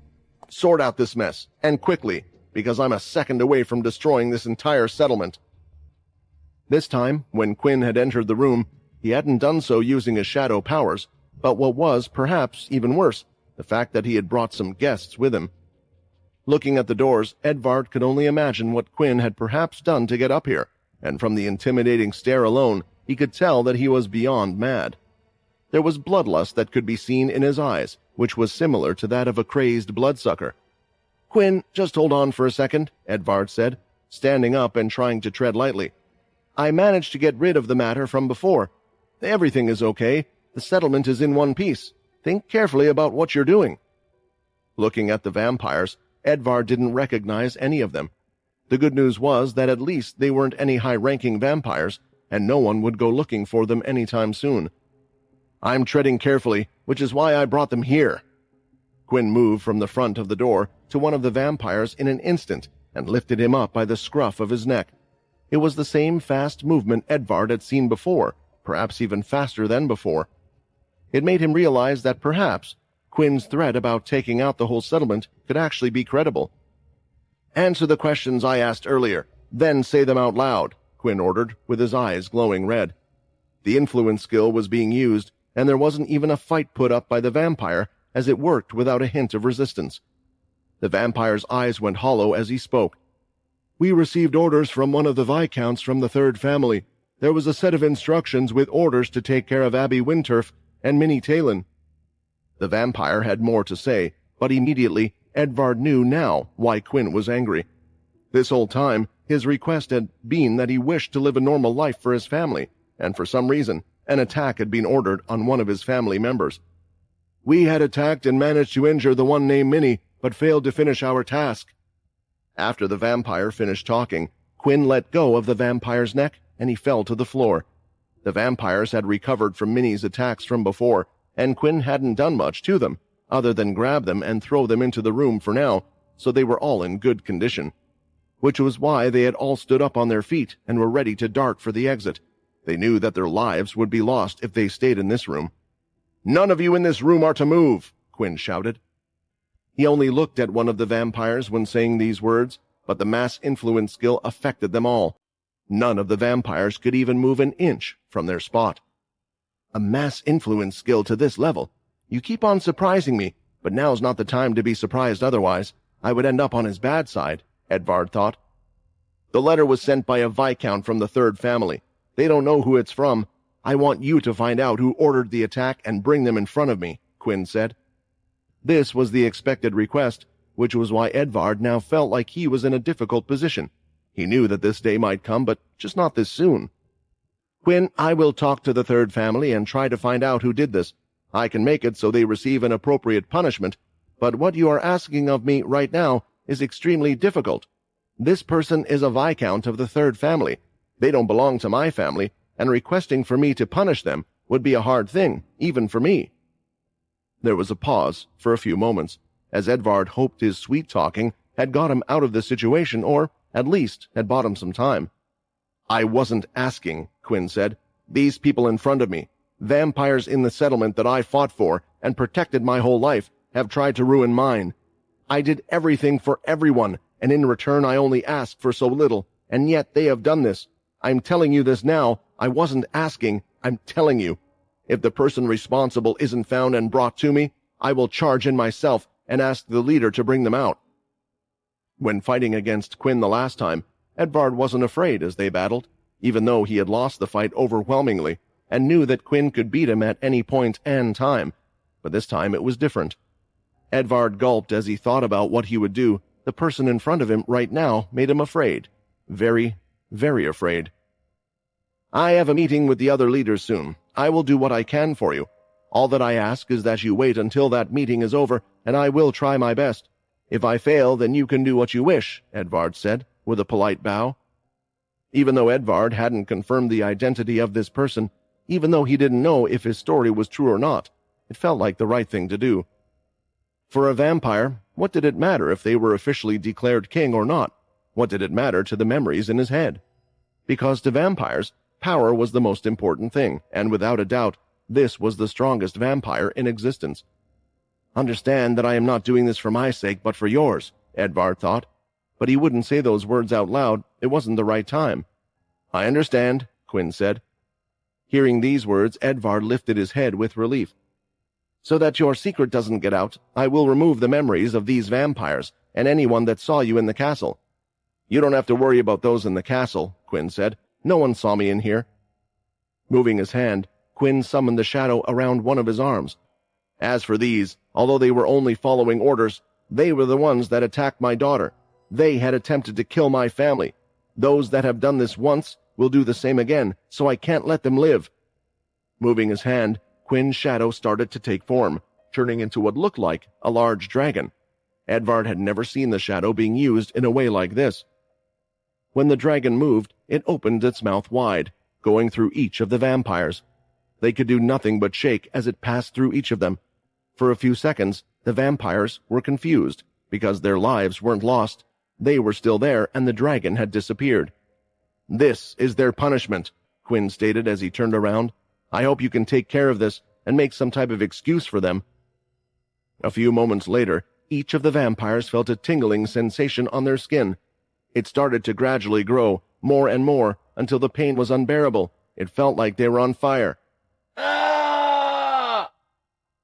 All of the vampires in the room started to scream at the top of their lungs.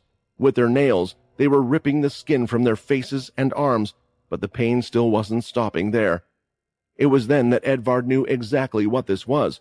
It was the skill that the head Punisher used on those that had been sentenced to the worst of crimes. As soon as Quinn left the room, Edvard swung his hands, creating a blood slash that sliced all of their heads off, ending their punishment. But with this, it was clear, if Edvard couldn't solve this somehow, then the Punisher of vampires would return.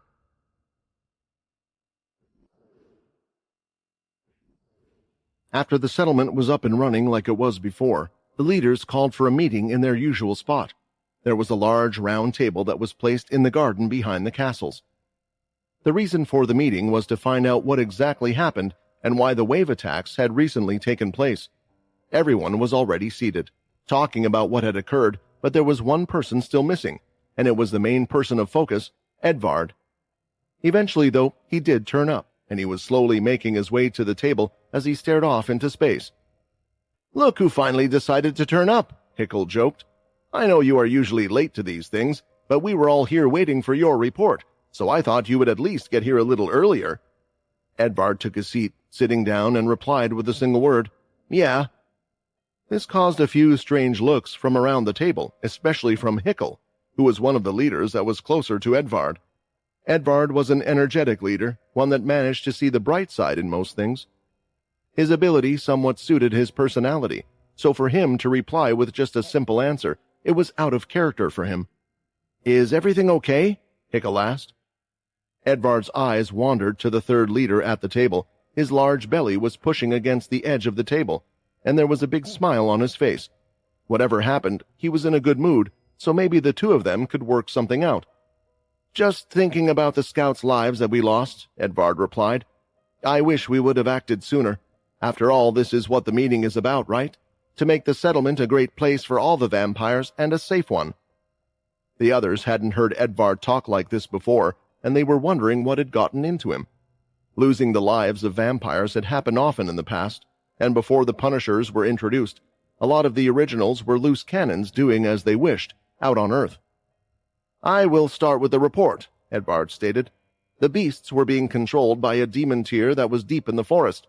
It had several abilities: to change the landscape of the area near its home, to keep a track of everything that was close to it, and to make one go into a deep slumber, forgetting what they were doing for the current day. Because of this, all scouting teams had been defeated apart from the one sent by the Ninth Family. I managed to reach them just in time, as they were being attacked by the demon tier. Some of its abilities didn't work against me, and using the green liquid I was able to defeat it. Based on the reports, after the demon tier beast was defeated, the horde waves of beasts had stopped here as well." A lot of the vampires around the table were nodding, but there were some that felt like Edvard's story didn't quite add up, and one of them was Hickel, who was by his side. "Edvard is strong, but defeating a demon tier beast on his own without a single scratch on his body? It doesn't help that none of the vampires that were there can remember what happened," Hickel thought. "It doesn't make sense if he used the green liquid as he stated, but something is still bothering me. The horde waves were large in number. According to those on Earth, it was far larger than anything they had seen on other planets. Was this really all the work of a single demon tier beast?" In the end, Hickel thought that it was best not to look too much into it. At the end of the day, no matter what happened, the horde waves had stopped, and only time would tell if the beasts in the forest were no longer caused trouble for the vampires. "It's quite lucky that only the 9th scouting team managed to come back in one piece, don't you think?" Grenlet commented with a chuckle. "Well, you know my ability. Perhaps it just extended to my own people," Edvard replied. With that done, the meeting had come to an end, but before everyone walked their separate ways to their castles, Hickel saw Edvard approach Grenlet, and the two of them walked away toward his castle. "I wonder what that's about," Hickel thought. A short while later, Grenlet and Edvard had entered one of the many reception rooms on the ground floor. The area had been cleared of vampires, and there was a silence orb in the center, so only the two of them could hear each other's conversations. "All right, tell me then, why did you want to speak to me privately? I believe during our time we have said everything that we need to say to each other, Grenlet stated. You are right about that, Edvard replied. This matter involves someone from my family and someone from yours, you see.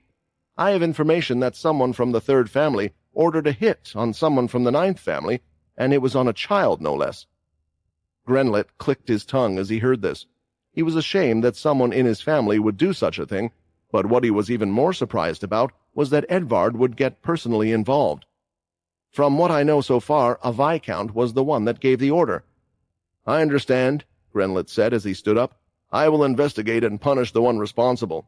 You have changed quite a bit. I never knew you were one that cared for those from your family like that. This was where the hard part for Edvard was going to start. If it was a simple matter of punishing them, then it would be fine. No, Edvard said. Once you find the person responsible, could you send them to me, and I will be the one to decide their punishment. Grenlet turned his head slowly, and there was a look of shock on his face. Are you mad? Grenlet said. You punish a member of my family? Do you think I'm not capable enough to do something myself? Do you think that your methods are better than mine? No, Edvard said. This matter has become a... Edvard stopped there. It was hard for him to keep Quinn's secret. At the same time, he couldn't say anything that would allow a link or for him to be involved. It is a request. This Viscount ordered an attack on a vampire child. They don't deserve to be in the settlement, Edvard said. You are doing all of this for a mere child? That makes no sense. Leave my castle and leave all my own family matters to me, Grenlet said again as he turned around, but soon saw that Edvard was standing in front of him. Now, you're standing in my way. Are you that arrogant? Grenlet's temper had already reached its maximum, and he threw out a fist filled with blood aura towards Edvard. Seeing this, Edvard went to lift his arms to block the attack, but that's when he noticed he was unable to move his arm because there was a thin needle that had been inserted. The punch hit Edvard right across the face. It was a strong hit, but he stood firm with his feet. However, his sunglasses were shattered on the left side, and his glowing red eye could be seen. You certainly are an arrogant one, Grenlet said. Without your armor, you're nothing. You are not the same person as you were before, so don't think you can order us around like you had done back then. It looks like your luck has run out. Grenlet walked toward the door and opened it, planning his leave, but Edvard still had a few last words for him. Grenlet, Edvard said as he turned around and the movement returned to his left arm. I promise you, if you don't heed my request, you will regret what happened today. Ignoring the final words of Edvard, Grenlet left the room. The anger that Grenlet felt was building up as he walked through his castle. He wanted to do a lot more to Edvard than what he had done, but knew that it would cause problems with the others. Who does he think he is, coming into my castle and ordering me around? Does he not think of us at the same level? Huffing and panting, Grenlet was about to head up his stairs and to his throne room, but soon stopped as he couldn't get something off his mind. Why would he be so pushy about punishing a single vampire? He is not a fool to anger me for no reason. With this thought in mind, he soon turned around and decided to gather all the earls. From what he knew so far, the attack had been ordered by one of the Viscounts. So the easiest thing to do was to get all of the earls to investigate the Viscounts. An order was sent down from the original leader, and the 5 earls were quickly working away. They had been informed about what had happened, and since the leader was investigating this, they believed it was a serious matter. Carlson, one of the earls, was huffing away as he looked through the paperwork. Any official letters or orders that had been sent out would need to be signed. There was no need to go through the earls, but they had access to all this information. The leader doesn't look too pleased about all of this. One of the Viscounts must have truly messed up, Carlson thought, shaking his head. When reading one of the files, Carlson's mouth was left hanging wide open, as he had found the order that had been sent, one that was signed by his very own family member. "What have you done?" an angry voice shouted. Inside one of the large manors, the Viscount Tinnet had leaped down from his second floor of his home and was now standing in front of his wife. "I don't know what you're talking about," Sonia said as she was shaking her head. "I told you not to get involved with that family. When did you do it? When did you steal my seal?" Tinnet was beyond angry as he used his hand to grab his wife's throat. He quickly pushed her across the room and slammed her, holding her up against the wall. "Please," Sonia struggled to say, as she was finding it hard to breathe. The door to one of the reception rooms at the side was pushed open, and a boy was seen running through, with tears down his face. "Please, Dad, stop it. Don't hurt Mom," Toby continued to shout. He soon darted for his dad's leg, grabbing hold of it. Seeing his son like so, Tinnet let go of Sonia, dropping her onto the floor. "You have no idea what type of trouble we could be in. The leader has summoned us. Carlson said it was regarding a letter that had been sent and an assassination attempt." Looking at his son, he wanted to apologize, but that's when he could see that Toby was full of markings over his face. There were faint scratch marks that were in the middle of healing. What were you doing to him?" Tinnet asked. "Was it you? Again? Did you do this to him? You damned woman, how dare you?" Tinnet lifted his hand again, ready to hit Sonia, but once again, Toby stood in front of the two, bracing himself to take the hit, but his father had stopped just before and turned away. "Get yourself ready. We'll leave as soon as we can." A short while later, Sonia and Tinnet both left to head to the castle, unsure of what was about to occur. Toby was left with a few maids in the manor on his own. "Is this because of me? Are Mom and Dad going to get punished because I didn't do what she asked?" Toby thought. I don't know what to do. Someone help me," Toby said, dragging his fingers over his face as he covered his tears. Eventually, he wiped them away. He wasn't sure if this person was willing to see him or not, but there was one person that had helped him before. They weren't the closest, and he wasn't sure what he could do to convince her, but it was the only person he felt he could ask. Toby soon left the house, in search of a particular person. Inside the throne room, Earl Carlson, Viscount Tinnet, and Sonia were all together. The leader, Grenlet, was tapping his finger. After finding out what had happened, even the Earl felt like he was unable to cover for his family member. Otherwise, there was a high chance that he and his family could go down as traitors, and they would attempt to not just eliminate him, but his entire generation. "I am already aware of what has occurred," Grenlet said. "What I wish to know, though, is why did you give an order to eliminate a simple vampire child? Surely there has to be a reason." It was then that Viscount Tinnet stood forward. "It was a simple, petty grudge of my wife, sir." The Viscount went on to honestly explain everything that had occurred. After seeing what Sonia had done to their son, he honestly couldn't care less if she was to perish. At the same time, Sonia felt like it was impossible for her to lie as well, so she admitted to everything. After hearing the full story, they all waited for the verdict from the leader, but he said nothing. The truth was he didn't really care for this matter. Grenlet didn't live all these years to stop or uphold pettiness between vampires. Who was in the right or wrong? Who cared about things like that when eventually they would all die of old age? For the originals, this wasn't true, though. They would live on. So, Edvard is either trying to help out this little vampire, or he's trying to help out the father, the guard. All of this, for this Talon family, though, it makes no sense. Perhaps it would make more sense if I paid them a visit, Grenlet thought. Whatever was enough to intrigue another original was enough for him as well. Inside the 9th castle, Edvard was replacing his broken sunglasses with a new pair. When he closed his wardrobe and turned around, he nearly jumped back into the wardrobe because a certain someone was right behind him. "Well, at least this entrance is better for the castle than your last," Edvard said. "Your meeting is over. Do you know who tried to hurt my family?" Quinn asked. Going to his desk, away from Quinn, Edvard decided to pull out some whiskey, poured himself a glass, and took a drink. He felt like it could very well be his last glass. "I asked the third leader. He said he would deal with them. As I suspected, he refused to hand over someone else to another family. I'm sorry," Edvard said, taking another large swig. "If you want to kill me for failing, then I understand, but at least let me finish my drink." Quinn soon turned around, ready to leave the room. "Why would I kill you?" Quinn said. "You have done nothing wrong." It surprised Edvard. Quinn was different from most of the past leaders of the vampire settlement that he knew of. "Tell me then, what do you plan to do?" Edvard asked. "The third leader," Quinn answered. "If he refuses to send you the guilty one, then I will just need to go to him." Looking at the ground, Edvard was hiding his face from Quinn because, right now, there was a large smile on it. "We will now see which one has run out of luck, Grenlet."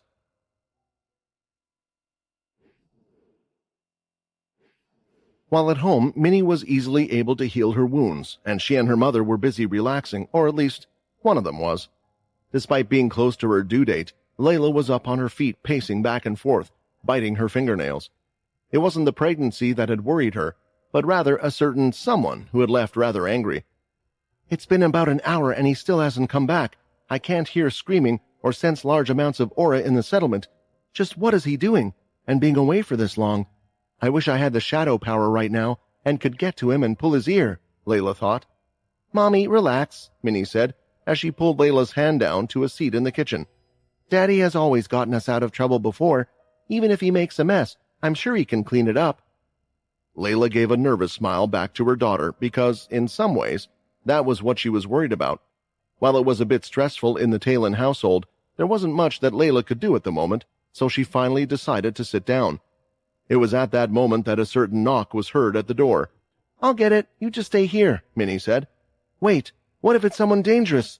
Layla panicked. "Then they will just have to try to catch me," Minnie teased, as she sped off right to the door.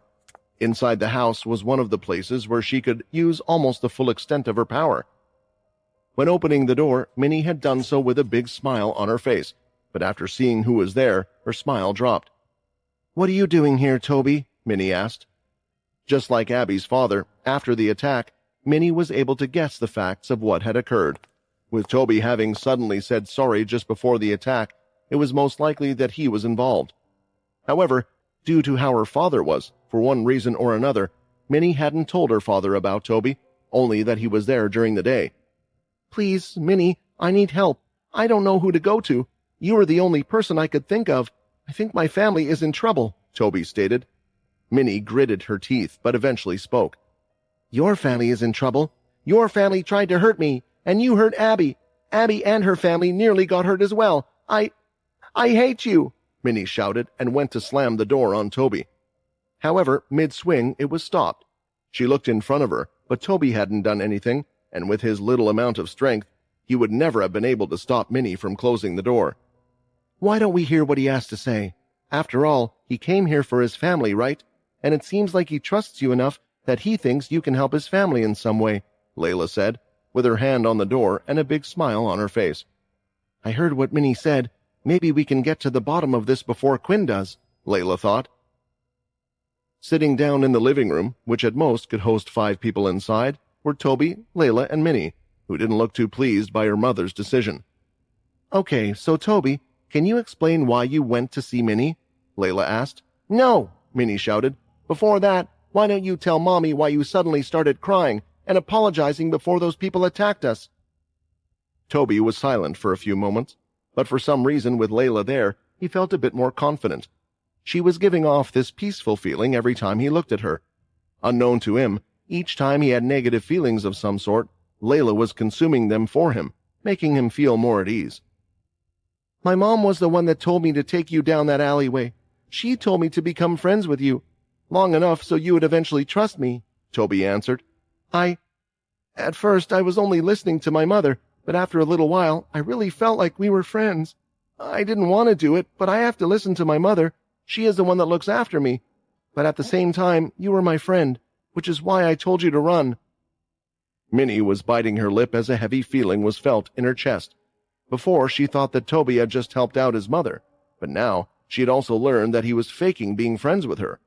Right now she wanted to explode with energy, but it was a good thing her mother was here, as she could calm the explosive emotions of hers with her powers. "I understand," Layla said. "I understand more than anything, wanting to please those in your family while trying to keep your own morals as well. It is a difficult place to be in.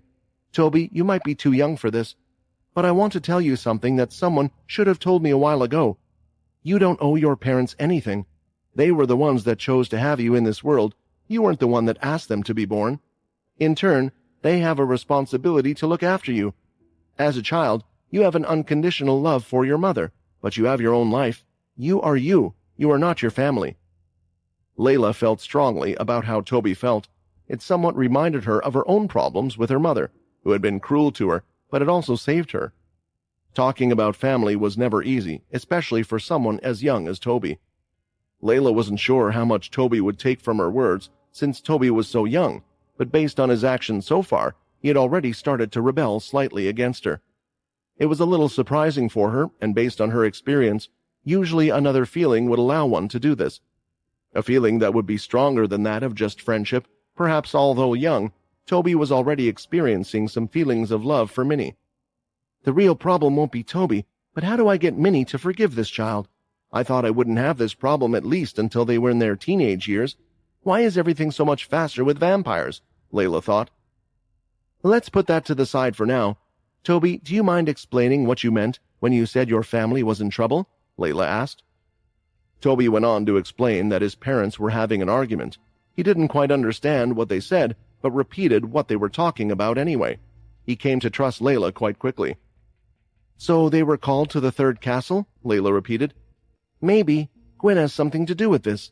I guess he didn't go as far as I imagined, but based on what Toby has said, his mother isn't the type of person to let this go. For one, there is a good chance the leader now knows about this and will punish the whole family. As for his mother, she won't be the type to take the punishment and will just be pushed to try something even more drastic than the last time. Quinn will no doubt know this as well. It was a tough one, and in some ways, she felt like there was nothing she could do. Now it was all in the hands of the third leader. She would just have to let things play out. At that moment, she started to rub her belly as she felt a sudden hard kick. I know you're restless about all of this as well. If this gets safely resolved somehow, maybe it's time for you to come out. Then I can be a little less stressed these days. There were enough things to worry about right now, especially with Quinn not being present. If their child decided to pick this time to come to this world, it would be really inconvenient, but Layla almost felt like it would fit with everything that had happened to them. Letting out a big breath, once again there was a knock at the door. Is that Daddy? Minnie jumped from her seat excitedly, and she just wanted to get away from Toby at the moment. Shortly following her, though, was Layla. That won't be Quinn. He would just come in, not knock, Layla thought. When Minnie opened the door, all three of them, including Toby, were standing by the entrance, and they were greeted by about 5 permanent guards from the castle. We are here by the order of the third family, Grenlet Toppy. The Talon family are to be escorted to the third castle.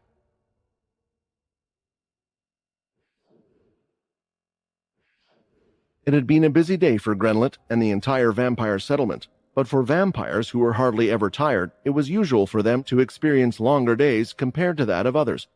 In his office, Grenlet was holding on to a flask. It wasn't just any flask, but one with Dalky blood in it, and VI symbol written on the side. He had tried the green liquid before, so he knew the extra strength that it gave, and it was beyond what he had expected. Some of the originals even claimed to get almost a double boost in power. I wonder, is there a need for me to take this with me? Grenlet thought. Soon, a meeting was to be called, one with a particular guest, and he had some questions he wanted to ask. Usually, he would never take such a thing with him, unless he was sure he was going into battle. Here, though, even if there was a fight, it would be just against another vampire, a regular vampire guard no less, but the words of a certain leader kept ringing in his head. For now, he had decided to take the liquid with him, as he headed for the throne room from his bedroom chambers. I have done a little of my own research into this Quinn Talon, and have found that he was also part of the group that managed to survive the beast attack, Grenlet thought. At the time, I found it a little strange that Edvard would volunteer of all people. So my guess is, for some reason, he is helping out this Quinn person. Regardless of whether it's him, his daughter, or the mother, I will find out the secret between the two. A short while after Quinn had left the room, Edvard was looking out, sensing the settlement or seeing if there was any news that would come his way.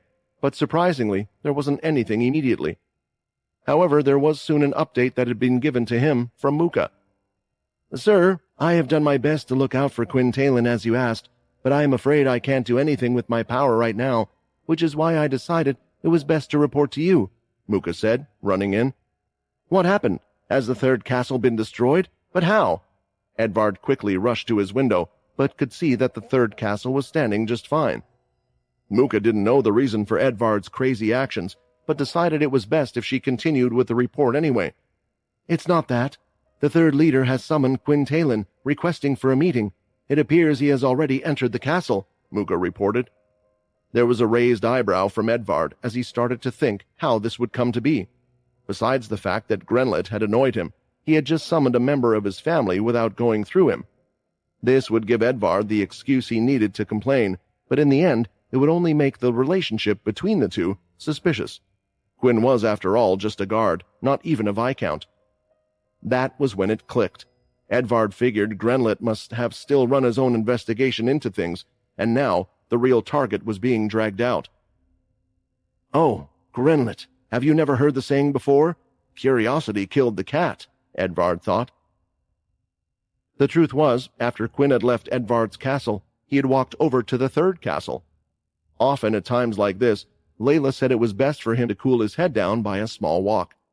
Regardless of the walk, though, it seemed it wasn't working, and he had finally arrived at the third castle. Here he stood just by the border that split the territories of the pooling area. That was when he was deciding what the best way to enter was. A disguise, use of his shadow powers as a mysterious vampire, was the best option for him, or to use brute force and threaten the other. It seemed to work on Edvard, so there was a chance it could work again. "Hey, are you Quinn Talon?" a voice shouted out. When looking ahead, Quinn could see a group of around 5 vampires that worked in the castle as guards together. It was strange for them to know his name. He wasn't well known at all. Not even the regular guards he worked with all knew his name, other than Ronik. The vampires looked down at a tablet-like display and looked up. The image that they had been given clearly matched. "The third leader has summoned you. Please come with us."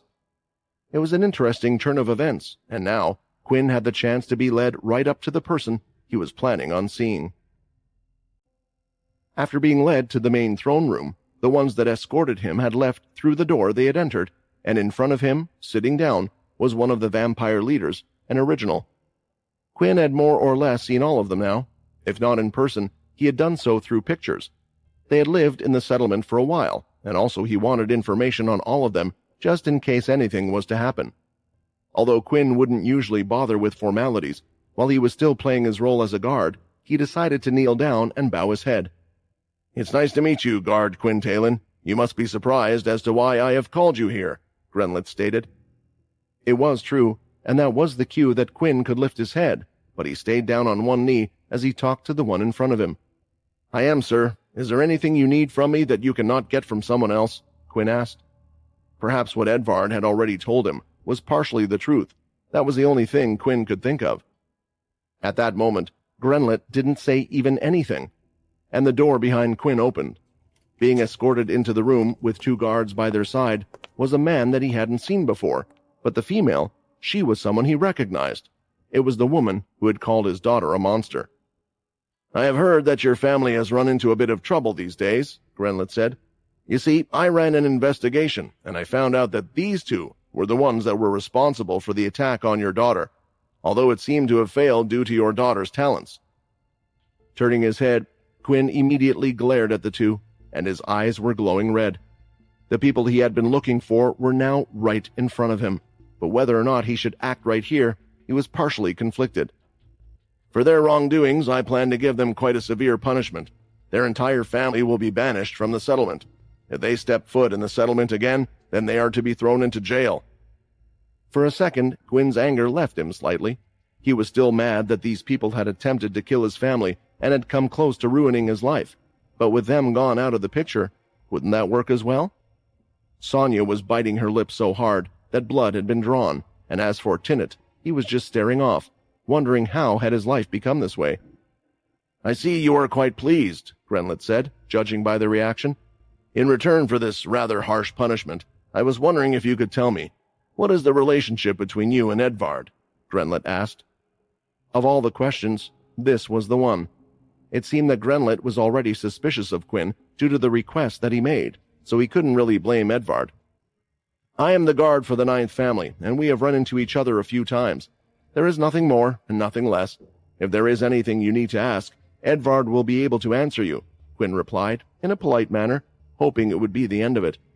"I thought that was going to be your answer," Grenlet sighed. Once again the doors behind were open, and a few more people were being escorted in. This time there were 6 guards that entered with the others. A familiar smell entered Quinn's nose, and turning his head he could see them. "Now, are you more inclined to answer my question?" Grenlet asked again. Looking at those that had been brought in, Quinn slowly stood up onto his feet. "Layla! Minnie!" Quinn stopped there as his teeth were grinding back and forth and starting to grow slightly. "Are you trying to use my family to threaten me?" Quinn asked, in a low, quiet voice. From Layla's point of view, smog filled the entire room. She had never ever seen his emotions, as rampant as this.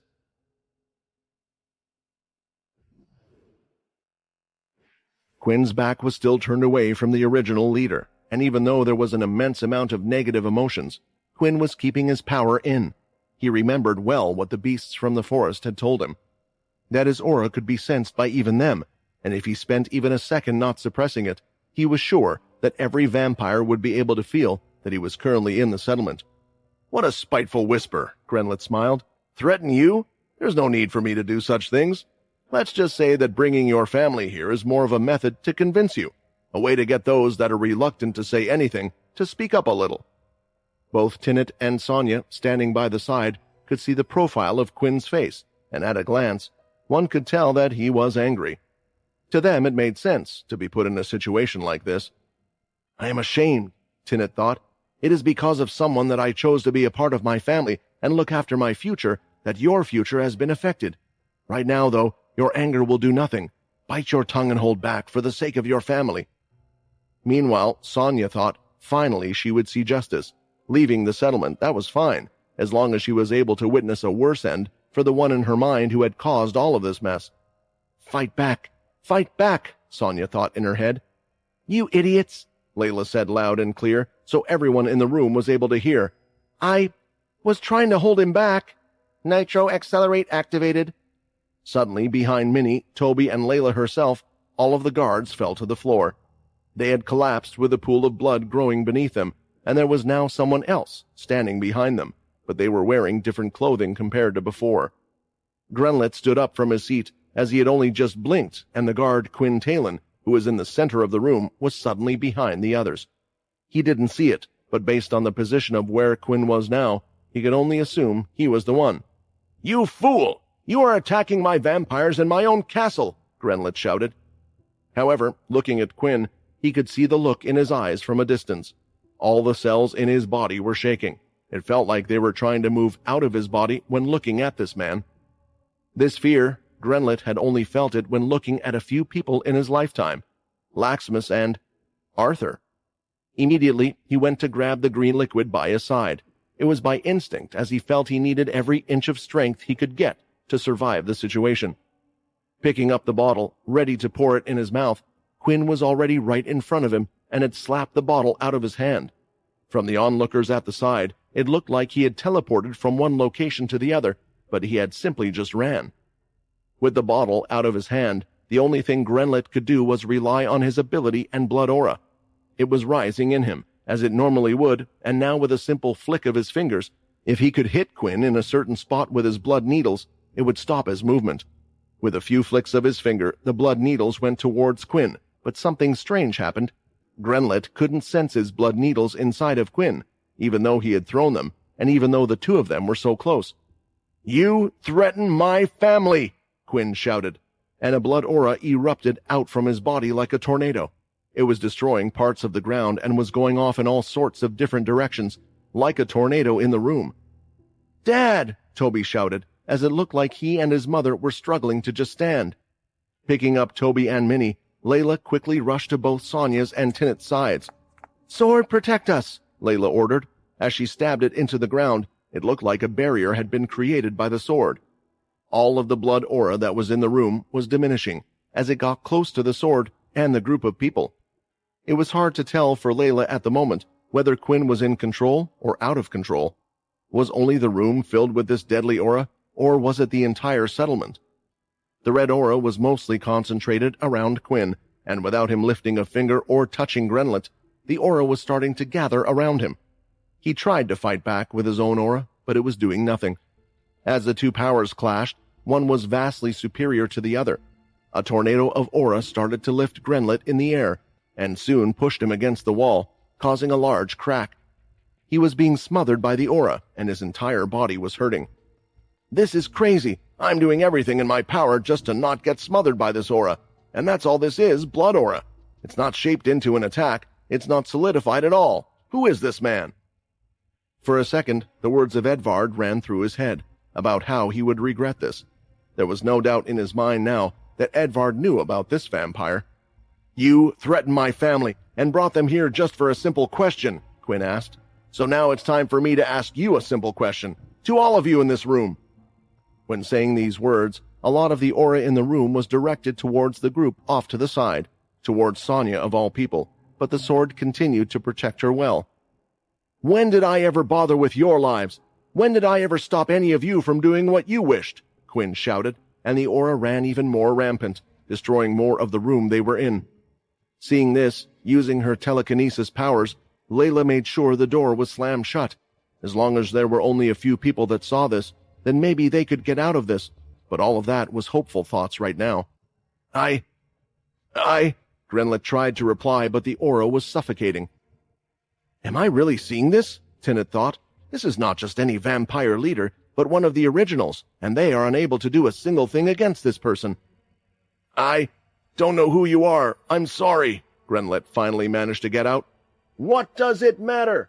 Quinn shouted, pushing him further into the wall, and inching his aura into the leader's body a little more. "I never got involved in your life, so why did you get involved in mine?" Quinn shouted, and instead of an aura appearing from his body, this time, from behind him, a purple shadow started to appear. It grew in size, and everyone in the room gazed upon it as its form started to change.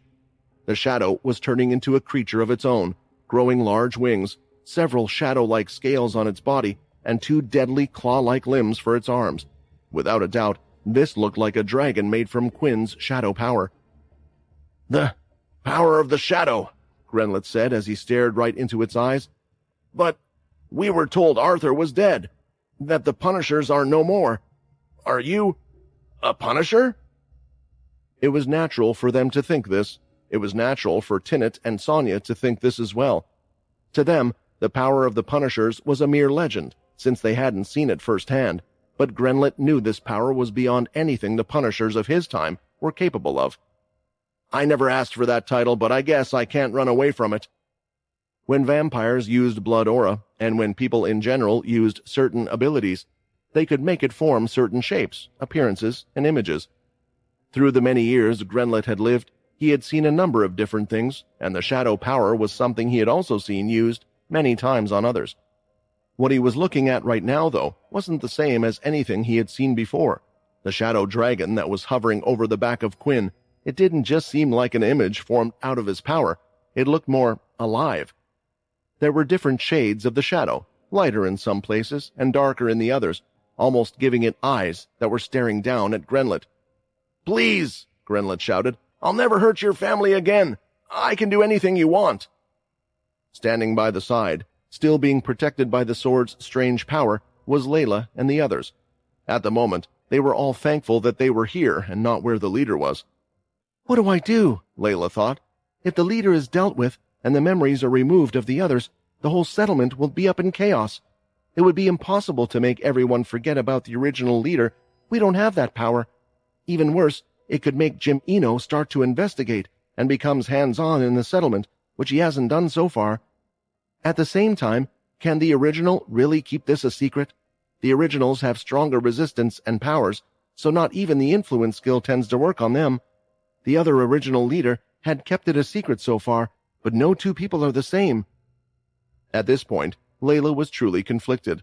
At the end of the day, she just didn't want others to find out, and she needed to decide which one was the better option. Right now, she was better off flipping a coin to make a decision. At that moment, the shadow had started to move. The shadow dragon above started to fly, heading straight toward Grenlet. It opened its wide mouth, and with its strange teeth, it had grabbed Grenlet at the side of his ribs, with the top and bottom of its jaw. Grenlet started to scream in pain, but it seemed to be a more physical type of pain, as blood was dripping down his sides. Just then, Layla felt a strong force hit the door. It was a sudden burst of power, and with her concentration in two places, her telekinesis powers weren't enough to keep them shut. One of the large double doors had been slammed open, and in a position of just having thrown a punch, a Hawaiian shirt wearing vampire could be seen. Edvard had arrived, and the whole scene was far more intense than he imagined, as he was hit with a wave of aura, cutting parts of his clothes. "Damn it! I'm going to have to get some more clothes after this," Edvard stated. Moving forward, Edvard lifted his hands to cover his face and had no choice but to activate his aura to get closer to where Quinn was. The door once again was shut behind him, due to Layla's powers. "Quinn, listen to me," Edvard shouted. "I know Grenlet can be an ass at times, but he is a useful person to have. We can use the originals to our advantage for your goal." It was hard to know whether or not Edvard was getting through to Quinn, especially since the red aura was still bursting everywhere. The shadow dragon was still moving, attempting to crush and devour Grenlet. The Shadow Eater skill was a skill that only really worked on either those that were weak or weakened. Although compared to Quinn, Grenlet was weak, he was still one of the strongest vampires, and he would have to be weakened a bit before the Shadow Eater skill could work. "All right, it's decided then." Layla had made her decision as she picked up the blade in her hand. "I will protect these people. Use my sword to stop Quinn's shadow," Layla shouted. She then threw the sword over at Edvard, and he could see it in the air. It's Quinn's wife, but is she mad? She wants me to try to get in front of that? If Grenlet can't do anything, what makes her think that I can? Edvard thought. When looking at the sword in the air, though, he noticed that the red aura, when touching it, wasn't affecting it at all. It wasn't knocking it back or anything like that. She is his wife, so she should know him best. Edvard jumped and grabbed the weapon, and as soon as he did, he realized that the red aura covering his arm had disappeared. It was as he had expected. Layla, still needing to protect the others, summoned her ki, pushing back the aura. Luckily, it was only Quinn's aura, and it wasn't direct attacks coming towards them, so she was able to deal with it. She wasn't worried about herself or Minnie.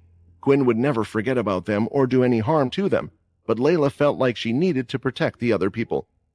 Running forward, Edvard leaped in the air and started to cut the aura, and he could see the dragon attached to Grenlet. "Me and your wife are trying to talk to you, so can you listen?" Edvard shouted as he swung the sword down, cutting the shadow dragon right by the neck. The sword had gone through, and the head started to disappear. Quinn, seeing who was in front of him, started to put the shadow away. "Daddy, stop! Please listen to Mommy!" Minnie shouted. Instantly, after hearing his daughter's voice, the rest of the aura that was filling the room and surrounding Quinn had gone back inside. "Edvard, I don't want to hurt you," Quinn said, "but it's too late now. He knows my power and about my family.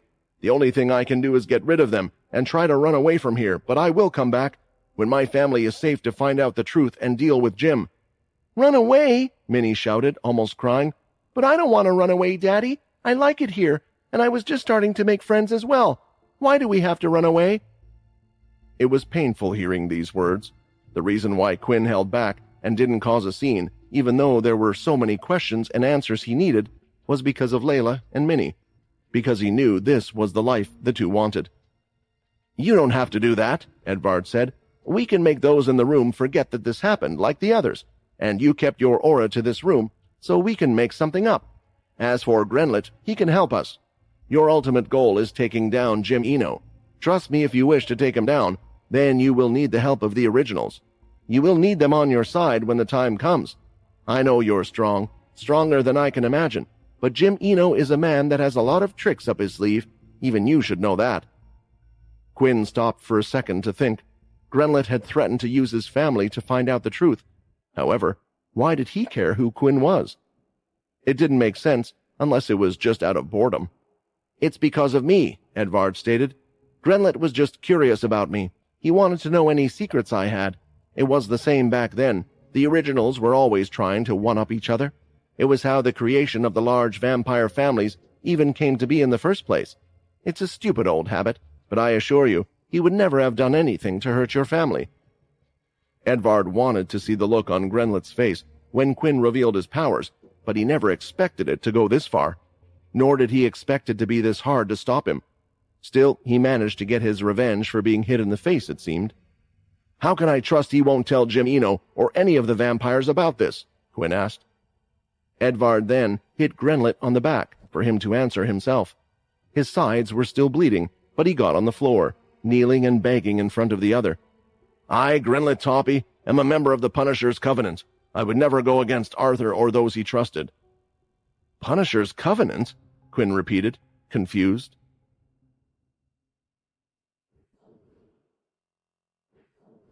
There was a reason why Edvard was never really worried about Quinn, and that was because he believed he had a trump card. The trump card he had was the very thing that Grenlet had spoken of now. It was the Punisher's Covenant. However, it was clear by the confused look on Quinn's face that he had no clue about the words that Grenlet had just spoken. It seems I was the only one that thought this was a trump card. Either way, Quinn seems to have calmed down for now, Edvard thought. He shook his head. Clearly things weren't all smooth when it came to history, and given the fact that most Punishers had been killed, perhaps it was maybe too much to hope that Quinn would know. I thought with you having his powers, and at an even stronger level, you would have known, Edvard said. Searching through his many memories, Quinn couldn't think of anything, but could only guess it had something to do with the Punishers due to their name.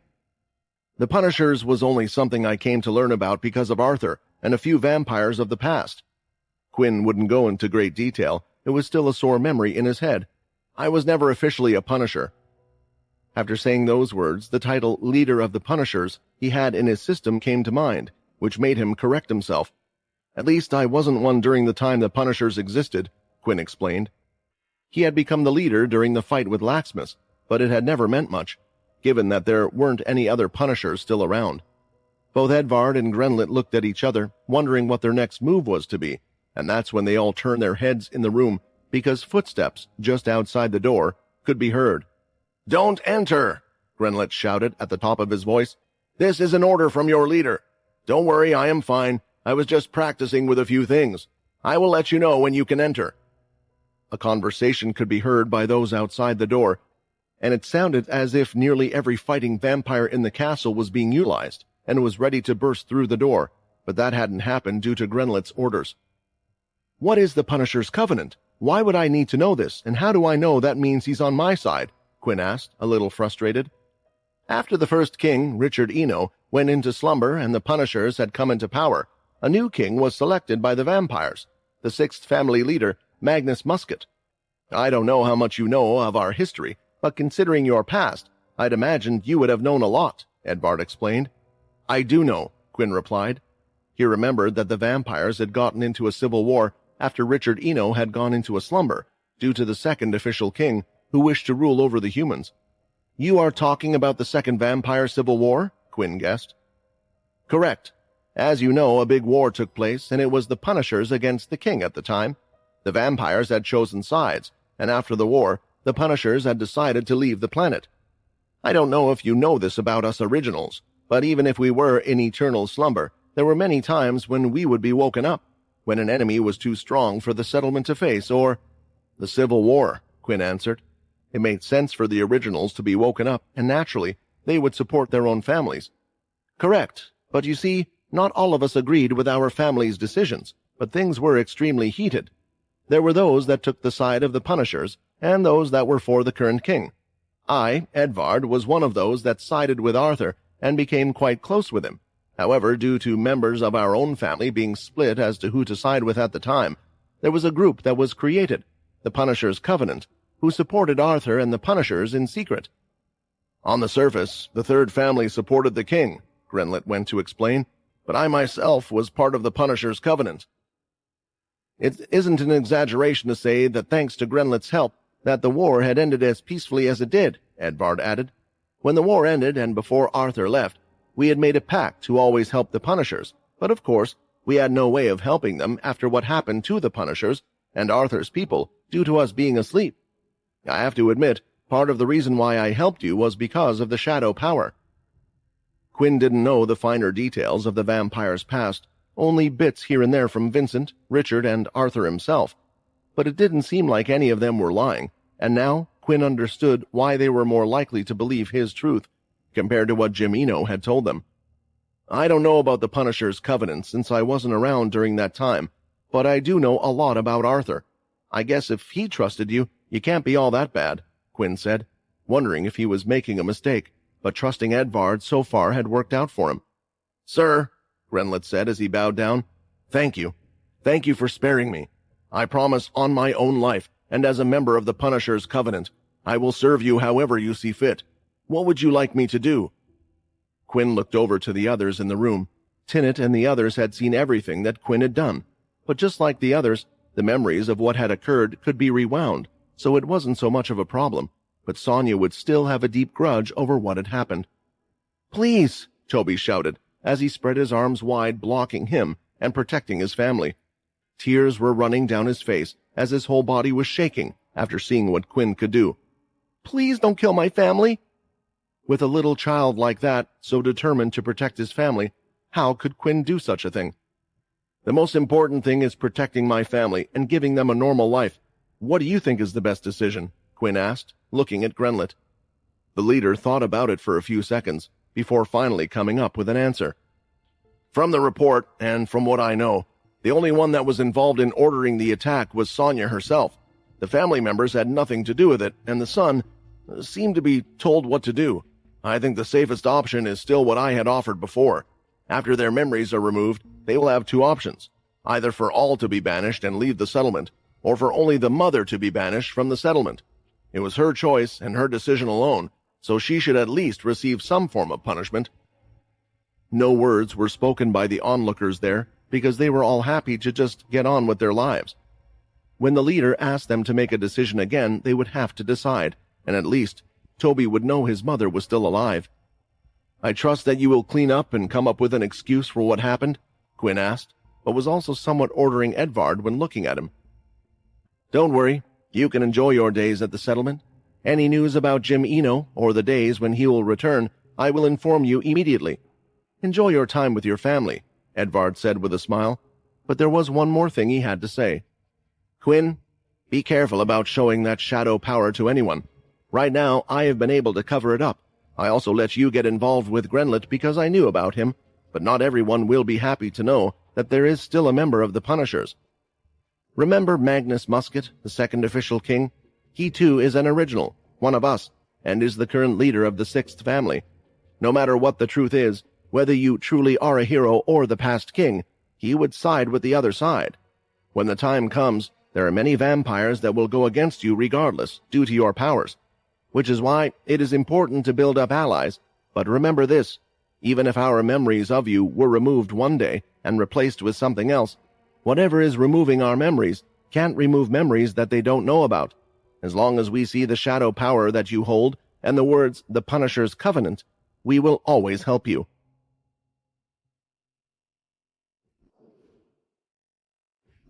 A few days had passed since the settlement had suffered its large attack. There had only been a few losses, but still, there was a day of mourning for those that were lost the next day. The leaders had even come out and made a speech to try and calm down the worries of the vampires. They claimed that the matter was resolved, and it was the doing of a demon-tier beast. At the same time, the survivors of the scouting team were all brought onto the stage, along with Edvard, to be congratulated, even though they had no memories of what occurred. To them, they could only remember right up to the moment when they were about to set off for their journey. After that, the vampires had got on with their lives as normal. The few scout teams that were sent out as tests managed to come back all well. A lot of it, of course, was due to Quinn, and once in a while he would communicate with the two beasts that were still out there in the forest, infected by his shadow infect skill. Right now, Quinn was doing his duty as a guard, and was walking around the place with Ronak. Man, I just can't stop thinking about that day, Ronak said. I mean, we must have been really close to death, right? The beast must have been right up in our faces to use its ability and let us survive. Well, I guess we have Edvard to thank for saving us. We really are in debt to him now. If possible, Quinn would have liked memories of him even having joined the expedition to be removed, but there were details and records of Quinn having gone out on that mission, so it was the best thing he could do. I mean, because of him, I get to see my family every day. If I see him, I should really get him a gift, Ronak declared. Maybe your gift should be doing a good job, Quinn joked. Yeah, I guess it's crazy for us guards to meet with him again. We would need to climb the ranks if we really want to meet him. I just have to train harder. You're still okay with training me, right? Quinn didn't mind that Ronak thought that Edvard was the one that helped them out. In his own way, seeing him so happy was very rewarding for Quinn. In the past, with a lot of what he did, it was hard to see how much good it did, or how much it was helping the lives of others, but here he could see it directly. Of course, Quinn replied, but why do you need to fight? Isn't your son okay now? You don't need the money anymore, right? Don't need money?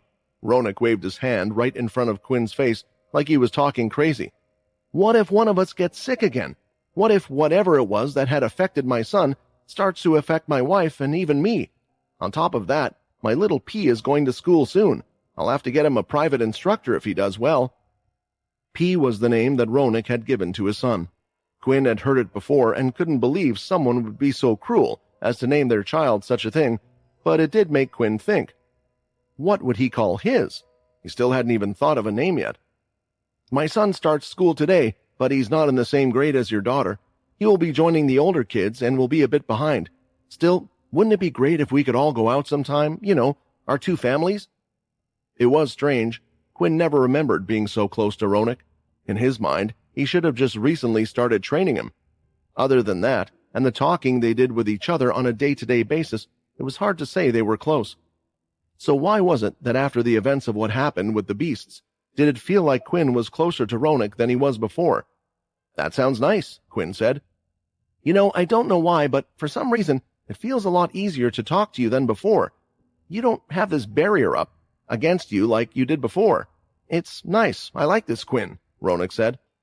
It seemed like Quinn wasn't the only one who felt this way. Perhaps one can remove the memories from one's mind, but the connection is still there. What the hell am I talking about? Getting all sentimental? Quinn thought. Maybe this short, peaceful life has made me go mad. Hey, speaking of families, you should consider going for that promotion. Don't you need more money as well? Ronak asked. Quinn actually had plenty of money, and he could always just hunt for beasts if he needed more. If it was something drastic in the first place, he was sure either of the leaders would help him out. Why would I need more money? Quinn asked. Duh, don't you have another kid on the way? Kids are expensive, I only have one, but soon you will have two of the little devils running around all over the place. Running around? Can vampire babies run from birth? Quinn asked. Ronak couldn't help but laugh at the stupid question. You already raised your girl, so surely you should know the answer to that. Quinn didn't tell people that Minnie was adopted. He thought it would lead to all sorts of questions, and in the first place, he had spent so much time with Minnie and he cared for her so much, he truly treated her like his own. The only problem was, the appearance of the two wasn't so alike, but since most would either see just him or Layla, and not both at the same time with Minnie, the vampires just assumed that she mostly looked like the other parent. Yeah. Quinn rubbed the back of his head, but he was still really curious. Could vampire babies walk from birth? They were stronger than humans, even from a young age, so it wouldn't be too far-fetched. At home, Layla was sitting down and had the sword hung up on the wall in her house. If she left the house, she would always take it out with her, but worried that it might affect the baby that was growing inside her, so she tended to leave the sword up on the wall when she could. Edvard had happily returned the weapon after what had occurred, and thankfully, there weren't too many questions asked about it. That was a really close call back there, Layla thought as she stroked her belly. But I can't help but think I'm being a little foolish. Is it inevitable that Quinn will one day have to get involved in the troubles of the vampire settlement or that of Earth? Russ hasn't contacted us back in a while, but from Earth and the vampire settlement's points of view, there has been no movement. I just can't help getting this feeling that things won't be like this forever, and soon something big will happen, a big change. Not only were the matters of Earth worrying, but since hearing Edvard's warning, she was now worried about the vampire settlement, because Quinn wasn't the only one with the shadow power. Minnie had already used some of her powers in front of others, but she still hadn't used her shadow powers. If eventually someone was going to get caught anyway, she would prefer it if it was Quinn, since she felt like he would know how to deal with the situation. But Minnie, on the other hand... Getting up from the seat, Layla noticed the time. It was time for her to pick up Minnie from school. She stood up and soon felt a sharp pain coming from around her stomach area, and then realized it wasn't her stomach, but it was coming from her womb. The pains were sharp and sudden, and that's when, looking at the floor, she could see droplets of water. Her water had broken, and the baby was coming. The school had resumed shortly after the vampires had paid their respects to those that had lost their lives, and on the first day, they had decided to go through some drills, at least for the first half of the school day. After what had happened last time, they realized that at any moment the settlement could be under attack again, so they had the students go through several different routines. On top of that, there were permanent guards placed outside the school, not just the roaming type that dealt with small disputes like Quinn and Ronak. The head teacher, Mr. Kripe, thought for once the leaders were thinking about the future of the vampires, and it was a nice change. Unknown to him, this was a push that had been asked from only two of the leaders, Grenlet and Edvard. The other leaders were confident that, just like the time before, they could help protect the settlement if need be. There were minimal deaths, and putting guards to protect a few here or there wasn't as important as protecting other places. Due to them not caring more or less, Edvard and Grenlet got their way, as they insisted it was important. The others found this a little strange for them to be caring about the young vampires so suddenly, and of course, unbeknownst to the others, there was an ulterior motive to it all, to protect Quinn's family at all costs. The school had soon enough returned to normal for Minnie, and she was doing her usual swinging her legs on the wooden log, with her friend Abby's arm in arm with her, and drinking her juice. Soon she had gotten to the bottom of the carton and started to slurp away. "Here you go." Another carton was shoved right in front of her face. Minnie's face had lit up for a second, but seeing the detail of the hand, she knew who was the one offering it. "Why is there a disgusting thing on my juice box carton?" Minnie asked. "You can leave the carton, but you go away, Toby." Toby looked defeated and placed the carton on the wooden log next to her. "I'm sorry, Minnie. I'm sorry for what I did, but I'm going through a hard time myself as well. Still, I will carry on doing everything I can to look after you. I will deliver all my juice boxes every day to you until I starve," Toby shouted. His voice was so loud that those around them started to turn their heads for a few seconds, which was embarrassing for Minnie. Minnie, rightly so, was still annoyed at what Toby had done. It was because of him and his family that her father had gotten so mad. Although everything had worked out in the end, there was a good chance that it wouldn't have. Another thing that she had to remind herself was that Toby's memories had been returned to when they had just arrived at the castle. To Toby, everything that Quinn did hadn't occurred, and he and his family just had a special meeting with the leader on their own after arriving there. In the meeting, Toby's family was given 3 choices, and they had chosen for Sonia to be banished. She was no longer living in the settlement. It was hard on Toby, and his father tried to make it as easy as possible for him, but for a child his age, it was hard to understand. In a way, Toby wanted forgiveness from Minnie, because he felt like he had already lost an important person in his life, and he was going to lose Minnie as well. "Let's not be so hard on him," Abby whispered into her ear. "You know what happened, right? And you remember that he told us to run. Think, if you were in his shoes, if your parents asked you to do something for them, what would you have done?" Thinking about it, when Minnie did try to put herself in Toby's shoes, she couldn't imagine it. Would she have gone against her parents' orders if she felt it was the right thing to do? Folding her arms, she hated the fact that Abby actually made it so she could see some sense into Toby's action, and was now finding it hard to be angry at him. She then picked up the juice box, took a big slurp, and placed it back down. "Half," Minnie said. "You only have to give me half of your juice boxes. I don't want you to starve." The biggest smile appeared on Toby's face as he grabbed the juice box and started to drink away. "Ha ha! Minnie also put her lips on this drink, and now so did I, so technically the 2 of us are kissing." The stupid smile on Toby's face had caused Minnie to raise a fist, but Abby quickly held it back down. "Those 3 seem awfully relaxed today," Hebe said, watching far off in the distance up against a wall. The area was tense for most of the students. "They don't have to worry as much as we older students do," Jared replied. "The younger ones can worry about this stuff when they get older." "But didn't you say Minnie was a big competition for you?" Hebe asked. "I mean, is there even a contest after we saw her do what she did?" Jared just smiled as he looked at his fist. "You're right, but you heard what her mother said, right? They're probably hiding her powers for a reason, so I don't think she's in the contest. Besides all of that, most vampires at her age still won't have an ability. Even if we were to go up against each other, I'm sure I could find some way to beat her." Just like in the past, the abilities of the original families were highly sought after. So many of the children had yet to learn one, even if their family had a good ability. When the break had ended, all of the students returned to their classrooms, but they would quickly be leaving them all as well. "It's a big day today, so I hope you are all ready," Miss Bedford asked. Tilting her head to the side and placing a finger on her lips, Minnie was confused as she wondered what could be happening today that she had forgotten about. Several large carriages were heading towards the school. The pathway had been blocked by guards as they made their way because those that were inside were important figures. They were the leaders and the originals of the families. A crowd had already started to gather outside of the school, and more guards than usual had been placed there because they knew there would be vampires wanting to witness what was going on today. In a carriage, 4 could fit inside, and in one of them, there was Grenlet, Edvard, Hickle, and also another leader. It was a big day for the school, because today was the day when the leaders would watch sparring matches between the students.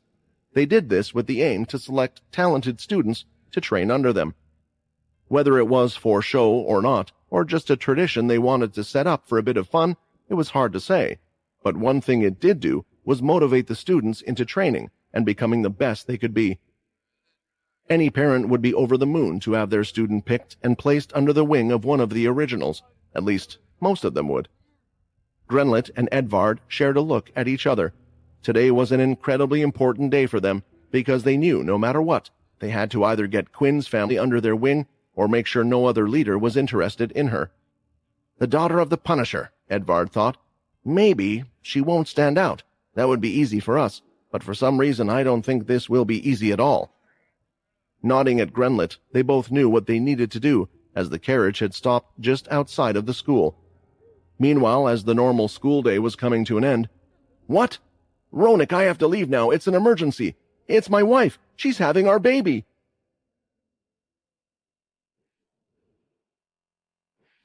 The students had been told about the big day, the day when all the leaders would arrive and see if there were any talented students a while ago. The thing was, it was before the attack, and while many of the students were counting down the days to the big event, Minnie was more worried about a number of things. For one, she was busy wondering if her new sibling would be a boy or a girl. She was hoping maybe a girl, as she thought the two of them could then go and talk about interesting things together. She then wanted to be the bigger older sister who would show her how to do things and protect her. Excitement wasn't the only feeling she was feeling, though. At times she was worried, concerned that her parents might start to forget about her when the new baby arrived.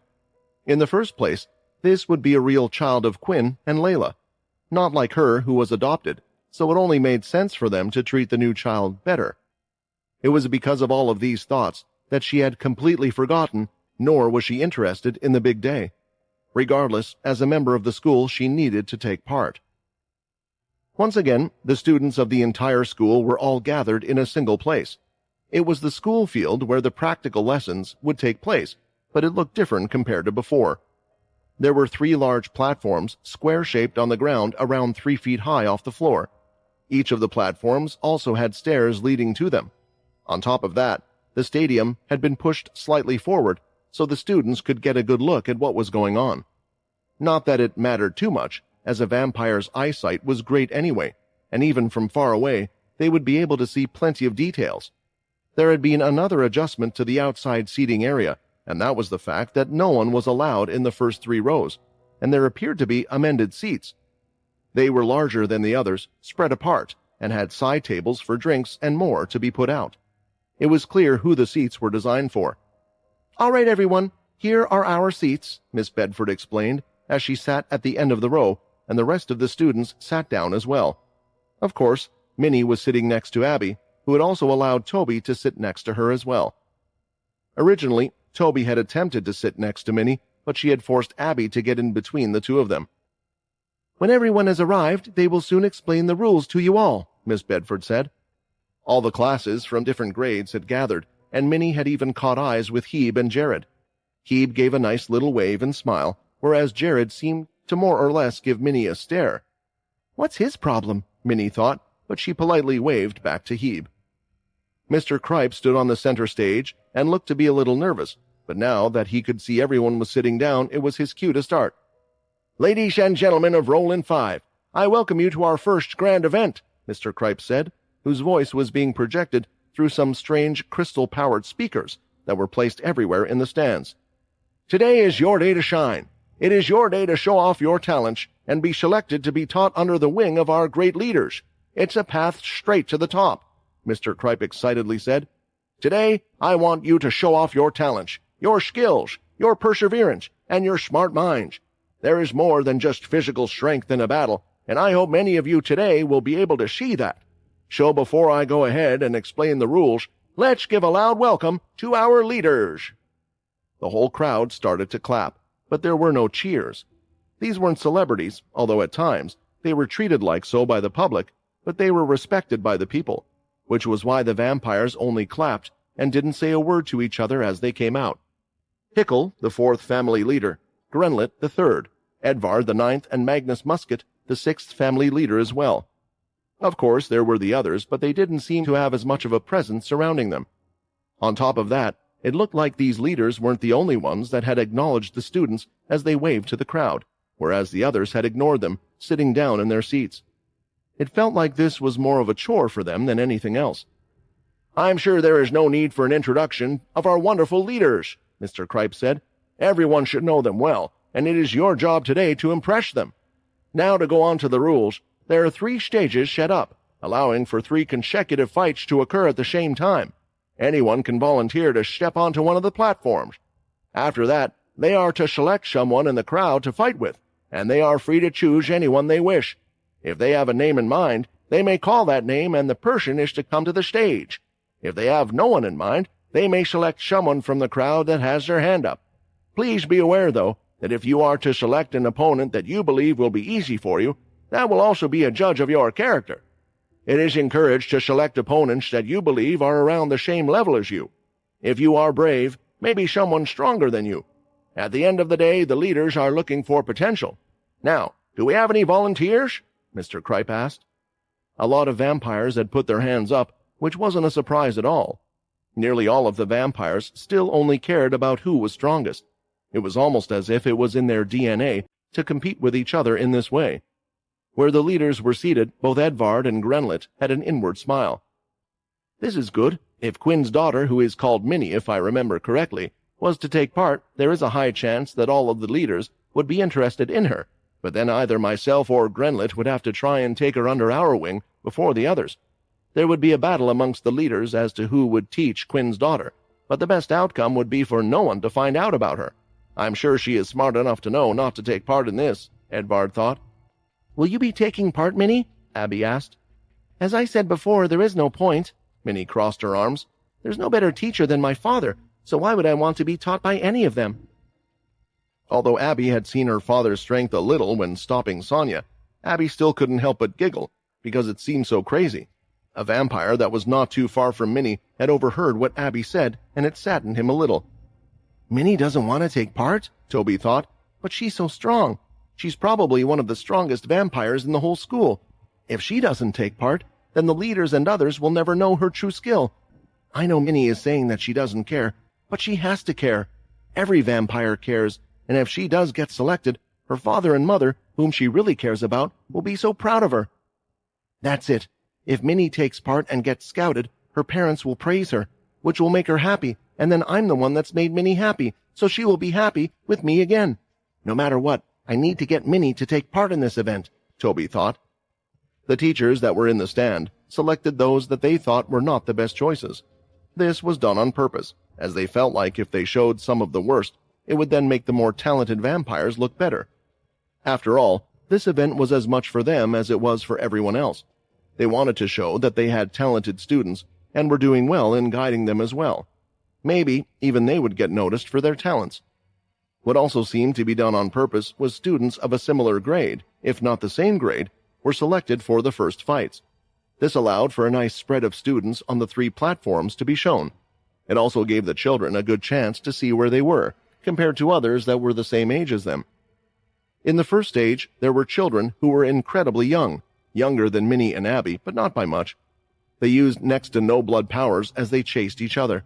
They showed impressive speed and strength, but the first match was practically over as soon as one caught the other. There was no sign of technique or fighting skills between the children of this age, and it was more like watching a game of tag. In the center stage, this was where the older children were fighting, those that were closer to Jared and Hebe's age, teenage vampires who knew how to use blood aura. The thing was, as vampires got older at this age, this was where there was an increasing difference in terms of level and skill that could be seen. One of the fights had ended as one person threw out a blood slash. The other tried to gather blood aura to throw out a slash of his own, but when he did, it vanished after traveling less than half a yard. The blood slash from the other participant had ended up hitting the vampire. Blood was spilled, and it was clear who would win the match. Finally, there was the third stage, which was a mix of students, those who were around Minnie's age and weaker older students. These vampires didn't know how to utilize blood aura. However, they were quite skilled when it came to combat. While watching, there was something that the students noticed, and that was the fact that the winner of the fights had to remain on. There were fewer volunteers as they noticed this, and felt like it was better to raise their hand when an opponent was near the end of their strength, at least if they felt like they were unable to beat them. "Oh, well, this is certainly a waste of time," Bianca Kent said with a yawn. She was the original of the fifth family and had a strange creature around her neck that looked almost like a snake, although its scales were constantly changing color, and the next second it had vanished as if it wasn't even there. "They do say that the vampires do get weaker every generation," Magnus commented. When he spoke, his words lingered on toward the end. Out of all the originals that were there, Magnus was the most pale. Some guessed it was because he must have already been as white as a ghost before being turned. Another trait that made him stick out was his hair. His hairline was receding quite a bit on the side of his head, making his long black hair more of a V-like shape. Lastly, there were the clothes he would wear. While it was normal for vampires to have an attraction to the color black, as they were creatures who traveled at night, in this case, Magnus preferred a dark green. "This is expected. Peaceful times, no enemies to push them further." "Peaceful times," Hickel repeated. "From what we have heard, the vampires have had anything but peaceful times." Mr. Kripe, who was close to the teachers, could hear the leaders talking, and because of this, he gave a signal to the others. The next opponent was quickly selected for the center stage, and it was none other than Jared. When the teacher called his name, some of the students that were close by gave him a little cheer, including he. "Don't get too big-headed and trip before you reach the stage," she shouted. Jared didn't reply, but just smiled as he made his way down. It was time. Time for the teachers to show some of the more talented students, and what a way to do so than by showing their very top student. When Jared entered the stage, his opponent looked to be slightly tired, and it looked like his opponent also knew who he was. "Don't worry, I need to impress the others, so I will fight this match without using any blood aura," Jared stated. "You cocky bastard, I never did like you," the student said, as he rushed forward and swung his arm out, releasing a blood swipe across the ground. It was an aggressive and strong swipe, but calmly Jared went off to the side. He then stared straight toward Jared, and the aura in his hand looked to be preparing another blood swipe, but before the vampire could release it, Jared quickly knocked it to the side. He then kicked the back leg of the vampire, causing him to fall off balance, and at the same time, with an elbow and a knee, Jared swung his elbow down and lifted his knee, hitting the vampire in the stomach and back at the same time. "It looks like there is an interesting one that is here after all," Magnus smiled, and so did the other students as well. "It's a little too early to say, but he is the most impressive so far. We will need to see his blood aura skills if he has an ability," Hickel commented. All eyes were naturally now glued to Jared, and they couldn't wait to see his next fight, which made them fail to realize something. Toby, you want to take part? Sure, head over to the third stage," Miss Bedford said with a smile. Hearing the name, Minnie, Abby, and some of Toby's old friends turned their heads. "Toby, you're taking part?" Abby asked. "Of course, I'm a strong vampire," Toby said, pounding his chest as he made his way. Toby wasn't completely wrong. Due to his position, he had access to private teachers and so on, who had taught him how to fight. Toby perhaps was one of the better ones in his grade. With someone they knew now down on the stage, though, Minnie didn't know whether she should cheer for Toby or not. A few moments later, Toby gave a respectful bow to his opponent before the fight was to begin, but Toby was confident for a few reasons. For one, his opponent had already fought twice. Even if he hadn't, from what he saw, he was confident he could win. On top of that, he had something that was driving him to win. He had to win his match. When his opponent charged in with a punch, Toby almost screamed at the top of his lungs as he threw out a punch of his own. When the two hit, the other child fell to the ground. Before he could get up, Toby had his foot placed right above his throat. "Hey, Toby is actually really strong," Abby said, surprised. "Strong? You call that strong? If I was fighting him, then he would be shaking in his boots," Minnie claimed. Now that Toby had won of his fights, it was his turn to pick someone. He could select one from the crowd or state the name of anyone he wished. "This is for you. I choose Minnie Talon as my next opponent," Toby called out. For a while now, Toby had been cooking up his plan, a way for Minnie to show off her skills. In his mind, she was just a little shy and needed a little push to get out there, and thanks to him, he had done just that. Hearing that name, the students from their class turned in their seats. They knew of the history between the two, so thought this was crazy, and at the same time, Grenlet and Edvard almost jumped out of theirs. I am the best friend in the whole world, Toby thought, smiling to himself. Meanwhile, Minnie was tensing her fist, imagining the things she would do to him when the two of them were alone. What she had in mind, and what Toby probably had in mind, were very different things. According to the rules, what Toby had done was absolutely fine. Even if Minnie hadn't volunteered herself, Toby could select her as an opponent, and she was able to participate. What do I do? I'm not even sure if you're allowed to just forfeit these matches, Minnie thought as she sat there. Even though her name was being called out by Miss Bedford, she had yet to leave her seat. I could lose the fight on purpose, but then won't people find it strange? Everyone in the class, no, everyone in the school, knows about that incident. If I lost to Toby, they would know it was on purpose. Why did he have to put me in such a tricky situation? The children from Minnie's class were all whispering to each other as they heard Minnie's name, and soon something unexpected occurred. Minnie, go on, show them your skills. Show them how strong you are. More and more people, those that she hadn't even talked to before, were cheering her on to take part in the event. You look surprised, Abby said with a smile. I guess you really didn't know. After you sacrificed yourself for everyone in the class back then, you were kinda everyone's idol, including mine. Idol? Minnie's face went red. Someone her age, of course, would enjoy the praise, but the thing was, due to the kid shouting out her name quite loudly in her class, more attention from other classes and grades was appearing. Minnie, that's the girl who broke that kid's legs in the playground that time, right? Yeah, and the one with the really handsome dad. I guess she's quite strong, and her classmates seem to think so as well. The gossip about this particular vampire had traveled so far that the leaders had even heard of all of the rumors. It looks like there is quite a popular vampire among them, Hickle commented. It seems like they just can't stay away from the limelight, Edvard mumbled, quiet enough so the other vampires wouldn't understand what was being said. It's quite nice to have a female taking the lead, and quite the young one at that. I will be excited to see her talents. Even if she is unskilled, it seems, she is a hit with the vampires, which could have its own uses, Bianca said. These words from the fifth family leader were worrying Edvard quite a bit. Even if Minnie didn't display a strong set of skills, one was already interested in her regardless. In the end, Minnie had to stand up, and as she did, there was an even louder rumble and cheer from her classmates. As she walked down the stairs toward the stage, she was conflicted and flip-flopping all over the place as to what she should do. Forfeit? How could I forfeit when everyone is watching me and expecting big things from me? And besides, if I show a bit of my strength, it won't be a big deal, right? Minnie thought. No, we can't take any more risks. The best thing to do is to win the match against Toby, but make it look a little hard. After that, I'll lose the next fight, bringing all the attention to the next student. I can't let this get to my head. When the two entered the stage, they both looked at each other fiercely. One looked at one with anger, while another set of eyes had another emotion altogether. Even though there were other matches going on, all eyes were on Minnie.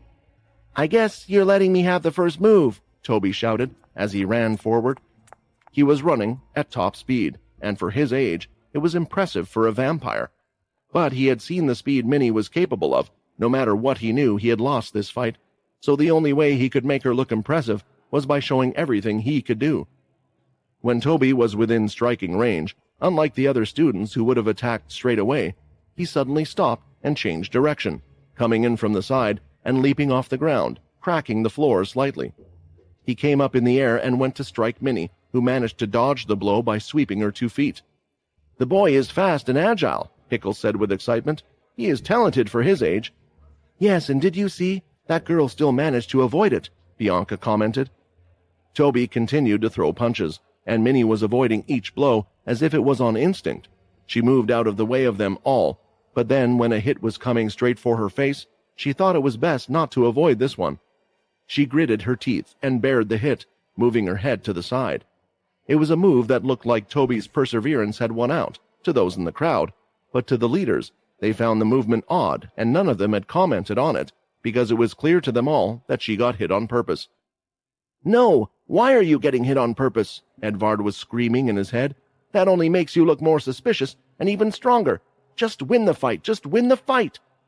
I guess my little practicing has worked out, Toby said to Minnie, but I still haven't shown you something that you taught me. From around 3 yards away, Toby's hand was glowing red, and when he swung it next, a blood swipe came out, aiming straight toward Minnie. A blood swipe at that age, and so early on in the year. Magnus was clearly pleased. He is one that has good control over his emotions, or a large amount of blood aura. Avoiding the blood swipe was easily done, but in this sense, Minnie thought of what the best thing to do was and decided to use blood aura as well. The teachers already knew what she could do. If both of their attacks hit and she lost out, but she won through her fighting, then she would look equal or less than in potential. So she threw out a blood swipe of her own, but when it left her hand, it had done so at an incredible speed. They both collided, canceling each other out and bursting into particles. Once again, Minnie's plan had worked on the general people in the crowd.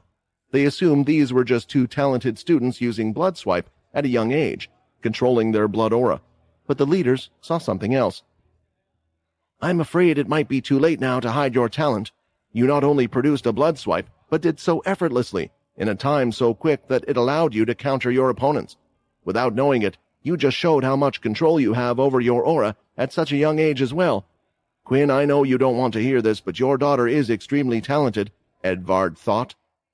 The match had come to a conclusion. After the blood swipe, Minnie rushed in, grabbing Toby by the head. She then threw him onto the ground before stepping on his back. It seemed cruel, but compared to the last time the two fought, coming out with no broken bones, the outcome was a much better one. I would say this generation isn't as weak as you first thought, Grenlet stated, looking over at Magnus. So far, there were 3 extremely talented students they all had their eyes on, but a leader could only select one, and the day was quite short. Over at the other stage, Jared had just finished his match as well, with relative ease, and he was looking at the leaders to see if they were watching him, but instead, their eyes were on another. I thought this might happen. I guess I have no choice. Jared raised his hand at that moment, as he had a request to make. I would like to fight Minnie Talon next, Jared declared.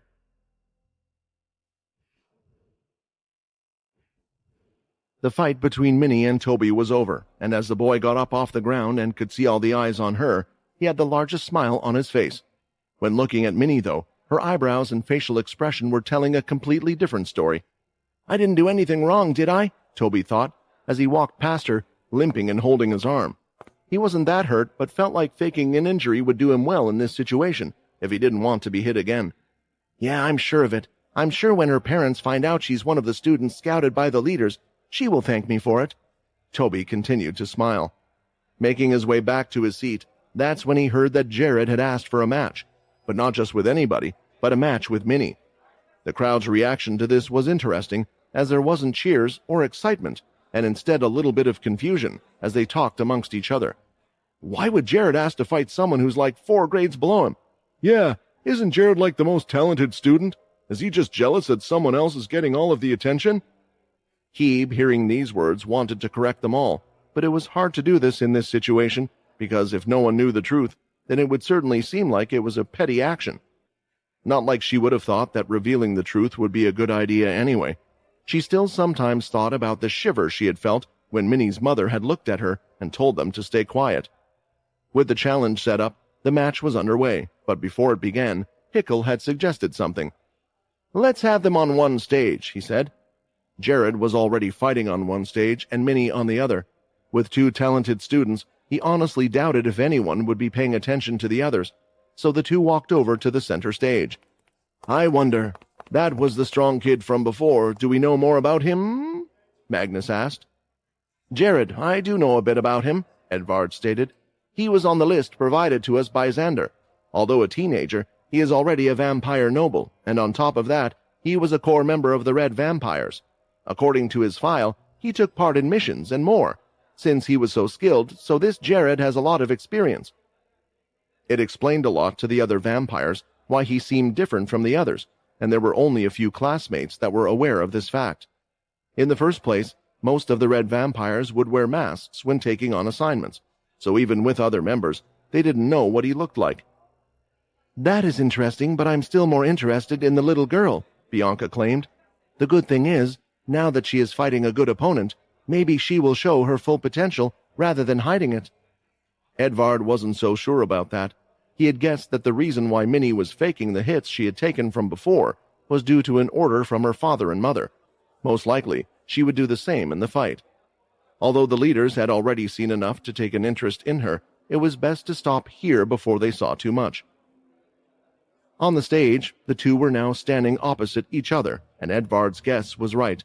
Minnie was planning to do just that, to be slightly slower than Jared, to take all of his hits, then be defeated completely. She could even slow down slightly, saying she was a little tired from the fight before. She felt like her plan was perfect, until she looked directly at Jared, who looked as if he wanted to speak. "You plan to hold back, don't you?" Jared smiled. "Or do you plan to lose the fight on purpose? But I'm afraid I can't let you do that. For the first time, someone younger than me, who shows true talent, is in front of me. People have always asked, what makes me different from them? And this time, I want to know what is so different between me and you." Minnie really didn't care about Jared's reason for wanting to fight her. She had already made her decision regardless. "I hate to use this, but I think it's the only way," Jared sighed. "The school attack a couple of days ago, in this very place. There were a lot of things I saw that day.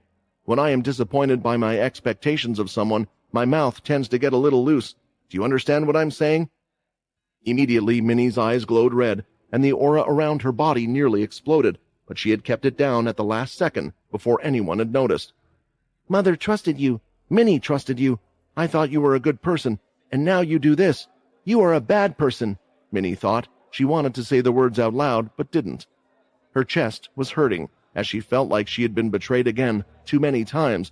She felt like she had been hurt by those she was starting to trust. "I won't let you," Minnie said, as she rushed from her position, and unlike in the fight before, Minnie was the first to attack.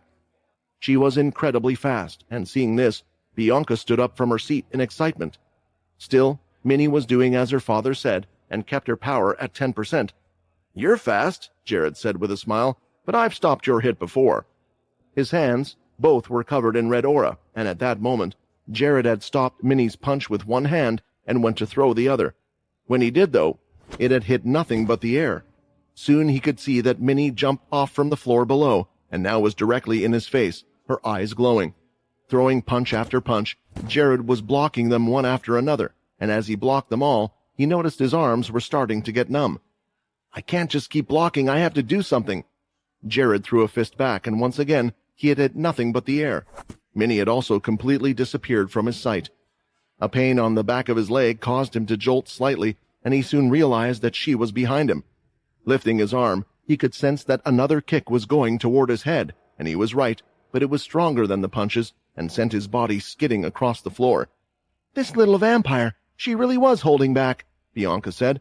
"Why is she showing us her strength now?" Edvard wasn't so sure either. Did the two in front of them have a history that they didn't know about? It certainly looked that way. At the same time, Minnie wanted to end the fight as soon as possible in order to shut up the other, so he never said anything. She dashed from her position after Jared, but several blood swipes were seen coming out towards her. They were coming out in sets of 5, rather than a single long line, because Jared was using his aura and splitting it with every single one of his fingers. It made it almost impossible to avoid, so Minnie had no choice as she covered her head in red aura and slashed right through them, breaking all of Jared's blood aura attacks. "Seems like she was hiding her blood aura strength as well," Hickel commented. This was just making Edvard scream in his head, who was sitting by his side. "This isn't what I saw back then," Jared said. "Does this mean you are still holding back even after what I said?" Minnie threw out her fist, this time covered in red aura strike. She knew Jared could block a normal hit for her, which was why she was adding extra power. Something was strange, though. Jared stood confident, his eyes glowing red, and when Minnie looked at her fist as it got close, she could see her red aura was being sliced apart, but it was by a force she couldn't see. When her red aura broke down, it was then her skin that was being ripped apart, hurt as if being attacked by hundreds of slashes by a very sharp blade. For the first time, Minnie pulled back, and when she did, her hand was a bloody mess. "What was that?" Minnie thought. For the vampires watching, they were thinking the same thing, but for the leaders, they knew this well. "That boy," Magnus commented, "he has the ability of the first family, does he not?"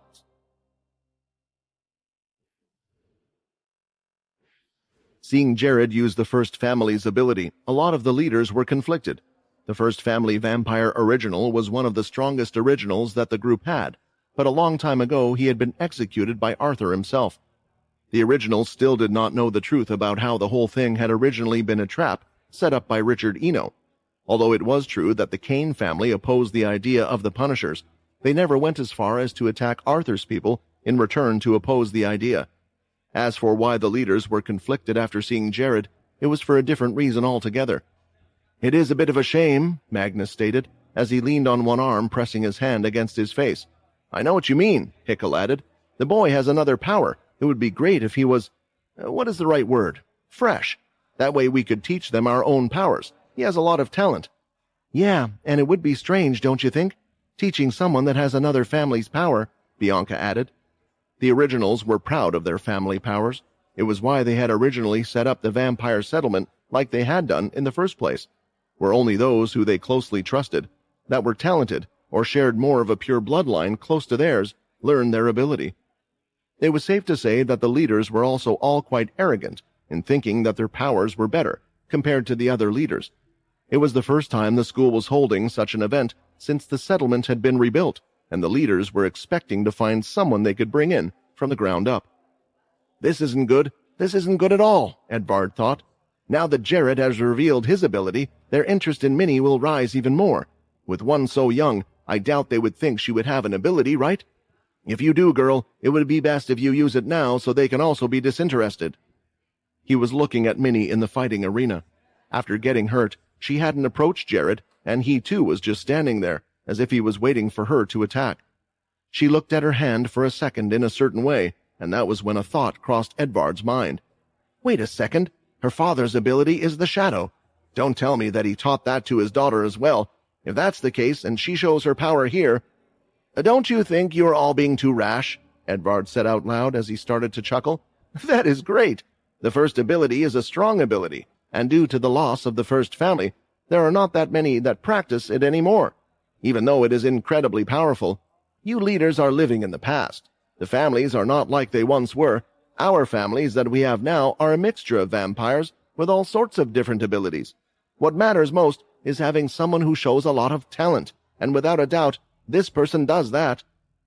Grenlet had quickly caught on to what the other was doing and decided to join in. "You are right," Grenlet enthusiastically said. "Think about it as well. If one had that child, one would cultivate the power of the first family. It would be like combining two families' greatness into one. Without a doubt, I will be thinking of taking him on."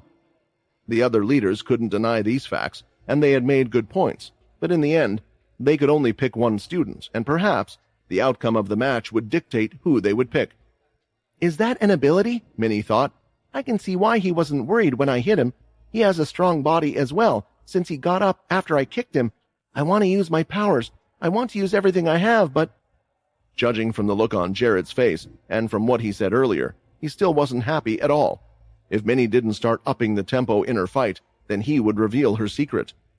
Both of Minnie's hands were glowing red, and just like Jared had done, Minnie used her blood aura in the same way, producing blood swipes, but with each individual finger making it look more like a red claw mark going through the air.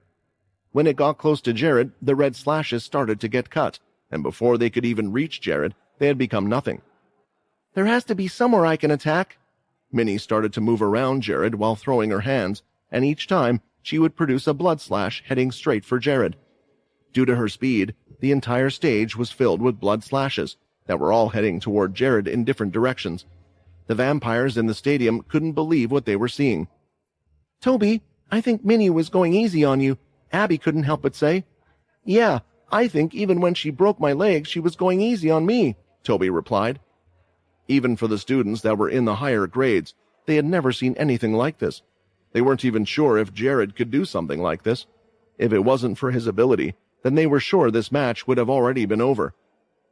"There is no crack in his ability. Wherever I attack, he keeps destroying my blood slashes," Minnie thought angrily. "What are you doing? Are you just going to stand there?" Minnie shouted angrily as she stopped her attacks. There was one way to get through his ability, and that would be to use a stronger attack. She was also sure that if she covered her body in a strong enough blood aura, she could get through it as well, but that would be going against her father's orders. so the best way was to get Jared to do something. If you just stand there and use your ability, eventually you're going to run out of MC cells, Minnie shouted. You're right, but won't you soon run out of blood aura? You already used it a lot, Jared replied. Although he was sure she could go on for a long time, he thought it was best to change things up a bit. The red aura covered his hand once again. There was a reason why Jared focused so much on using red aura and why his control was quite good. As his entire arm was covered from his shoulder down to his fingers, it started to condense and form something in his hand. Finally, it had finished forming, and now they could see it. It was a sword made out of blood aura. Now it's my time to attack, Jared said as he ran forward. Minnie could see his movements clearly. She would be able to avoid him easily, and that's what she did, as she dodged to the right and was ready to attack his side. But even though the sword had missed, a cut had appeared directly on her cheek. If you don't use your full strength, this match isn't going to be easy for you at all, Jared commented. The first ability was always something that was best used with a sword, and it was why Bryce Kane always had one on hand, and was one of the most skilled users of the ability. Minnie avoided the strike once again, but another cut had appeared on her face. She tried to jump back, to figure out why she kept getting hurt, but the sword slashes continued, and small cuts were still appearing on her body all over the place. I know you can move much faster than this, Jared said. Do you really not care? A large downward strike that produced a blood strike along with the sword had hit the ground, breaking it and chucking pieces of rock up in the air. Once again, Minnie had managed to make a distance between the two. This is okay. I'm getting hurt, but it's not a lot, Minnie thought. I just have to stay calm. If the fight continues, then I can win this when he runs out of blood aura, stamina, or MC cells. I will definitely win this fight and keep the secret. Looking towards Minnie, Jared felt like he could almost read her mind. He could tell what she was thinking and feeling, which made him let out a big sigh once and for all. Fine, listen up, everybody. Jared let out a big sigh. There is something you all need to know about Minnie. What? What are you doing? Minnie thought. Her heart was beating, and both her hands were shaking, as her entire body was being overcome with adrenaline. The truth is, Jared continued, no, I can't let him say those words. Pushing off from her legs, Minnie had powered herself with ki, a power that was hard to detect by vampires. She had been practicing it every day, and with her current 10% power, it made her move faster than before. Naturally, Minnie, wanting to stop Jared from speaking those words, had made a fist power with ki and blood aura, something that Quinn had to learn over time. In this tense situation, Minnie was doing it naturally. Even though she could feel Jared's ability cutting her body all over, with the ki running through her body, it was hardly doing any damage. Throwing out her fist, Jared turned and raised his sword, but it had smashed through the pure blood sword, breaking it into nothing but energy particles. Then her fist hit his face. The punch had shattered his teeth, and Jared was sent flying through the air at such a speed that the other vampires found it hard to keep track of him. But soon he had crashed into the bottom of the stadium, and smoke and dust were seen everywhere. Only Minnie could be seen on the stage, standing in a punching position. Did I break the rules? Minnie only used 10% of her vampire power still. This should be okay, right? Soon, though, a great pain was felt in Minnie's body. Ki was, in some ways, the natural enemy of vampires, and there was a particular way one had to use it, and it had to be focused at all times, otherwise there was a large payback. All of her muscles were starting to twitch. A shooting pain all over was felt, and it was so painful that Minnie had passed out, falling onto the floor. What just happened? Grenlet asked, surprised himself. The power at the end. There was no rise in blood aura energy, and yet, suddenly she had moved faster and delivered a powerful punch that had broken through Jared's attack.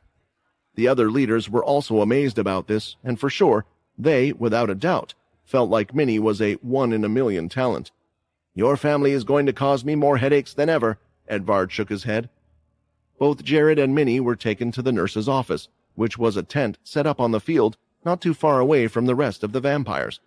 At the same time, the event continued on. Eventually, Minnie had woken up, and it was the same for Jared. After they had been given some blood, most of their wounds were healing well, although Jared's were healing a little slower than usual. The two of them were in hospital beds next to each other, and it was safe to say that Minnie wasn't pleased with Jared. When the two made eye contact, she immediately looked away. You are really strong. You sure showed me, Jared said, still finding it hard to speak, as his jaw was still a little messed up. "I know why you're upset, and I'm sorry. I would never tell anyone about your secret. I already promised you and your mum." Minnie quickly turned her head. "Liar, why would you say that now?" "I just wanted to fight you, properly if I could, but now I know my place. You can believe me or not, but I promise I won't say a thing. Minnie, you are a special person, one that is even more special than me, and I hope you continue to grow, in strength and as a great person. Maybe one day I'll be serving you, and if that's the case, I really don't think it will be all bad," Jared smiled. From his words, Jared seemed to be sincere, but she still wasn't happy. What was with all these boys that were making it hard for Minnie to live normally? Eventually, the event ended, and the teachers were in charge of taking the students back to class. Meanwhile, the leaders would decide who they would want as their pupils, and an announcement would soon be made in an hour or so. The field was now empty, and the leaders were all standing on the main center stage where Minnie and the others had fought. "Well, let's make things clear," Bianca said, with her hands on her hips. "I want the little girl, and I'm sure you know which one I'm talking about. Since I was the first to say this, I think I should get her." "I don't think that's fair," Hickle commented. "I'm sure every single one of us has claimed interest in her when we were watching the fight. Is there anyone else interested?" Immediately, all of the leaders there raised their hands, including Grenlet and Edvard. "This is going to be difficult if we all want her," Edvard said. "I agree," Hickle replied. "There should be a fair way for us to decide between us all." "I have a suggestion," Grenlet spoke up. "In this case, if we all wish to train her, wouldn't it be right to ask her guardians, to ask her parents, who they think is best to train their daughter?" Edvard was inwardly smiling. He thought this was a great suggestion. If they agreed to this, of course, Quinn would pick him or Grenlet. I don't think that's too bad an idea. I can be quite convincing. Does anyone know who her parents are, or which family they're in?" Bianca asked. "They belong to my family," Edvard answered, and the other leaders noticed that he had answered a tad too fast. "I can check now to see where they are, so we can get this matter resolved." Edvard walked off. As he went to communicate with his family, the rest of the leaders were thinking of ways they could convince the girl's father to pick them. Depending on the position and type of person they were, there were many important factors. Eventually, though, Edvard returned. "There might be a slight problem. The girl's parents are currently at the hospital, and they might be there a while." "Hospital?" Hickle replied. When thinking about it, the leaders thought there weren't many reasons for a vampire to be at the hospital, or both parents, for a long time. In their mind, it was quite obvious the reason. They had to be having another child. This only spurred them to get on the family's good side even sooner. If they had created one miracle child, perhaps there was a chance another one was on the way.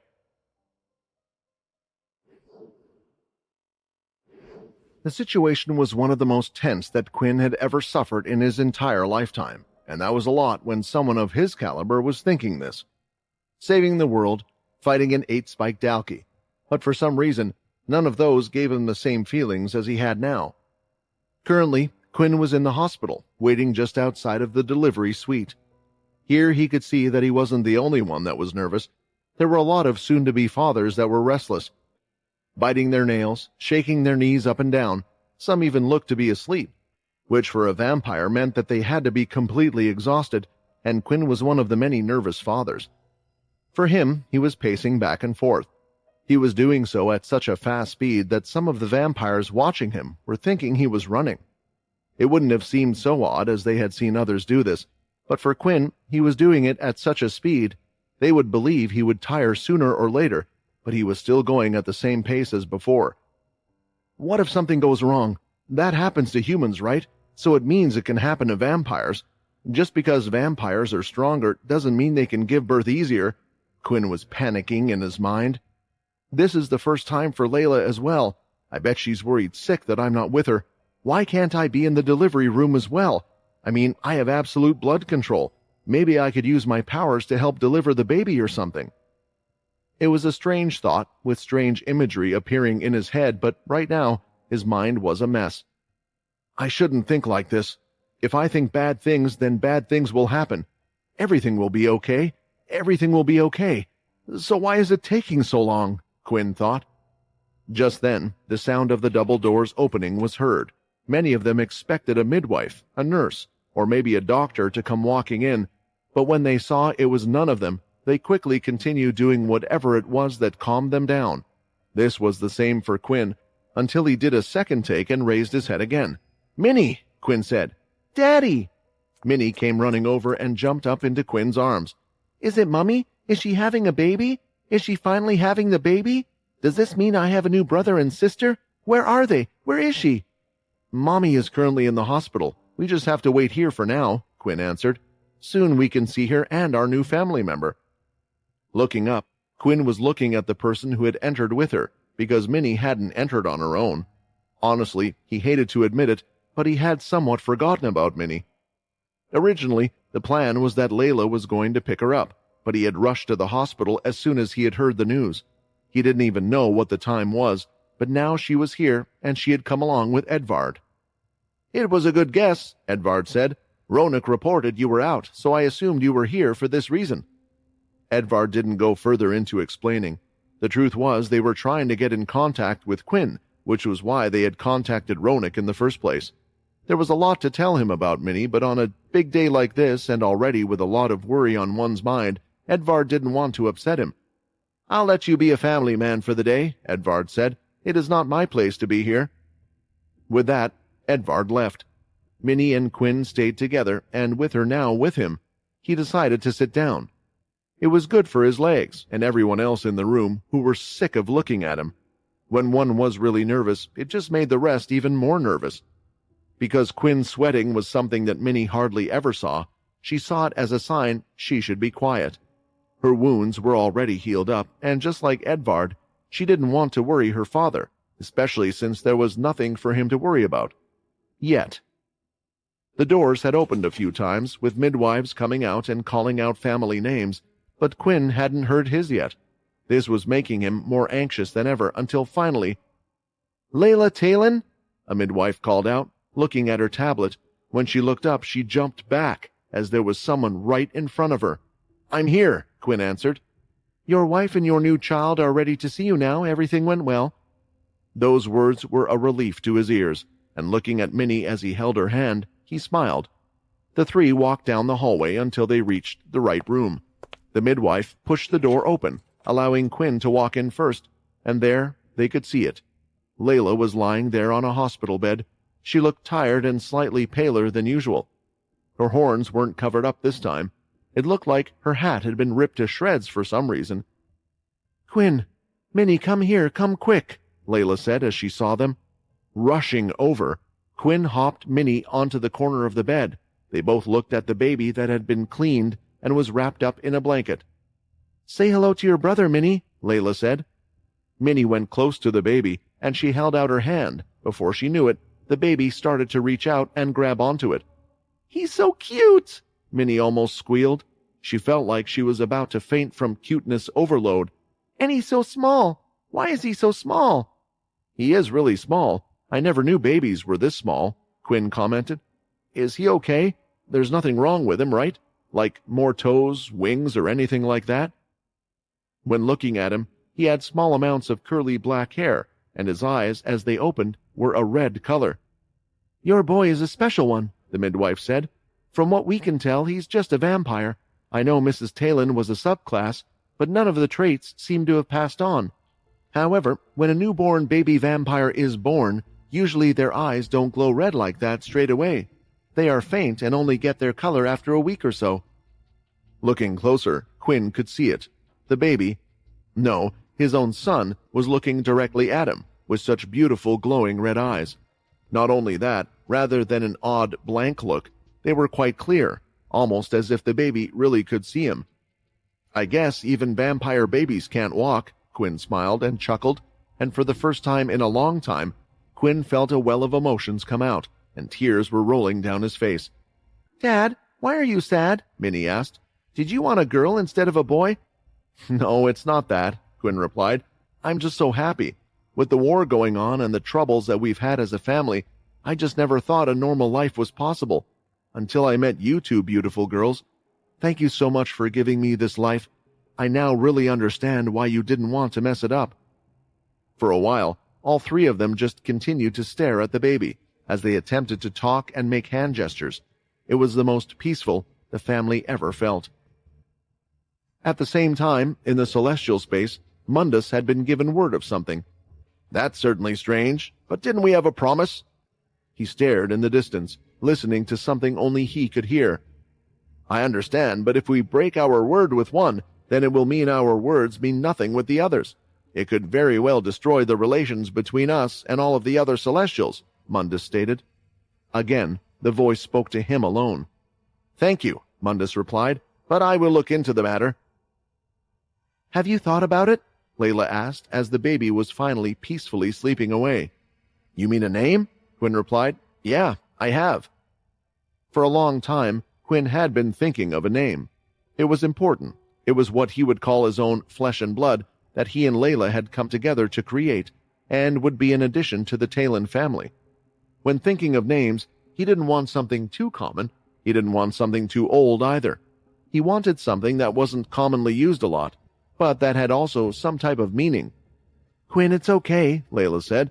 If it was a girl, I honestly wanted to name her after my mother. I never got to connect with her, and I thought maybe it would be a way for me to connect with her, but since it's a boy, I will give all the power to you. Really? Minnie shouted out. Even if he picks something stupid like Booin? Layla didn't say anything, but she was praying to anyone out there that it wouldn't be as ridiculous as Booin. Due to the worry that was placed in her mind by Minnie, she decided to make a few suggestions of her own. What if you pick someone who meant a lot to you? Someone that's no longer around, Layla suggested. There was Arthur. I know there was a strange period between you two, but in the end, he gave you everything that he could to help you. That helped you in all of this. Arthur, Quinn repeated.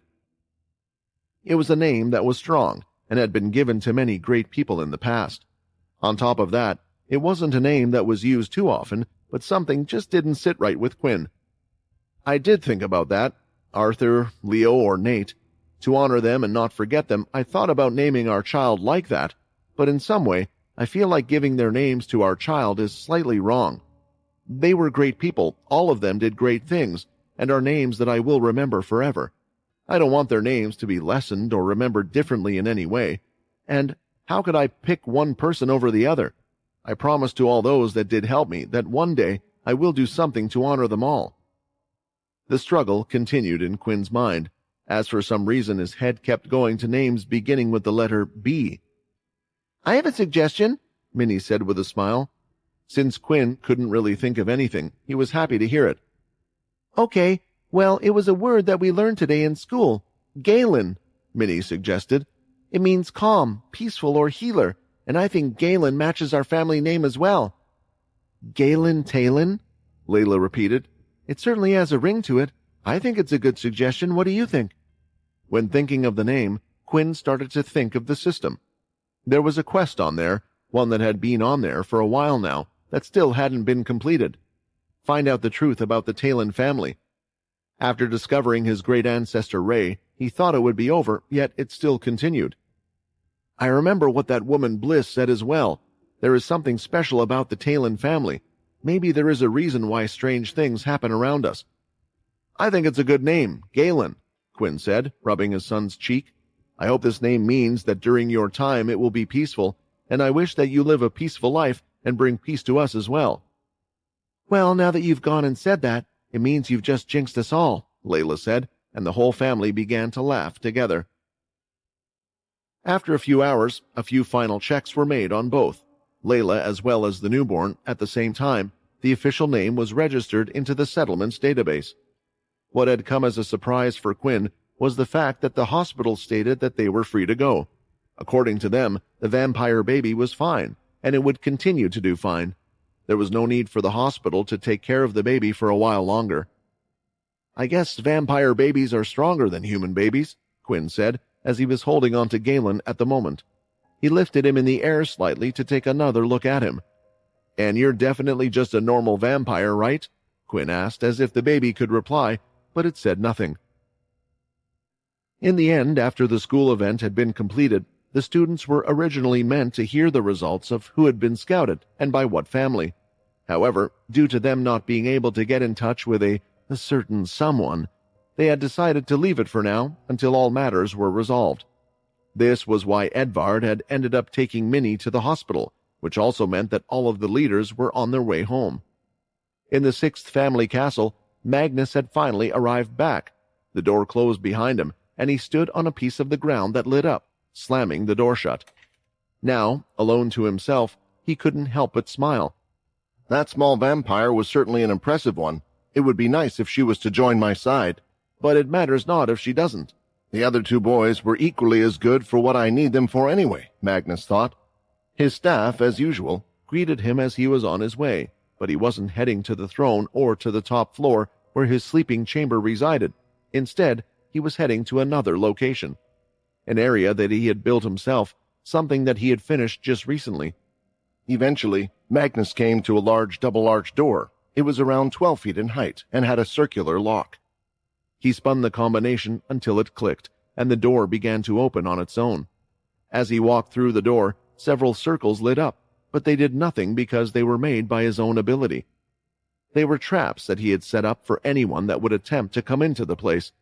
His ability was strong, and when a trap was set up, it was placed there permanently.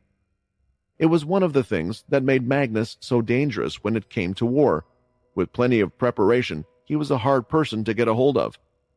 After going through the special door and his traps, Magnus started to head down a staircase. In the past, the tombs of the old vampire leaders were placed under each castle, but now they were all kept with Jim Eno. Still, Magnus wanted to use the space for something else anyway. Who would have thought? After being put into eternal slumber, I thought I would never get woken up, yet here I am once again, Magnus smiled. Eventually reaching the bottom, the place was pitch black until Magnus snapped his fingers and crystals started to light up. It lit up the dark, large, empty space, which was a carefully crafted walkway, which eventually led to what could only be described as a statue. Magnus stood right in front of the statue as he looked up. You have guided me in the past, so I will ask you to guide me once more. The large statue that Magnus was talking to was made out of completely black substance. It was large in size. In the center was a carefully crafted eye that had red centered around the iris. Then on top of it, there were two large wings. Immortui, tell me what you need me to do. Magnus knelt down on his knees and continued to pray, and soon the statue started to light up slightly, and a connection was made with the other plane.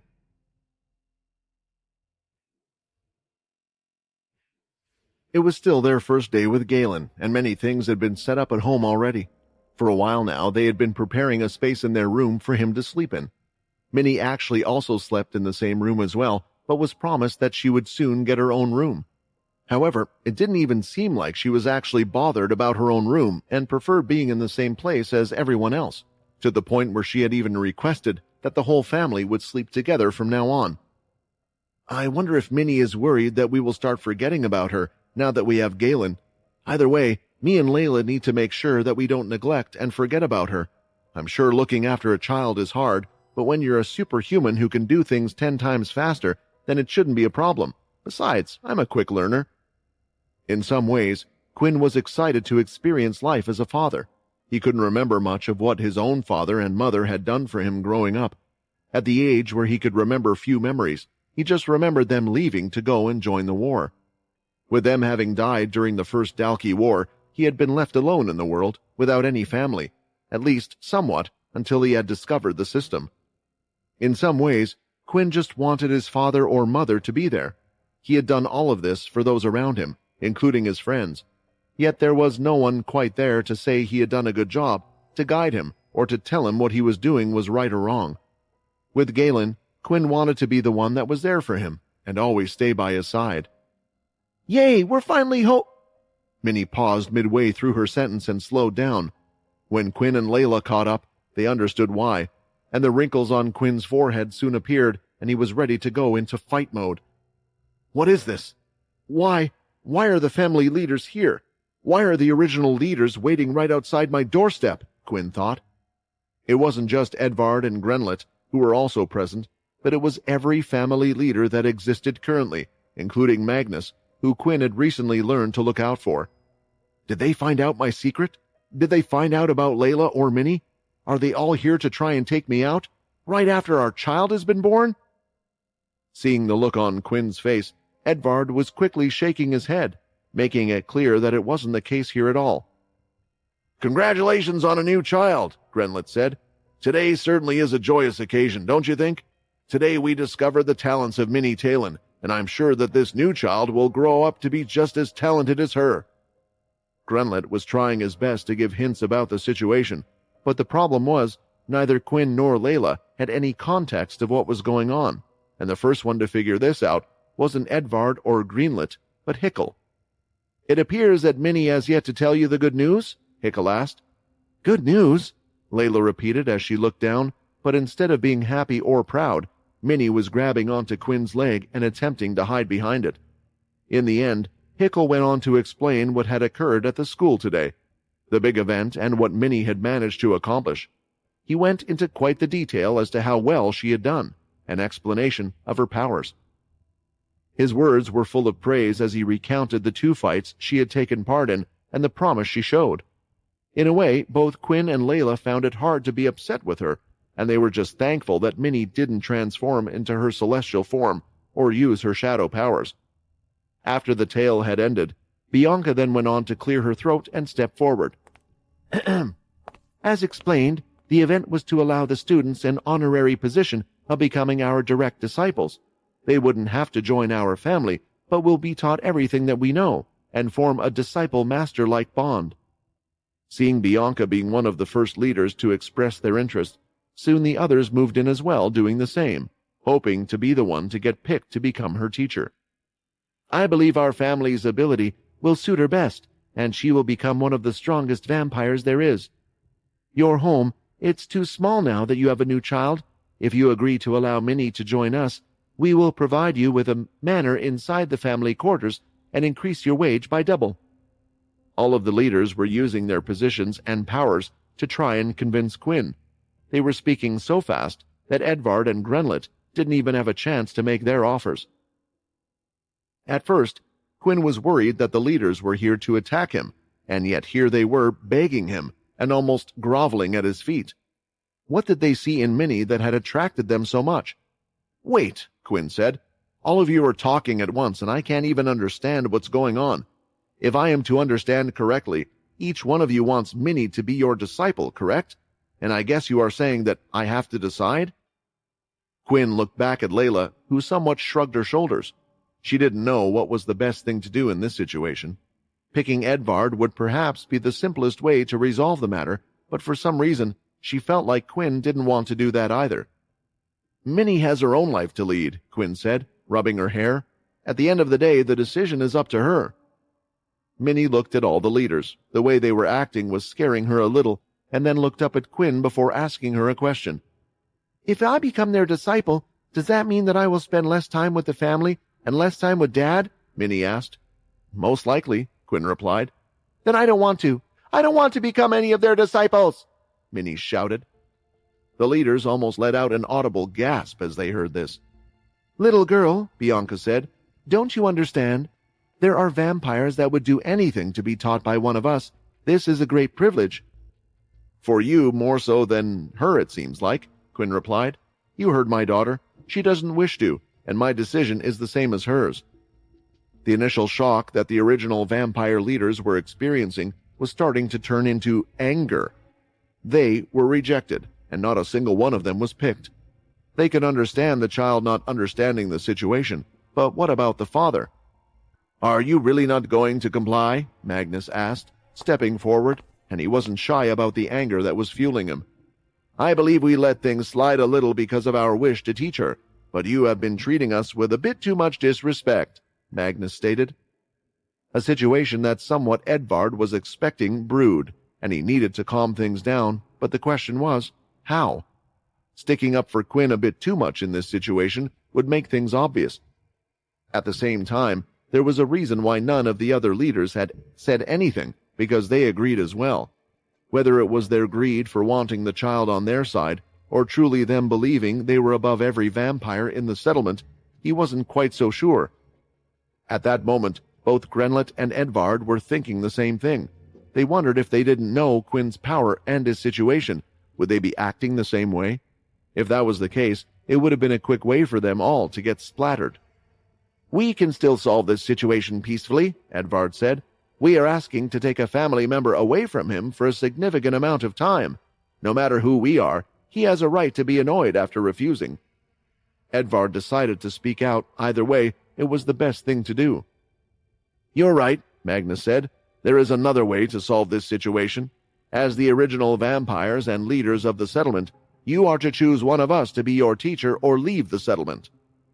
At the time, Quinn was still holding on to baby Galen, and he soon passed him on to Layla, turning his back. "Is that a threat?" Quinn asked, his back facing away from the others. "Is that a threat?" When Quinn said these words, it sounded like there was almost an underlying growl. The words from Magnus had infuriated him. Everything Quinn had done was for the sake of his family living in the settlement, and now they wanted to remove him?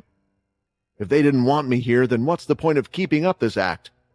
Although Quinn wasn't showing a rise in vampire aura, they could tell that he was angered. Most of the leaders could tell when their words annoyed someone. The difference was in the actions. Either they would hold their tongue, beg for mercy, or see their wrongdoings. In this situation, Quinn would have to bite his tongue because in this settlement he had no power, and all of it belonged to the leaders. "Such a fool of a father," Magnus thought. "If we wanted to, we could take her with us by force, and I'm sure she would see our way. Why is a nobody guard suddenly acting up like this?" The leaders were suddenly distracted as they heard a thud to their side, and could see, of all people, it was Grenlet who had fallen to his knees. "Please, no," Grenlet said. His whole body was shaking, and he had come down in a vicious sweat. He looked beyond ill. "Is everything okay?" Bianca said, rushing to his side. "Please, no. No, not again," Grenlet mumbled to himself. The words that were spoken to Quinn, it was a deep scar in his mind. It was reminding him of the time when he had been completely smothered by Quinn's vampire aura alone. It triggered a traumatic experience for Grenlet. "He nor any of his family will be kicked out of the settlement," Edvard stated, walking forward. Quinn's back was still turned, and he could tell he was holding it in, perhaps due to the newborn that was in the area. "Quinn is a guard of the 9th family. I will talk to him about reconsidering the matter with his daughter. Give me at least a day to talk to him about the advantages of having a member of his family as a disciple," Edvard asked. "I think that's a little unfair," Bianca stated. "Since he is a guard from your family, you already have an advantage, and leaving him with you and with your ability, I feel like all of this is in favor of him picking you." "That might be the case, but I have a solution," Edvard said. "I will pull out of taking Minnie as one of my disciples, and instead ask for the child known as Toby." The leaders looked at each other, seeing if any of the others had a complaint, but to them it was quite the fair deal, so they would allow it. With that, the leaders quickly went off, back to their castle duties, but not before there was a final word from Magnus. "A decision needs to be made by tomorrow." The last one left was Edvard, as he let out a big sigh. None of them know how close they were to losing their lives just leaving like that. "Thank you, Edvard, for looking after us so much," Layla said. Quinn then turned around. His face, rather than angry, looked saddened more than anything. He was saddened by the fact that those around him, in this situation, had the power to force him and his family to do things that they didn't wish to do. Was this the life he wanted, the freedom he fought and asked for, to just lie down and comply with the current leader's orders? Everyone had gathered in Quinn's living room. It certainly was a small space, and a little cramped now that they were all inside. "I'm sorry," Edvard said. "I should have given you a bigger place, so you could enjoy your life as part of the 9th family more." "It's okay," Layla replied. "It would have been strange for one guard to have better treatment and living conditions than the other guards. So I understand why you did what you did. But about Minnie, what are we to do now? I'm sure you had a solution when you suggested that." "The solution?" Quinn said. "The solution would be to put the leaders in their place. Then they will stop bothering us." "That won't work," Edvard said. "You start fighting the leaders, you beat all the leaders, and then what? That would be sending a signal for Jim Eno to come here, along with Jack and his Dalkey army." "He's right, and the Dalkey aren't like they were before. Thanks to Jack Truedream, they now have abilities as well. I've been contacting Russ quite frequently to try to gauge their strength, but it's been difficult for him," Layla replied. There are two things that you need to figure out before taking on Jim Eno. The first is how he is able to alter the memories of everyone in the settlement. As a return for your favor, when I next meet Jim Eno, I will try my hardest to find an answer for you." "What about Jack Truedream? Isn't he an option as well? If we get to him, can't we learn about Jim?" Quinn asked. Layla was the one that shook her head this time. "And what? You plan to take your whole family with you to Earth? How are you going to sneak in, for one, and find him? On top of that, there was one thing Russ mentioned. At all times, by Jack's side, there's a Dalkey with him. Without a doubt, Russ stated that he believes that this Dalkey is their leader, and he has powers beyond his imagination. Russ couldn't give more details, as it was just an impression he had gotten." "Unfortunately for you, this is also a problem for Jim," Edvard stated. "It seems like the ones that you have to worry about are not Jim and Jack, it's the two around him. When we met Jim Eno for the second time, we had done so off this planet. At the time, there was a person standing by his side. None of the originals felt like they could even look the said person in the eye. Quinn, you are strong, so perhaps you can take on both of these guards without much of a problem. But if you don't learn the secret of that power, will you really be okay with everyone having forgotten about you?" If Quinn was honest, he wasn't, but he knew it was a selfish thought. As long as the settlement and Earth were in a safe place, there was no need for him to act out and cause trouble.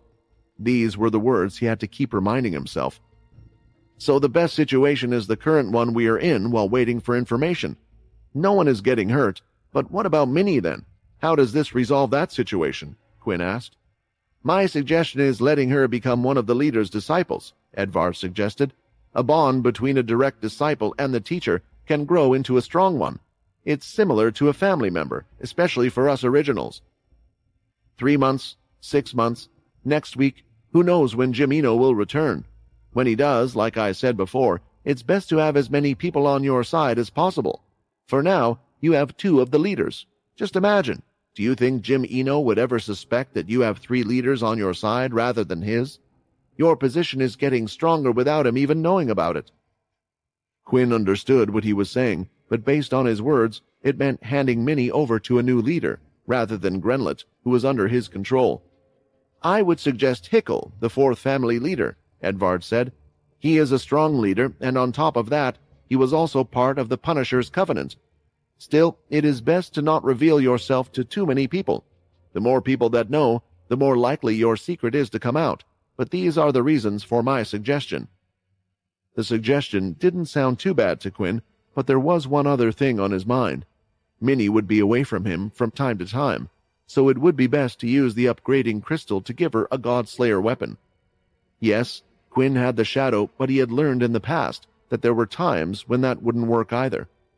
Since it looked like a decision had been made, it was time for Edvard to leave. "Enjoy your time with your new family, and raise your new son while you can. I hope I can keep your wish for as long as possible." Little did everyone know that the next 6 months would be the last peaceful moments of Quinn's family.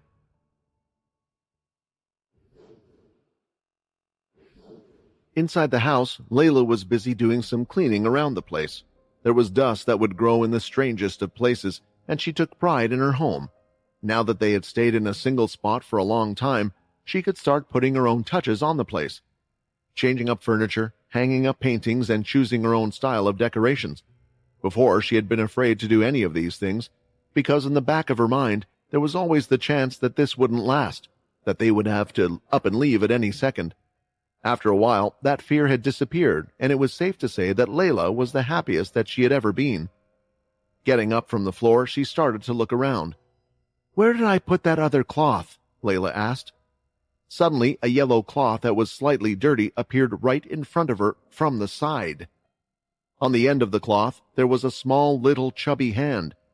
"Thank you so much, Galen," Layla said, as she took the cloth and went to kiss Galen's cheek, who was standing on the table. "You really are a special boy, always helping out your mother like this."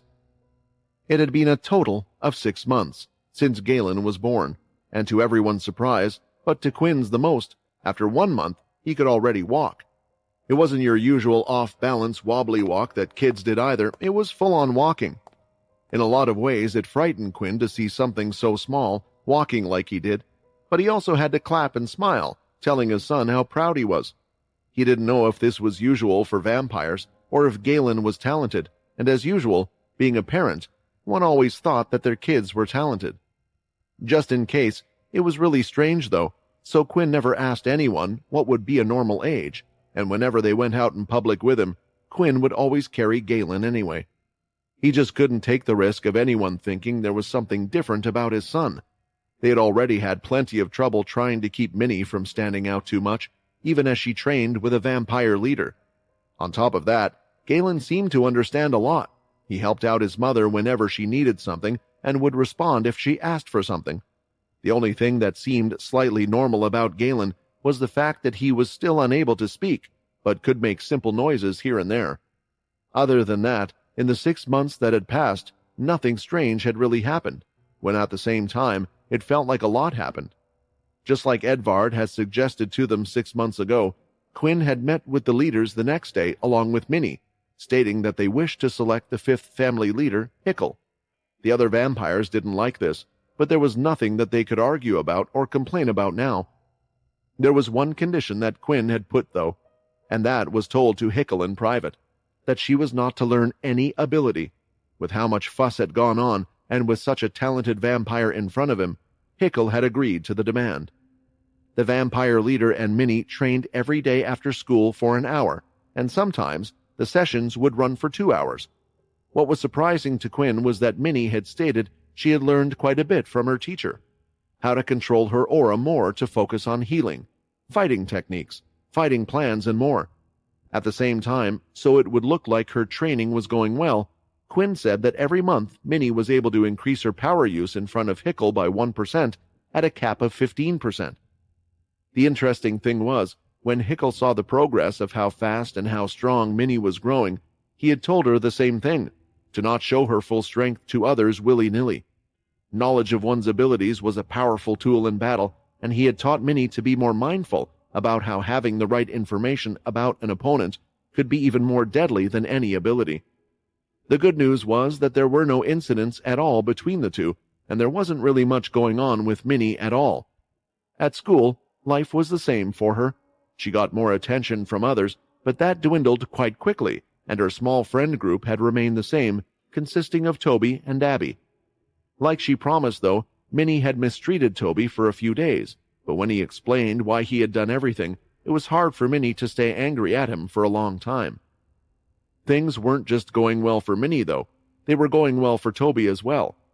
He was learning a lot, and could use his aura freely now.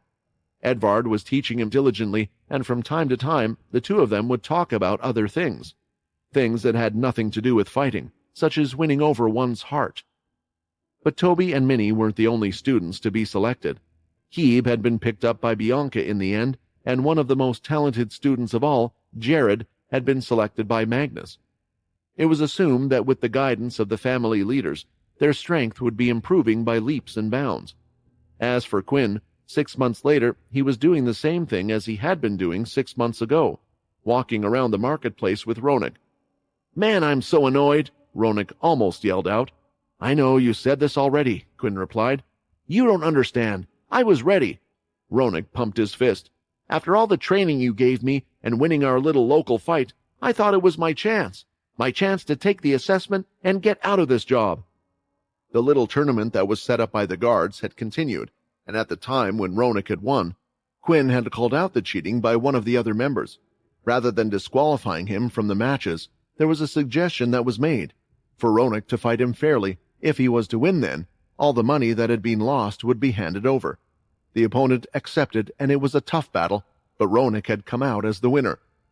"You know, based on the way you speak, sometimes I think you're trying to get away from me," Quinn joked. "Hey, don't be like that," Ronak replied. "If I get on the scouting team or as a permanent guard, we can still all go out for drinks. Heck, we meet up with Nell all the time, and he isn't even in our family." It was true. Now that they had been at the settlement for a while and their child was born, like Layla had suggested, Quinn was beginning to mingle more, and the closest beings that he could call friends were Nell and Ronak. Not much was said about that day because they knew nothing about it, but Quinn still felt like their attitude towards him had greatly changed after it. "Look, I just want to know, Why would they cancel all the assessments like that and put it on hold so suddenly? Ronak continued to complain. A few hours later, and their shift was over. That was when Ronak and Quinn decided to head to what had become the usual spot for them, a little inn called the Fat Pig's Head. It could seat around 50 people inside at most, but it was popular with the guards as well as others. In the place itself, there was a spot that was always reserved for them, because one of Nell's relatives owned the place. In that spot, in the corner, Nell was waiting for them, already having a drink, with more too, ready for the others. Sitting down, Ronak took a big swig from it and slammed it on the table, nearly causing the others to spill. Why? Why is my luck so bad? Ronak asked. What's up with him? Nell asked. He's been complaining about it all day. Do you remember the announcement they made about the assessments being put on hold for a while? Well, Ronak was planning on taking the next one, Quinn answered. Hearing this, Nell looked to his left and right, wondering if any of the other vampires were paying attention, but they seemed far too busy talking about their own business, so he leaned in and in a soft voice spoke. About that, I think I know the reason why, Nell stated. I heard that Jim Eno is returning.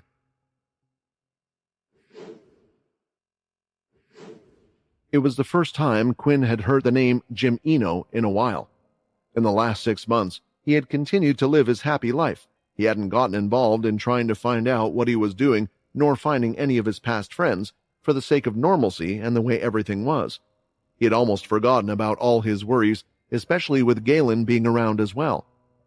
Everything was fine in terms of the vampire settlement and those on Earth, so it left Quinn to try to get on with how things were as well. But now he had heard Jim Eno was coming to the vampire settlement. In the past, he would have made some grand plan to perhaps catch him, and Edvard and Grenlet had always promised the next time he visited, they would attempt to get information from him as well. Why is Jim Eno coming back now after all this time? What does he have to do in the settlement? Is he just coming back to rule this place? To be the leader? No, that can't be the only reason. What I'm more worried about is what exactly has he been doing this whole time as well. Perhaps he is finally ready to act out whatever it was he was planning and doing. Really? Ronak said in excitement. We get to see him after all this time. He's been so busy, I heard, with running a Universal Cruise Line business and visiting Earth frequently. Quinn had learned that the Marpo cruise line was something that was still operational. Most of this information was gathered by Russ, since it was heavily advertised on Earth. It was a way to advertise Earth on a universal stage. For them to interact with other species was a good way to also collect income to improve the lives of those from Earth as well. As the cruise was also used to transport goods and rich customers from other races, they were paid in plentiful crystals that could practically be crafted to be made into anything, for everyone to use. The standard of life was getting better for people all over. Well, it seems he might be busy with a few other things as well, Nell said, finishing his drink in one go and wiping the liquid away from his mouth. You know, I have kept in touch with the scouting team that survived with us that time. I speak to their leader often, and he has been telling me a few interesting things. There are some things I'm sure you already know, but the green liquid has been spread out to more and more vampires. It's becoming more accessible, and even the public is drinking it to power themselves. Heck, soon they might be offering it to our kids at school. The green liquid, at first the vampires were all reluctant to use it, as they wished to use their own power. But as time went on, and as supplies of it, as well as higher grades of the green liquid were passed around, it became almost a dependency for vampires. Even for the normal worker when building construction, a vampire would use it to increase their workflow by double. The vampires seemed to have no shame in using its power.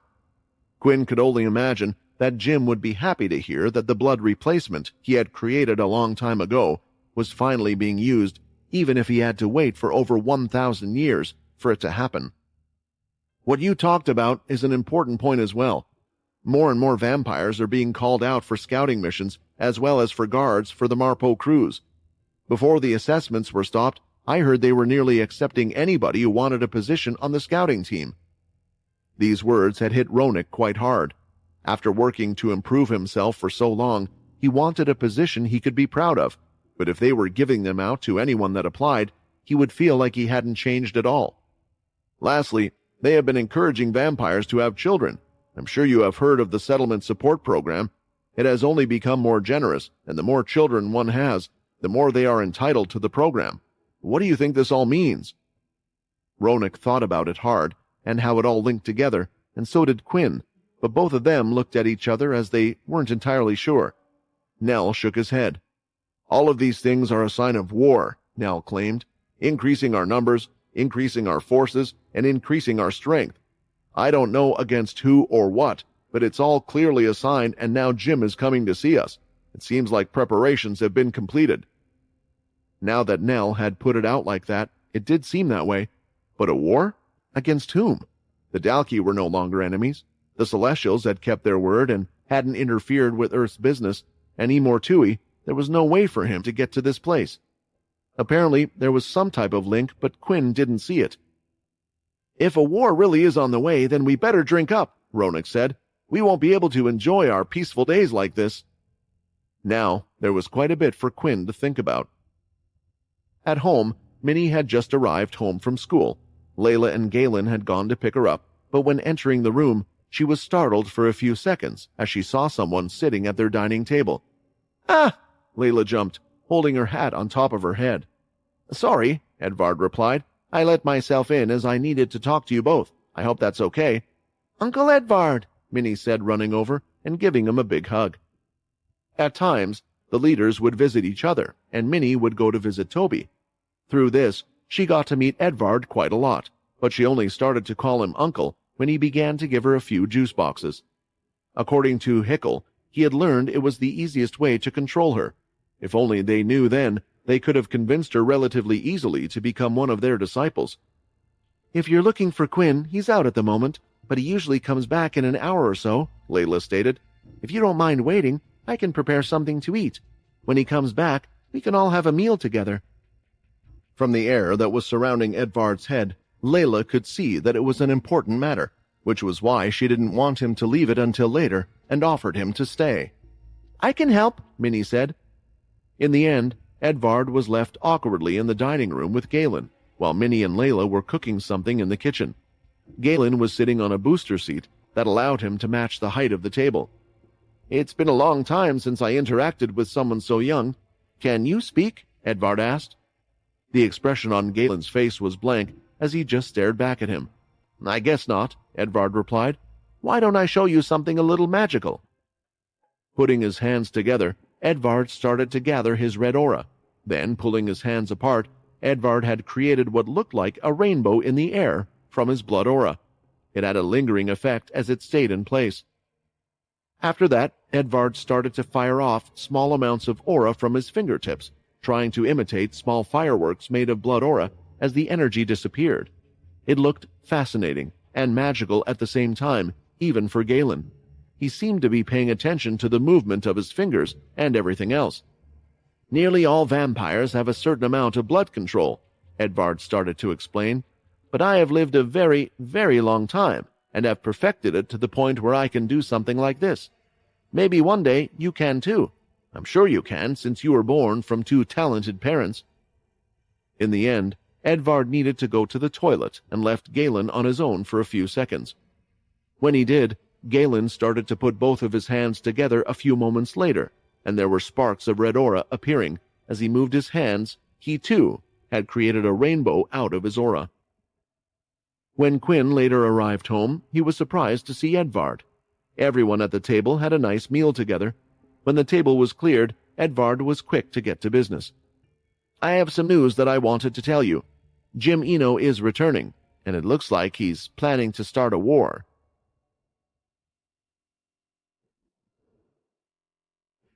After dinner was over, Edvard got right to business, and he had recently told Quinn everything that Nell had said, or more so, confirmed everything Nell was saying about the green liquid, and the reason for all of the decisions made by the new Vampire Council. They were all implemented on Jim Eno's orders. "Jim Eno briefed the leaders on what is coming up in the next week or so, and it's a lot to take in even for us leaders," Edvard continued to explain. "There are shipments, batches of Tier 4 green blood coming. Along with it, we are to recruit for the war. It will be a joint venture with Dalki, humans, and vampires, but Jim wants the vampires to impress. Anyone can join the war, and in return, the 4 spiked and higher tiers of blood will be passed out.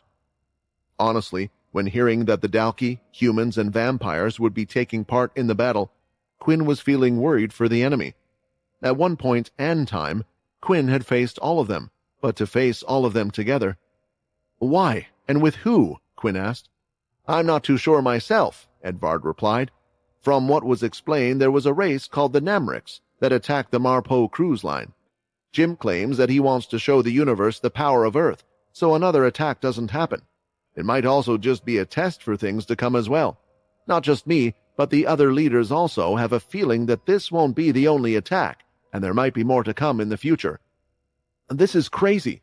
Does he and Jack want to take over the whole universe or something? Quinn asked. Perhaps. As an original, I have seen this before. When one has power for a long time and lives a long life, they can't just be content with the things around them. They believe they have become the best, rise to the top, and they have to prove that. Maybe there is a crystal problem, or perhaps Jack or Jim are really hell-bent on revenge, but either way, this is what's happening.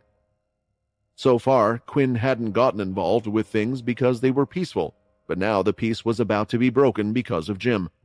Was it the time to act now? Was it the time to take Jim down? If Earth started to expand as well, to cause trouble outside their own planet, Quinn was sure that the Celestials would act. This war, although I do think lives will be lost, we are a strong race, Quinn, so I doubt many lives will be lost, Edvard explained. But I feel like it will be an opportunity. When the war starts, Jim will call all the leaders by his side. We will be with him during the duration of the war, and that's when Grenlet and I can do our research. We can find out how he changed people's memories. I'm not telling you to act after that, but I would just suggest not doing anything until we have the answer, and I promise you, we will try our very best to give you an answer. After explaining everything, Edvard left, and the family were left on their own at the dining table. He looked towards Layla, who was just shaking her head, but eventually she spoke, breaking the silence. Quinn, I told you to wait at least until our son was born. Galen is here now, and I feel like I can protect him and Minnie. I know what's happening has been hard. I know there were instances where you wished you could act out, but didn't because of my words, which is why I'm telling you now. Do what you think is right. I will protect us, and I know you will too, no matter what you do.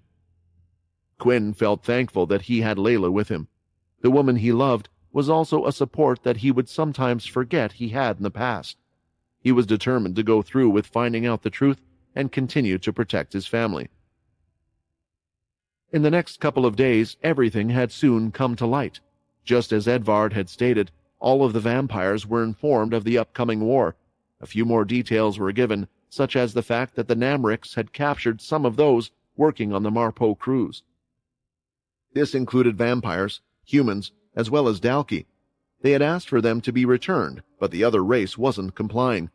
Quinn didn't know whether this was just a cover-up story to make the people believe it was righteous and worthy or the truth, but either way, it didn't change the outcome.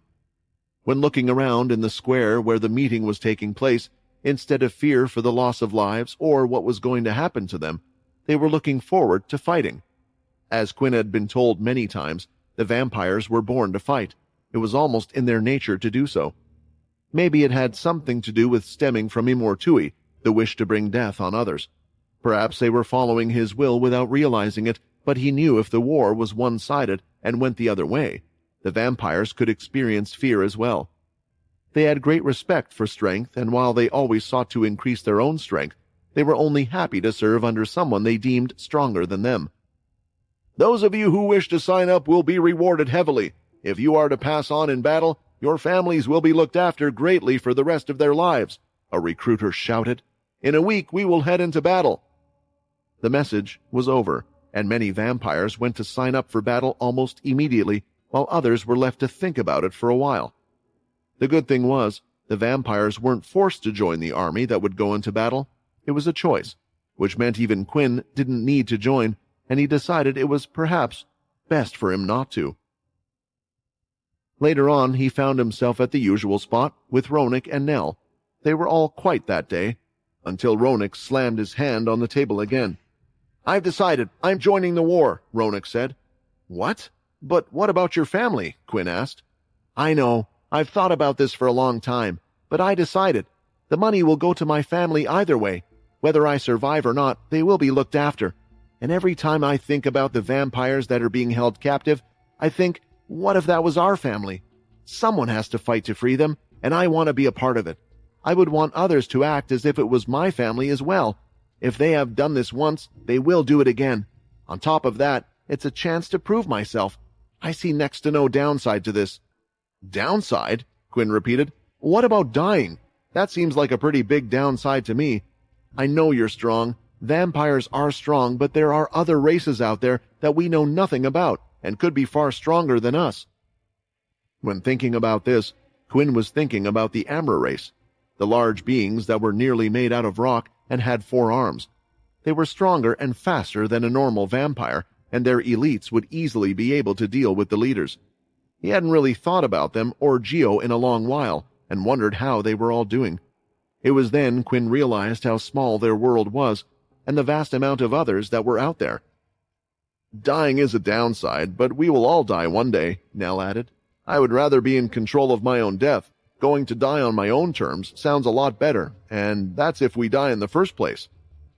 From the sounds of it, it appeared that Nell had made his decision to go into battle as well, and that's when the two of them looked towards Quinn. "Look, just because we are joining doesn't mean you have to join. You have a newborn kid. We understand if you're scared of losing your life," Ronak stated. Quinn wasn't scared. He was sure that Jim or Jack wouldn't start a fight that they didn't think they could win, although in the past Jack had done that once, but there was no reason for him to fight for another's cause, especially for someone who he wanted to stop. That was until now, because now he had 2 reasons to join the war. "Fine, I'll join. Someone needs to protect you two in the first place. I can't have you both nearly dying again." "Again?" Ronak replied, confused.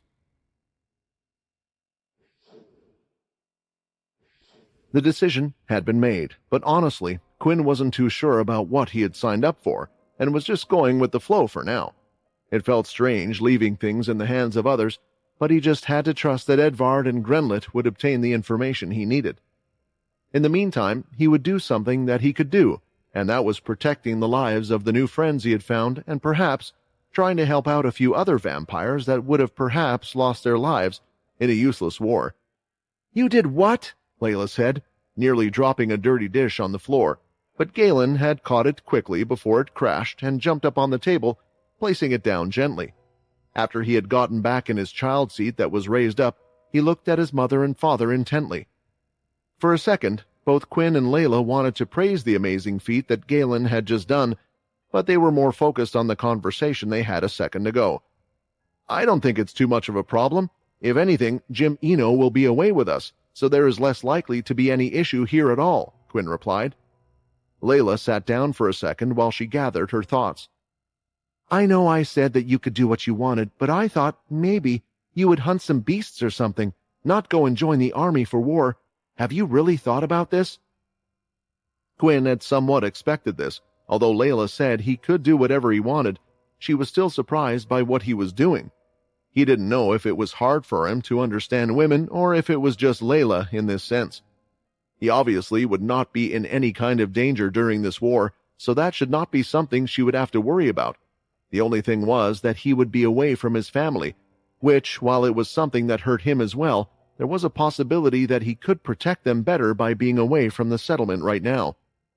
"Ronak and Nell are joining. When I heard that, I felt like I had to go. The vampires, they don't even have a reason to fight, a reason to risk their lives," Quinn explained. Now, Layla understood. Quinn was the same as always. As soon as it was a matter involving someone else, he would always volunteer. "But, from what we know, this is a completely different race. They're not humans, right? Didn't you tell me that the Celestials came from all sorts of different races? If they are a large race, then isn't there bound to be a Celestial among them? At the moment, they still think you're trapped in that space, right? And since you're no longer a Celestial, they can't sense that you've come out." Layla half-guessed, as she only knew as much as Quinn had told her during their time together. "I'm not sure. There is a chance there could be a Celestial, but it seemed like they could sense Godslayers back then as well. Either they are just ignoring Earth completely because of our deal, or most likely, they already know about me. But you are right. If a Celestial was to see me, they could report it back to the others, and that Mundus guy could trap me all over again. Although, Quinn was wondering, perhaps he could no longer trap him now that he was a godslayer, but in some ways that was worse because then they would just try to outright kill him. Then it will be okay if Daddy just covers up his face, right? Minnie said, as she was listening to the conversation between the two, even though she was in the living room, playing on her tablet device. Soon, Minnie started to gather her hands together, and the shadow power activated shortly after.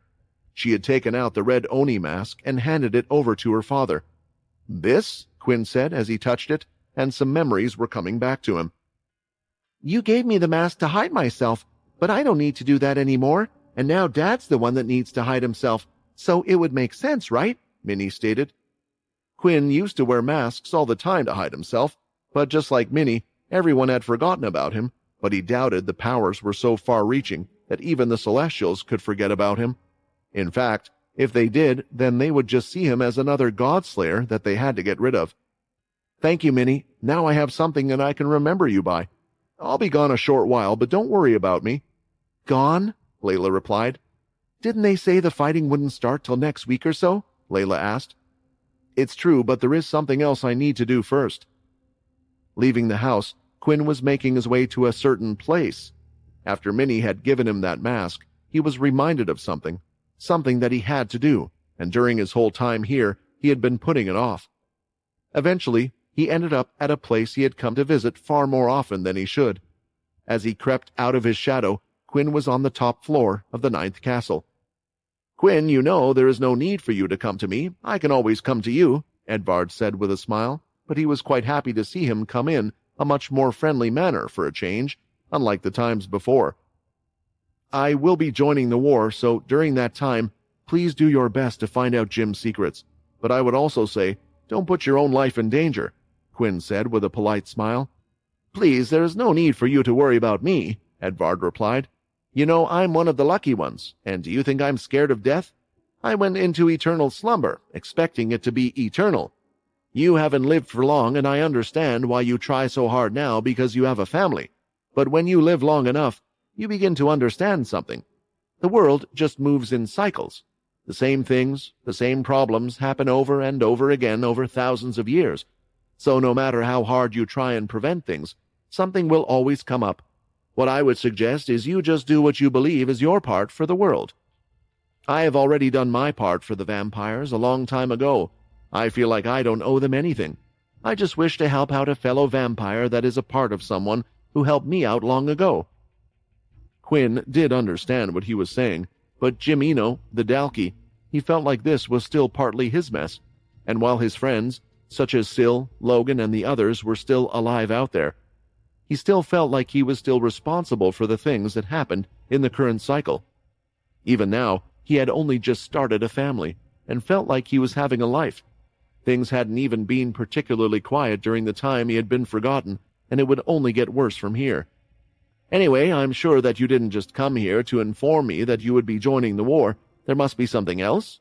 Edvard asked. "Do you have any demon tier crystals in your possession? Or any you can get a hold of?" Quinn asked, getting straight to the point. Edvard pulled a face because he knew his answer was going to upset the other. "All demon tier crystals that are found, even by the scouting team, are to be handed to Jim, so I'm afraid it goes past our hands, and a demon tier is often something a large group of people, or a leader, needs to try and get. It would be hard for me to sneak the crystal out." Quinn had somewhat expected this answer, so he had another suggestion.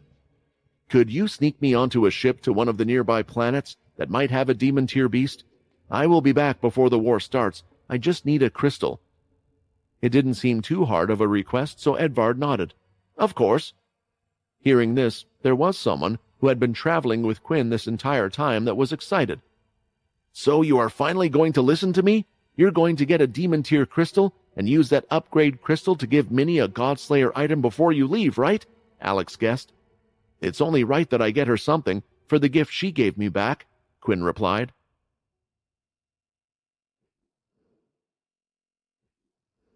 Edvard, being a leader of one of the families, was in charge of quite a few of the scouting teams, including those that would hunt outside their current planet.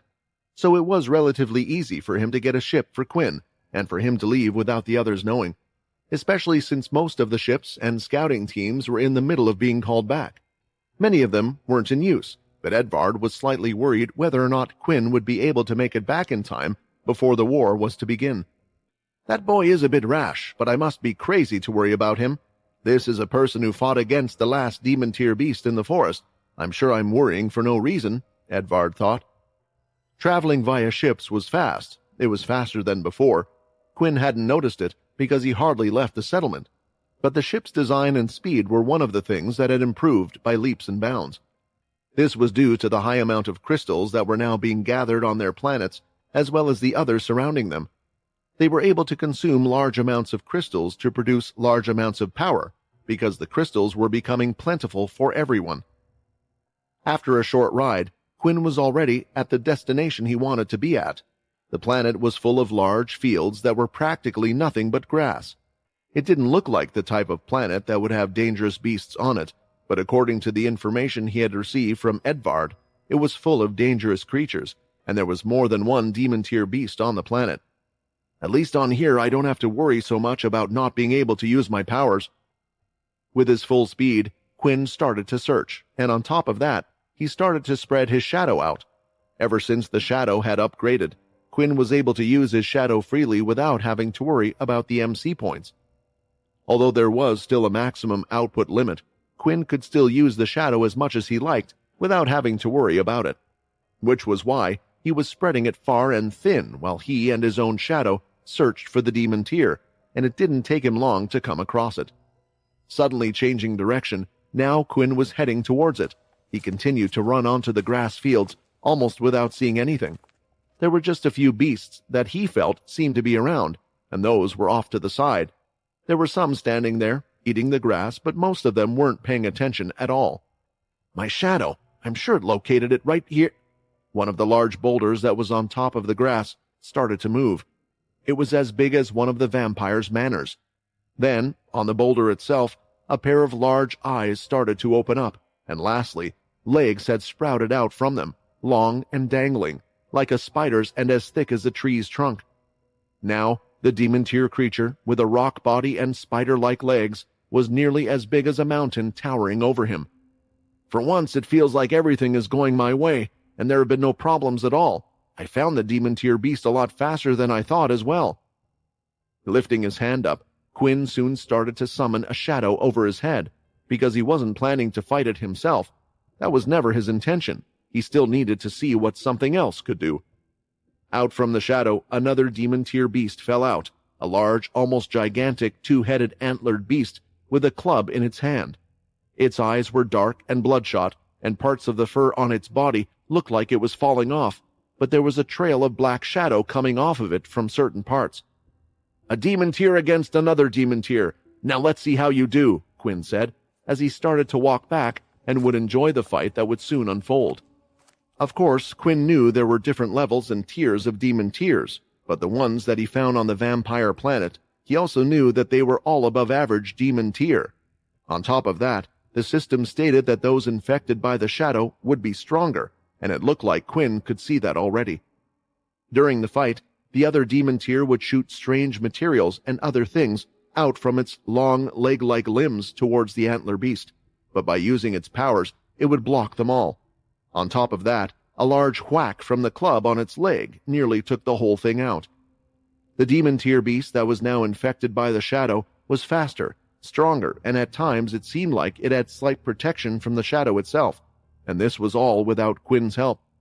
Eventually, the other demon-tier was beaten, as its legs were crushed and the club was swung down on top of its head, finishing it off. The demon-tier beast had been hit a few times, but with its strange powers, it was able to heal from all the damage it took. You did a good job, Two-Head, Quinn called it, and placed it back in his shadow, and as easy as that, he now had another demon-tier crystal. Having a demon-tier beast able to do my bidding, this power is a lot stronger than I thought, and I already have 3 under my control. There honestly doesn't seem to be a limit either. If Quinn was ever like Jim or one of his other enemies, with this power, he felt like it could be misused incredibly easily, and for a second, he understood why the Celestials felt like the Godslayer powers were really dangerous. After getting the crystal, Quinn wasted no time, getting back on the ship and heading back to the settlement. He still had a lot of time left, and hunting a demon-tier beast had only taken him a day at most. What he was concerned about was actually making a weapon and using the upgrade crystal, but he had one of the best forgers in the world to guide him. Upon returning, another favor was asked, and luckily, Grenlet owned one of the best forging rooms the vampires had. Of course, Grenlet wasn't going to object to Quinn using it at all, and that's what he did. At first, Quinn thought he might have to follow Alex's instructions with the hammer and other things, but due to the strange blood tentacles coming out of the weapon, Alex could pretty much do everything himself, and all Quinn needed to do was walk to certain places. Still, a demon-tier item took a long time, and an upgraded crystal would too. After spending several days in the forgery, working all day and night, the item was finally done, and using the inspect skill, Quinn could tell that it was true. "Crap, that took a lot more days than I thought it would, and that was a lot of hard work," Quinn said. "Did you think I was slacking all the time when I made those weapons? I still did nearly all the work. All you were doing was watching," Alex complained. Although Quinn was watching, he was doing so with intent and tried to remember as much of the process as he could. Realizing it must have been a few days and close to the big day, Quinn grabbed the item and placed it in a special box. It was time for him to head home and give the gift to Minnie, which was exactly what he had done. "What is this? Can I open it?" Minnie asked excitedly. "Not quite," Quinn replied. "You see, this is a special gift that I want you to put away in your shadow. If it's an emergency, I want you to open that box and use whatever is inside, okay?" Quinn explained. Minnie folded her arms, clearly upset. "Why? Why is everything in case of an emergency? Can't you give me something I can use now? I can't do anything," Minnie complained. Quinn was wondering of a way of comforting her, but before he could, there was a loud alarm. It was deep, and was in one continuous long tone. After that, it sounded again. "It's starting," Layla said, looking at Quinn. Opening the door, Quinn went to look outside. He could guess what Layla meant when she said it was starting, and he could see it as well, because outside the vampire planet, in space, he could see two very, very large cruise ships that had the words Marpo Cruise written on the side. The sound of the alarm was the last call to give the vampires an opportunity to join the war. According to Layla, there had been a lot of rumors about the species that they were going against. News of how more vampire scouting teams that were within the area had been captured. It seemed to line up, as other vampires were talking about how there were many around them that were missing, after having gone out on one of the hunting and scouting groups.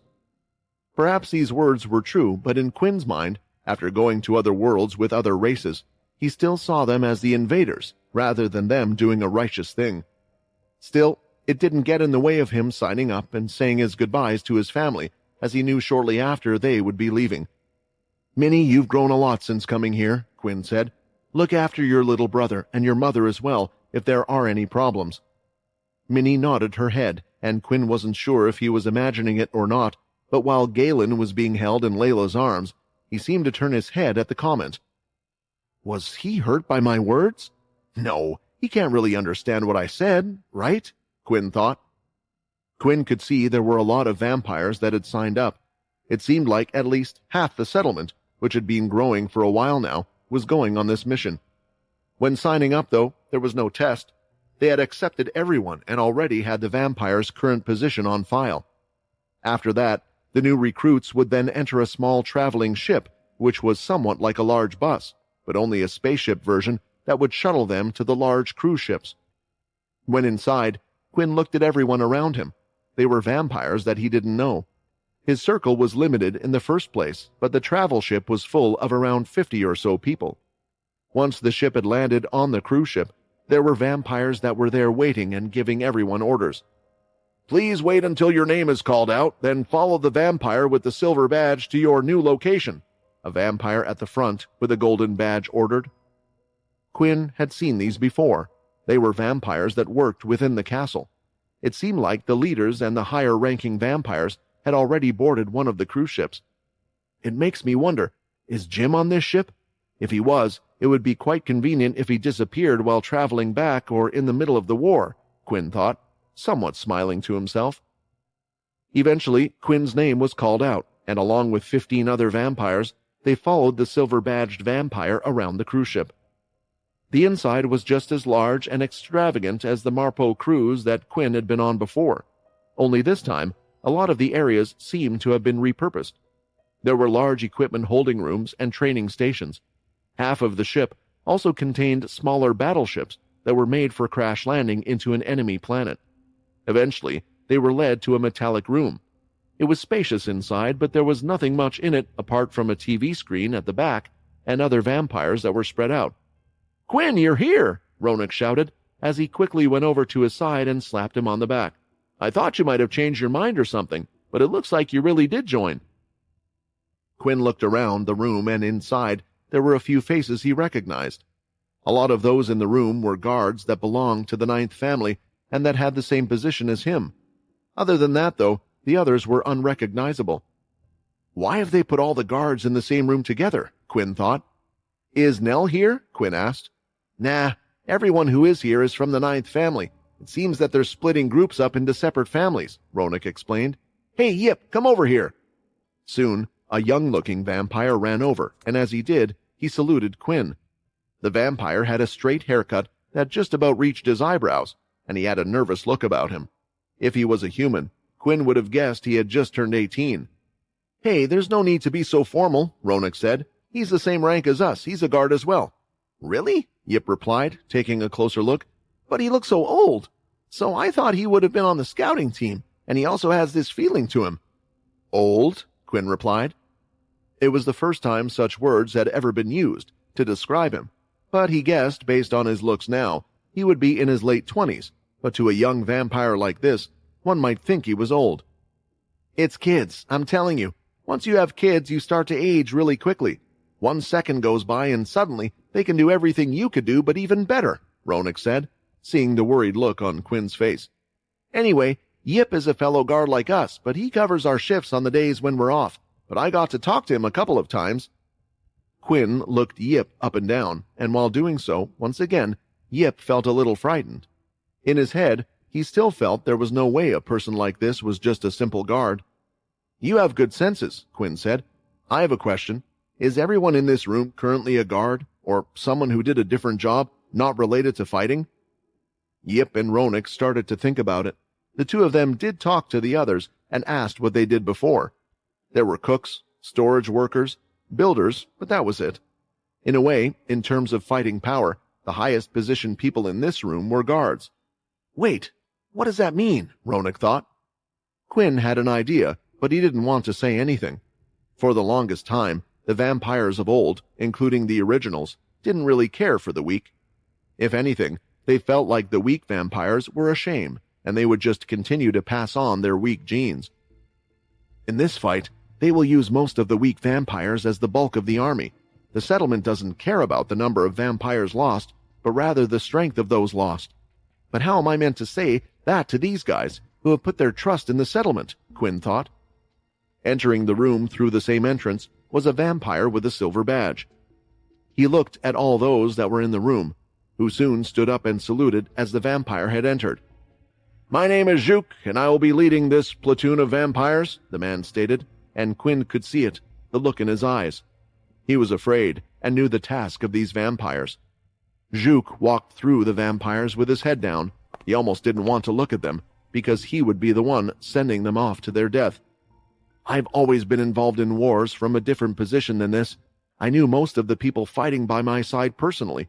I can't imagine how he feels," Quinn thought. Standing, now, in front of the 50 or so vampires, Juk lifted his head. "For all of you, this is a chance to prove yourself in this fight.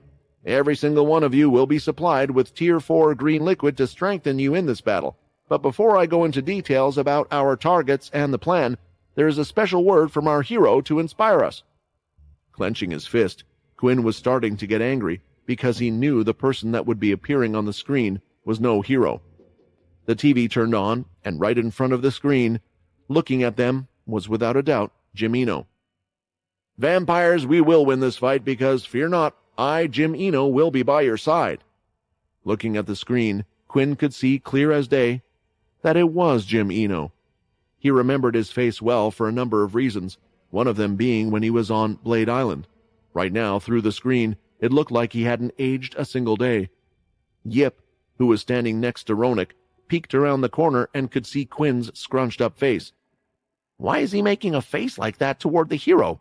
Do the two know each other?" Yip thought. "No, that's impossible. How would a guard know someone like him?" "If you were to ask me, the vampire settlement is currently going through its greatest period that it has ever been in," Jim Eno continued to speak through the screen. It was unclear if this was a live message that was being broadcasted to them all, or if it was a pre-recorded message. "With the green blood, vampires have experienced rapid growth in strength, and even those that didn't have power before are able to fight. With the green blood, every vampire will be a vicious soldier in this fight. As I said before, life is going well for us vampires, and if we wish to keep it that way, then we need to protect ourselves. As we have grown stronger and gathered more resources, there will be those that will wish to steal what we have. This is only the beginning, and we have to put a stop to it before it escalates. We have seen this happen before, and in the past, I have put a stop to it, with the Dalki and with the Celestials as well. This time, I am with you again, but I am asking for your help, because as vampires, since our proud blood runs through our veins, we are not the type to rely on a single hope. We will fight for ourselves and our future." The video ended there, and at the same time, the entire room erupted into a large roar. "The hero is by our side. He will protect us. There is no need for us to worry. We are strong, the strongest there is in the entire universe. Let's show what happens when they mess with us." Nearly everyone was pumped up, and once again, Yip went to look at Quinn, who was shaking and looking on the ground. "I don't care about you taking claim for what I have done, but you using my accomplishments to convince others to fight, that is really dirty," Quinn thought. The door opened once again, and one of the vampire workers in a staff uniform came in with a giant metal crate. As soon as he moved his hand, they could all see that it was full of Tier 4 flasks for them all to use. "Everyone in here is to take 2 flasks with them. You are free to use them how you wish. There will be bases set up on the planet after we land, and there will be a chance to restock up on the green blood.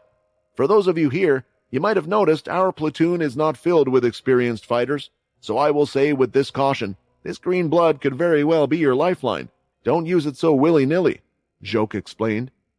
The TV screen soon changed once again, and this time the word Namrix could be seen above. It was the name that had been given to the race that they were going up against. "I want you all to look at our enemy, and I will discuss what we know so far about them," Juk said. "The creatures, as you can see, are white-skinned and are around the same size as humans, although in terms of muscle mass, they are 2 times greater in thickness. The Namrix also seem to have integrated technology into their bodies, at least the soldiers have done so. They have a blaster on their right hand that uses crystal energy and is just as dangerous as our own. In fact, the Namrix seem to have a higher amount of high-grade crystals, so their blasters can be quite deadly. On top of that, their planet is filled with different types of crystals, such as exploding crystals and more. If you think the enemy is only good at fighting at far range because of this, then you would be wrong. On their left hand, they can solidify it, and it seems to be able to transform into whatever they wish. They can form it into a sword, a shield, or whatever to be used at will. The hand is incredibly hard, and I doubt, unless you are one of our leaders, you could rip through it with your bare hand. Still, the rest of their body is relatively soft, so there is only one area to avoid. Of course, I have to warn you all that this is all the information we have. There could be other things they have as weapons, and perhaps there are stronger Namrix out there as well." The race seemed to be quite advanced from the equipment they had, which made Quinn wonder why they would attack the Marpo crews in the first place. If he could do some investigating into what actually happened, it would be nice. "There are 2 more things that you need to know. We will be a part of the front line. The planet is large, and there will be several attack groups spread out all over the place, which means there is a good chance that if we do run into something dangerous, we won't get support for a while. If you make contact with something that is too tough, something that hasn't been reported before, then run and report back. I know it sounds cowardly for us vampires, but doing so will save a lot of other vampires' lives." Quinn liked the way that Juke spoke. He seemed to care about the vampires at least a lot more than Jim did, and from the way he spoke, he had to have been in a battle before. "The second is a message from the leaders. Our group will also be meeting up with those from Earth, as in humans, as well as the Dalki. We will be fighting side by side, and the leaders want us to show that the vampires are far superior." Jim Eno wasn't on board the cruise ship that Quinn was currently on. He was on board another that also had all of the leaders present. Right now, he was sitting with all of them, discussing what the plans were, going through it with them all, and essentially saying the same thing the others were saying. "If the Namric are strong, won't we lose a lot of vampires this way?" Edvard asked. "Why not just use a strong force that can cover each other's backs?" "Now this is a surprise. I thought originals didn't care about the vampires," Jim replied. "Worry not, though. This is what the green liquid is for. The plan is to get this resolved as quickly as possible.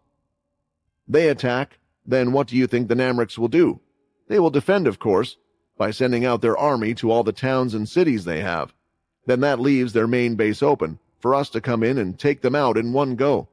The vampires need to be the ones that are successful in this goal. I have to show Jack that we are more capable and stronger than he thinks." "Jack," Hickle replied, "aren't you two friends? Aren't we working together?" "Of course we are," Jim repeated back.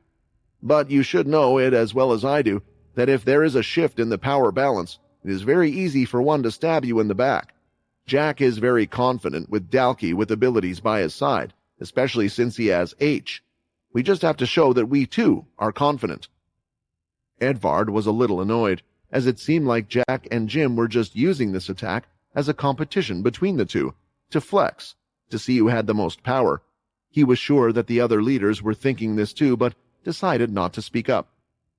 "If you have any problems, you can talk to me, and if I'm not around, feel free to talk to my dear nephew, Vincent," Jim smiled. Jim Eno hadn't said much to the leaders. In fact, he had hardly met with them, and now, after all this time, he was leaving them just like that, and in his place, he was using someone else. It left the originals feeling like they had been chucked to the side. While walking away, though, the person who was always by Jim Eno's side had turned around, giving them a glance. They could sense the aura that was coming off from the individual, and it quickly made them shut up. Since Jim had already left, the leaders quickly turned their attention to this Vincent person instead. "We are yet to be given the units we are in charge of, but we have relied on orders that were forwarded to us that you have given to our groups," Grenlet said. "I understand Jim's plan, but does this mean we won't be mingling with the others?" It was an honest question that had been asked by Grenlet, but the others were more so wondering who this person was. He was wearing a thick black mask, like many of the vampires that seemed to work for Jim. Whenever they entered one of his ships or when Jim would visit them, these vampires with masks would always be with him. That, and the guard that was always by his side as well. "We need to get a grasp on the entire situation first," Vincent answered. "We will see how the enemy reacts to the first wave of attacks from the vampires, see how strong their forces are, and we can play it from there.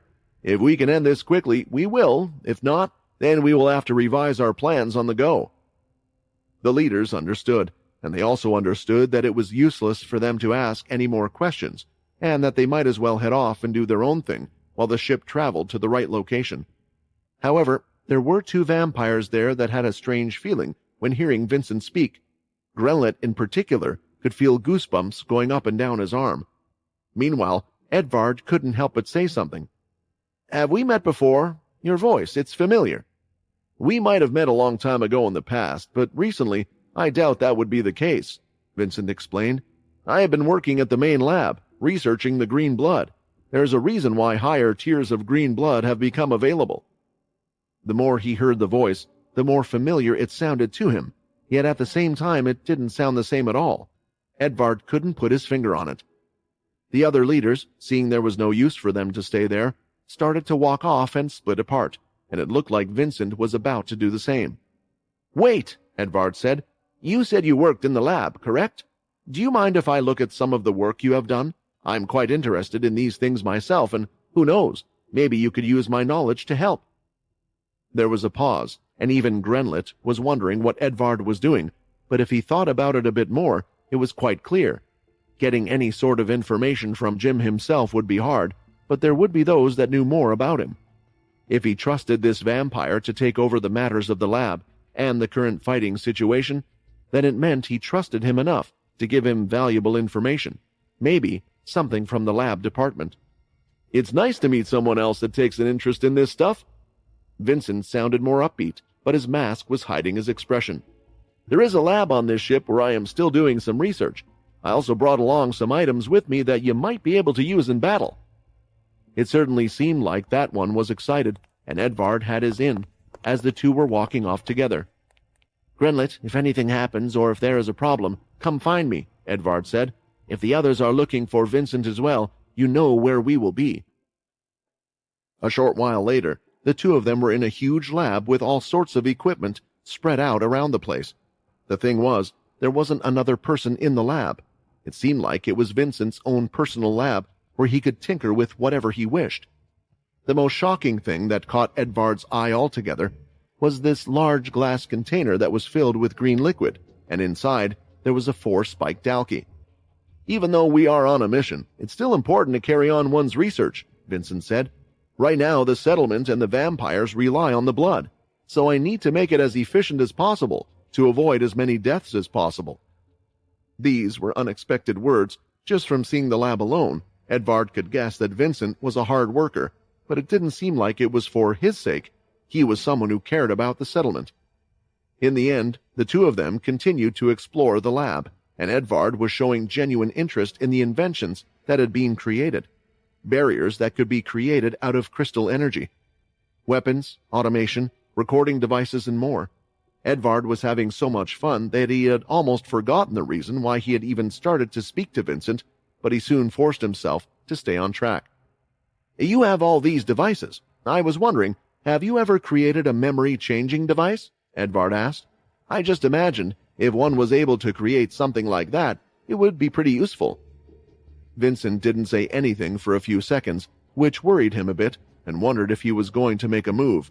If he did then, he would have to stop him before he reached Jim. That would be difficult, Vincent replied.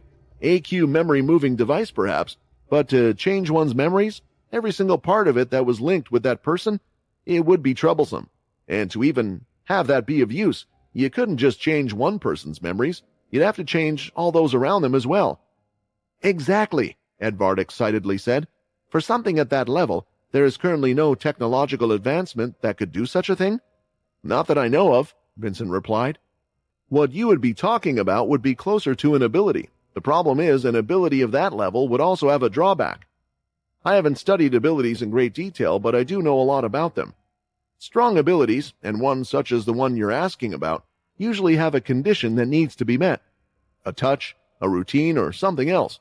If it doesn't have a condition, then usually it is a pretty weak ability.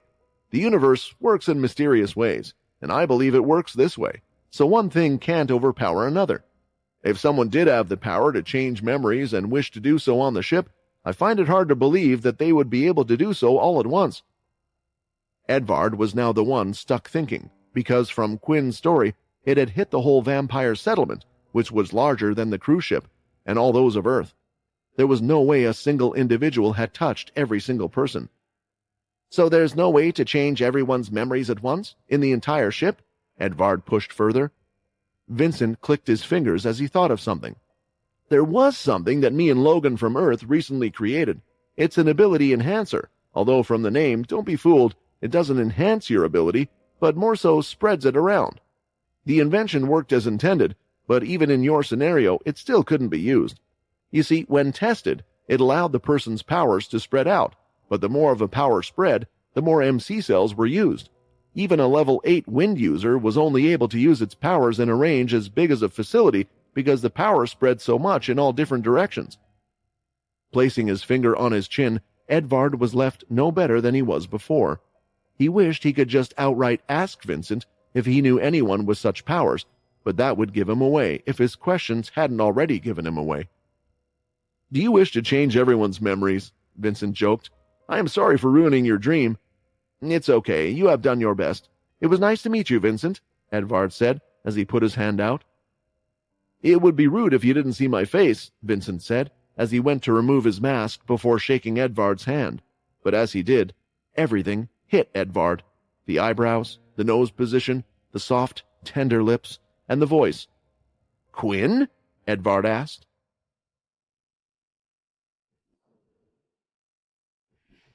The room Quinn and the others were in was fairly large, and there was plenty of room for them to roam around in. It would take them quite a while to reach the planet in question. In the first place, it wasn't any of the locations that were well known to the humans, as it was much further than the Greylash planets and the Beast planets.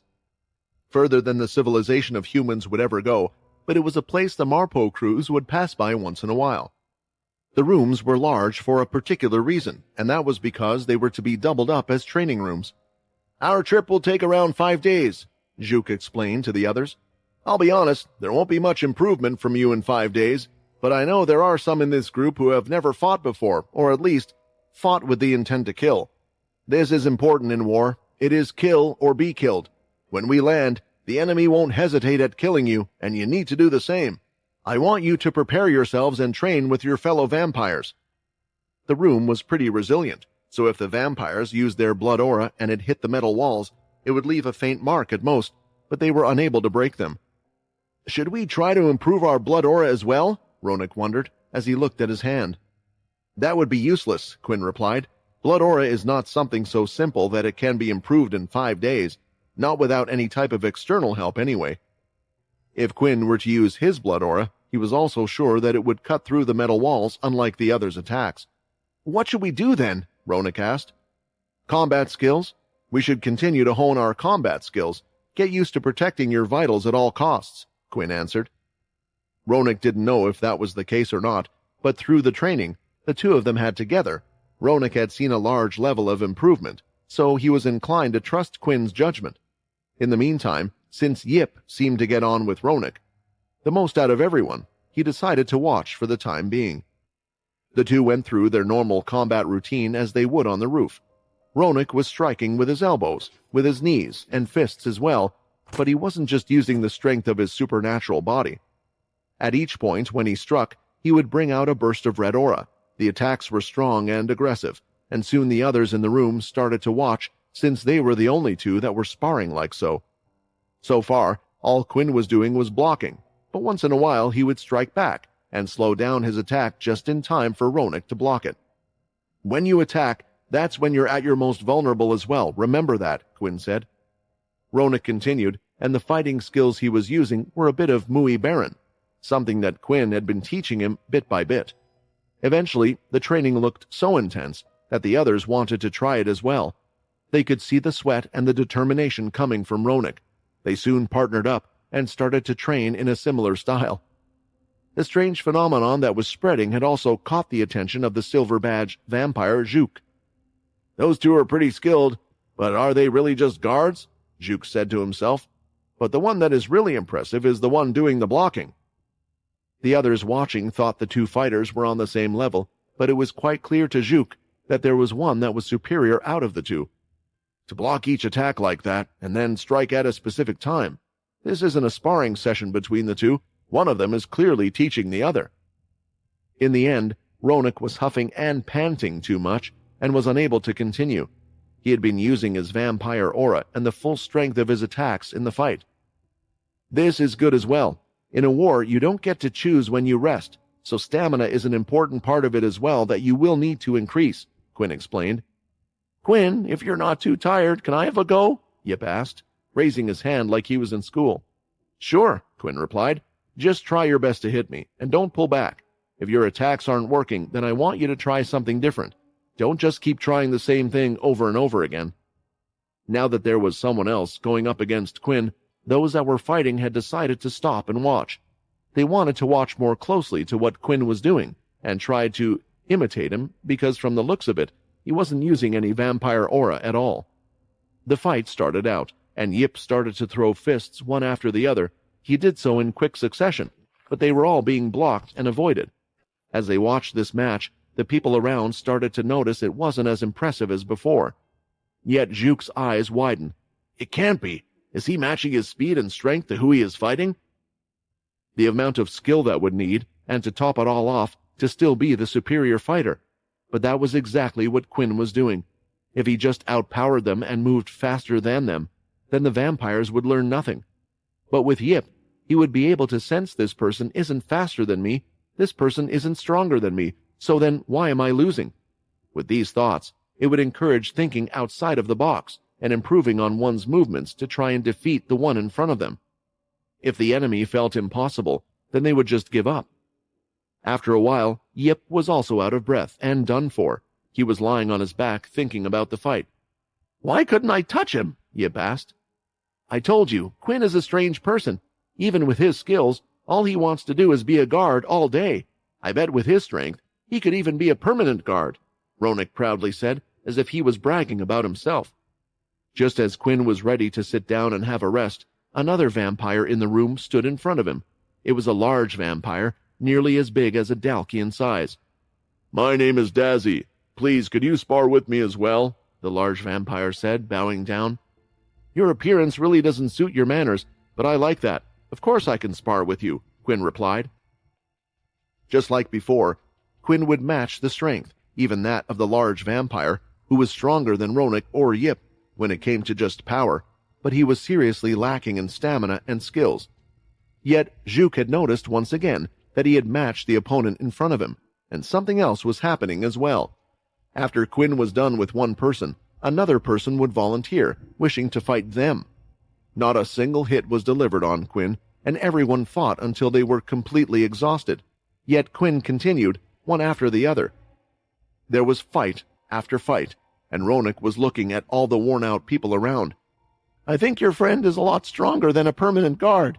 I think he could make it on the scout team," Yip commented. Ronak didn't say anything, as his mouth was left wide open. Quinn had trained with over half the room, 25 vampires, and that too without breaking a single sweat as he went against them. Showing them this much is fine, and besides, if it allows them just a little more chance to survive, then I don't mind doing this little, Quinn inwardly smiled. "Do you mind if I have a spar?" Zhuk asked. Turning around, Quinn smiled once again. "Sure." The match was on, and just like before, Quinn matched even the silver badge vampire's speed and strength, and only used his skill to outclass and outmatch him. Zhuk had years of training, being part of the Red Vampires, and he felt like he had never come across anyone that was so skilled in terms of hand-to-hand combat before. "You are a good soldier," Zhuk said. "I hate to say it, but I might rely on you to help out this platoon." "Of course," Quinn answered. He liked this type of person, didn't ask any questions, and knew who to be polite to and when, and through fighting, Quinn felt like he had gained a bond with nearly all of them. The special sparring sessions continued each day with them doing the same thing, and Quinn taking them all on, but the sessions were longer as the vampires continued to increase in stamina and had improved greatly. Then, it was the day, the final day. They had finally arrived at the Namrek's home planet.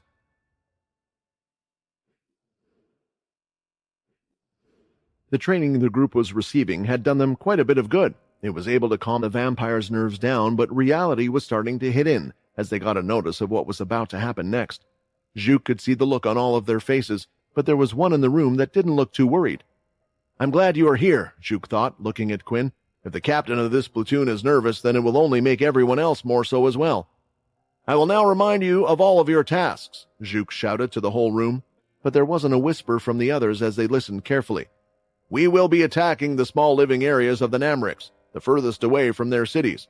Depending on the size of the living area, there will be a few platoons that have been sent out to a certain location, or we might be the only platoon there. Our task is to clear out the area and set up a base, as we report the actions taken by the cities nearby.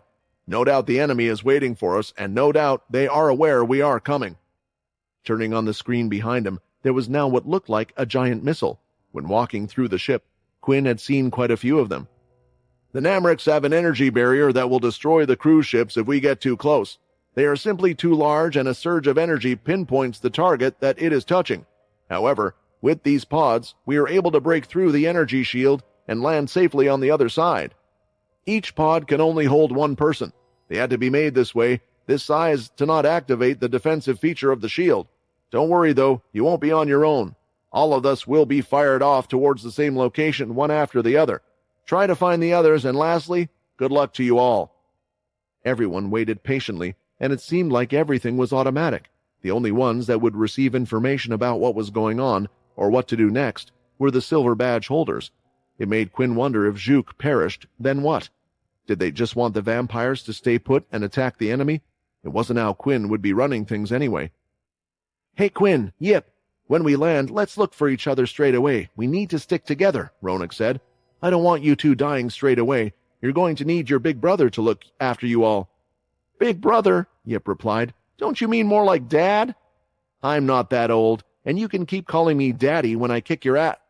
Ronak paused for a second. That all sounded a lot better in my head. Finally, it was time, as Juke led the platoon with him and headed straight for the pods. Here they could see the other vampire groups as well, and Quinn could tell just from a glance that the other groups, the first ones going out, were all like them, inexperienced and considered weak among the vampire settlement. The vampires got in their respective pods one by one. The door was sealed shut, and there was a clicking mechanism. They couldn't hear any noise from the outside now, and the vision through the glass was relatively blurry. "I can't imagine what the others are thinking inside here. Even I'm feeling a bit tense," Quinn thought. Before he knew it, he was shot out, and a heavy weight was felt all over his body. Mainly it could be felt in his stomach. This was a feeling that Quinn had grown used to because it was similar to when he used Nitro Accelerate. Looking out his pod window, he could see the planet, and then the pod stopped for a few seconds in the air as it hit an invisible barrier. A wave of energy was going through the whole pod, but soon many of the other pods were hitting the energy as well and crashed through it as they went further through the air. Now they were all heading to their different locations at the same time, several pods flying in the same direction Quinn was going to. While in the air, though, they were defenseless, and it looked like the Namrics knew that as well. Several green energy blasts were being shot out towards the pods. As it hit the outside, the whole thing shook violently, and it changed course slightly. The green energy blasts were hitting the pods one after the other, and from the side, Quinn heard a loud explosion, as one had been hit too many times. "A vampire has died before we even reached the ground?" Quinn was getting nervous, because in the situation he was in, he wasn't sure if he could help Ronak. Never mind that, he didn't even know which pod Ronak was in. Quinn didn't have time to worry about the others, as he soon found his own ship being hit a couple more times. "If I keep getting hit like this, my own ship is going to blow up, and we're all going to veer off course." Trying to think fast, and barely being able to see through the screen, Quinn had an idea. He placed his hand on the edge of the glass, and soon the shadow started to spread from his hands, out of the pod. It grew, blocking the hits near him, but Quinn didn't stop there, as he continued to spread the shadow further and further, stopping any of the blasts from hitting the pods outside. "What is this? Why has it suddenly gone dark? I can't see anything," Ronak thought. "Am I dead? Please don't say I'm dead." The pod then crashed into the ground, and the whole thing shook. The same feeling as before was felt all over Ronak's body. And as soon as it touched the ground, the pod door opened. The first thing Ronak saw was the Namric creature in front of him. Just as they were described, skin white in color with thick muscle mass, and had integrated their body with machinery. Ronak could see that the Namric had formed its hand into a type of sword and swung it right across his face.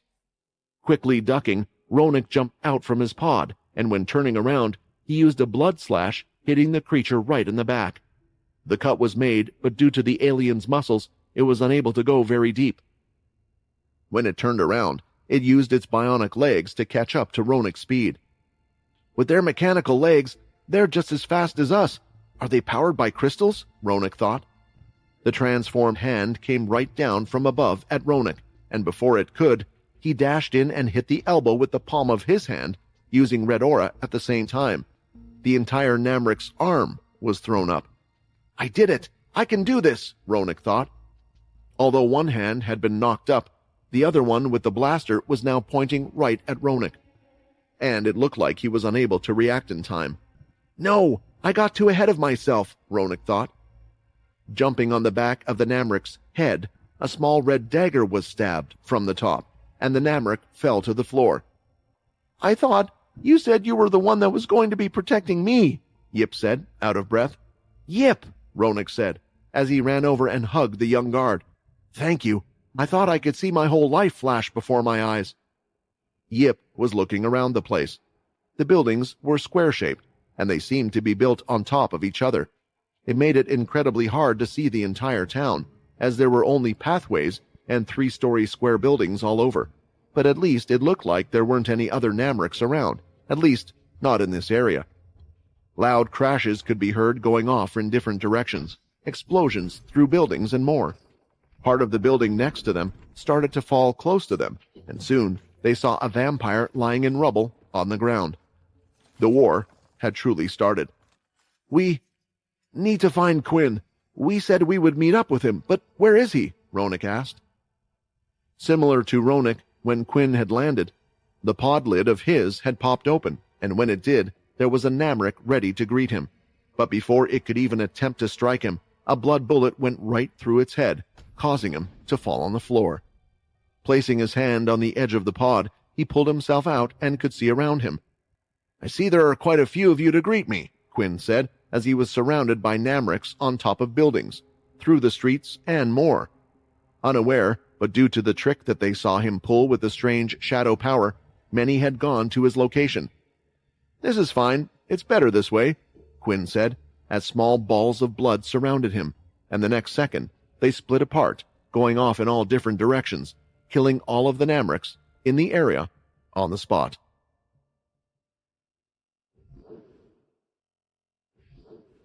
It had been around 30 minutes since the initial pods had landed all over the village, and already there were a few unexpected things that had occurred for Juk and his group.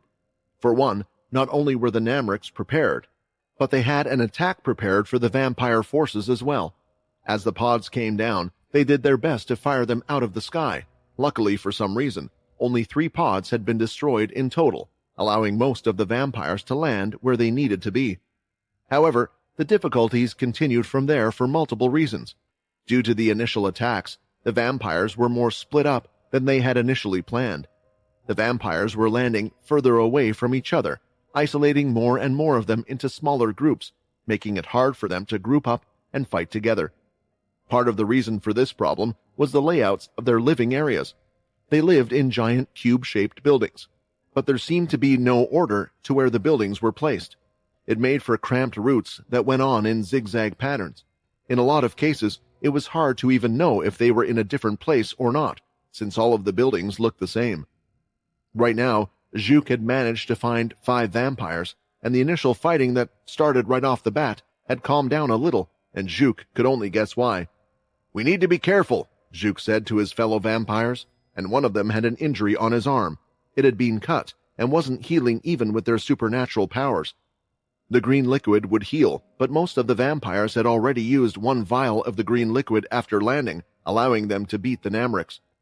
The Namrics must have never expected us to be able to hold our own, yet that's exactly what we are doing. So now, instead of fighting us head-on, they are resorting to tactics. Remember, we are on their turf. Of course, the actual reason the attack had stopped was because of a certain someone, but Juk did not know that.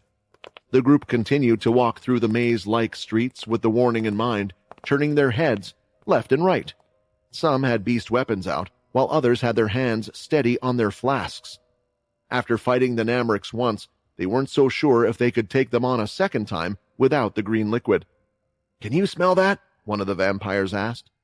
Sniffing the air, Juk was getting used to this smell. It was the smell of blood, but not of their own or human blood. This was the smell of the Namrics' blood. As they followed the trail, they soon reached one of the doors to one of the buildings. The vampire took a peek through the window, but Juk quickly pulled him out. What are you doing? If there was a Namric behind that wall, your head would have been sliced off, Juk complained. But sir, they're all dead, the vampire answered. He had only seen for a second, but he could see it clear as day. Slowly, Juk and the other vampires entered one of the buildings, and it was nothing like he imagined. The Namrics were on the ground, dead by the windows, and there was only 1 wound on them, a small little mark on their head, like it had been made by a bullet. In the whole building, there were 6, positioned in a way that it looked like they were ready to ambush anyone who walked through the street, but they had all been killed the same way. What is this, sir? one of the vampires asked. I have no idea, but let's just hope that it's on our side, Zhuk commented. The group continued to walk, and each time they smelled blood, they went on to investigate, and it was the same scene wherever they went, just in a different location. Sometimes they would be in the middle of the street, in the buildings, or even on the rooftops. There were dead bodies everywhere, but there were hardly any dead vampires. Once in a while, there would be a dead vampire and a namric that looked to have been killed a different way, but that certainly wasn't the norm. Is someone taking them all out for us? A vampire asked. Maybe it's someone from the human or Dalki group, another guessed. That might be the case, but we were meant to be the first ones to attack, Zhuk replied. Eventually, though, the group could hear the sound of fighting and buildings being torn apart. Quickly, the group of vampires ran over to where the sound was coming from, and they could see 2 vampires having a tough time fighting against 3 namrics. That's Quinn's friends, Zhuk said, recognizing them, but only remembering Quinn's name out of all of them. Crap! Ronak screamed, as his body wasn't listening to him. His thighs were shaking because he had used too much energy, and all the adrenaline that had been running through his body was starting to come to an end. We already used our green blood to get this far. What do we do? Yip asked. Both of them looked completely worn out. They could hardly manage to conjure any more blood aura, but for the namrics who used biomechanical body parts, they weren't tired at all. With the adrenaline rush of the fight finally ending for both of them, they felt all the pain and aches in the fight, and there was nothing more that they could do. They looked at their enemy with fear, not sure if they would live through this encounter. Zhuk and the others were ready to rush in, unsure if they would make it in time, but they didn't need to. From behind, one of the namrics had an arm shoved right through its chest, killing it on the spot. When the other turned around to the sound of its groans, its large body was thrown on top of it. The last namric tried to fire with its laser gun, but before it could, it was lifted by a hand, and the laser was pointed at the namric on the ground. It fired out, hitting its own ally, killing it on the spot. With its other hand, it had transformed into a blade, attempting to cut at the vampire, who soon knocked it away with one hand. With great speed, the vampire then grabbed the head and twisted it until it cracked, killing it on the spot. When the final namric dropped down, they could see who had saved them. Quinn, Ronak said, you got here just in time, man. Me and my big mouth saying I would save everyone, and here I am, being saved by you two. Zhuk and the others soon arrived at the scene, and as they all expected, if anyone could take them out like that, it would be Quinn. Everyone we can celebrate, we need to find the others. There are likely still to be namric in this place, Zhuk said. You don't have to worry about that, Quinn stated. There weren't any namric around. I was checking the entire area. The vampires have formed groups and are trying to meet each other. These were the only ones I could find. Of course, Quinn was only making a report of what he had seen, but he wondered how Quinn was so sure of that. There could certainly be a namric hiding, but how did he get around the whole area of the place so quickly? The namrics we saw before, it couldn't be him. He's a good fighter, but that was the sign of something else. We will search the area and make sure while gathering the rest of the vampires. After that, we will set up camp here and make contact, Zhuk ordered. The vampires did as they were asked, and while going around, they could see the same sight as before, several namric killed in the same fashion. They had also joined up with the other vampires, and after mapping out the whole area on their digital device, they realized they had lost a quarter of their total platoon so far. In the center of the town, there was an open circle that had several pathways that led to the zigzagging roads, surrounded by square houses. The vampires decided to rest up here for now. What are we doing just standing around? Quinn asked. We were waiting for supplies from above, Zhuk replied. They probably never expected us to complete the task so fast, but to set up a base, we need to wait for the others to come down with the supplies. Others? Quinn asked. The Dalki and the humans. I told you they would be joining this fight.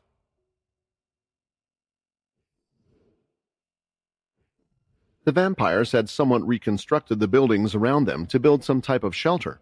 They were creating walls and such and began to relax a little.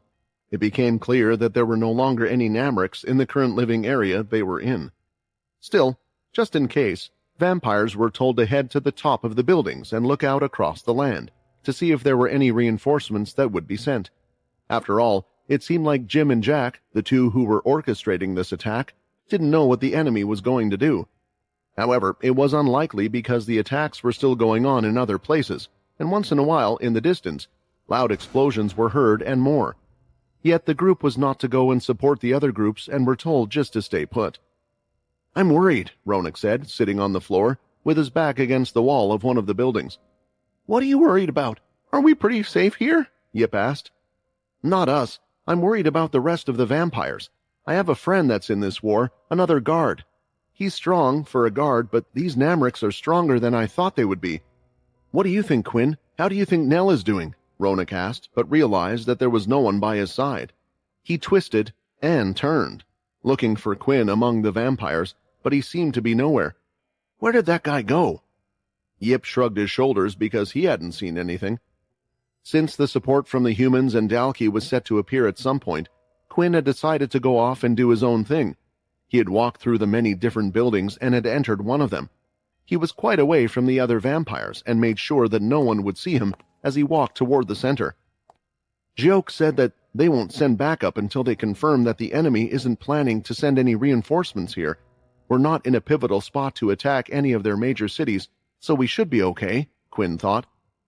Taking another glance around and making sure no one was there, Quinn eventually opened up his shadow and entered his own shadow space, because there were a few that were waiting for him. Inside the shadow space, there were a couple of Namrics who were startled. They had been locked away in almost complete darkness and were firing away at the walls as well as the ground below. They even tried striking at them with weapons created from their other arm, yet no matter what they did, they could never get out of this place. "That won't work," Quinn answered. "And don't even think about—" Mid-sentence, one of the Namrics fired its blaster right at Quinn. A beam of energy went straight towards him, which Quinn had grabbed with his bare hand and crushed on the spot.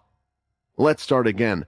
I am the creator of this space, and if you want to stop this war, then I'm telling you now that I'm your best bet," Quinn stated. The Namrics both looked at each other. They had seen how quickly Quinn had killed their allies. They had seen this one's power, but they were unsure about his words, how much truth they held. "Now you are listening. I want to know your side of the story. Why are the vampires attacking your people?" Quinn asked.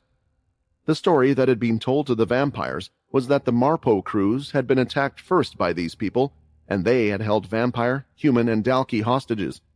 The way the media were portraying it, or Jim was doing so to the vampires, was that they were jealous of how well their people were doing and wanted to bring them down. Yet, for Quinn, that seemed far-fetched. If he could avoid it, he wanted to end this war without annihilating a whole race, especially if he didn't know the reason why. However, at the end of the day, the Namrics did see them as enemies and were attempting to eliminate them. If Quinn didn't get rid of them quickly, at least in the town, then it meant many vampires would die, and he didn't want his own people, who had helped him during difficult times, the ones that Quinn had pleaded to in trying to close the celestial hole, to suffer, even if they were the attackers. "We don't know," one of the Namrics shouted. "Our prophet was the one that told us that you would come and attack, and that is exactly what happened." Quinn was inclined to believe that they didn't know much because it was the case with a lot of things. Soldiers were told just to act, and even in the vampires' case, they would only know what they were told to believe, at least at the ground level. "This prophet, is he your leader, and where is he based? Is it in one of the cities?" When asking the question this time, Quinn's eyes were glowing red as he used the influence skill. Against a different race, he wasn't too sure how well his skill would work. "The prophet is not our leader. He is someone that is treated as even more valuable than the leader, a special person, who is located in a town called Marbuk," the Namric answered. He was surprised to find out that his influence skill worked just well on the Namrics. He had more information to go on. Now, Quinn knew he would get his answer, and perhaps the real reason why Jim Eno had started this war against this race. Not getting any more information out from them, Quinn had exited his shadow space without taking their lives. Their attacks weren't strong enough to break out of the space, so all was well, for now. "I should head back to the others," Quinn thought, as he left the building and entered the walkway, but he noticed something slightly strange. He could see the large ships. The cruise ships had changed position slightly, and there was a sound. There was something going on. Rushing back, Quinn started to make his way through, and his nose could smell something clear, 2 scents that were distinctive that he would never forget. I wasn't gone for long, so how? The Dalki and the humans, they have already arrived. The strangeness he felt was the fact that some of the buildings had been destroyed by more pods. There was a slight burning smell in the air that was more pungent than before from their landings. When Quinn had finally returned, he would see that not only was it fuller than before due to the humans and Dalki that were around, but a load of supplies had been brought with them as well. Yet his attention wasn't focused on any of this. Instead, he was focused on the crowd that had been made in the center. What is going on? Quinn thought as he went closer and started to push through the groups of people. That's when he saw it. He could see Joke lying on the ground. His arm was completely broken. He had marks on his face and body, while hovering over him was a 4-spiked Dalki. You think because you use our blood to get stronger that you can really order us around and are better than us? The Dalki said. Quinn could only guess at what had occurred, and the fact that Joke was on the floor with a broken arm, and the Dalki there, he could guess who had delivered the injuries as well. Passing through the crowd, Quinn started to walk over and pulled out a flask, one of the green liquid flasks he had been given which he hadn't used. Quinn, Joke called out. What are you doing? Stay back and let me solve this. Quinn ignored his captain's words and opened the blood flask, handing it over to him to drink. I'm sorry, but I don't even know what's going on.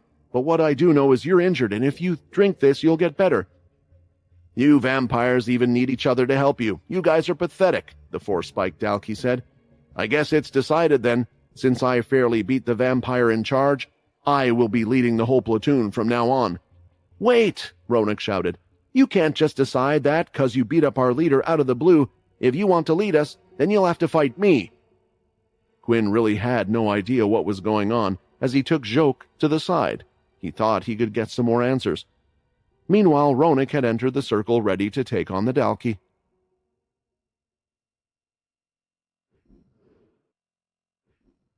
The original vampire leaders, Jim as well as others, didn't have much involvement in the war in terms of tactics, at least not yet.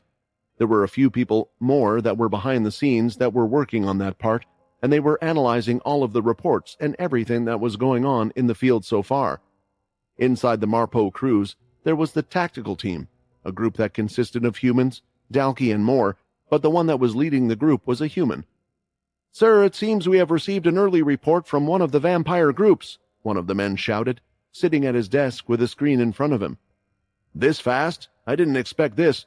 I thought the vampires would have been sent over more as bait, but for just a single group to accomplish something so fast. The person talked to himself, as it helped him think a little more. Bring me a list of the names of those that are in the platoon that made a report.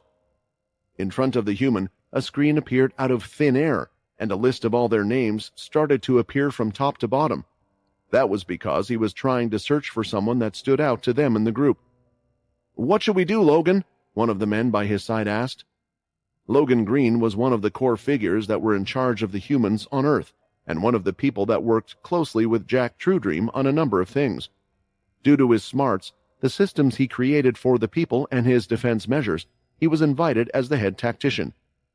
Send out the Dalki platoon and one of the human groups to support the vampires. They need to learn how to work together. Keep an eye on all of their reports, and once we know how the Namrics react to all of this, we will update them with what to do next. There's a good chance that they could be at a pivotal point in this war, so we don't lose a lot of people.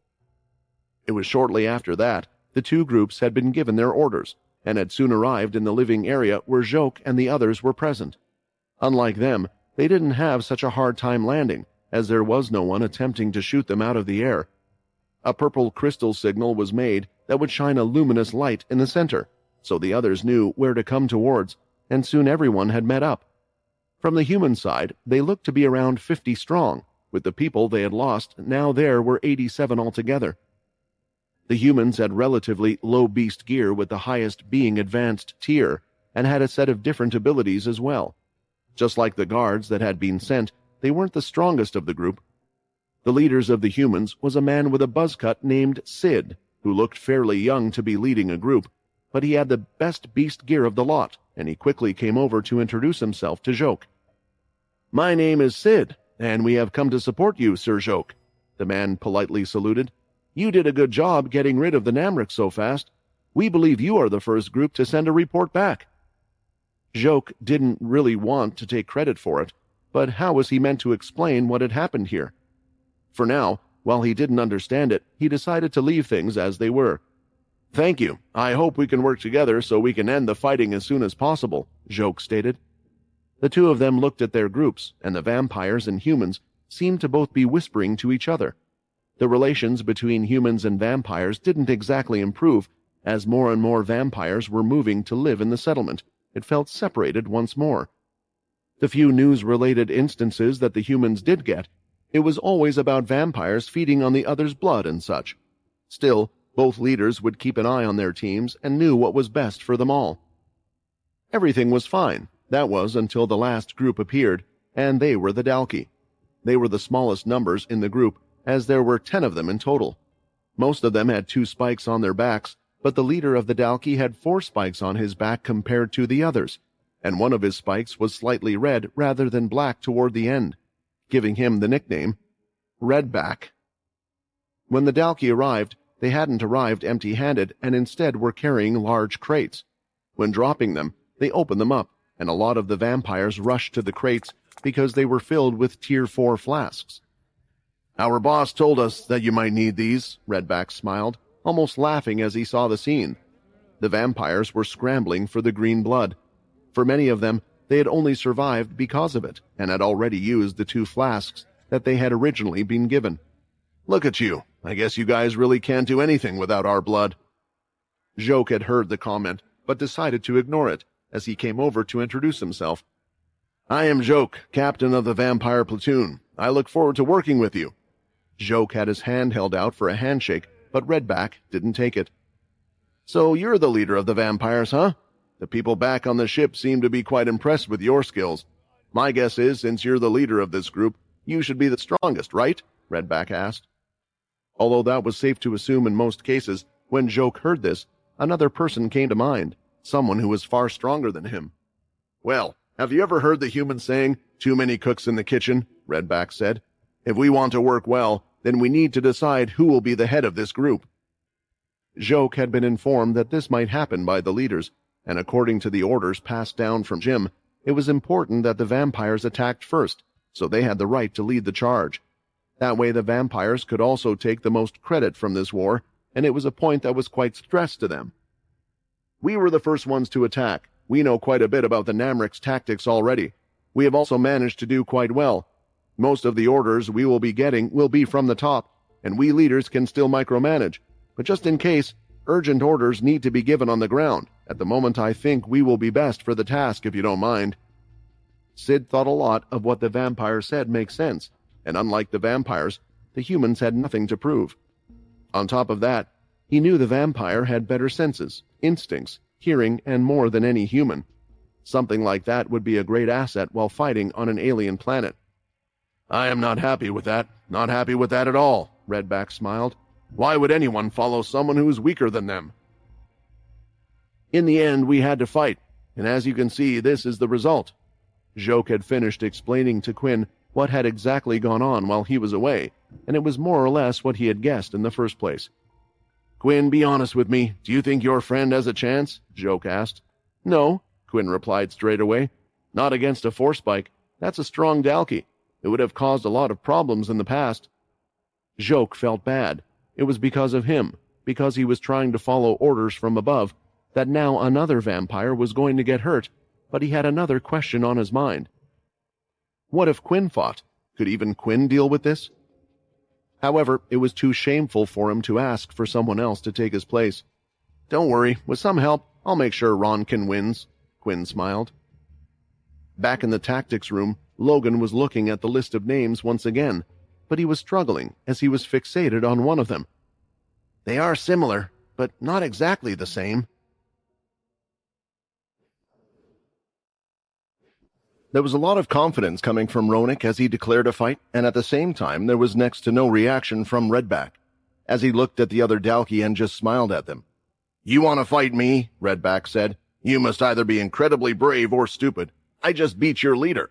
Did you guys even realize that in your group, all there is right now is a bunch of nobodies? The only person who was worth fighting in your entire group is your silver badge leader. So I already know the rest of you are nothing. But if you really want me to give you a beating until all of you in this area comply, then go ahead." It seemed that the Dalki were aware of a lot more than the vampires had been informed. It was only then, after rehearing the Dalki's words, that the others had realized that there was no one of significance in their group. They were starting to become slightly disheartened, as it felt like their group was sent out to die, but by some miracle they had managed to survive. After talking the talk, Ronak, of course, had to walk the walk. And he did as he entered the center of the ring to face his opponent. He smiled on the outside, while his whole head was screaming to him what a stupid decision this was. Wait, Quinn was there, right? I thought he might have said something. Why didn't anyone stop me? Why didn't someone else volunteer to fight? Ronak asked as he looked over at Quinn, who gave him a little thumbs up. Bringing his fists out, Ronak got into a fighting position. They were on the same side, so at least he knew the Dalki wouldn't kill him, at least not on purpose. When Redback looked ready to fight, Ronak was the one that went in to attack, or at least he made it look like he was striking first. When he got within range of the large Dalki, he then threw out a blood slash instead. The Dalki moved to the side, stepping and avoiding it, then spun its body as it whipped out its tail, attempting to whack the vampire with it. Leaning back, Ronak managed to just avoid it. The Dalki was incredibly fast.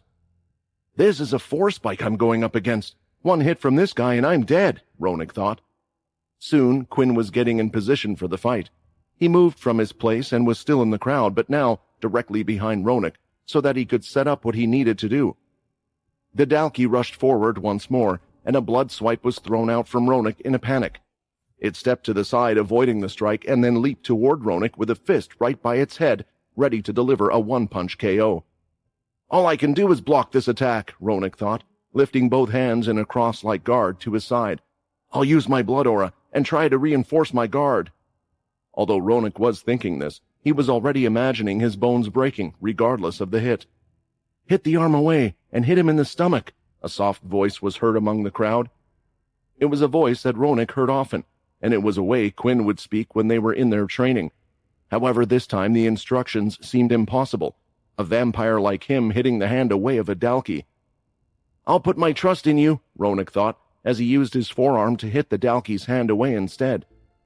Redback wasn't afraid. He knew his strength as a force spike, but when the two made contact, there was a far larger force than he imagined that suddenly moved his entire arm away. With the momentum of the Dalki's body still coming toward him, Ronak moved on to the next instruction. I don't know how I was able to block that hit. His arm felt so light. Am I really so strong? Ronak thought. Yeah, I'm strong. I must have gotten much stronger from the training. Ronak threw a punch right in the stomach, activating his aura, and the same feeling happened again. Redback could feel a large force hitting him, but it wasn't from where the punch had made contact. It was a few inches to the side. The hit was so strong and deep that the whole air was chucked out of the Dalki, and he fell to his knees. Blood came out of his mouth. Lastly, there was one more thing that the crowd could see, and that was the blood swipe that had been missed before. It was still in the fighting area. It remained still and now moved, stopping just shy of the Dalki's neck. Wait, I didn't do that. Just what is going on? Ronak thought. Wow, he's amazing. He must have a crazy amount of blood control to do that. Why is he a guard? Some of the vampires asked. Who cares about that? It's clear that Ronak is the winner. Let's cheer him on. The vampires were soon celebrating, and as for Redback, he was slightly worried as to what had happened, and in the end had no choice. I admit my defeat. The vampires can lead the fight, Redback answered, still completely confused by everything that happened. But during the fight, he had this feeling in the back of his spikes, as they were shaking, that those strikes at any point in time could have finished him off. The vampires soon went over to Ronak and started to lift him up in the air as they were cheering him on. From the other Dalki's faces, they weren't happy with the result, but if Redback was unable to beat him, then how could the others? As for Joke, he didn't go on and cheer with the others. Instead, he was looking at Quinn. He stared at him and had done so nearly the whole time. Due to the words he said, stating he was going to make sure Ronak won, he kept an eye on him during that fight and could see very small hand movements from Quinn. It seemed impossible, but somehow Quinn was making Ronak's strike stronger, and the blood trick at the end, with the blood swipe, he guessed was him as well. Just who are you? Joke thought. and was guessing more and more that the one that had dealt with the Namrecs was him as well. During the fight, Quinn was using the third stage of ki, something that not many could do, and it was completely invisible to the naked eye. Throwing it out at the right time, the Dalki would just think he was getting hit by a strange force that he had to think was coming from Ronik. The blood trick at the end was to end the fight, because the one trait of the Dalki was they got stronger the more injured they were, and Quinn didn't want to get directly involved. With the little match over, Joke was taking charge of the entire team. Redback seemed to be more compliant now compared to before, but not a lot changed, and as they were still waiting for others, would they go to attack another city, or would they be free to do as they wished? While waiting, eventually a report came into the group. "Party D," the voice came in. "Due to your recent achievements, the tacticians have decided that you have free reign to do as you wish, and have given you a few options." The leaders were all getting the same message, and thought this was certainly a strange thing to be said to them all. "You are to stay where you are, and be on the lookout to see if any more reinforcements are sent from the cities. You may attempt to attack the cities. If it's troublesome, retreat and give a report of the reinforcements. Or you can support Party E. A couple of the parties that had been sent out have been completely eliminated. Others were successful like yourself, but there is one group that is still fighting in the living settlement. It's not too far from where you are from, east from where you are. You are to decide what you wish to do." Quinn had overheard the messages, and he remembered some more information he had gotten out of the Namrecs. East of them, there was a small town like this, and that was where the apparent prophet that had predicted the attack currently was at. In Group E, among the original vampires that had landed, most had been split up quite far apart due to the blasts they had received, but their group was slightly larger compared to the others, due to the town they were attacking being slightly larger. However, they soon realized that their forces were next to nothing compared to the Namrecs. They were losing their men fast, and in the end, the vampires knew they were unable to win the battle. Inside one of the buildings, a group of 4 or so vampires were taking shelter. "Did you see that Namrec?" one of the vampires asked. "Yeah, the one with the single eye. He was twice as big as the others as well. That didn't look like a normal Namrec," another added. "I think they were calling him their god or prophet or something. It seemed he was able to see where we were going to land and where we were hiding." "That means we should move from this place as soon as possible. Right now, the best thing we can do is just survive until we get help," Nell said. "I don't want to die, so let's keep moving."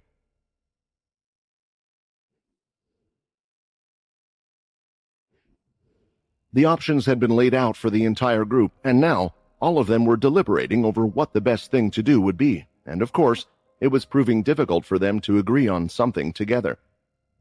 "I think the best option would be for us to stay put for now," Sid suggested. "We don't know what is going to happen. If the Namrecs send out more people to attack us, then we will receive a report. Even if they decide to do nothing, I think that more people will be sent. The original task was to finish off support the vampires in taking care of the Namrecs." It was quite clear that the humans didn't want to risk their lives, even though they hadn't fought against the enemy yet, and with the small hiccup he had made, there was a need to cover it up. Joke had guessed that their support from the humans and Dalki would only come when they had already weakened the Namrecs to a certain degree, or if their whole group was eliminated. "Sit here and do nothing?" Redback complained. "That makes no sense. We joined this war because we are to take part in it. The Dalki have a lot to prove. I say we should go to the city. If it proves too difficult, we can retreat, but we will have done a lot to help the others." With the decision being split among the Dalki and humans, they were now looking for the vampires to decide. On top of that, due to a certain duel, they had also just been made the leader of the entire group. "Let me discuss this with some of my people," Joke replied. Right now, only the 3 leaders were talking about the options among themselves. In a war, it wasn't so much a democracy when making decisions, but the one with the most experience, or the one simply put in charge. It had proven to be the better option in most cases that following one person's way, rather than trying to please everyone, yielded better results in tense situations. However, Joke had good reason to talk to his fellow vampires. "We know the Namrec's strength best, and many of the vampires had just fought. It would be best to ask them if they are up for doing any such task in the first place." While walking back to the vampires, Joke called out one name and one name only, Quinn, can I speak with you?" Redback and Sid, who were watching everything, found it a little confusing. They thought, if anyone, they would ask the strong vampire warrior who had bested Redback in battle, but they did remember Quinn coming to the captain's side when he was badly hurt, so perhaps the two just had a close relationship. "I'm sorry to put you in this situation, but I don't know what to do," Joke explained. "I want to ask, if you were in my situation, what would you do?" Quinn thought about what to say for a moment, and he decided to be honest in the end. "If you are asking what I would do and what I'm going to do, they are perhaps two different answers. I will be going to the nearby living settlement. I was about to inform you myself. I think there could be something important there. If you are asking what I would do, then of course I would also go to the nearby living settlement. One option, there is a chance of us losing more vampire lives. Another option is the chance of us saving more vampire lives. I think the answer is obvious. Of course, we can just sit and wait, and when we go back to the settlement, and we see the crying faces, the anger, the pain on our fellow vampires' faces, we will feel hurt ourselves. Because we would have known that we could have done something. It's a feeling I hate, when you start thinking about the ifs and buts." Joke was happy with the answer, and it allowed him to clear his head a little as he walked back to the others.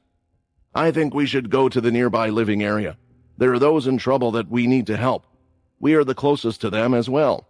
From there we can decide if we can head to the city or what to do next if we still haven't been given any more orders." The answer looked displeasing for both, but it was also down the middle. But as the decision was made, they could hear the sound of a couple of disgruntled Dalki. "What are you doing? You can't just leave the area," one of the Dalki said, as he looked at a vampire, and the other soon noticed that it was Quinn. "I'm sorry, but I'm in a bit of a rush, so move," Quinn said. "Move? You are some cocky brat." One of the Dalki lifted his hand, planning to give Quinn a little tap. When swinging it out, it had hit nothing but the air, and it almost looked like Quinn had phased through the two of them. When the two Dalki turned around, they couldn't even see a vampire there anymore. "What is Quinn doing?" Ronak thought. "Yep," Yip said.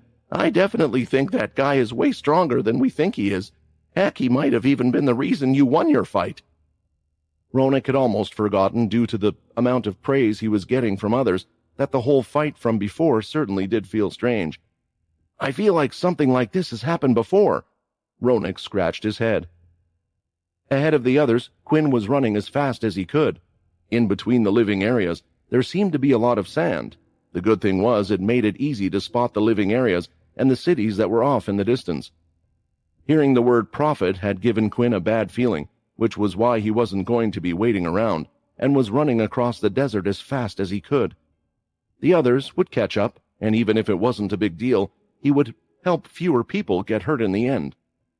Eventually, the living area was in sight, and a large amount of energy could be felt. It was around twice the size of the one that Quinn had just come from. Jumping up, Quinn used his shadow power to phase through the wall, and soon he was in his zigzag process like before, and there were things he could see straight away. There were far more dead vampires that were on the ground, and it wasn't just vampires. There were humans as well.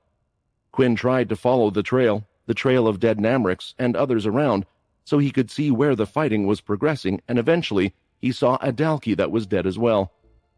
It looks like support really was sent to this place after all, yet it still wasn't enough. The Namrics I'm seeing, though, appear to be the same as the ones we faced. Quinn continued to run around, and the sounds of explosions were in his ear. There was an intense fight going on, but the explosions soon come to a stop. In one of the buildings, there was a big chunk missing from it, almost like a large bite mark had been taken out. When walking up to the building, lying in the middle of the ground, was a Dalki. Not just any Dalki, but it was a 4-spiked one. It was strong enough to take out a 4-spike? Quinn was now on guard, and he could sense it coming from his right. He quickly jumped back, and bursting through the wall of the other buildings, nearly as large as one of the full-size houses, was a golden figure. It burst through the walls, throwing large chunks in all different directions. The golden figure looked like a Namric, apart from its skin being a different color. This energy, if I'm not wrong, I've felt it many times before.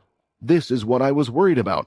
The prophet they were talking about is a celestial, Quinn thought. As the golden figure entered the scene, it had a large smile on its face as it looked at its own sharp finger.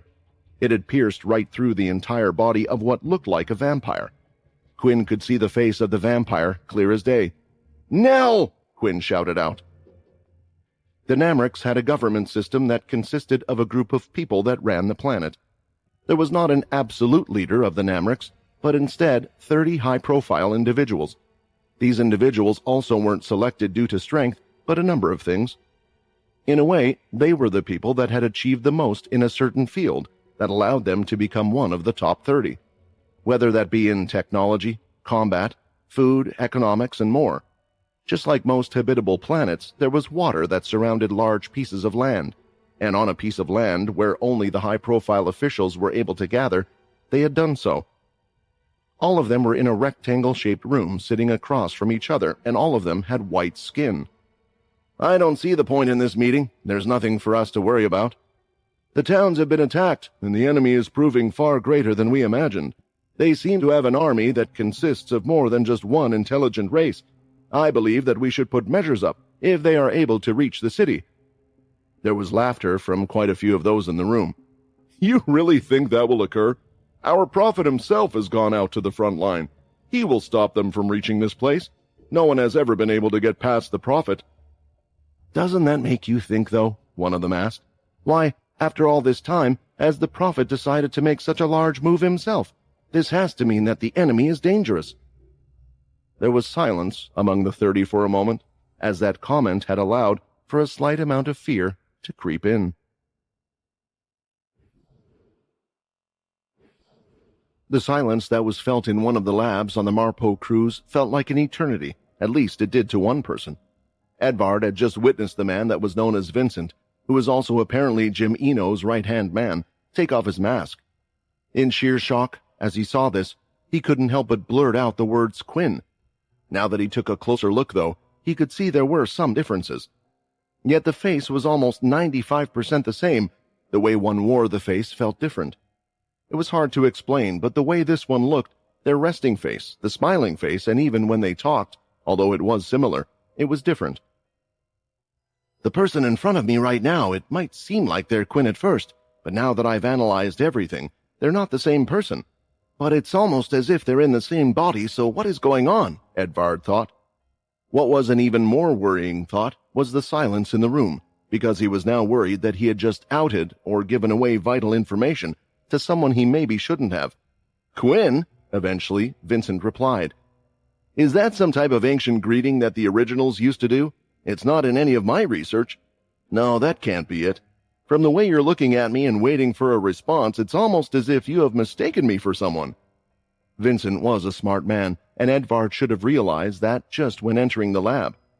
At times, when dealing with Quinn, Edvard could get away with a few things, here and there, but just as another reminder that he wasn't talking to Quinn was how this person could see right through him, which made him second-guess himself in the situation right now. If he lied, would this Vincent know? If that was the case, then would it be better if he told him the truth? "You're correct," Edvard eventually said. "You look oddly similar to someone I know." "No, that is not quite right. You look exactly the same. Have you ever heard of the name Quinn Talon before?" Now, it was Edvard's time to put the pressure on. Since coming back, he had been pushed around by others, but he wasn't a normal vampire. He was an original, and if something was to go wrong, Edvard would be able to stop Vincent. He was sure about that. It was more so what he would do after that. "I'm sorry, but I can't say I have," Vincent replied. "But someone who looks exactly like me, is that really the case? That would make sense, though." "Makes sense," Edvard replied. "Well, yes, my body is running off the energy of a type of crystal, a nest crystal of sorts. I did a bit of research into my own body, and it seems that without it, my cells will naturally start to deteriorate, which is similar to clones. So are you saying this Quinn person is the original person who my body is based on? If what you're saying is true, then why wouldn't Jim mention anything about it?" It looked like Edvard was in luck, as he usually was. As the curious vampire was even curious about his own body. He was sure Jim was also no fool, and there would be measures put up. At the same time, who knew whose side Vincent would really be on, as it seemed his memories still had been altered, as he had no idea who Quinn was. "I'm not sure," Edvard said, "but maybe I can bring him to you. Maybe the two of you can meet. If that happens, then he can explain what happened to you. What did Jim tell you? Why did Jim tell you you didn't have a real body?" Vincent was trying to remember his memories. He was fighting against the leader of the Red Vampires, Laxmas. He was incredibly injured as he was trying to protect the Red Heart. And that's when Jim saved him, giving him a nest crystal and a new body. But that made no sense. Why was he in his body then? Before, Vincent didn't question it too much. As Jim stated, the vampire he was based on was dead. But now someone was telling him differently. "You're confused, aren't you?" Edvard said. "It's expected when a mass memory manipulation ability is used. Sometimes not all of the spots can be filled. The only way is if they knew everything about you. Even if they tried doing something simple, such as replacing your memories of one person with another, it would cause problems in your mind. Who knows, maybe you have already gone to Jim and questioned him. He stated he would give you answers only to fix the holes in your memories, and that's maybe how he has you by his side." Vincent was following along with what Edvard was asking, and now realized as well why he was asking those questions at the beginning about a memory-altering device. But was it possible? Even by his own knowledge, it didn't seem like something that was possible. "How am I meant to know what's true?" Vincent asked. "You've just come in here and said these things. I remember very well the things that Jim has done for me. Even if you are an original, to trust a vampire I know nearly nothing about, you're just trying to trick me." Edvard was getting slightly worried. He was trying to help Quinn, and he might have just blown the whole operation, but it was worth the gamble. If they could convince Vincent that everything was a lie, someone who was closer to Jim than he was, then they would be able to open up many doors. The mystery of the memories, and a way to trap Jim when the time comes. Perhaps they could even get to Jack through this as well. At first, Edvard thought getting the information out of Jim would be relatively easy, because Jim was confident that everyone was under his mind control, or whatever it was. So why would he have to hide anything? He was keeping a lot of secrets, even to those that were close to him. This Vincent couldn't have been too close to Jim in the past. Edvard just had a feeling that this must have been one of Quinn's friends or allies. Even when they spoke, everything was for the sake of the settlement. It was a completely different tone compared to the originals, or Jim himself. The reason for keeping Vincent close was to keep an eye on him. "As I said, I know the person you are based on," Edvard said. "Just believe me for now. I won't do anything, just you and this other person have to meet. I know then you will understand the situation better, and you might even be more inclined to believe him. Me and you are the same. We are both victims of this mind mess. He managed to open my eyes, and I think he can do the same to you." Vincent looked off in the distance for a while, but eventually gave an answer. "Okay, I will meet this person, but we need to try to figure out a way to reach him then. Away from Jim, and away from danger. I still don't trust you either." Those were hard conditions to come by, but at least there was a chance. "Thank you," Edvard said, as he went to leave the room and head back to make a plan and await further orders. When Edvard finally left the room, Vincent placed the mask back on his face. "What he said was true. It all happened like he predicted," Vincent said out loud. He picked up a few items and, with a quick pace, started to leave the lab as he had somewhere important to head to. "Quinn. The name Quinn. I have to report this," Vincent said. The second Marpo cruise ship had yet to act. The first one had been very active, sending vampires, humans, and more, while the second ship, although the others weren't aware of it, was where all the elite forces were based. All of the vampire leaders, the Dalki with a higher number of spikes, as well as Jim, Logan, and more. It was also where all the reports were going, and where the ground orders themselves were being generated from. Walking through the cruise ship with a heavy step, Vincent was hurrying, as he had learned some serious news that was heavy on his mind, and he needed to report it as soon as possible. Soon, he stood in front of a large, single metal door, and he took a deep breath as he let himself into the room. "Oh, Vincent, what a lovely surprise to see you here. I will be with you in a second," Logan replied, as he told the others around him to carry on evaluating the situation, and if there was anything urgent, they were to call him. When walking over to Vincent, there was a certain look the two gave each other, and Vincent soon responded with a nod. Seeing that this was the case, dropping out from Logan's hand were a few spiders that were spread out around the area. The two of them quickly went away, and eventually they returned to Vincent's lab, which was devoid of people. This still wasn't enough, as the two of them both activated a silencing orb, which allowed the two of them to talk to each other without any of the sound getting out. "It seems you have something important to speak about," Logan asked. "But of all places and all times, I didn't think it would happen now." "It didn't quite happen as you predicted," Vincent replied. "The person who approached me didn't look like me. One of the vampire originals came forward, claiming they knew someone who looked like me." Logan was interested in the tale as Vincent went into the details of everything that had been asked of him. "That is very interesting. So it seems the name that appeared on the list is perhaps him after all." "What do you think the next step should be? If he is out on the field, it will be hard for us to reach him," Vincent suggested. "I also don't have free rein to go where I wish and please." "I have a solution." Logan pulled out a small device. It was a nano-stick, the size of a thumbnail. "The problem isn't just how to get this to him, but what he will do once he gets this information. Based on what I know, he will act, and it could very well ruin our peaceful times." "The peaceful times are coming to an end," Vincent claimed. "This first war is only a start.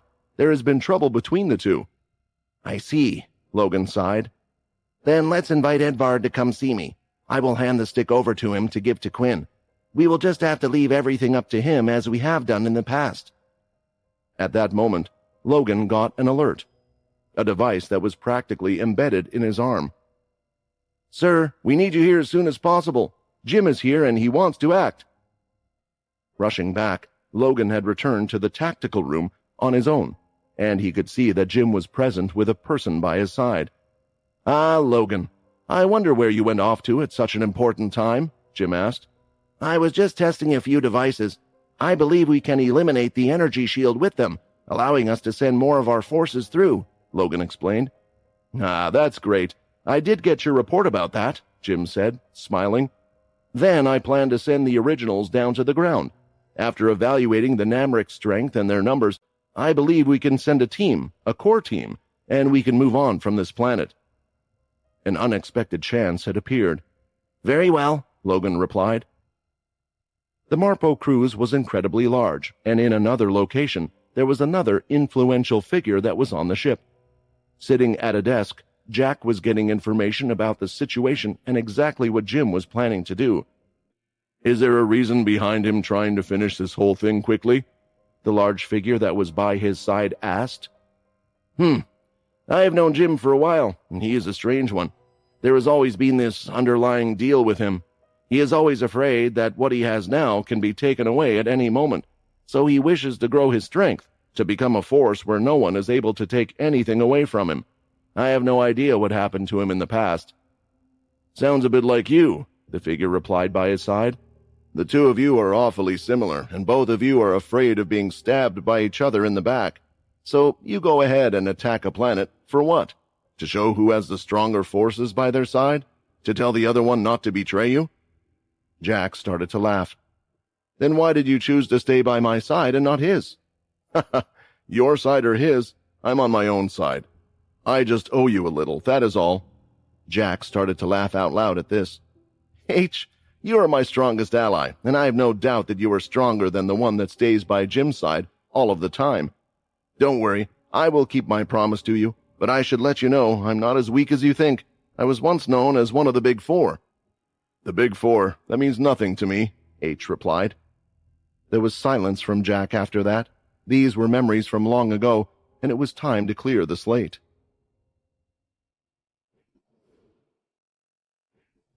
During his questioning of the Namrics, the worries that he had before didn't have a lot of meaning to the entirely new race.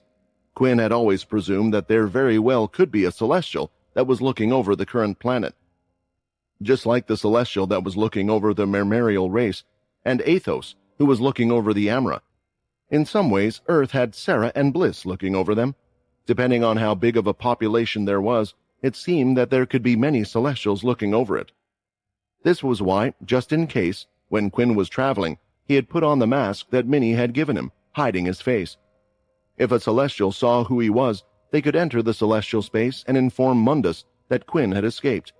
The more Quinn saw as he traveled through the living area, the more he was worried that it was indeed true. The Namrics don't seem to have a special power other than the transformation of a single arm, the technology, and the use of beast crystals they had. Quinn couldn't imagine the ones in the city being much stronger than the ones he had faced earlier, perhaps only by a small margin. So when he saw a dead four-spiked Dalky, he had an idea of the cause, and unfortunately, he was right. "Oh, what's this? There was one more? That's strange," the golden-skinned Namric said. Nell, who was on the end of his sharp finger, was attempting to grab onto it and push himself off, but he was moving incredibly slowly. His attempt at getting away was very weak, and a lot of his blood was dripping down, almost evaporating as it touched the golden skin. "Why didn't I notice you? Even when you're in front of me, I can't really feel you, yet at the same time, your power right now, it's nearly overlapping in this whole area. Could it be?" Before the golden Namric could even figure it out, Quinn had already moved and leaped up in the air toward Nell. A section of the golden Namric's skin started to shine bright, and soon a beam of energy shot out from the pores of his skin, going directly toward Quinn. The bright light of attack, though, was soon met with a shadow, as it grew large and almost encased it all, stopping the attack completely and blocking the golden Namric's field of view. He was unable to see anything, and when the strange shadow had disappeared, he could see that the vampire with a mask on was holding the one that was on his finger just moments ago. "He's stopped my attack, but that had celestial energy as well. No normal person could stop that type of attack. All of the others didn't even put up a fight. Who is this person, and what is that power? Is he the leader of the attackers?" the celestial thought. Looking into his eyes, Nell was clinging onto all the energy he could. Quinn, holding on to him, could feel he was weakening by the second. In his shadow space, Quinn attempted to give some of the green blood to Nell, but even when inside him, it was doing nothing. So he attempted to pass on some of his key energy as well, yet that was doing nothing as well. "It's a lost cause, right?" Nell asked the vampire. "I can feel that you're desperately trying to save me, but I can also feel that it isn't going to work." While Nell was talking to Quinn, the giant Namric lifted his hand, transforming it into a type of sword, and then began to swing it down immediately, trying to slice the two of them in half. A shadow started to appear from Quinn's back, and it soon formed a large hand, grabbing onto the bladed part of the weapon. It held it there in place, and the Namric was unable to even budge it an inch. The Namric Celestial was confused for a moment, witnessing the ability having the strength to simply stop his attack. "You are the cause of this, so don't interfere," Quinn shouted, and red blood aura swirled around him fiercely, trailing around the bottom of his legs, and was chucked out, right towards the Namric. The aura slammed into the Namric's stomach, and his feet were lifted in the air as his body moved back, and he stumbled into the building behind him. Part of the building started to fall to the floor, not able to take the weight of the Namric. "I was pushed back. That didn't even look like an attack. What even was that? Was that just his energy?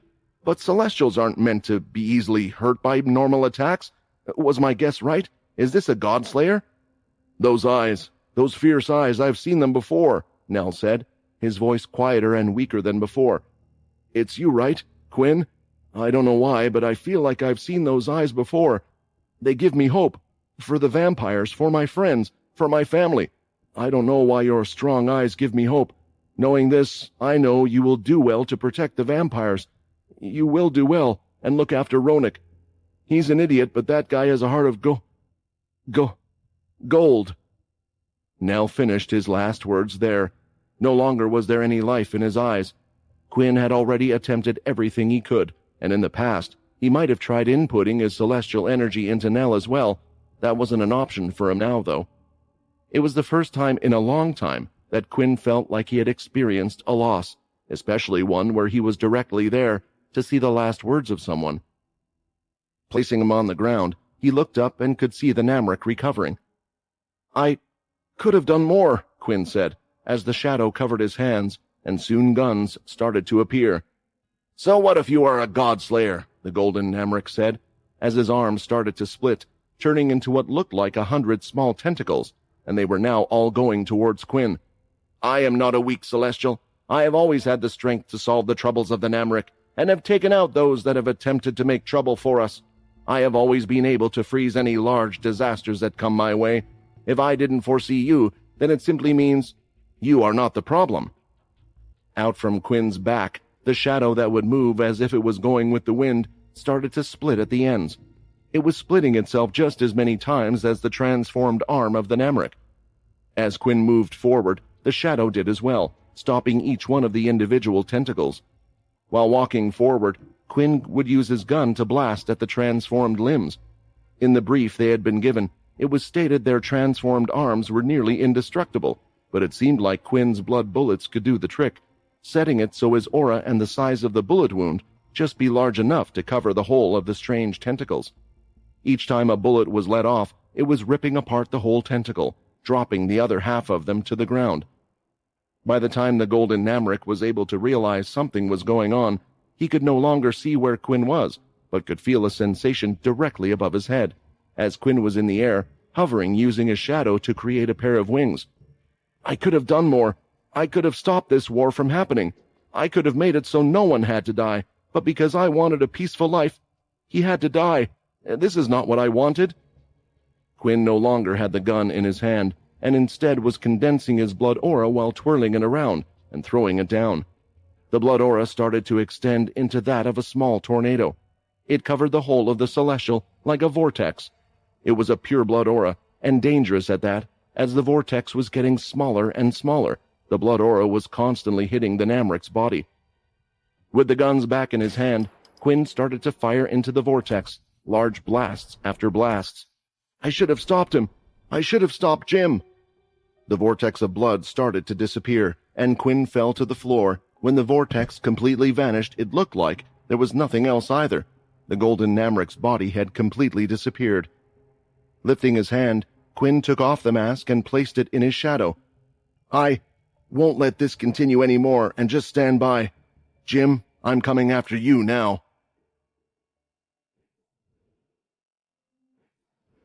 Joke and the entire group were making their way toward the living area that was close by, and it was also the area where they assumed Quinn had gone. It didn't take them long to make a decision, and they should have been right behind him, but no matter how fast they traveled through the desert, they were unable to keep him in sight. Ronik, Joke called, and both him as well as Yip, who was staying by his side, had come over. Who is your friend? He's a bit too strong. Is he secretly a vampire knight for one of the families or something else? That's what I want to know as well, Ronik replied, because as far as I know, he's just a simple guard with great fighting skills, a good family man, and a father to 2 kids. For some reason, hearing Ronik talk that way about the strange vampire, he wanted to drop all questions. He had this new life that he was living, whatever way he lived it, for whatever reason that was up to him. Just then, the group could see the area in the distance. They were getting ready to face off against anything that came their way, but before reaching the area, there was an order that was coming in from above. All those on the ground are to hold their positions for now, the order stated.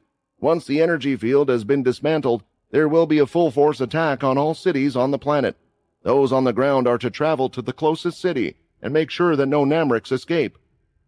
The leaders looked at each other as each of them wondered just what was going on, and before they knew it, they could see the Marpo cruise ship was approaching the planet, but not the one they had come from.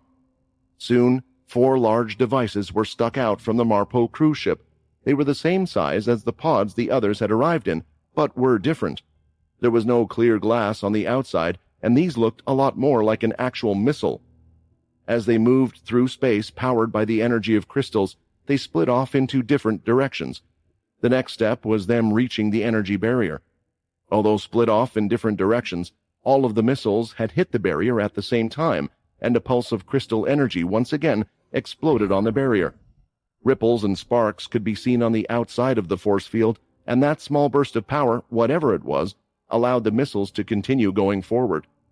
They weren't heading to the cities or living areas, but instead they were headed towards large facilities that had large structures that were pointed toward the top.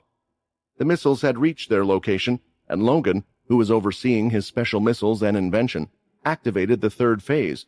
Before they even reached the ground, one of the special crystals that was embedded into the missile started to react in a particular way that would cause a huge explosion. Each of them blew up at the same time, destroying all of the structures in the area and the land beneath it.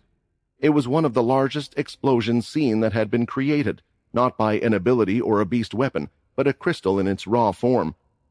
As time goes on, the universe will continue to find new ways to use these crystals, and seeing the Namrics, I knew that I couldn't fall behind them. We are not so far behind you when it comes to beast technology, Logan thought. The energy barrier was down, and what this meant was normal ships could finally land on the planet, and they were coming out of the Marpo cruise ship at a fast rate, as if they didn't for a second believe Logan's plan would fail, a fleet with the strongest vampires there were. The original vampires had split up, each of them heading off to a different city. When landing, they didn't waste time getting to business. Hickle had landed, and the Namrics surrounded him. The first thing he did was avoid all the laser shots coming towards him as he moved at a fast speed and held one of them up, chucking their body towards the others. What the Namrics hadn't quite experienced so far was a strong set of abilities, because Hickle wasn't just strong, fast, and had good blood control, but had a devastating ability. As the fallen Namric came towards them, they soon noticed that he was covered in blood, but it wasn't his own. The next second, a large explosion went off, breaking the very building they were standing on. The order was to take care of the city as quickly as possible, and I guess they meant for us to use this, Hickle thought, as he looked at the flask that had a VIII carved out on one side. Before landing, he had drunk the drink, but not just him, all of the original leaders in the other areas, but also their strongest men that would usually guard the towers and their knights that would stand by their side. The Namrics were lost and confused, asking for support from the other cities. Each city believed that the full force of the attack, or the strongest vampires that they were facing, were in their city, unaware of what every single one of them was going through. The 30 governors who would usually meet up on a separate island had returned to the main capital. It had yet to be touched, unlike the other cities, but they were getting countless reports. What do we do? We can't fight them off like this. Do we surrender? Maybe then at least the lives of our people will be spared. We don't even know what they want, another shouted. These are monsters that are attacking our home planet, not just with a little bit of force, but they have sent an almighty force. I think even the Namrics in each of the cities are starting to give up. No, another declared. We can't give up. We still have the Prophet. We can ask him for help, and he can guide us on what to do. He has never failed us before. That was when one of the men pulled out a glass jar from underneath. It was quite large, and inside there looked to be a piece of skin or fur. It was grayed out and fell into the tube. This is the golden skin the Prophet has given us. Now that you see it has this color, I'm sure you all know what this means. A lot of the governors still had the will to fight back, but after finding out about such a thing, it was hard for them to think anymore, and at that moment the doors to the room blew wide open. Hello, everyone. Thank you for keeping my seats warm for me, Jim said with his hands raised. Now, it's time to say goodbye to you all. Throwing out his hands, 2 blood swipes curved like a moon crescent had come out, and they were growing large.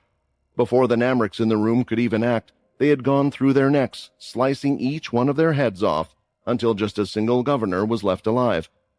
It looks like you hit the jackpot. You are going to tell me everything I need, and with this, I think it's become pretty clear that this war, if you even can call it that since it was more of a one-sided massacre, has come to an end. Jim continued to walk forward as someone followed him from behind. You, the Namric said, shaking as it looked at its fellow governors, no longer with their heads on their bodies, are the most vile being I have ever met. I'll take that as a compliment. In one of the cities, Edvard had been sent out as well, and just like everyone else, with his strength and powers, the people and power of the green blood, there was next to no resistance after taking care of the bulk of the army, and right now, he was ordering the vampires to hold the people captive, rather than outright kill them. The cities, unlike the first living areas that had been attacked, had normal Namrics living among them, not soldiers. It was easy to tell who was who, because only the soldiers had infused their bodies partly with technology and become cyborgs. While Edvard was standing on top of one of the skyscrapers, looking at the city, he noticed something on the ground coming toward him, and it looked like a spider. Soon, from its back, a projector started to play, and on the screen was Logan. I am sorry I am unable to see you in person, but this is a matter involving Quinn Talon. I believe it is important that we make sure Jim Eno doesn't find out about anything that I'm about to tell you and ask of you. Edvard had been awake for a while, and he had learned about Logan Green, as he at times had to send reports back to Earth, or discuss troubling matters when it came to vampires wishing to move, or vampires causing problems on Earth, but never did he expect this person to contact him about Quinn. What is he going to ask me to do? Edvard more worryingly thought. Perhaps the big moment when Quinn needed all of their help wasn't going to happen at the vampire settlement, but instead was going to happen here. The original vampire leaders had dealt with the cities in a quick fashion. The defending forces were quickly being annihilated, and at the same time, with no word of what to do or a backup from the main capital, the Namrics were losing the will to fight. After seeing that it was mostly a losing battle, many of them had decided to give up. By the time support came from the ship to help out the original vampires, the whole city, with populations of tens of thousands of Namrics, was dealt with. The word had spread, and even the Namrics who had yet to see any invaders, or were still putting up a fight against the original wave that had been sent out, had given up because they knew it was the end of it all. More ships were being sent from one of the Marpo cruise ships, but it was mainly small black ships with pointed wings at the end and a streak of red down the center. This was the trademark of the ships belonging to the vampires. This was because Jim was giving out orders. As the one who was the main person responsible for taking over the planet, he was taking the helm, and he had given an order that the Dalki, as well as the humans, were to return back to one of the Marpo cruise ships and head back. Ships were flying in between the two Marpo cruise ships, as well as back and forth from the planet. The humans and Dalki were leaving, having shown next to none of their powers and abilities, but the vampires did demonstrate one thing: it was their force and strength. When all of the humans and Dalki had returned to one of the Marpo cruise ships, Logan looked down at the planet. "I thought this might happen," Logan thought, "but I thought that Jack might have put up more of a fight for the planet. But it seems like he wishes to avoid confrontation with Jim as much as possible. I guess the two of them are still quite close partners. Still, I hope that the vampire is able to pass on my message to him." For now, the new vampires that had arrived on the planet were told to look over the Namrics, to gather them in one place and use projecting crystals to show them the situation they were in. Right now, what was being shown were scenes of the inside of the government office. The Namrics could see that nearly all of their governors had been killed and the important buildings taken over. The people were worried about what was going to happen to them. In a war, it was unlikely that they would all be slaughtered. After all, lives had many uses, but with what they had seen so far, and with how cruel the scene looked in the governor's office, they were afraid it would come to it. If that was the case, perhaps they should try fighting back with everything they had. In the end, though, the scenes had stopped, and an order from Jim was made for the vampire leaders to come and gather in the governor's office, to head to the main capital. The vampires did as he ordered, and the scene that was being projected all over the Namric's planet started to change. It looked like they were now in a new room, one that had been untouched. From far away, the city looked to hardly be damaged at all. That was because Jim had gone straight to the governor's office, rather than eliminating the place. After all, this planet was going to be his. Destroying it would just make things worse. On the screen, though, they could see the vampire known as Jim standing there, and next to him was an older white-skinned Namric, which had a soft, fluffy beard that went down to the bottom of his neck. The screen soon panned around, and all of the original vampires could be seen. For the Namrics, many now knew their faces well, as these were the ones that had blasted through their forces with ease. "I am Jim Eno," Jim declared to them all, "and I was in charge of the attack on your city. You see, your governors here were once supporters of the Marpo cruise line. They helped fund the technology and the crystals needed to build these devices. And yet, when we got bigger than they thought we ever would be, they thought it was unfair and demanded more than what was originally agreed upon." The broadcast wasn't just being seen by the Namrics, but the vampires that were stationed in all of the different places as well, including Joke's team, had just entered the living area where they were heading to. Things had happened so fast and in such a short space of time, even the Dalkian humans that were traveling with them had already returned. "I see," Ronak said. "It must mean that they attacked the Marpo cruise line, which is owned by Jim and Jack, as a type of revenge. Then they kidnapped our people as well and refused to give them back." On the screen, it looked like the governor wanted to say something, but was too afraid to. "An agreement has been made," Jim stated with a big smile on his face. "So fear not, the Namrics will live. It is not fair to punish an entire race due to the foolish actions of the ones at the top, but it was you who chose the foolish ones at the top in the first place. 90% of the crystals that are gathered by the Namrics shall be handed to us. Your governor here will set up a system, and we will be here to oversee it. Your technological advancements and information will be shared with us, and of course, future productions such as weapons and equipment, and so on and on, bases will be set up for vampires to come and go from in each city.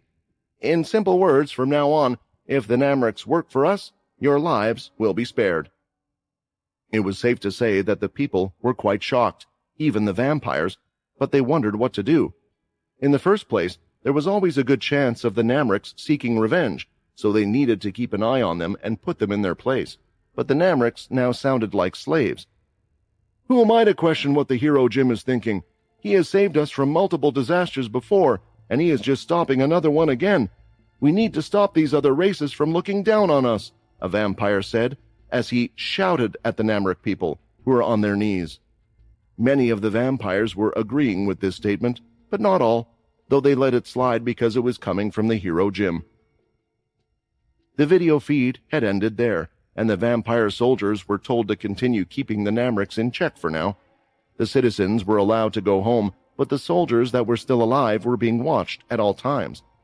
Joke and his group were in the strange maze-like housing area, and in one of the open circles, once again, they had gathered the 50 or so Namric soldiers that were still alive and placed them in the center.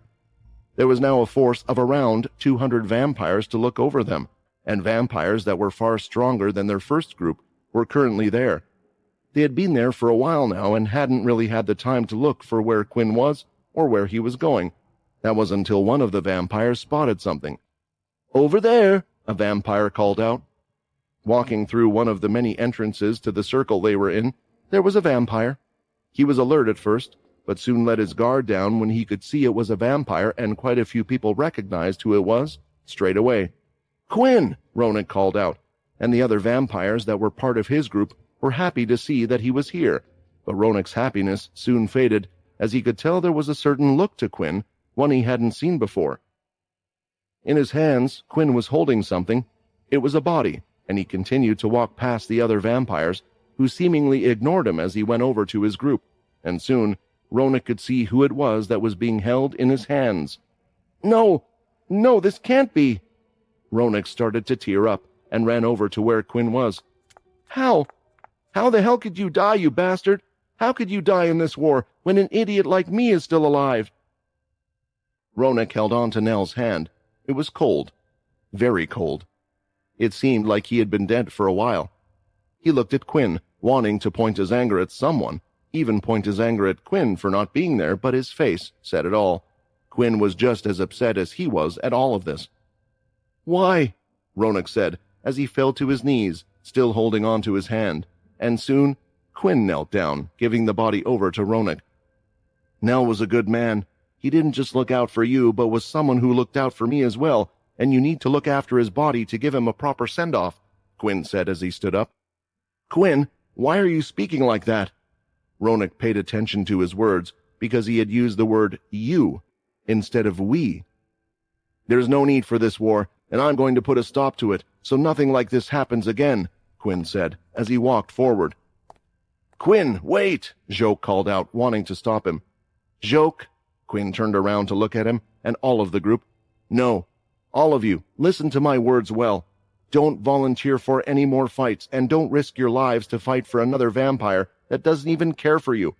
That man has done nothing to deserve the loyalty you have given him. Go home to your families. Look after them. So I'm telling you now, it's best if you don't get involved with what's about to happen. Whatever you see, stay out of it." Quinn left, leaving all of the vampires he had met on his journey, leaving Ronak with no more words, as he headed to the main capital city. Quinn could travel in many ways, move at such a fast speed that all the vampires could see was a blur, or use his shadow travel to go through buildings and obstacles, so he could take a more direct path to the city and get there much quicker. But right now, he was going slower to take his time, but as he headed to the main capital, which was quite a distance away from where they were, he was thinking about what course of action he would take. Before heading out, just after joining the war, Quinn had one last conversation with Edvard back at the vampire settlement, and he was remembering it now of all times. Quinn had been asked to come directly to the 9th castle. It was before Edvard was to leave and join the Marpo cruise with the rest of the leaders. The two of them were in his grand room once again. "Now that Jim is close to being here, there is something we need to talk about," Edvard stated. "I've told you before about the man that is by his side all the time, the one that even the originals seem to fear, and there is a good reason for it. I know you are strong, and I have probably not even witnessed you using half of your full power, but I promise you that even that might not be enough." Edvard sighed as he struggled to say the rest, but in Quinn's head it didn't make any sense. If there really was someone so strong, then wouldn't Quinn know about him, even more so? Wouldn't the Celestials know about him? There was a chance, though, that somehow maybe Jim had happened upon a godslayer of some sort while on his travels on the Marpo cruise. If he could control minds, maybe now this dangerous figure worked for him. The Marpo cruise, after all, was a large ship that hopped multiple planets, and the universe was vast. To think there was no one stronger out there than him, it would be quite vain of a thought, so Quinn decided to take the other's words quite seriously. "There might be a time when you decide to get rid of Jim Eno before finding out how he changes our memories. If that is the case, either way, we need to get rid of the person by his side. On top of that, there are the leaders as well, so I have a suggestion for you. When you attack, become a threat so large that all of those by Jim's side need to be summoned. Become such a large threat that even the one by his side needs to be called. If I'm right about this person, a sneak attack or entering in with your shadow won't work. That's how powerful this person is, but draw him away and I will finish Jim off. He won't know I'm not on his side. This element of surprise will be a guarantee for success," Edvard explained. Quinn still wasn't so sure. Either way, there was a chance that he could end up fighting the person by Jim's side anyway, especially if he wanted to restore all of their memories, but he went on to hear the rest of Edvard's plan. "I never thought that I would be thinking about that conversation so much right now," Quinn said to himself, as he could now see that the city was in sight. It was only a little bit away. He soon got out from his shadow travel and began to slowly walk over. "Although I have made my decision on what to do, I should still choose the best option, and for now, I will play it safe, as the most important thing is getting rid of Jim Eno, and one way or another, today, I will get rid of him." Vampires were already being stationed outside of the main capital. It was just in case they saw any loose Namrics trying to attack the capital, or if perhaps those from inside tried to run away. From the dead bodies that were outside and just left there to rot, it looked like there were quite a few casualties. The Namric cities were surrounded by walls, but did have a single entrance and exit that worked like a road with a barrier. Here the vampire stood and could see a single vampire walking down it toward them. "Halt!" the vampire shouted. "State your name, unit, and reason for coming here." They were a group of guards. Their numbers only seemed to total around 10 or so, but they were quite strong in vampire terms at least. They had mostly been looking for any Namrics and had not expected to see a lone vampire stumble up to the city. "Why am I here?" Quinn said. "I'm here to see Jim Eno, so either call him here or get out of my way." The guards started to laugh as they looked at this mad vampire. "What is his big deal? He came all the way to meet the hero. Is he some type of superfan or something?" "No, I don't think that's it. Look at his face. He must have lost someone close to him in this war and wants to blame someone. No vampire is forced to come on this expedition. This is not Jim Eno's fault. Go back to your unit." However, the vampire didn't listen to their words and continued to walk forward. When he got close enough, one of the vampires went to put his hand on his shoulder, but Quinn quickly grabbed it there and then lifted the vampire in the air, slamming him on the floor. "I said move," Quinn stated once again. The other vampires quickly went to take him out, but moving his hands faster than they could react, they all seemed to fall onto the floor as they got close to him. At that point, Quinn continued to move forward down the road and was starting to enter the city. The first vampire that had been slammed and hurt wasn't killed, and the other vampires were the same. They were just injured. Their threat struck at them with unbelievable strength. "I have a report to make. A vampire who hasn't declared himself has just entered the city. Stop him," the vampire said through his receiver. When Quinn entered, the city was like any city that would be on Earth. There were streets and large buildings as such, but in the center there was a large block-like building with a blob on top. It was most likely the governor's place, the area where he needed to go. Walking down the street, Quinn headed to that location, and as he did, there was a large park off to the side. It had a large open square where a group of vampires was holding a group of the Namrics hostage. "Hold it!" the vampire shouted. "Are you the intruder? What unit are you from?" News had spread fast, and even above, there were spaceships that were hovering about, having a look at the situation. "Hey, isn't that guard, the parent that made a fuss about his daughter?" One of the police recognized the vampire but continued to do as he was told, as he started to record what was going on and projected it to the other vampire units. At the same time, it was also projected to the units over the planet as an order was given out. "All vampire groups, captains, and leaders, please identify the current vampire in question." Where Joke and the others were based, through the projection they could see Quinn on the screen. Ronak almost started to choke on the air, and many of the others in the platoon recognized him as well. "What the hell is Quinn doing there? Why is he in the main city? And why is he on the screen?" Ronak asked. "Wait, how did he even get there so fast?" Yip asked. On the screen, the vampires soon started to approach Quinn, but he said nothing. They could see one of the vampires moving closer and closer to Quinn, asking him to identify himself. "Answer, what unit are you from, and why are you here?" the vampire asked again, and this time he had red aura emitting from his hand, ready to strike Quinn. Then he got in range. That's when Quinn was the first one to act, as he threw out a punch, landing straight in the vampire's face. It lifted the vampire's whole body, and the way Quinn moved his hand, the fist landed right on top of the vampire's face as his body hit the ground, knocking him out in a single hit. "I'm here to see Gemino. Bring him the fuck out here." It was at that moment that Joke remembered Quinn's words to not get involved in what he was about to do.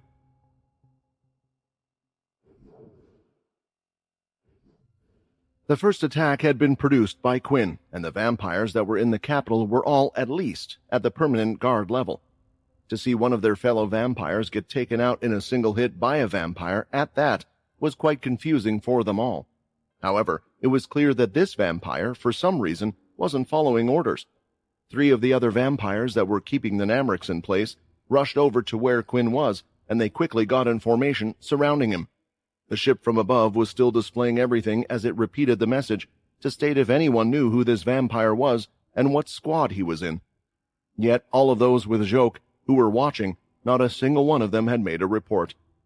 The first vampire rushed forward with a blade, and quickly Quinn moved his head to the side as he hit the vampire on the neck. Another appeared behind him, and Quinn dodged another blow by grabbing the back of his head and throwing him into the third attacker, knocking him over. The 3 vampires had quickly been dealt with, and all without the use of blood powers, but just skills and strength. Seeing this, the other vampires rushed forward in anger, almost forgetting about the Namrics that they were guarding. The first one that arrived, Quinn delivered a large kick into his stomach, and the vampire skidded across the floor until he realized that he was no longer able to fight. An elbow from Quinn was delivered to another right in the face, before raising his arm as he blocked a punch from the side and delivered one right in the stomach, sending the vampire up in the air a few feet before he fell on his face. A large slash of red aura was now coming right at Quinn, but with a swing of his arm he had smashed it apart. It looked like he hadn't used any aura of his own and had just used his physical hand. That was because that was the case. With the second stage of Ki, a strike from vampires as weak as this would never harm Quinn's skin. "There's the vampire over there. We have to put a stop to him." Vampires who were stationed in different areas of the city were soon coming over to where Quinn was in order to deal with him. One of them, using the power of string, had wrapped it around Quinn's hand. It was coated in red blood. He pulled, planning to slice his hand off, but it didn't work, and instead, Quinn lifted his hand and swung the vampire into the others. Jumping from his position, Quinn landed right in front of the other vampires. When landing, a pulse of red aura rushed out of Quinn and hit all of the vampires in the nearby area. The vampire aura was overwhelming for them, so overwhelming for their bodies and minds that they collapsed, knocked out on the floor. It was strange for the vampires, and honestly, Quinn wasn't too sure what had happened himself, but he carried on, walking forward because he wasn't thinking of that at all. "What is happening?" one of the Namrics said. They were all held up in the park square, but now, all of the vampires that were keeping them in place, they were no longer able to fight. "That person, they look like them. Is there infighting going on?" another one asked. "It looks like it, but why? Why would they be fighting against each other?" "I want to know more. What did they do to upset such a powerful vampire?" They had the opportunity to get away and run from the place, given that none of the vampires were able to stop them, but this vampire fascinated them, and they stayed there to see what exactly he was planning to do. The Namrics, seeing this, weren't the only ones wanting to know exactly what Quinn's plan was, as Ronak and Joke continued to stare at the screen. "What an idiot," one of the vampires said. "What is he trying to do? Is he just trying to show off? He's in the capital. All of the original leaders are there, along with the knights and others. It's not like he will get very far trying to pull off a stunt like that." "Shut up," Ronak said. "What? Are you sticking up for the attacker? Do you know him then?" one of the vampires asked, with wandering hands getting ready to report at any second. "We don't," Joke interrupted. "It's just a bit inspiring. We have had losses on our side. Maybe you won't understand that because you arrived after, but people in our squad have died, so please pay him no attention." As the two of them continued to watch, they were filled with worry because it was only a matter of time. Quinn was now back walking down the street, and there was a direct path to the large building in front of him, but multiple vampires were starting to appear, with the Namrics following them as their prisoners, while a few ships were now floating above and in his way as well. Despite seeing all of this in front of him, Quinn continued to walk. "I understood the reason why the Dalki were fighting because they just wished to live longer. I understood the Celestials fighting for balance, but the fight today and the reason why Nell lost his life, I don't understand at all, and it's why I need to act," Quinn said to himself. Multiple red aura strikes came towards him. Some of them were sending a flurry of blood swipes, others were using weapons powering up their aura, and it looked like a wave of vampire aura was coming right towards Quinn. Seeing this, Quinn waved his hand, unleashing the ki that he had in his body. Using the third stage of ki, he had created a wall, crashing with the attacks and stopping every single one of them in their tracks. There was no need for Quinn to use his blood aura or combine it with the ki. Just the high level of ki he had obtained was enough to stop these attacks. One of the spaceships started to fly toward Quinn and was firing blasts of beast energy at him. Quinn moved slightly, avoiding each of the strikes, before jumping in the air and landing on top of the ship. Throwing his hand out, he broke through the thick glass and grabbed onto the vampire pilot. Jumping off, Quinn kicked the ship with his strength, causing it to crash into one of the buildings at the side, and threw the vampire to the floor before he landed. The other vampires that had gathered were below him, and to each one he delivered a single blow, knocking them all out. Another he hooked with his foot and lifted the vampire's body in the air, flinging him with the others. A few punches here and there as he weaved and moved through all of them one by one. All of the vampires were dropping down. "How is he able to do such a thing?" Yip said out loud in amazement. He had seen Quinn fight and not tire, but that was against a bunch of guards and nobody vampires, and yet again, they were somewhat witnessing the same thing. Quinn was going through the vampires one by one, without using any blood aura and only using fighting techniques. Only these weren't just simple guards. They were some of the best vampires in the settlement that he was going against. "I don't know. I'm starting to think he's some master fighter or a spirit has possessed him," Joke commented, as there was no explanation as to who this person was, no memory of someone so great. A few moments later, all of the vampires that had come towards Quinn in the city had been dealt with. They were lying on the floor, passed out, or with broken bones. A little bit of ki was shocked into their heads, giving them pain, and included in the attacks, so their wounds wouldn't heal so easily. The camera was now showing something that no one would believe if they had seen it, as a vampire stood there in the street with several others on the ground around him. The Namrics that were prisoners hadn't come out and were waiting between their homes and around the edges looking out. Was this some type of miracle? For whatever reason, this vampire was getting rid of his allies, their enemy, and they weren't going to stop him. Quinn took another step forward, continuing down the path, but soon stopped. "It looks like you finally decided to turn up," Quinn said, clenching his fist. In front of him, now, standing there in a row, were all 9 of the remaining original vampire leaders. The spaceship above was roaming around slowly. It was hovering in the air, almost silent. Being powered by beast crystals was even more efficient and quieter than electricity, so it would mostly go unnoticed. But what it did do was give everyone a clear view of what was going on, and they could see that not just one leader had come out because of this person, but all of the leaders of the vampire families. "Crap," Ronak said, as he saw this on the screen. His whole fist was shaking, and as he opened his mouth to say more, Yip and Joke quickly covered his mouth, pulling him away from the screen. "You need to stop giving it away that we know Quinn," Yip whispered into Ronak's ear, and removed his hand after Ronak had calmed down a little. "Do you think this matters? The leaders have come out. Maybe we can do something. Maybe if we just go to them and explain that he's a little annoyed because one of our friends died, they would understand," Ronak explained. "I don't think that will help," Joke stated. "I think this might be what Quinn wanted." The leaders had gathered. Unlike the rest of the city, they weren't really watching the report that was going on, but instead, every vampire from nearly every family had asked for assistance, and due to the situation, they had decided to go inspect it themselves. Some thought it might be the Namric's trump card acting up, something that they hadn't told anyone about yet. After all, taking over the city had been far easier than any of them had expected, but now they could see that wasn't the case at all. "It's you," Hickle said as he stood in the center. "Your name, it was Quinn, correct?" The leaders were looking at the mess he had created, all of the vampires that were on the ground. "Did he do all of this on his own?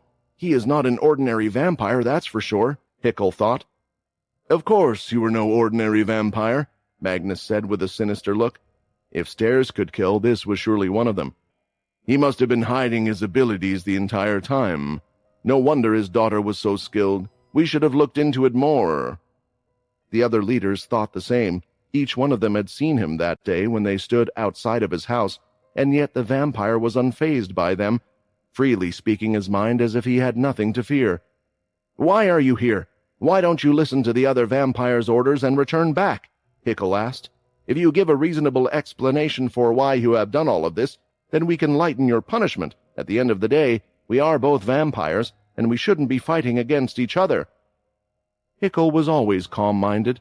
He had the qualities of a leader but never took the position, giving it to the other originals or voting for others. His calm-minded approach often worked, but Edvard knew it wouldn't work in this situation. "I'm here to get rid of Jim Eno. You can either bring him out or move out of the way," Quinn stated. There was anger in his voice. His eyes were glowing red, and it was clear as day what he wanted to do to Jim Eno.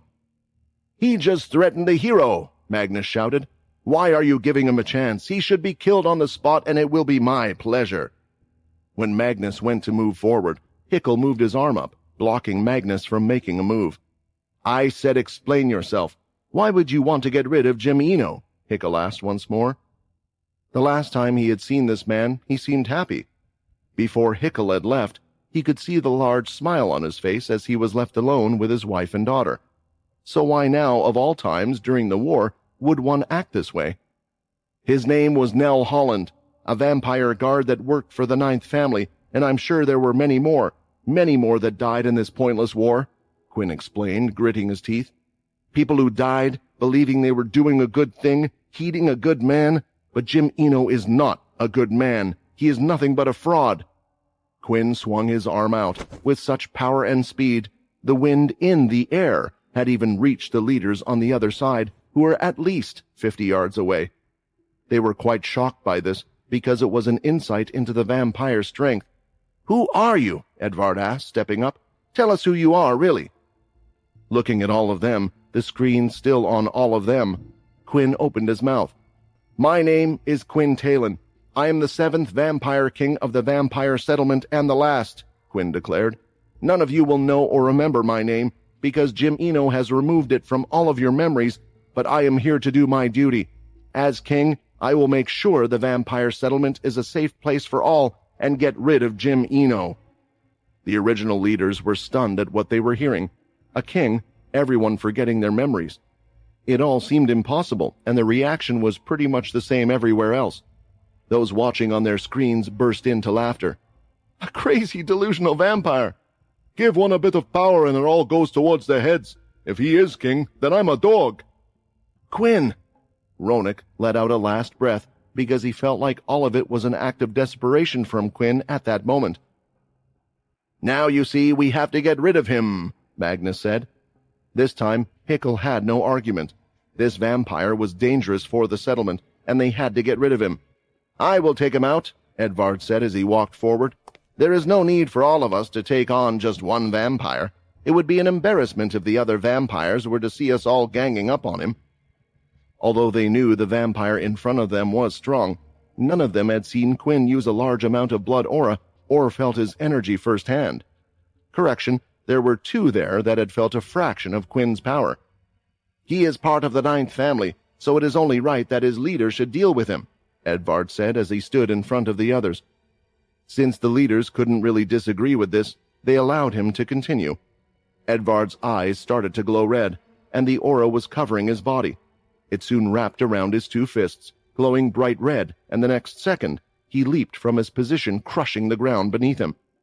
He went towards Quinn at a fast speed, and red aura was gathering on his entire arm. There were streams of it flowing through the air.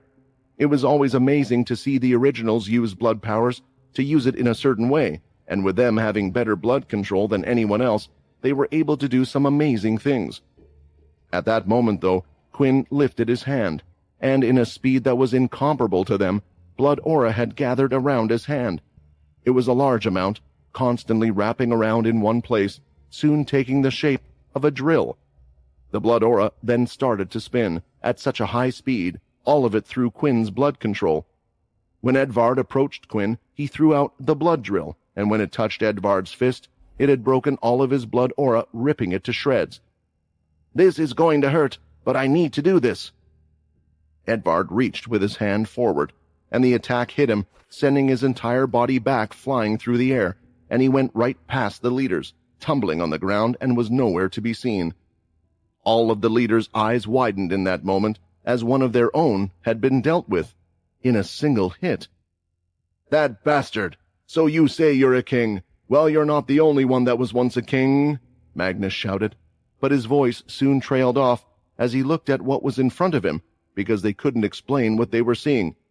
"Not a single one of you will be able to get close to me."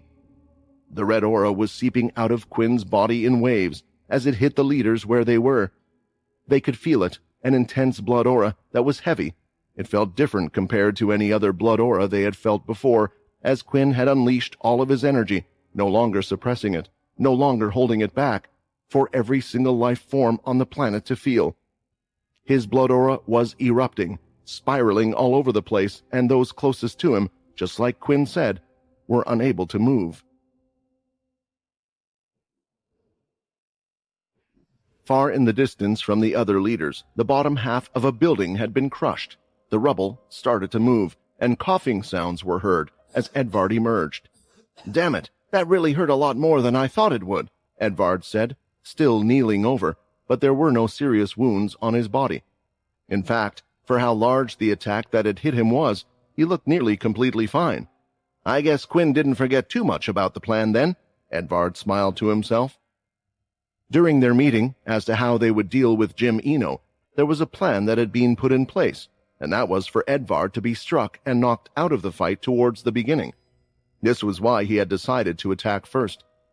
The only thing was, when Edvard saw the large blood drill, its power and how fast it was spinning, he wasn't too sure if Quinn had remembered or not, because he could imagine his entire body being ripped to shreds with no hope of healing after taking on something like that. In the end, Quinn had something even Edvard couldn't comprehend. It was like an invisible force. An incredibly strong force had pushed him.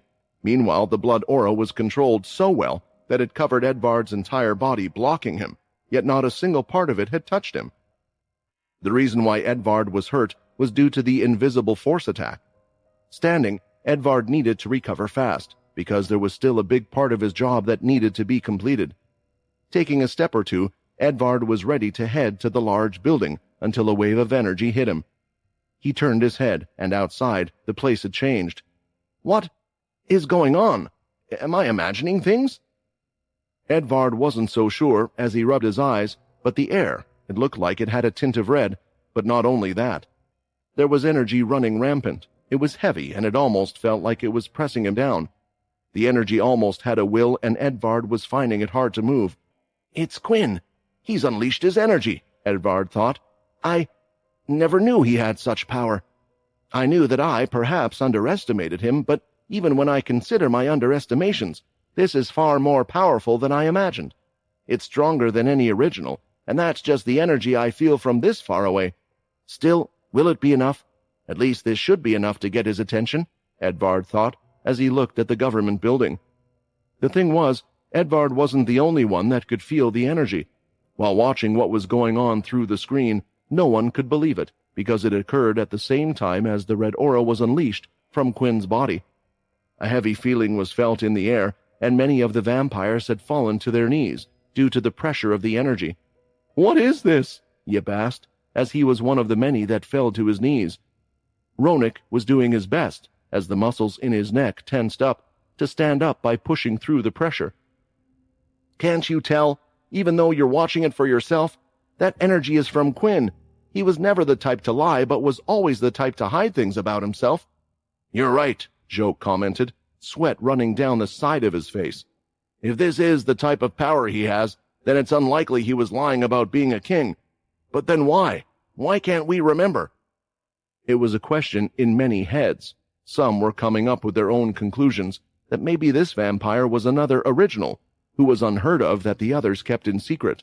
Maybe one that had been kicked out of the settlement and had been building up power for an incredibly long time. The problem was, when it came to their memories, people were inclined to trust their own heads. They could remember the feeling, the moment, and the time something happened. It was hard to go against it, which was why most of the vampires were still unconvinced as to who Quinn was. At the scene itself, the red waves of aura going through the air were incredibly thick, and they were all pointed towards the original leaders. The red waves were furious as they came out of Quinn's body, and was something the leaders had never experienced. Why can't we move? It's not the influence skill, Magnus said as he went to take a step forward, but then the aura just pushed him back. Just with his strength alone, he was unable to do anything, so he tried to cover his body in blood aura and sharpen it to cut through the aura. He rushed forward, but the same thing happened again. It was a similar feeling to one trying to fight against a waterfall, and they were unable to get to the source of that waterfall of blood aura energy. Out of all the original leaders, though, there was one that was being affected the most. I didn't do anything. I didn't do anything. Please forgive me. Grenlet was on the ground. His head was on the floor, and it almost looked like he was begging. It was a strange reaction, to say the least, and when the other leaders saw this, it was clear he was out of the fight and unreliable. The vampires could move, but they were unable to get close to Quinn, and seeing this, Hickle was the first to act, as he went ahead and pulled out the green flask with the 8 on the side. He drank it immediately, and soon his whole body was energized with a great power. He was 3 times as strong as he usually would be, and it gave him the will to push through. You shouldn't underestimate us originals, Hickle stated, as he cut his hand slightly and was ready to attack.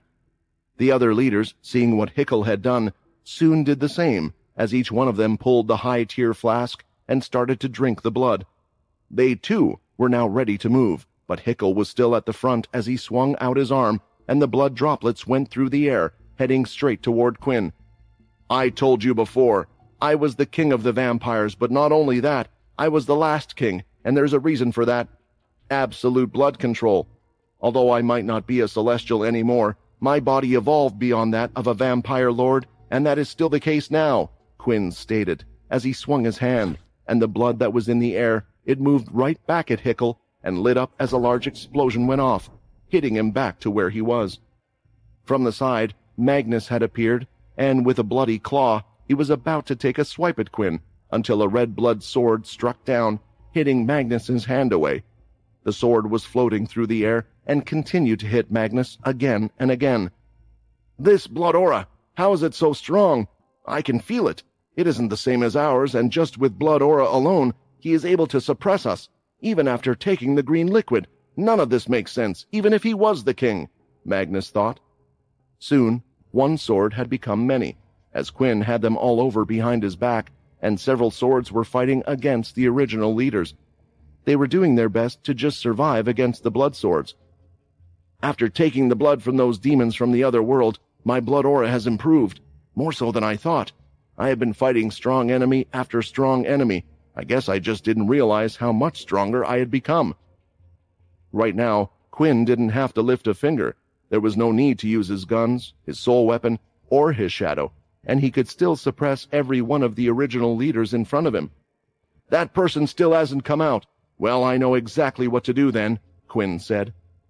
The blood swords on their own weren't enough to kill the leaders, but they allowed Quinn to do something else he wanted. Gathering aura, gathering the blood that had been spilled in the city, including that of the Namrics, Quinn was forming it into a weapon. A long-range weapon he gradually came to enjoy the use of.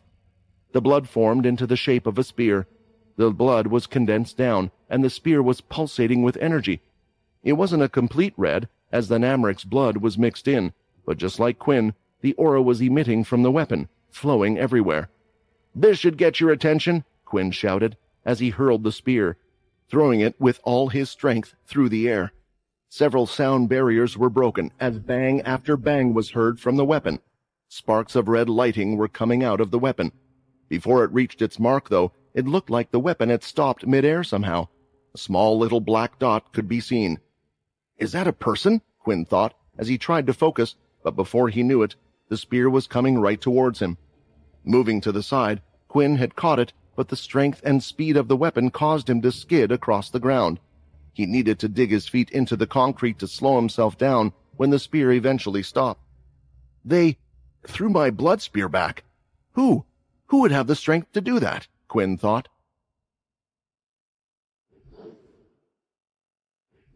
When Quinn had finally unleashed his power, allowing it to flow out of him, every being on the planet could feel it, no matter where they were, whether they were on top of a mountain or deep in the sea. Although the red aura didn't spread that far, Quinn's energy levels had grown to the point where it would affect the universe itself. After all, it was part of the reason why the Celestials, who saw themselves as warriors of the universe, wished to eliminate these threats known as God-slayers. It was safe to say that the energy had also reached the government tower. There was no special material that would block certain types of energy, and Jim had felt it at that moment while in his office. "What on earth is going on?" Jim shouted. Whether it was in anger or fear, it was hard to know.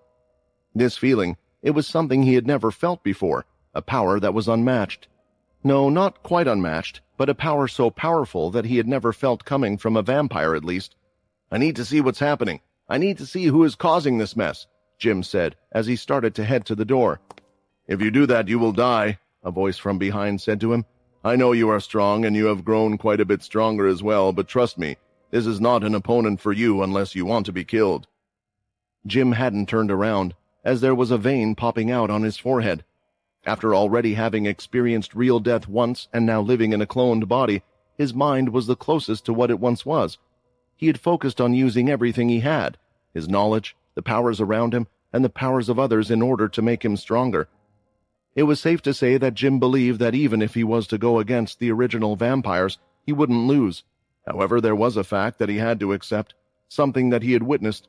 There were simply those that were destined for power, those that were so strong that Jim felt like even in 100 vampire lifetimes, he would never be able to achieve that level of power, and if this person said he wasn't strong enough, then it would certainly be the case. "I see," Jim said, replying. "If he has gone this far, then I guess he is after my life. We have to stop him." The man jumped from where he was, breaking a hole right through the roof as he stayed on the ceiling. As soon as he was gone, the expression on Jim's face had changed, from one looking dreadfully worried to annoyance. "Who would dare do such a thing?" Jim said, going back to his seat and kicking the Namric governor on his side, causing him to fall to the ground. "Bring me a report now of what is going on out there." It didn't take long for the governor to get information about what was happening outside, as a projection was being shown of exactly what was going on already. The broadcast had ended. It looked like the energy that was being produced had disrupted the flying ships around the city and all their cameras. causing them to break, but Jim was able to watch the footage that appeared before that moment.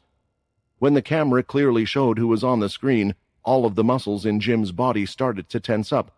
"Him! Quinn Talon!" Jim shouted while gritting his teeth, but his anger, the tension in his body soon left as he started to laugh. No, this is perfect. I knew that this day would come, the day that you would come and try to stop me. Look at that face. Look at it. How does it feel? Tell me, how does it feel that everyone you loved, everyone you cared about, and everyone you fought for doesn't even know you? You ruined my plans working with Richard and working side by side with Vincent. What were you doing all this time? Why did it take you so long? After speaking non-stop, Jim had to take a breath. He was so riled up and was breathing quite heavily in and out.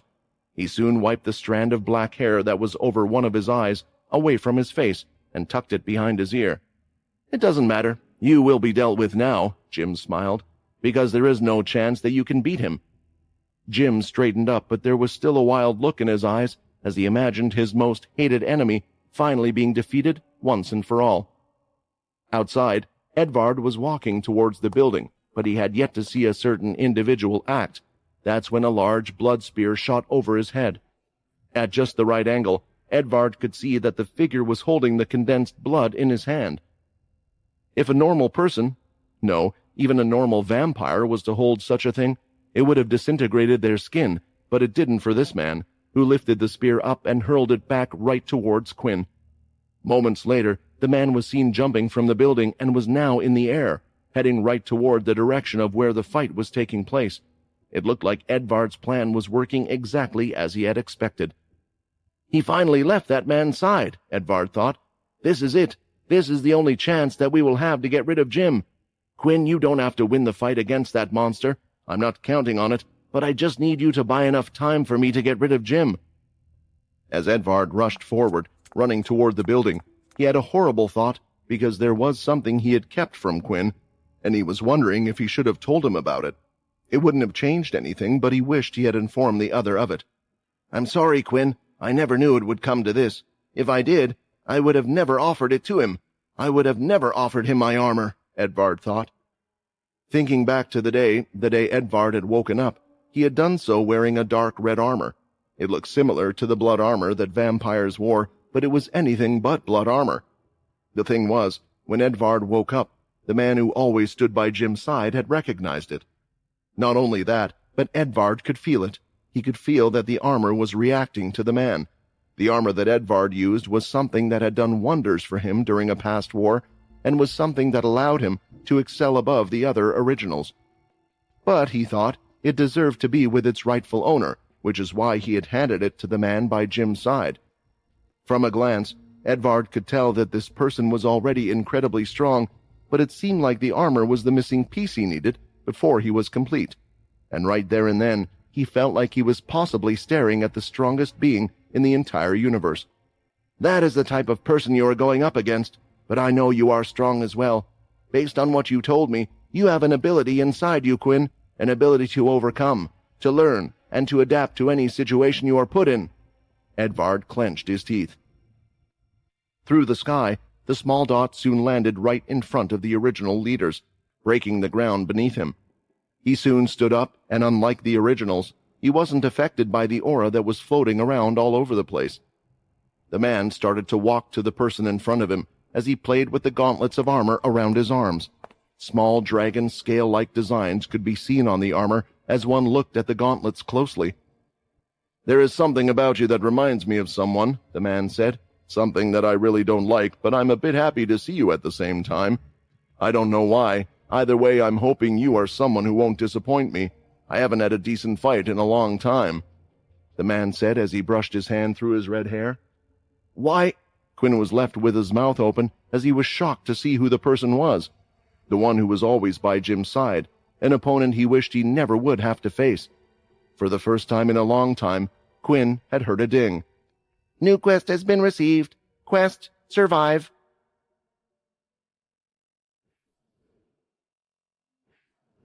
The appearance wasn't quite what Quinn had seen before, and it was the same with the armor the person was wearing.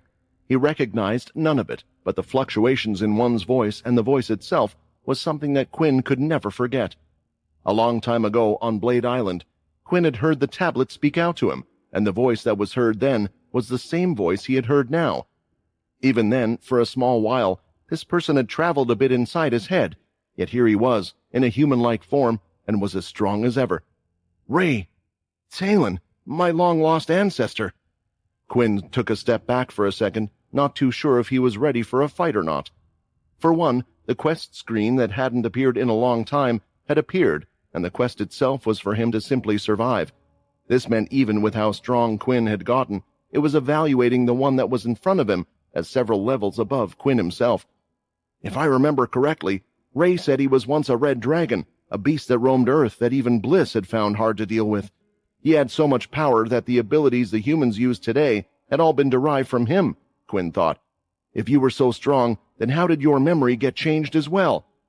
Right now, although there was no way to confirm it, Quinn had assumed that Ray had managed to get back most of his strength. Whether or not that included the abilities he once had, it was hard to say. Still, Quinn would have assumed someone so powerful would have had a way to stop such a thing from happening. The only thing I can think of is, if the memory-wiping ability is really a God-Slayer ability, just what memories did they change to have him working under Jim? It was then that Quinn thought of something. "You are not the type of person to work under someone else. Aren't you a free spirit? Why are you doing someone else's dirty work?" Quinn asked. Ray smiled when he heard this question. "Do you know me? Based on your question, it seems you do, but I can't remember you, so why do I have to answer your questions?" Lifting his hand in the air, Quinn was expecting an attack any second, but instead, the armor lit up, turning slightly red, and with a swing of his fist, it looked like he had hit a wall. There were almost cracks that appeared in the air, and the whole area was shaking. The blood blades that were keeping all of the original leaders busy had shattered, breaking into red particles that fell to the ground. What was that? He just got rid of all my blood blades like it was nothing. There was no ki infused in that, but the blood is an evolved version of what the other vampires could use. What powers does he have? "You should have more than that up your sleeve, otherwise I will be very, very disappointed," Ray said, walking forward.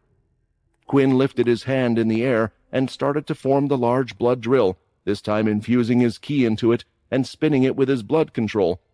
It was the same attack that was used on Edvard, only this time it was an attack that was meant to hit its target. "I guess if I told you that you were an ancestor of mine, you wouldn't believe me, right?" Quinn stated. "Nope," Ray replied, getting into a fighting stance as he saw the large blood drill being made. "That's fine. The two of us didn't really have much of a connection with each other in the first place," Quinn shouted, as he ran forward and shoved the giant blood drill right towards Ray. The vampire originals were planning to get involved in the fight, but unlike with the attack with Edvard, when the drill was thrust forward, the evolved vampire aura was oozing out towards them. Even with their green liquid, they were finding it hard to move, and decided it was best if they stayed out of this fight and remained by the side. They could still join in if there was an opening or the other person needed help, but they were only thinking this because they didn't want to admit the strength of the vampire in front of them. In truth, they would be of no help.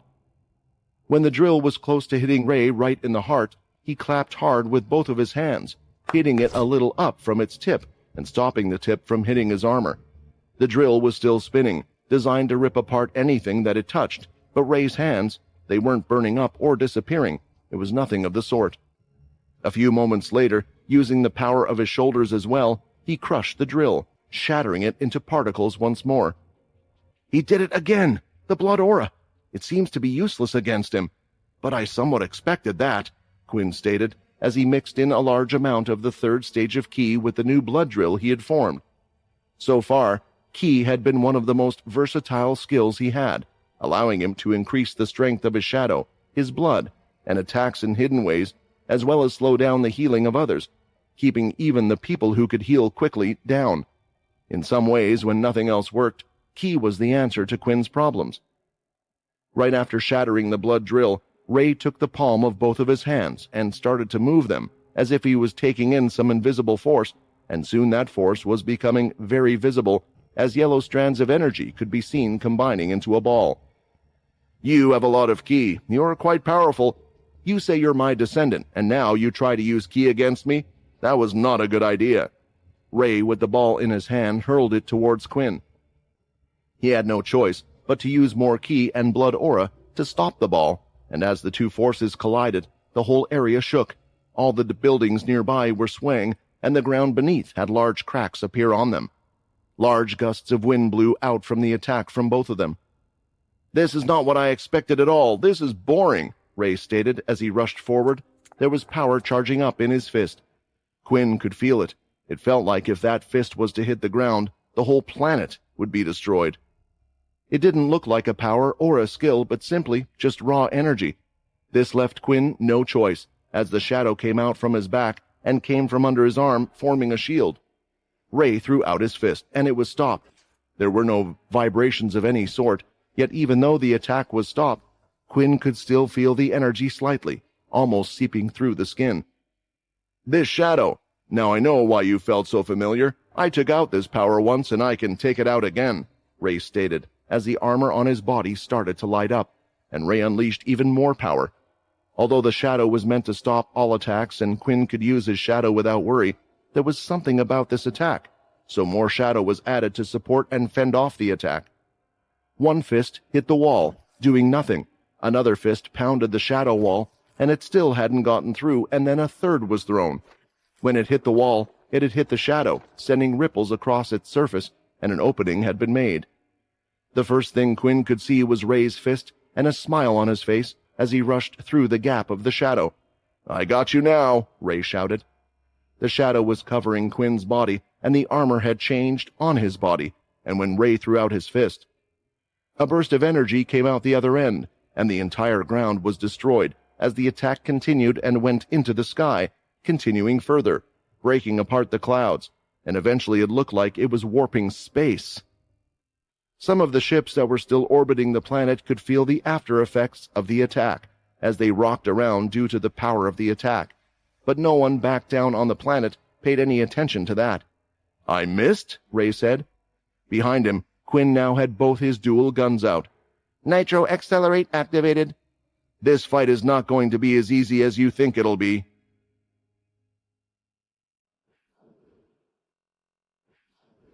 Around the planet, the pressure of the original energy that was released by Quinn was starting to let up a little.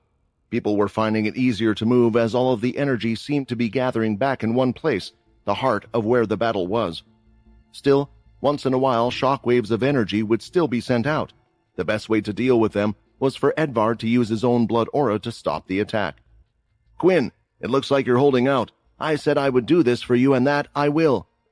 Edvard was standing in front of the large government building that was built by the Namrics, and he wasted no time as he burst through the doors and started to run in. They were on the top floor before, and running up the stairs would be quicker than taking the elevator. Edvard ran as fast as he could, going up one after the other, but not without worry and thoughts running through his head. "As an original, I've lived a long life. I've done a lot of things. Some I'm not so proud of, and others that I was proud of, but it has all been for the sake of the vampire settlement. Now I'm doing the same again. If I fail to take down Jim here, then it's over. My whole life as an original is over, but at least I can go out in a proud way," Edvard thought as he burst through the final set of doors and into the office that was being used for the planet-wide broadcast. Jim was inside. Seemingly he was speaking to a group of people. "There are others in here as well. I wasn't expecting this." Jim wasn't alone, and instead had several others that smelled like vampires in the room.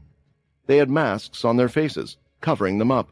When sniffing the air again, Edvard noticed there were a few other smells mixed in there, but decided to disregard it as he needed to focus on the goal. "No, this doesn't change anything. I can't believe it. After all this time I'm nervous. Me, a vampire original, the coolest of the vampire originals," Edvard told himself as he was still wearing a bright Hawaiian shirt and a pair of sunglasses, although his shirt was slightly ruined from the attack from Quinn earlier. "What are you doing here, Edvard?" Jim asked as he turned around. Two of the masked figures were standing in front of Jim, both of them of different sizes, as one was quite a bit larger than the other. "The others told me it was best if I made a report, sir," Edvard said as he continued to walk forward towards Jim. "The footage is no longer operational. The spaceships are unable to fly close to the situation due to the shock waves of power. The leaders are unable to face the mysterious vampire. Who is he?" Edvard was putting on his best acting skills as he showed a desperate face and was walking a little funny due to the marking that was made on his stomach. He needed to get close enough to make an attack right on Jim's neck, killing him on the spot. The truth was, Edvard didn't know how skillful Jim was. No one did, which was why he was cautious. Another original vampire would be able to tell the second one tried to use blood aura, clearly going for an attack. "The man keeps telling us to bring out Jim Eno," Edvard continued. "Who is this person? Why does he want you?" Jim placed his hand on his chin as he came up with an answer. "There are those that have a similar power to ours but are not quite the same. My guess is he is a being not from this world. A while ago I tried to stop the beings known as Celestials from unleashing these demons into our world, but there is a chance that one of them escaped, and now is after me for revenge." It was the story that all of the others knew, and one of the stories that classified Jim as a hero to the others. Now, Edvard was about 5 yards away from where Jim was. With enough speed, there was a chance to take out even an original leader from this distance. One attack might not be enough, and he would have to follow up with another, but this was the original 9th leader, and the luck of the Fortuna family was on his side. "I see. Is that the case?" Edvard stated. "Then can you answer me this? Why does he have the Punisher's power, the ability of the shadow?" The question had stumped Jim quite clearly, as he didn't have an answer for it, and he was a little startled. "Now this is my chance." Edvard rushed forward, taking a strong step off the ground. His nails were hardened and sharpened, and it was a single strike aiming right for the neck. "It's perfect. My luck has served me once again. I don't care what happens after this. Let my attack go through." With his careful eyesight, Edvard could tell Jim was too slow to react, even though he was pulling back. Jim never expected one of the originals to attack him, not without showing displeasure first. In this case, he was double stunned by the question and actions, but suddenly, Edvard's hand had missed the throat as Jim moved back. At the same time, Edvard's hand continued, but it was grabbed right by the wrist. "I can't move my hand," Edvard thought. "I'm not using any blood aura, but I still have the strength of a vampire lord, an original, and the level 8 green liquid. How has my hand been stopped so easily, and how did Jim avoid that attack?" When looking at who had grabbed his wrist, he could see it was one of the masked men in the room, one of the larger muscular ones, and on top of that, it was another masked person that had pulled Jim by the back of his shirt out of the way. "You tried to betray me, an original! Why would you dare betray me?" Jim shouted, but he soon had it figured out. "I see now. You and that person are in cahoots. He must have brainwashed you, or fed you with lies, but it doesn't matter. We can get rid of them." Edvard knew what these words meant. When the originals were awoken, their memories weren't altered so much, and they were told what the truth was, but now they would alter his memories so he would fight for Jim. If that were the case, then Edvard would rather die than be used as a tool. He attempted to pull his arm away, but the masked man still held onto it firmly in place. "What was your plan? To get rid of my precious guard so you could get me on my own?" Jim asked. "Did you really think I would only rely on a single person? Did you think that I would allow the same thing to happen to me again?" "Chris, you can let him go. Peter, thanks for helping me out there," Jim said. These names meant nothing to Edvard. However, he soon realized that the two of them didn't smell human, and they were both scents he had smelled before. For one, it was the smell of an undead, then the other— "How can that be? I thought they were all gone. No wonder he has such strength. What is a werewolf doing here?" Edvard thought. "I made a mistake. I thought that the other one was the only one that we had to worry about, but to take down Jim with these people by his side, we will need a lot more power." The man named Chris had let go of Edvard, but the other one named Peter was already behind the door, not allowing him to escape. "Don't worry, I will deal with you myself," Jim said, as he brought a flask out from his side. "You have to save the best for yourself, after all."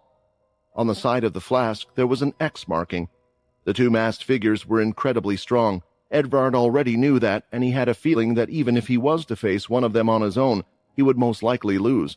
But the question was, how were such strong people by Jim's side?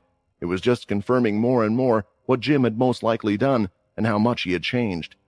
Because the vampires would have never worked with the werewolves, not unless one was just obsessed with strength. Jim had finished drinking the X-tier liquid and dropped the flask on the floor. He looked toward Edvard, and there was a slight smile before he rushed over and grabbed the back of Edvard's head. It was too fast for Edvard to do anything. "You originals are so arrogant. You think you are on top of the world." Edvard went to claw at Jim's hands, but in a similar fashion to a person before, the red aura around Jim slammed down both of the hands. It was being controlled well, and the power was strong enough to hold back an original. "You know, the reason why I kept you all alive was so you could all know your place. Just because we came from you doesn't mean we are under you." With his hand holding onto Edvard's head, Jim dragged him over to the table that was in the room and slammed it right down, breaking the table and his sunglasses as well. He then lifted his head, looking at his face with the broken sunglasses, looking at the glare in his eyes. "You want to do something, but you can't, right?" Jim said, as he pulled his head and shoved his knee right into his stomach. "Screw it," Edvard said, as he pushed off the ground and tackled right into Jim's stomach. The hair strands from his head had been ripped out, but Edvard didn't care. However, Jim wasn't pushed far, as he lifted both hands and slammed them into his back. It felt like he could feel his bones snap for a second, and when Edvard fell on the floor and looked up, he saw Jim looking down at him. "This makes no sense," Edvard said. "Even if you took a higher tier green liquid, why are you so much stronger? You shouldn't have this much power." It was strange from the beginning, but when Edvard was getting attacked, it didn't just feel like strength from something like blood aura or natural strength. It was almost like beast crystal energy, the natural power when fighting a beast, but that didn't make sense, which made Edvard question something. "What? What did you do to your body?" Edvard asked, as he pushed off the ground with both of his hands, jumping back up and quickly getting back into a fighting stance. I now know you are someone that needs to be stopped. I know I might not be able to beat you, or the two guards behind you, but with my luck I might be able to do something."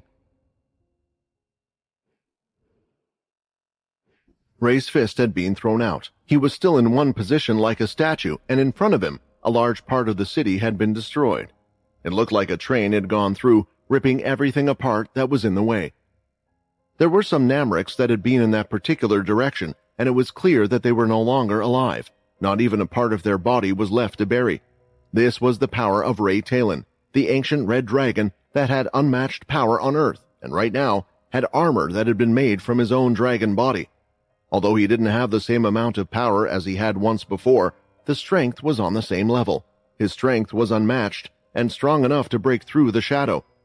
"Ha ha, you are quite fast," Ray smiled as he turned around and could see Quinn right there with two guns in his hands. At the same time, the shadow was hovering over his back and had formed wings, allowing him to use the shadow easily. "Weapons! I thought we would be able to fight hand to hand," Ray declared, but in the middle of his speech, Quinn had already pulled the trigger. Several blood bullets came out right towards Ray, and holding up his arms, the bullets had dinged off the armor. The blood bullets didn't go through, nor did they seem to damage the armor at all. "What is that armor?" Quinn thought. "The guns allow me to condense my blood into a single point. My blood aura has also evolved, and yet it can't do anything against that armor he's wearing. Is it armor that is on the level of a godslayer?" Quinn thought. Ra rushed forward from where he was planning to throw another punch. The original leaders that were behind him decided to move after what they had seen last time, but the power was more condensed into Ray's fist as he got the air again. "My shadow can't block his attacks, but while I have the nitro accelerate active, he can't keep up with my speed," Quinn thought. Now behind Ray, Quinn used the guns again, firing out a key bullet this time. The attacks hit the armor once more, with Ray blocking the bullets from hitting his head, but when the bullets hit, they didn't even push Ray back. The armor protected him, and his own strength was stronger than the power of the bullets. "Oh, those felt a little different. That was key, right? Maybe I should try the same thing." Ray lifted his hand, and energy started to gather in his fingers. As he pointed it at Quinn, he started to do the same as he imitated a gun with his hand. Condensed ki was coming out, and Quinn's shadow was unable to act quickly enough, so he moved out of the way of the bullets instead. "Something has to work. I have to try everything I can." Although Quinn wasn't so sure they would work so well, he still used all of the bullets that he had in his arsenal. Avoiding the strikes from Ray, Quinn was firing away, shooting out the Blood Forest bullet, a Blood Fairy bullet, even the Dampier bullet, but none of it worked. When the Blood Forest bullet hit the armor and tried to spread, it started to evaporate on the spot. Quinn couldn't figure out why this was happening, and at the same time he was running out of time. That's when the shadow bullet was fired out, and when this hit the armor, it started to spread in spots over the armor. Ray looked down at his armor as he could see the spot where he had been hit by the shadow bullet had started to spread and join up, covering more of the armor. "Crad, it seems that you are giving me trouble even after you have passed," Ray stated, as he spread out his arms and stomped on the ground. The rush of energy covered himself and the armor, and even the shadow bullets had disappeared. For the first time since he had received the new guns, none of the bullets had worked. If he couldn't hurt the enemy in front of him, then how could he beat him? "I have to get close," Quinn thought, as he started to run forward. Firing a shadow bullet, one had missed Ray completely, while another was fired in front of him, opening up a portal.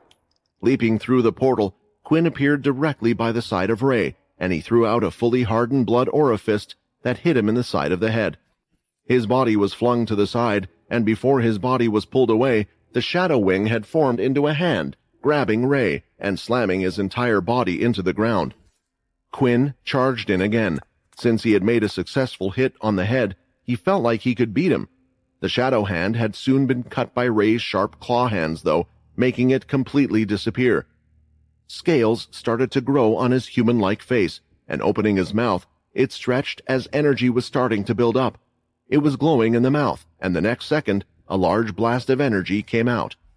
It was an attack that was similar to Laxmus's blood breath, but the attack seemed to be a lot more powerful.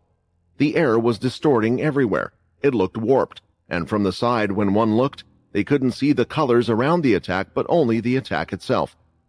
The attack came out lightning fast, and Quinn didn't even have time to enter his shadow space, so instead, his whole body was made into the shadow body, while his wings moved in front of him, trying his best to block the attack. As the blast hit the shadow wings, Quinn could see that holes were appearing through the shadow. "I have to move out of the way!" Quinn shouted as he ran, but the range of the attack was incredibly large, and as Quinn moved, Ray was moving his head as well. The shadow moved away more and more. The shadow wings had practically been destroyed, and now the attack was hitting his shadow-like body. 99 of 100 HP, 98 of 100 HP, 97 of 100 HP. With every moment that passed, the attack was hurting Quinn, and it felt like he was unable to do anything to stop the attack. His HP was going down. "The armor! I can surpass the time limit with my HP, but if I get hit by one of those punches from Ray, I think I'll be done for. I can't keep losing my HP like this." Quinn sprinted as fast as he could and pulled out the gun. The weapon wasn't getting destroyed in the energy, and he shot a shadow bullet away and one in the ground, disappearing and appearing in the air above the attack. Now in the air, Quinn could see that nearly all of the buildings in one half of the city had been completely destroyed due to the energy blast from Ray. 67 of 100 HP. "I have to do something. I don't have celestial energy, and I have to beat him. Maybe there is something else I can do." Out from his shadow, Quinn pulled out the Tier 8 Dalki blood. It would restore his health and would give him a power boost as well. Honestly, he didn't want to use the blood that was made by Jim, but in this situation, what choice did he have? Gulping the drink down, Quinn saw his HP restore back to what it was, but he needed it to do more. "When I was a Celestial, my soul weapon had changed. I'm no longer a Celestial, so I don't know if my soul weapon will be the same as it was before, but there might even be a chance that it's completely different, but I have to see." Quinn started to bring out his soul weapon, the twin-tail chain. Quinn was in the air, floating as his shadow-made wings were allowing him to float in the air. While in this position, he was getting ready to use his soul weapon. He wasn't so sure how it would work, as he had only used it on beasts and such during his times out once in a while, not against a strong opponent like this. "Nitro Accelerate has come to an end." Just as Quinn was about to use his soul weapon, his Nitro Accelerate had come to an end. He could use its effect to power the armor again by using his blood. However, at that moment, Ray was right in front of him. "I was waiting for this," Ray shouted, as he threw his fist down from above, aiming for the top of his head. The shadow wing moved, blocking the attack, but the large amount of energy forced Quinn right into the ground. His whole body slammed into the ground, and a dust wave went out, shaking the buildings that were nearby. The bottom floor of the buildings started to break, and the buildings started to fall. Minus 42 HP. I blocked it with my shadow and ki, and it still hurt so much. Quinn spit out blood from his mouth. I didn't have time to use my soul weapon either. Another large crash happened on the floor. As Ray landed and crashed his feet onto the ground, a shockwave traveled, hitting Quinn from underneath and lifting him in the air. Before Quinn could react, Ray had grabbed him and was now holding him by his throat. Has this ever happened to you before? Ray asked. Someone who has more power and energy than you. Someone who is physically stronger, faster, and better than you in every way, and now your life is in their hands? When asking this question, there was a memory that had appeared in Quinn's head, a time when he did feel so helpless. It was when Arthur had betrayed him. The fight back then was overwhelming, and it felt the same way here. I never thought I would feel so weak again.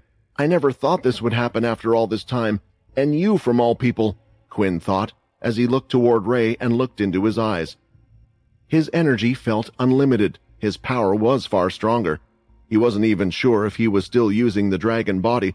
Maybe most of the green liquid was coming from the body that Ray was using now. No, Quinn said. I will kill Jim for what he has done. Moving his fingers, Quinn was wondering if there was anything he could do, and that's when he could feel the shadow that was directly underneath his foot. From there, he started to extend it out and move it, and purple ripples could be seen. It continued to move and was heading towards Ray's shadow, towards his arm that was holding on to Quinn's neck. Quinn! A voice shouted. It didn't sound too far, and it was a voice that caused all of Quinn's blood to boil. His worry was turning into anger. Will you look at the situation the two of you are in? The voice continued to say. Ray glanced behind him. The original leaders that had avoided getting so hurt were taking a look, and they could see it. The person that Quinn had been looking for, the one he had been searching for, was right here. Jim Eno had arrived, and he wasn't alone. I wanted to tell you in person that your little plan has failed. Jim lifted up a bloody Edvard by the scruff of his shirt. There were wounds covering his body from head to toe, deep cuts that weren't quite healing, and large numbers of holes in his clothes from blasts of energy or whatnot. At the same time, a faint, weak heartbeat could be heard. Edvard, he got in that state because of me? His anger at Jim was turning into regret for getting other people involved in this mess of a situation. In the end, this fight had accomplished nothing. Nell was dead, Edvard had been defeated, and they were still none the wiser as to how their memories were being changed. The leaders on the side seeing Edvard were so confused as well. Why was Jim holding him? Had Edvard betrayed them? If that was the case, why would he? Things weren't making complete sense to the original leaders, but in this situation, where there wasn't much they could do, they decided to keep their mouth shut.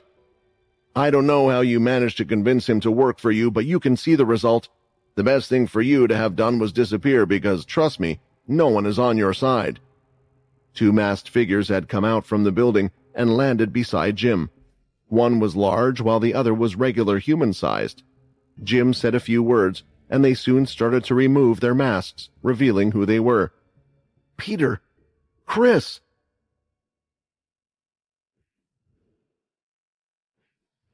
When the masks were pulled off, the faces that Quinn could see had hit him in his memory bank.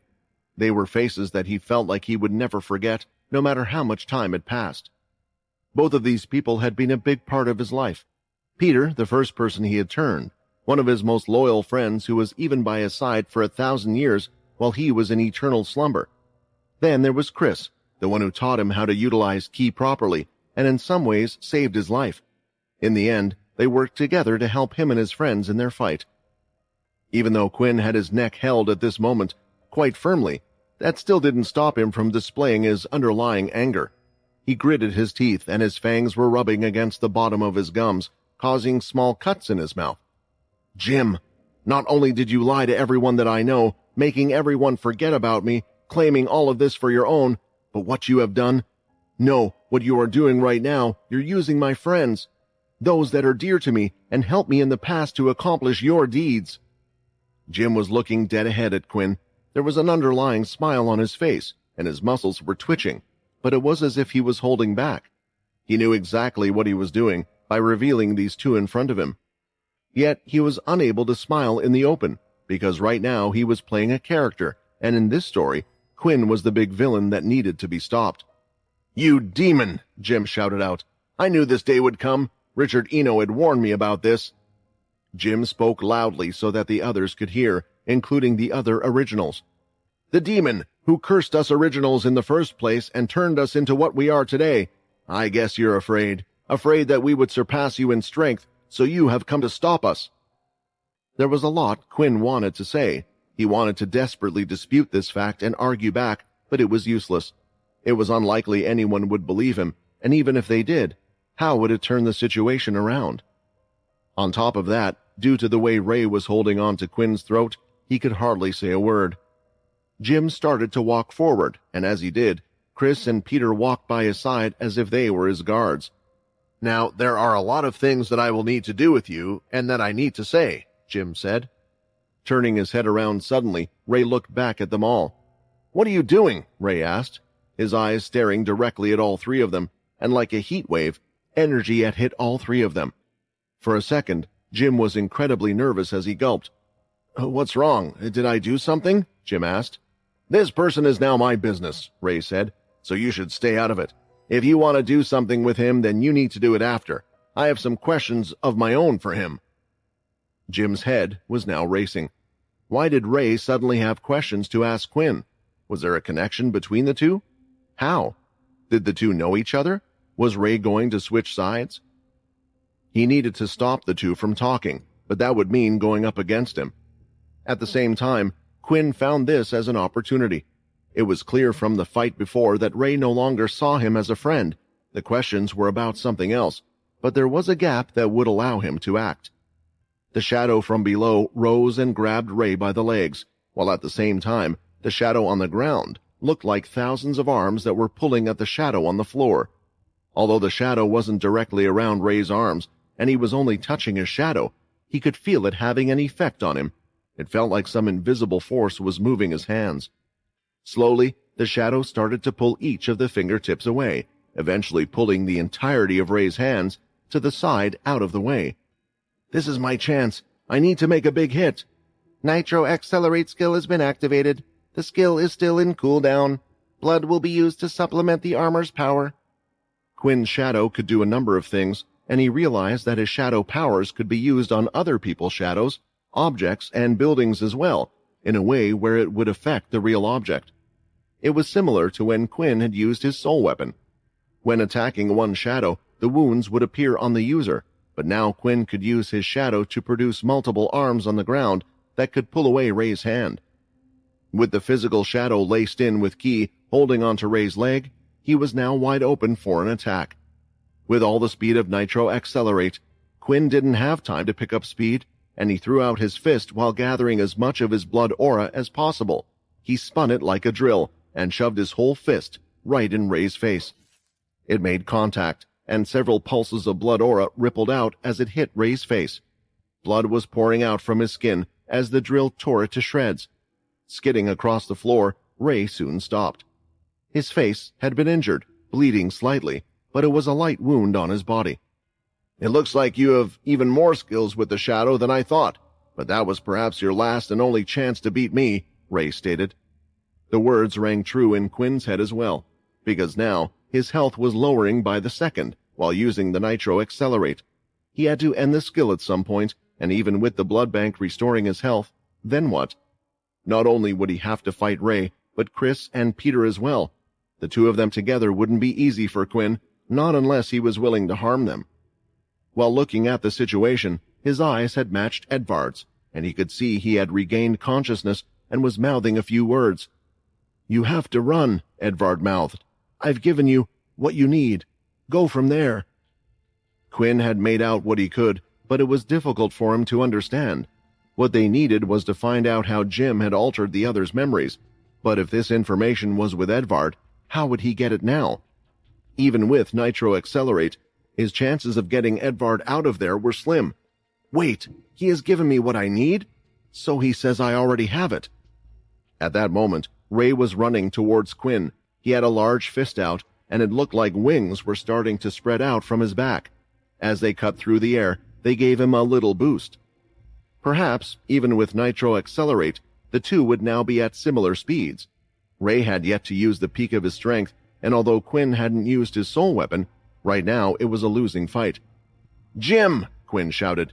"You will regret everything you did, and I want you to remember so you can't sleep even a single day that I will be coming after you." The shadow had completely consumed Quinn's body, and when it did, he disappeared and Quinn was no longer there. Ray had stopped in his tracks, sensing that the strong power was no more. "He ran away," Ray said. Jim Eno, along with Ray and the rest of the original leaders, were just staring into the space where Quinn once was.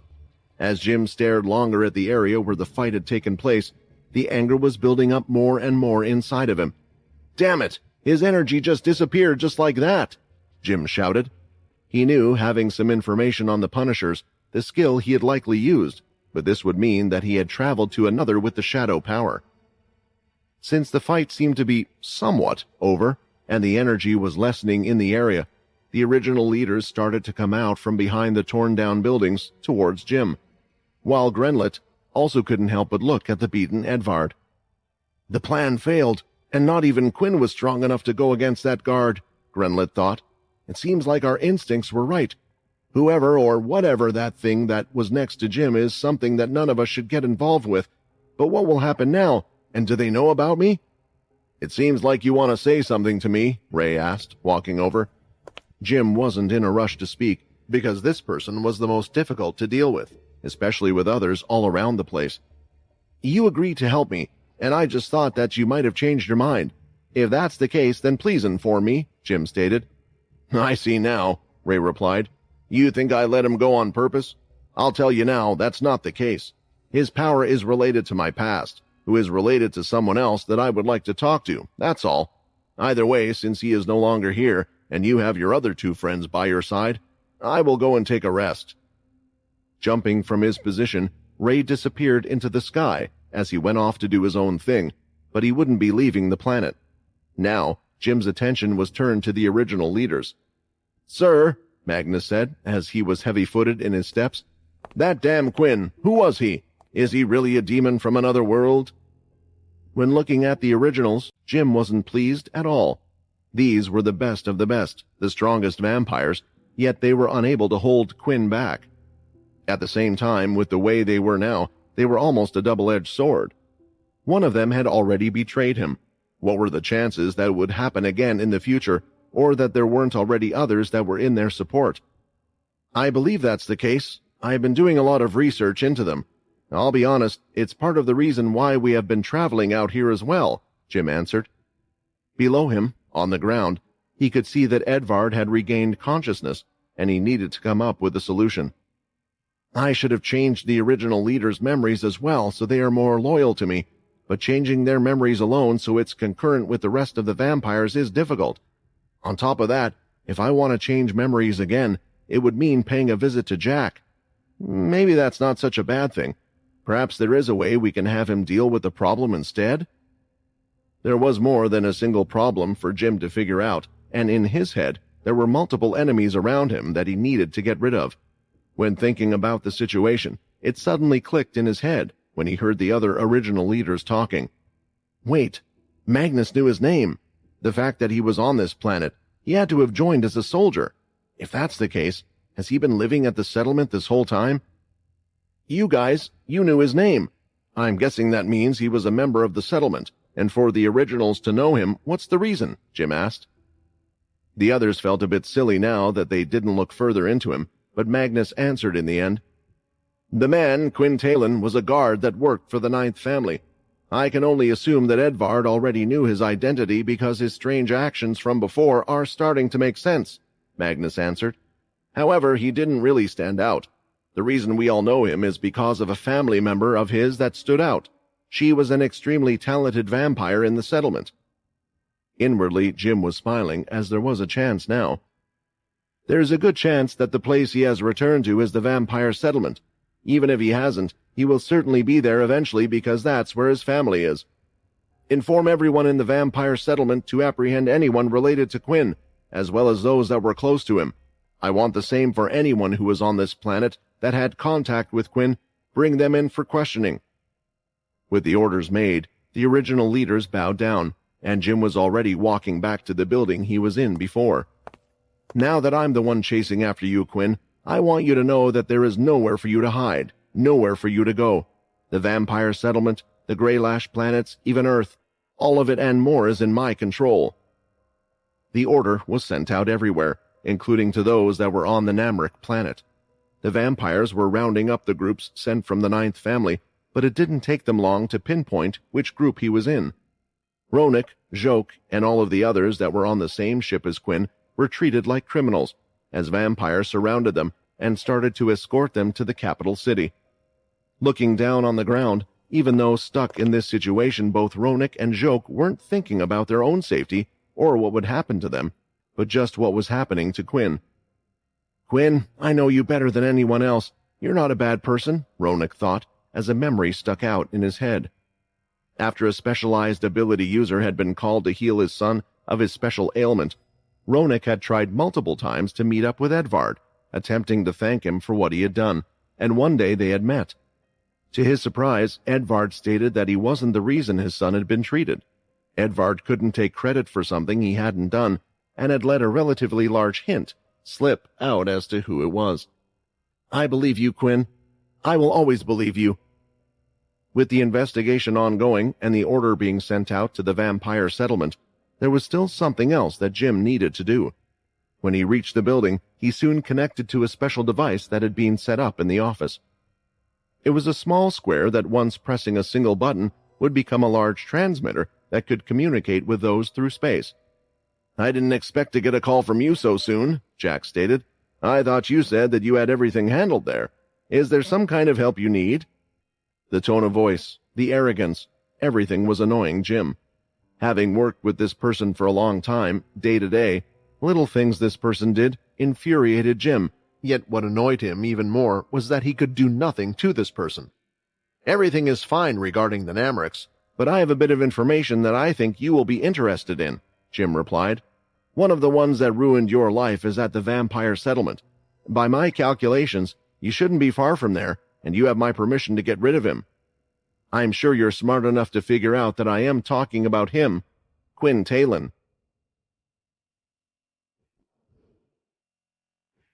Using the shadow link, Quinn suddenly appeared by Minnie's side, right in the center of her classroom.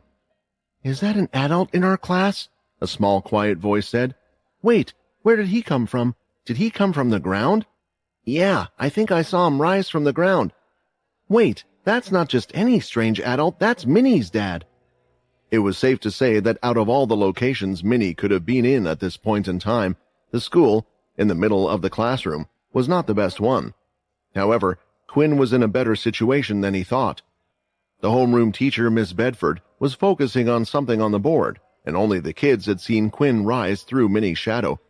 Due to how young they were, they knew little to nothing about the Punishers, and if anything, they were busy wondering why Quinn was here at all and how he got there.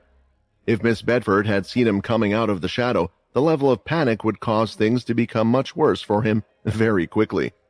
The memories of this particular vampire had stuck in their mind after they had seen what he had done to Toby's mother. On top of that, it was hard to forget a face like Quinn's. This was why when Miss Bedford did eventually turn around, her face blushed. "Oh my! What? Is there a problem, Mr. Talon?" Miss Bedford asked. The thing was, Quinn wasn't in the best state. He was hurt from the fight, and although he didn't have many external wounds, he could feel his insides were slightly damaged, and his blood bank for some reason wasn't healing the wounds. Ray's powers were always a mystery to him, and even now, Quinn still didn't quite grasp his enormous strength. Nevertheless, he looked at Minnie, as he didn't have time to explain himself. He used the moment of confusion on everyone's faces to make his move. The less the teachers and students knew, the less in danger they would be. "I'm sorry, everyone, for what you might be put through," Quinn said, as he grabbed Minnie and placed her under his arm. "And I thank you all for looking after Minnie." After that, as quickly as he came in, Quinn had already left with Minnie.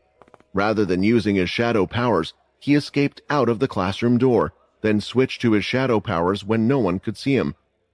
He didn't want to cause a panic just yet, because he knew what was coming. "Abby," Toby called out, "why do I get a bad feeling about the words Minnie's father used? It almost sounded like we're never going to see her again." Abby didn't reply, because she had the same feeling as well. The lesson continued for a short while. Although Miss Bedford was left confused and unsure about what had happened, she needed to wait till the class had ended, but in the end, there wasn't a need for that either, as a direct message had been sent to her head. "Miss Bedford, please bring the student known as Minnie Taylor to the head office." Her heart started to thump louder after hearing this message. Minnie was already gone, and what could they want her for? It was only moments later that several permanent guards rushed into the room. They had burst the door open, causing the young children to scream as they were startled, and they could immediately see that one of the seats was empty. "Where is the student?" the guard asked. "The father was here a few minutes ago and took her away," Miss Bedford answered.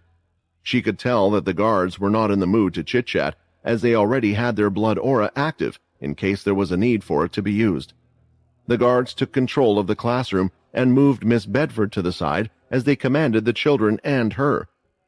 "Lessons are canceled for the day. All students are to stay in their classrooms, and everyone is to report if they either see Quinn Talon or see the student named Minnie. Keep your eyes peeled," the guard ordered. A couple stayed in the classroom, while others went off searching. Through the classroom windows, they could see that there were vampires all over the school, and it was clear they were all looking for one person. What do they want Minnie for?" Toby clenched his fist. It took a little longer for Quinn to get home, as he was being careful not to be seen. He imagined at any moment that the situation would take a turn for the worst. Traveling through his shadow travel wasn't invisible, but in dark shadows, it was harder to spot than normal. Eventually, when he got back, he could see Layla and Galen in their room. "Layla," Quinn said. Layla jumped back a little out of shock, but seeing how Quinn was sweating slightly and the fact that he was here before the war was over, she was already assuming that it was for the worst. "I failed. We have to leave this place. Jim knows about us. Any second now he could make it so the whole settlement goes after us," Quinn stated. "They know about us?" Her horns were turning red, but only at the bottom. It was a sign of dread and worry. "What happened? If Jim knows about us, knowing you would have planned to take him out." Layla was starting to gather items from the house, photos and more. Seeing this, Quinn quickly went around the place and was storing all their belongings that were of importance in the shadow. "I don't have time to explain. We need a ship to get out of here first. After that, we can figure out what to do about our situation." Layla nodded in agreement. Right now wasn't the time to be panicking. They needed to keep their family safe. It was the #1 priority. With the pre-warning, all of them escaped from the house. Quinn was still holding on to Minnie, while Layla was holding on to Galen.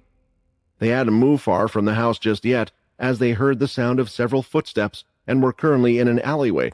From there, they saw it all, as countless vampires had surrounded the house and the area they were in. They most likely had set up checkpoints as well. "How are we going to get out of this situation?" Layla asked. "Right now, we just have to get off the planet as quickly as possible. Even if we were caught, we could fight our way through, but then everyone would be after us. With the shadow travel, we should be able to get there without much of a problem." "Does this mean I have to leave school?" Minnie asked. There was a hint of sadness in her voice. It almost sounded as if she was holding back her tears. "I'm sorry, Minnie," Quinn said. "I guess you were starting to enjoy school, right? I will fix all of this. I always do, right? So for now, just listen to Daddy and Mommy, okay?" Minnie nodded. She had always been good in tough situations, and this certainly was a tough situation for them. Just in case they did get in a fight, Quinn wanted to put Galen in his shadow space. Which was what he did, or at least what he attempted to do. While using his shadow powers on Galen, he had disappeared into the shadow space, but right where he had been put in, Galen would pop out again standing. "What are you doing? I can't fight as well if I'm looking after Galen," Layla whispered. "It's not that," Quinn replied, as he placed Galen in his shadow space again, yet he had popped out once more. "How? How is he able to do that? Galen doesn't have the power of the shadow, does he? Nor is he attacking the shadow space." When Quinn went to do the same again, as he brought his hands forward, Galen shook his head. "You don't want to go in there?" Quinn asked. "Minnie doesn't want to either," she said. "I want to help. You always say we are a family, and you want to protect us. But we are strong too, Dad. Me, Mom, and even Galen." His family was stubborn. The easiest thing to do was to put them all in his shadow space as he traveled to the spaceship docking station. At the end of the day, arguing with them wasn't going to help, and time was of the essence. "Fine, but we are using my shadow travel to get out of here and listen to what I say," Quinn stated. "We are the Talon family," Minnie said. "Nothing can separate us from each other anymore." Quinn nodded in agreement as he and his family were on the move.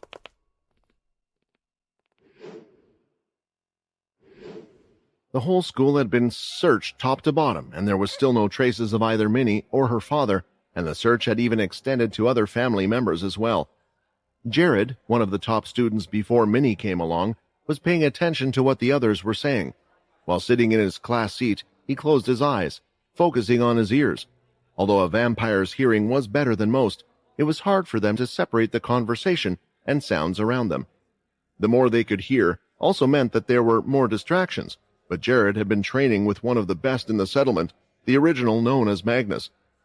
"So they're looking for Minnie and her family. What happened? Did they find out about Minnie and her mother's strength? No, that makes no sense, especially for something this big." Looking at the palm of his hand, there was a small marking that started to light up, the image of an eye and two wings. Soon he had connected with a certain someone. "Master, the settlement. It's in chaos searching for Minnie and her family. Do you know what's going on?" Jared asked. The marking had been made shortly after Jared had become Magnus's student, and he stated it was necessary for the two to have each other's trust. "It's an order from Jim," Magnus replied. "There is something I want to warn you about. I'm not entirely sure things are making sense, and I'm worried about something. If I come back and I don't seem like myself, I want you to remember this task. The Talon family has to stay alive." The communication was broken off as the marking that lit up on his hand started to disappear. There was an uneasy look on Jared's face because of the way things were. How could someone like him interfere? And what would Magnus, an original, worry about? Quinn and the entire family were using a mix of shadow travel and their speed to get around the settlement. They could move from alleyway to alleyway quickly, and the shadow was mostly unnoticeable in the darkest of areas, but they were all starting to worry about something. They noticed that Quinn was breathing relatively heavily. He wasn't fighting and was only using his shadow, so it didn't make any sense for him to be out of breath. For a second, while they were standing in the alleyway, Layla placed her hand on Quinn, and she used her key to try and sense the energy inside his body. "Quinn, your energy," Layla said, almost horrified.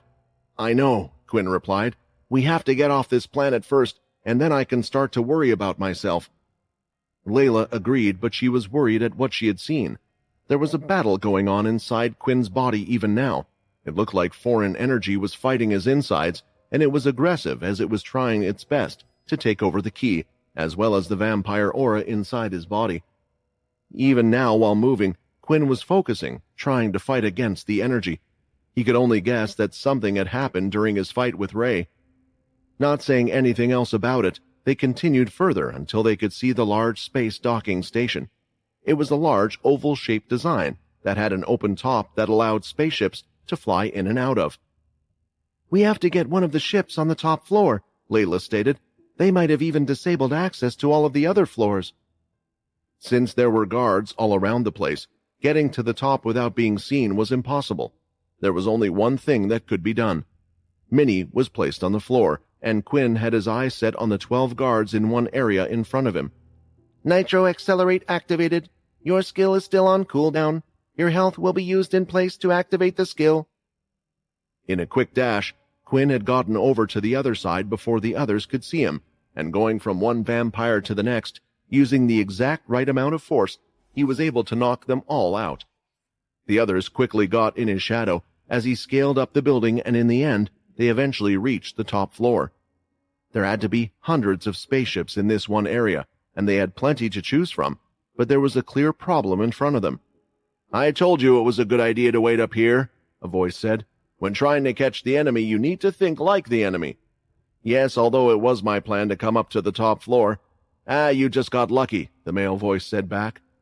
When Quinn and Layla looked at the people in front of them who were waiting for them, both of her hands were shaking, their lips quivered, and Minnie knew why as well. That's Uncle Fex, and Uncle Xander, right? And also Auntie Mooka. Why? Why are they all trying to hurt us? How can they not remember us? Minnie started to cry. Look what you did, Fex shouted. Xander, it was because of your face that you made the girl cry. Me? Xander pointed at himself. But why did she call us uncle? I've never met her before, have you? The two looked at each other, rightly confused. That doesn't matter. Our leaders and Jim have given us an order. We are to stop this family from leaving this place, Mooka said, as she held up her mace. The whole thing could be a trick. Quinn walked forward in front of the others, and as he did, Mooka charged forward and gathered all of her aura into the mace, trying to slam it on top of Quinn's head. He lifted his hand and blocked the attack with ease. Meanwhile, Fex attempted to use his string and wrapped it around Quinn's hand, but when he pulled, he didn't budge at all. Xander attempted to move forward, but Layla, with her hand out, was stopping him from getting involved in the fight at all. I don't want to fight any of you. You are all my friends, Quinn said with a pained look. I know you can't remember me. I know it's impossible for you to think that way, but Jim Eno has changed all of your memories. Quinn thought about what to say to the others if he had ever come into this situation. He was unable to do so against Ray, but with them, he could plant a seed of doubt. In your memory, everything you did, Jim Eno was by your side. If that is truly the case, then ask him questions that only he should know. Ask him about the time you and I became sworn blood brothers. Ask him about when we first met in the military academy. The anger was directed at Fex. Don't ask him about recent events, but events that were ingrained long ago, when the vampire settlement was in trouble and I was framed for murder. Who worked together? Quinn looked at Mooka. Layla now could see what he was doing. And ask him about us, Xander, Layla shouted. Search in your memories of when the humans invaded the settlement, when we looked after your and Amy's kids together. Something as to not make sense. All of them still didn't seem convinced, but Quinn was hoping while he was away, the seeds of doubt would start to spread. Quinn let out his hand. As he could feel Layla had activated her soul weapon, she started to absorb all the ki that he was giving to her. With that, she made a big push of the third stage, as well as using her telekinesis ability, and a large wave of force was suddenly felt on all three as they were chucked in the air and fell down to the ground. There was no time for sad thoughts, as the Talon family got on board one of the small ships and started to fly away into space. As to where they were going or who they could go to, they had no idea. A few moments later, when they were in the clear and aimlessly just flying about, Quinn placed his head down on the table. What do I do? Quinn said, and his family had decided to leave him alone, at least for now. Changing his clothes, Quinn took off the heavy armor and changed back to the guard uniform he was using before. It was what he used as a soldier in the fight as well. It was lighter than his armor, and there was something else he was trying to figure out as well. I have given you what you need. That's what Edvard said. Thinking back to when Edvard went to attack him, Quinn noticed something weird at the last moment. Rather than a fist, it changed to a hand, and he was reaching out, trying to give him something. Checking over the guard uniform, Quinn had eventually found it, or more rightly so, it had found him, as a small spider hopped off from his body and stood right there in front of him. Looking at the spider, Quinn could only think of one person. Logan. Quest completed. Survive.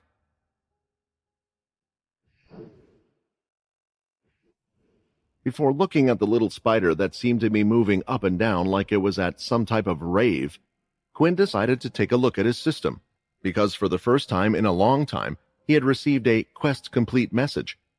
Since he had been living a peaceful life, and even for quite a while before then, Quinn had not seen many new messages from the system in a long time. On top of that, now that he could utilize nearly all of his skills without having to access the system like he used to in the past, he had even less reason to interact with the system. Which was why he rarely went into his system. Even simple things like the inspect skill he would use without a second thought, and it had pretty much become a part of his life to see information about certain items.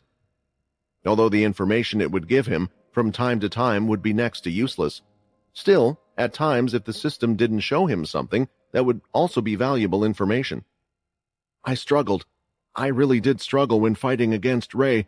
I thought I was at my peak in terms of strength. I have strong weapons, some of the best armor and more, yet Ray was still able to beat me with just raw power. The system has already maxed out my stats, and other than the energy I use, such as blood aura, ki, and the shadow, I haven't been able to improve in terms of any other aspects.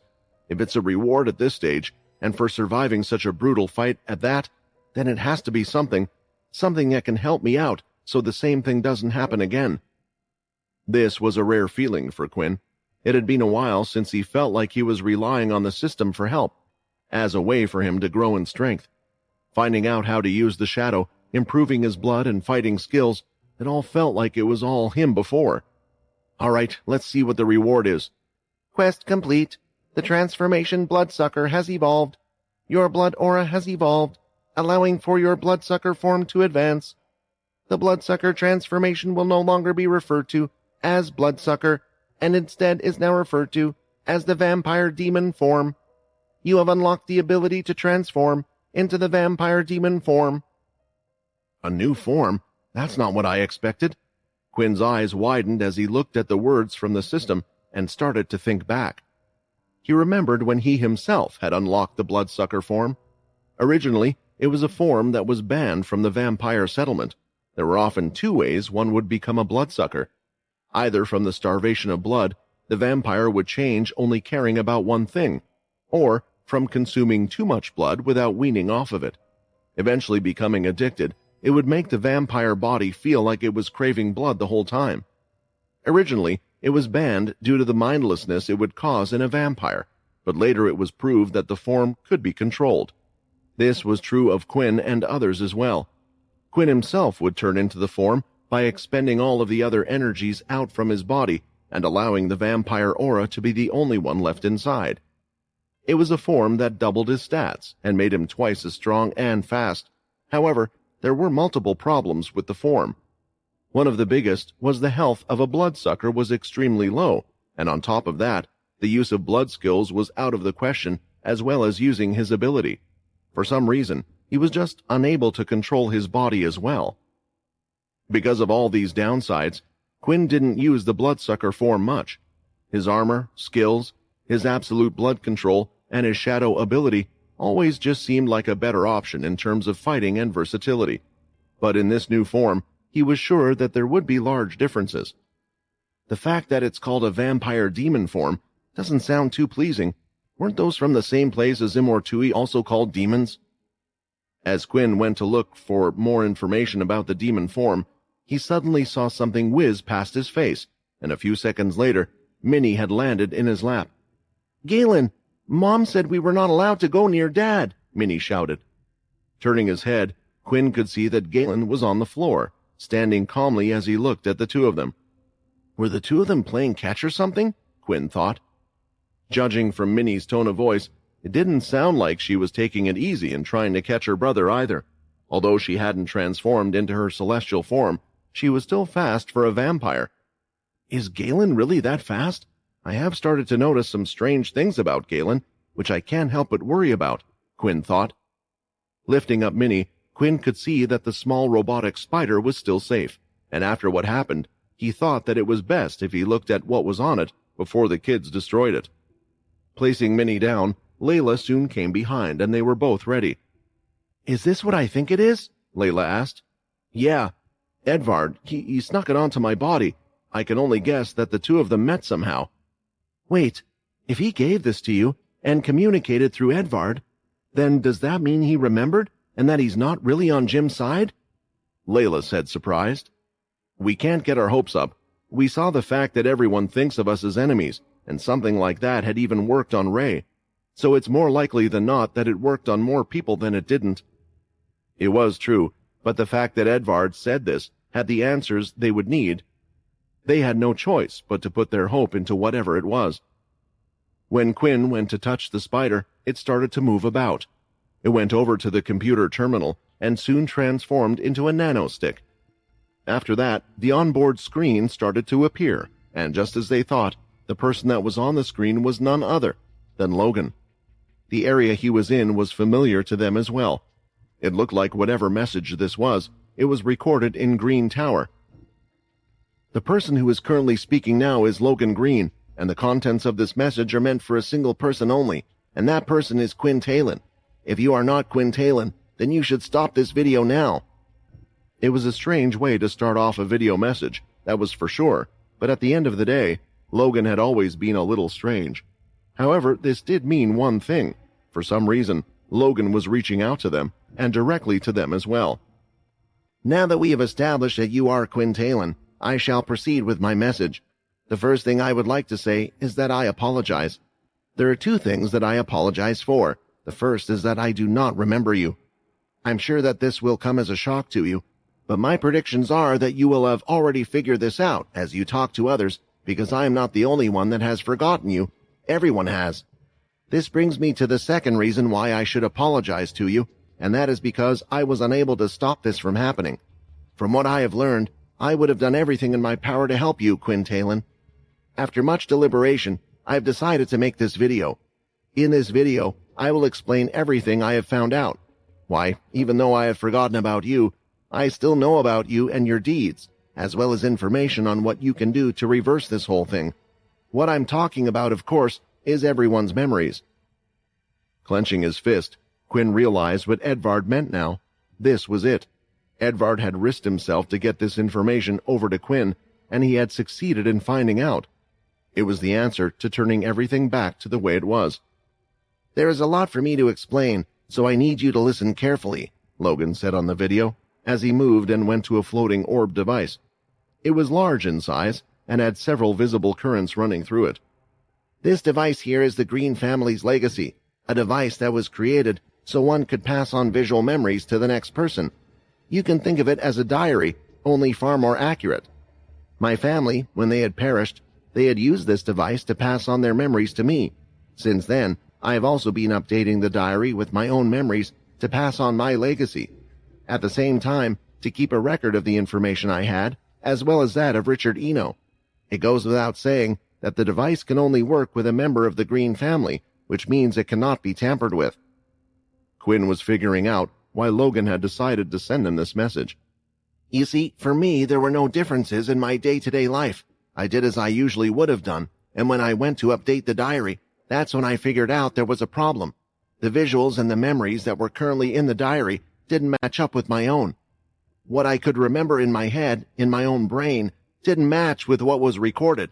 In fact, the machine also realized that, stating if I would like to override the current data with what was already in my head. Because of this, I went through and watched all of the visuals. The orb was starting to display holograms in the video, showing videos of what they had been through and showing a lot of Quinn in his memories. How was this possible? How could someone who was so involved in my life be someone that I no longer had any recognition of anymore? In the end, I had to make a choice. Do I trust what I could remember now in my mind, or what is recorded? Going by my ethos, machines are far more trustworthy than humans, and that includes myself, which is why I decided to help you, Quinn. I have to admit it is strange, me putting in so much effort to help someone that I don't know, but as I watched the videos over and over, I realized how much you must have meant to me for me to do all of that. Seeing and hearing everything so far was bringing a tear to Layla's eye. Similar to Quinn, she too was feeling the strain of not having her friends with her. Yes, she had her family, but no one to talk to about the past, as it was too risky to make friends and more. That Logan, he's one crazy guy, Layla said, wiping her face. You're right. Only Logan would record past events, and on top of that, only he would trust what was on the machine rather than what was in his head, Quinn stated. As I researched more into the mess, I found out that my own lab was used to create programs that would erase any data, articles or videos that mentioned you. I have managed to obtain all that data and store it in a database, but at the moment, there is no point in releasing it, and it would alert Jim to my own position in all of this. When looking at the data, it was quite obvious as to who was behind everything, but getting to the certain individual was troublesome even for me, so I needed help. Searching through the memories, I tried to find someone who might believe me if I told them the truth, and I had finally found someone. Someone who has the same face as yourself and is by Jim's side, Vincent Eno." This was good news for Quinn. Due to the past between the two, he was somewhat worried that Jim would kill Vincent the moment the two of them met. Not only did Vincent have a calm head on his shoulders and could understand the data, but if he was ever to meet you, it would be more than enough evidence. Fortunately, the two of us met easier than expected, as Jim had sent Vincent to me. He had asked the two of us to create a device that could stretch the effects of abilities outward, to research how certain conditions worked and more. During this time, I spoke to Vincent a lot and managed to convince him of the truth. At the same time, we had finished completing the device, not fully knowing what it was being used for. Now for the important parts for yourself. Working with Vincent, we were able to uncover a lot. Jim asks Vincent to do a lot of tasks on his behalf, which has allowed him to find out a lot. Quinn and Layla leaned forward, making sure not to miss a word, as Logan went into detail about the next subject. There is a person who used to work side by side with Jim, as well as Jack Truedream. During their travels, it was because of this person they were able to get backhand deals across the universe to start the Marpo cruise business. This person's name goes by Malik, an ability user who is able to change memories. The ability is a powerful one, and there seems to be no limit to what he can change, adjust, or replace completely from one's mind. When cross-referencing it with other information, it is without a doubt an ability that would be considered God-Slayer level. Quinn's heart thumped. There was such a dangerous person this entire time that he had no clue about. If it truly was a God-Slayer level ability, then it would also explain how Ray had been influenced as well. After all, even Russ, another one with a God-Slayer ability, was able to copy the powers of the Celestials and Quinn's shadow power, although he was limited by the amount of MC cells he could use. Without having one's ability themselves, it was hard to know how the MC cells would be used. Was it the amount of memories that changed, or dependent on who it was used on? If it was the latter, after fighting Ray, Quinn still couldn't imagine the ability working on him. A strong ability like that needs a strong condition. Even Jack Truedream needed to touch his victims through their lips. As for Malik, the condition was a touch. Without touching another, he was unable to change their memories. Both Quinn and Layla raised an eyebrow at that point because it didn't make any sense. According to Layla, everyone's memories changed after they experienced a headache. It would be impossible to change people's memories one by one like this. "By now, you are perhaps slightly confused," Logan stated, "which makes sense, but if you listen back to what I said before, me and Vincent had successfully created a device that would allow one to use their ability in a wide range. However, even if Malik was placed in this device, it would have little effect. Although the amount of MC cells he has is large, it still wasn't enough to have a wide effect for his ability. I ran the calculations, and it didn't make sense. That was until I realized that there was another person who has been removed from our memories. If it was with him, then it would work." Another person? Quinn thought.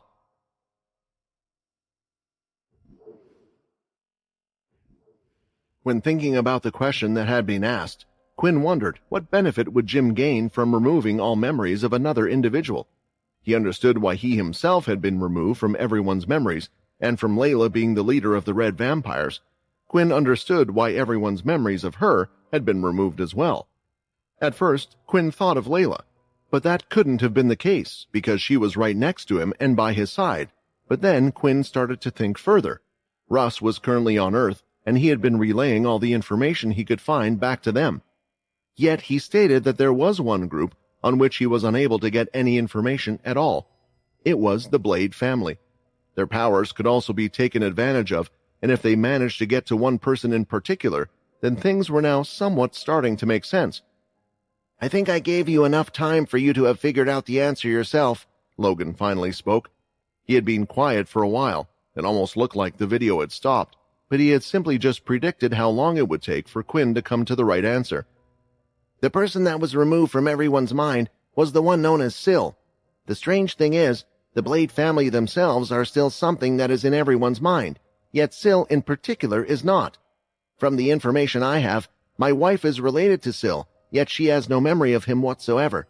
However, after asking her a set of questions, I was beginning to learn the power of the Blade family. With that, I managed to put two and two together. What if Sil managed to touch Malik? What would occur? Would Malik change his memories at that point? Equally, wouldn't that mean that Sil would have obtained his power as well? You see, the blade's power is limited to those that are human, and although Malik has a God Slayer ability, he is certainly human. With Sil's power, using Malik's ability as well as the strongest abilities he has gathered, if someone like him were to use the device that we created, then a mass change of memories is certainly possible. Quinn was just imagining the amount of MC cells Sil would need to have, but worst of all was the fact that if Sil was behind this, it meant that his memories had changed as well. He would not remember Quinn either and probably even be his enemy. Wasn't Sil meant to go out exploring again? How did they manage to come across the three of them? On top of that, even if they did come across him, how were they able to get close enough to touch him? I started to do some research, along with Vincent, to find out what had occurred. Luckily, Jim and Jack seemed to have too much faith in these memory-changing abilities. The blade chip was easy to find, and there was even footage that I was able to recover. If I simply told you what had occurred, it would be difficult to believe or comprehend, which is why I have set up a simulation of the events that happened that day for you.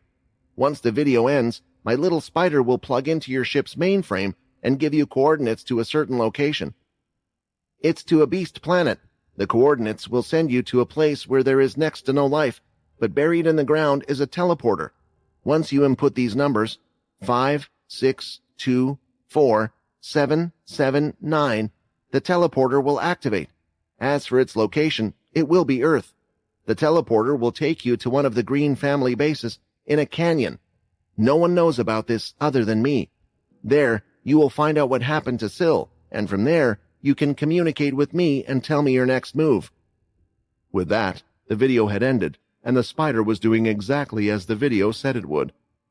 Are we heading back to Earth then? Layla asked. Of course we are, Quinn snapped back. We need to find out what happened to Sil. If Logan thinks it's important for us to find out, then it has to be something big. But then, why didn't he tell us in the video? It's dangerous to go back to Earth with the way things are, even with Logan's setup. Then what do we do? Quinn asked. The room was filled with silence, as Layla didn't have an answer for that. The spaceship was currently on autopilot, and rather than argue with Quinn, Layla had decided to look after the kids while trying to calm them down. She would try her best to explain what was happening and what they were going to do, even though she still wasn't too sure herself. As for Quinn, he couldn't stop thinking about how they had managed to get Sil.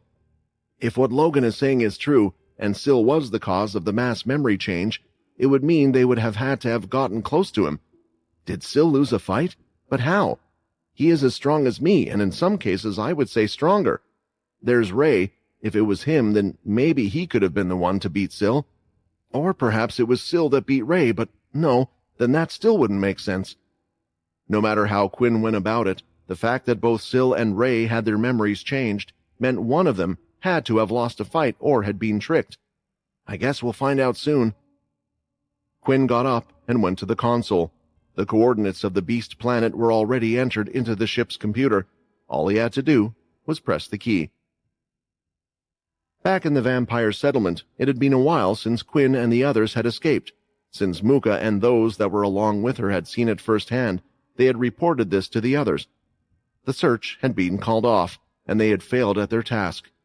With the Talon family now no longer in the vampire settlement, there was no more need for the increased guard presence. Currently, all three of them were at an inn, gathered around a table, all of those that had failed at stopping Quinn from escaping. We can't be down forever about it, Fex said as he lifted up his glass. And besides, they didn't seem that dangerous to me. And you would know what dangerous is? Xander replied.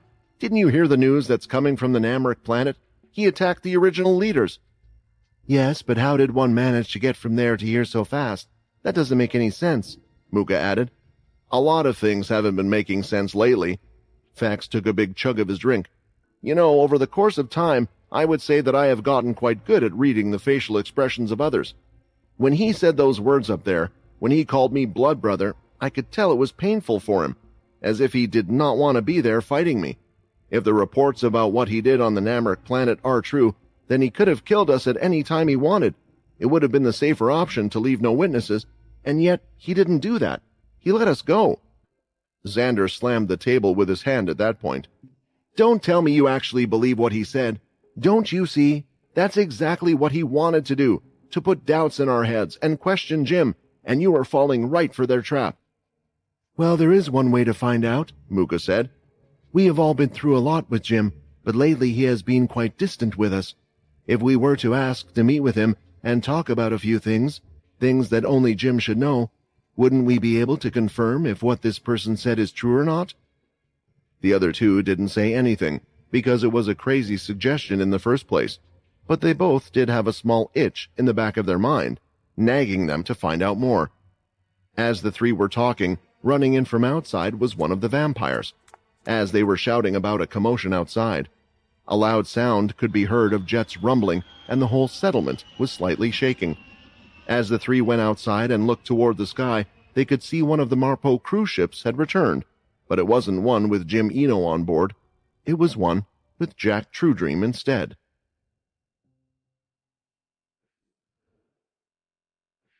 The Talon family had decided to continue to follow the instructions that were set out by Logan Green. After analyzing the situation, Layla actually believed it was the best thing to do, because after all, they still had no direction or place to go. However, there was one thing that she had suggested to Quinn before heading to Earth. While they were still heading to the Beast Planet, she had brought it up. I think we should contact Russ and tell him to meet us there, Layla suggested. Russ? He has been gathering details about what has been going on Earth for a while, right? Quinn replied. Russ was a godslayer who had a strong ability, and one way or another was also able to escape the memory change. The reason was still unclear, which also meant it was unclear if he could escape it if it was to happen again. On top of that, unlike Fex and the others, Russ wasn't particularly an ally. He was someone that Quinn had been controlling with key control, and although the key control was still present, there were a number of thoughts going through his head. What if he used a family member of his as a hostage to tell him to take the key control away? Perhaps he would need to update the key commands to suggest protecting and not harming anyone from the Talon family. I know you don't trust Russ too much, but Quinn, you have to think about it. We might find out how all of this mind mess has happened, but what if we can't reverse it? Are you planning on going against Jim or Jack? Jack has a whole army of Dalki behind his back and the support of the humans. They're not the same as they were before either. There are possibly multiple high-spike Dalki and those that have abilities, while at the same time, you then have Jim, the vampires, and you will have to fight against all our friends. I know, you like to try to do things on your own, to try not to involve others in all of this, but you already tried that, and it didn't work out. So maybe it's time we start looking for help, and I think Russ can be a big help to us. Putting it in that perspective, Quinn felt like he had only touched the tip of the iceberg with everything that was going on. The thing was, he had failed at the first hurdle. Tell him to meet us at Logan's base, but he needs to make sure he is not followed. He is to meet us outside of the base and not step a foot inside. It didn't take long for them to reach the planet where Logan had left the teleporter, and it was in the exact position he had described it would be. There were a couple of beasts in the area, but they quickly went away when Quinn showed a little of his energy. While on the planet, it did give Quinn an idea, combining what Layla had said before. Either way, he needed to get something else out of the way first. After digging up the teleporter and typing in the code that Logan had given, it was time for them to do the rest. Each of them held on to each other as they went through the teleporter, and moments later, they were no longer on the same planet. They had reached the other side. There were clear blue skies, the sun was shining bright, and the ground was hard and orange. Wait, Galen, are you okay? Layla quickly turned around. The vampire settlement had the sun blocked out, and since they had been living there, they also didn't bother getting a ring for little Galen.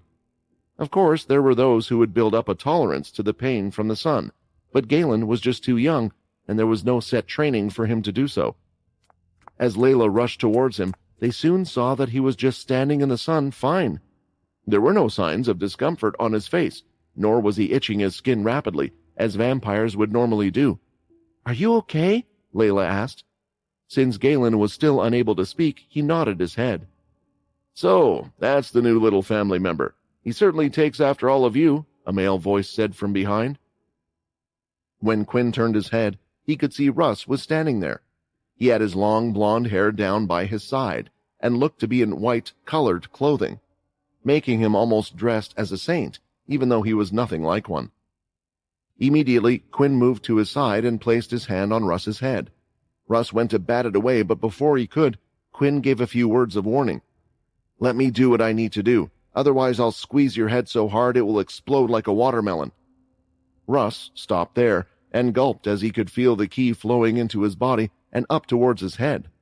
For some reason, Quinn was even more frustrated than he usually would have been, and it was clear that he wasn't in the mood for jokes. Lifting his hand from Russ's head, the new ki commands were made clear to him. "You are to protect the Talon family with your life, and in no way are you to harm any of them." Russ looked behind Quinn and the other three. "I understand, but if you want me to help protect your family, can you stop making my job so difficult?" The look on Quinn's face showed that he didn't quite understand what Russ meant by this. "Your name," Russ explained. "I know you have been quite busy, you see. I knew you wanted everyone to remember your name, but I didn't think you wanted them to know it in this way." "What's happened?" Layla asked, stepping forward. "Is it to do with Earth?" Russ nodded.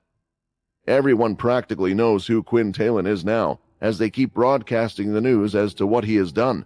They're selling the story as though he is some type of celestial demon that managed to come through the cracks before they closed the portal. Your appearance has been shared with everyone. I don't think it's a good idea for you to stay on Earth. At least, that is the suggestion I would make." It was to be expected, and with a spin like that, it also explained Quinn's absurd strength. The only thing Jim couldn't explain was his shadow powers. However, the humans would care little about that. Behind Russ, a large mansion that was partly built into a cliffside could be seen. It was square-shaped and looked to be made of a strong metal that looked as if it could withstand quite a beating.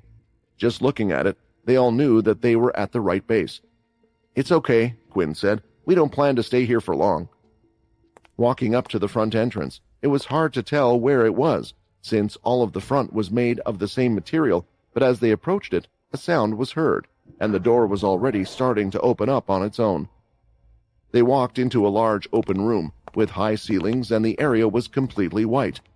There was a sofa, a large TV, and a kitchen area to the right of them that looked like it could entertain 50 or so guests. As they took steps on the floor, the panels underneath them would light up and make a small chime. It certainly was filled with technology and a certain style. "This is so cool," Minnie said. "Can't we just live here?" "I'm sorry, but this place doesn't belong to us, so we can only stay here for a short while," Layla explained. After hearing what Russ said, she was too afraid that they would eventually find out about this place as well. They were all following Quinn, as he went first in case there was anything dangerous in the house. After only a few steps in, Quinn soon stopped. "There's someone else here," Quinn stated. The others could now hear it too, because the strange noise the panels would make as they stepped on them was continuing to be heard. Turning around the corner, the person could finally be seen, and as soon as they met the others, the person bowed down in front of them. "It is nice to meet you all," the person said. "Daddy, have I seen her before?" Minnie asked, not too sure. It was the same for the others, but Quinn could remember her, and he never expected to see her in a place like this. "Cyril, do you remember me?" Quinn asked.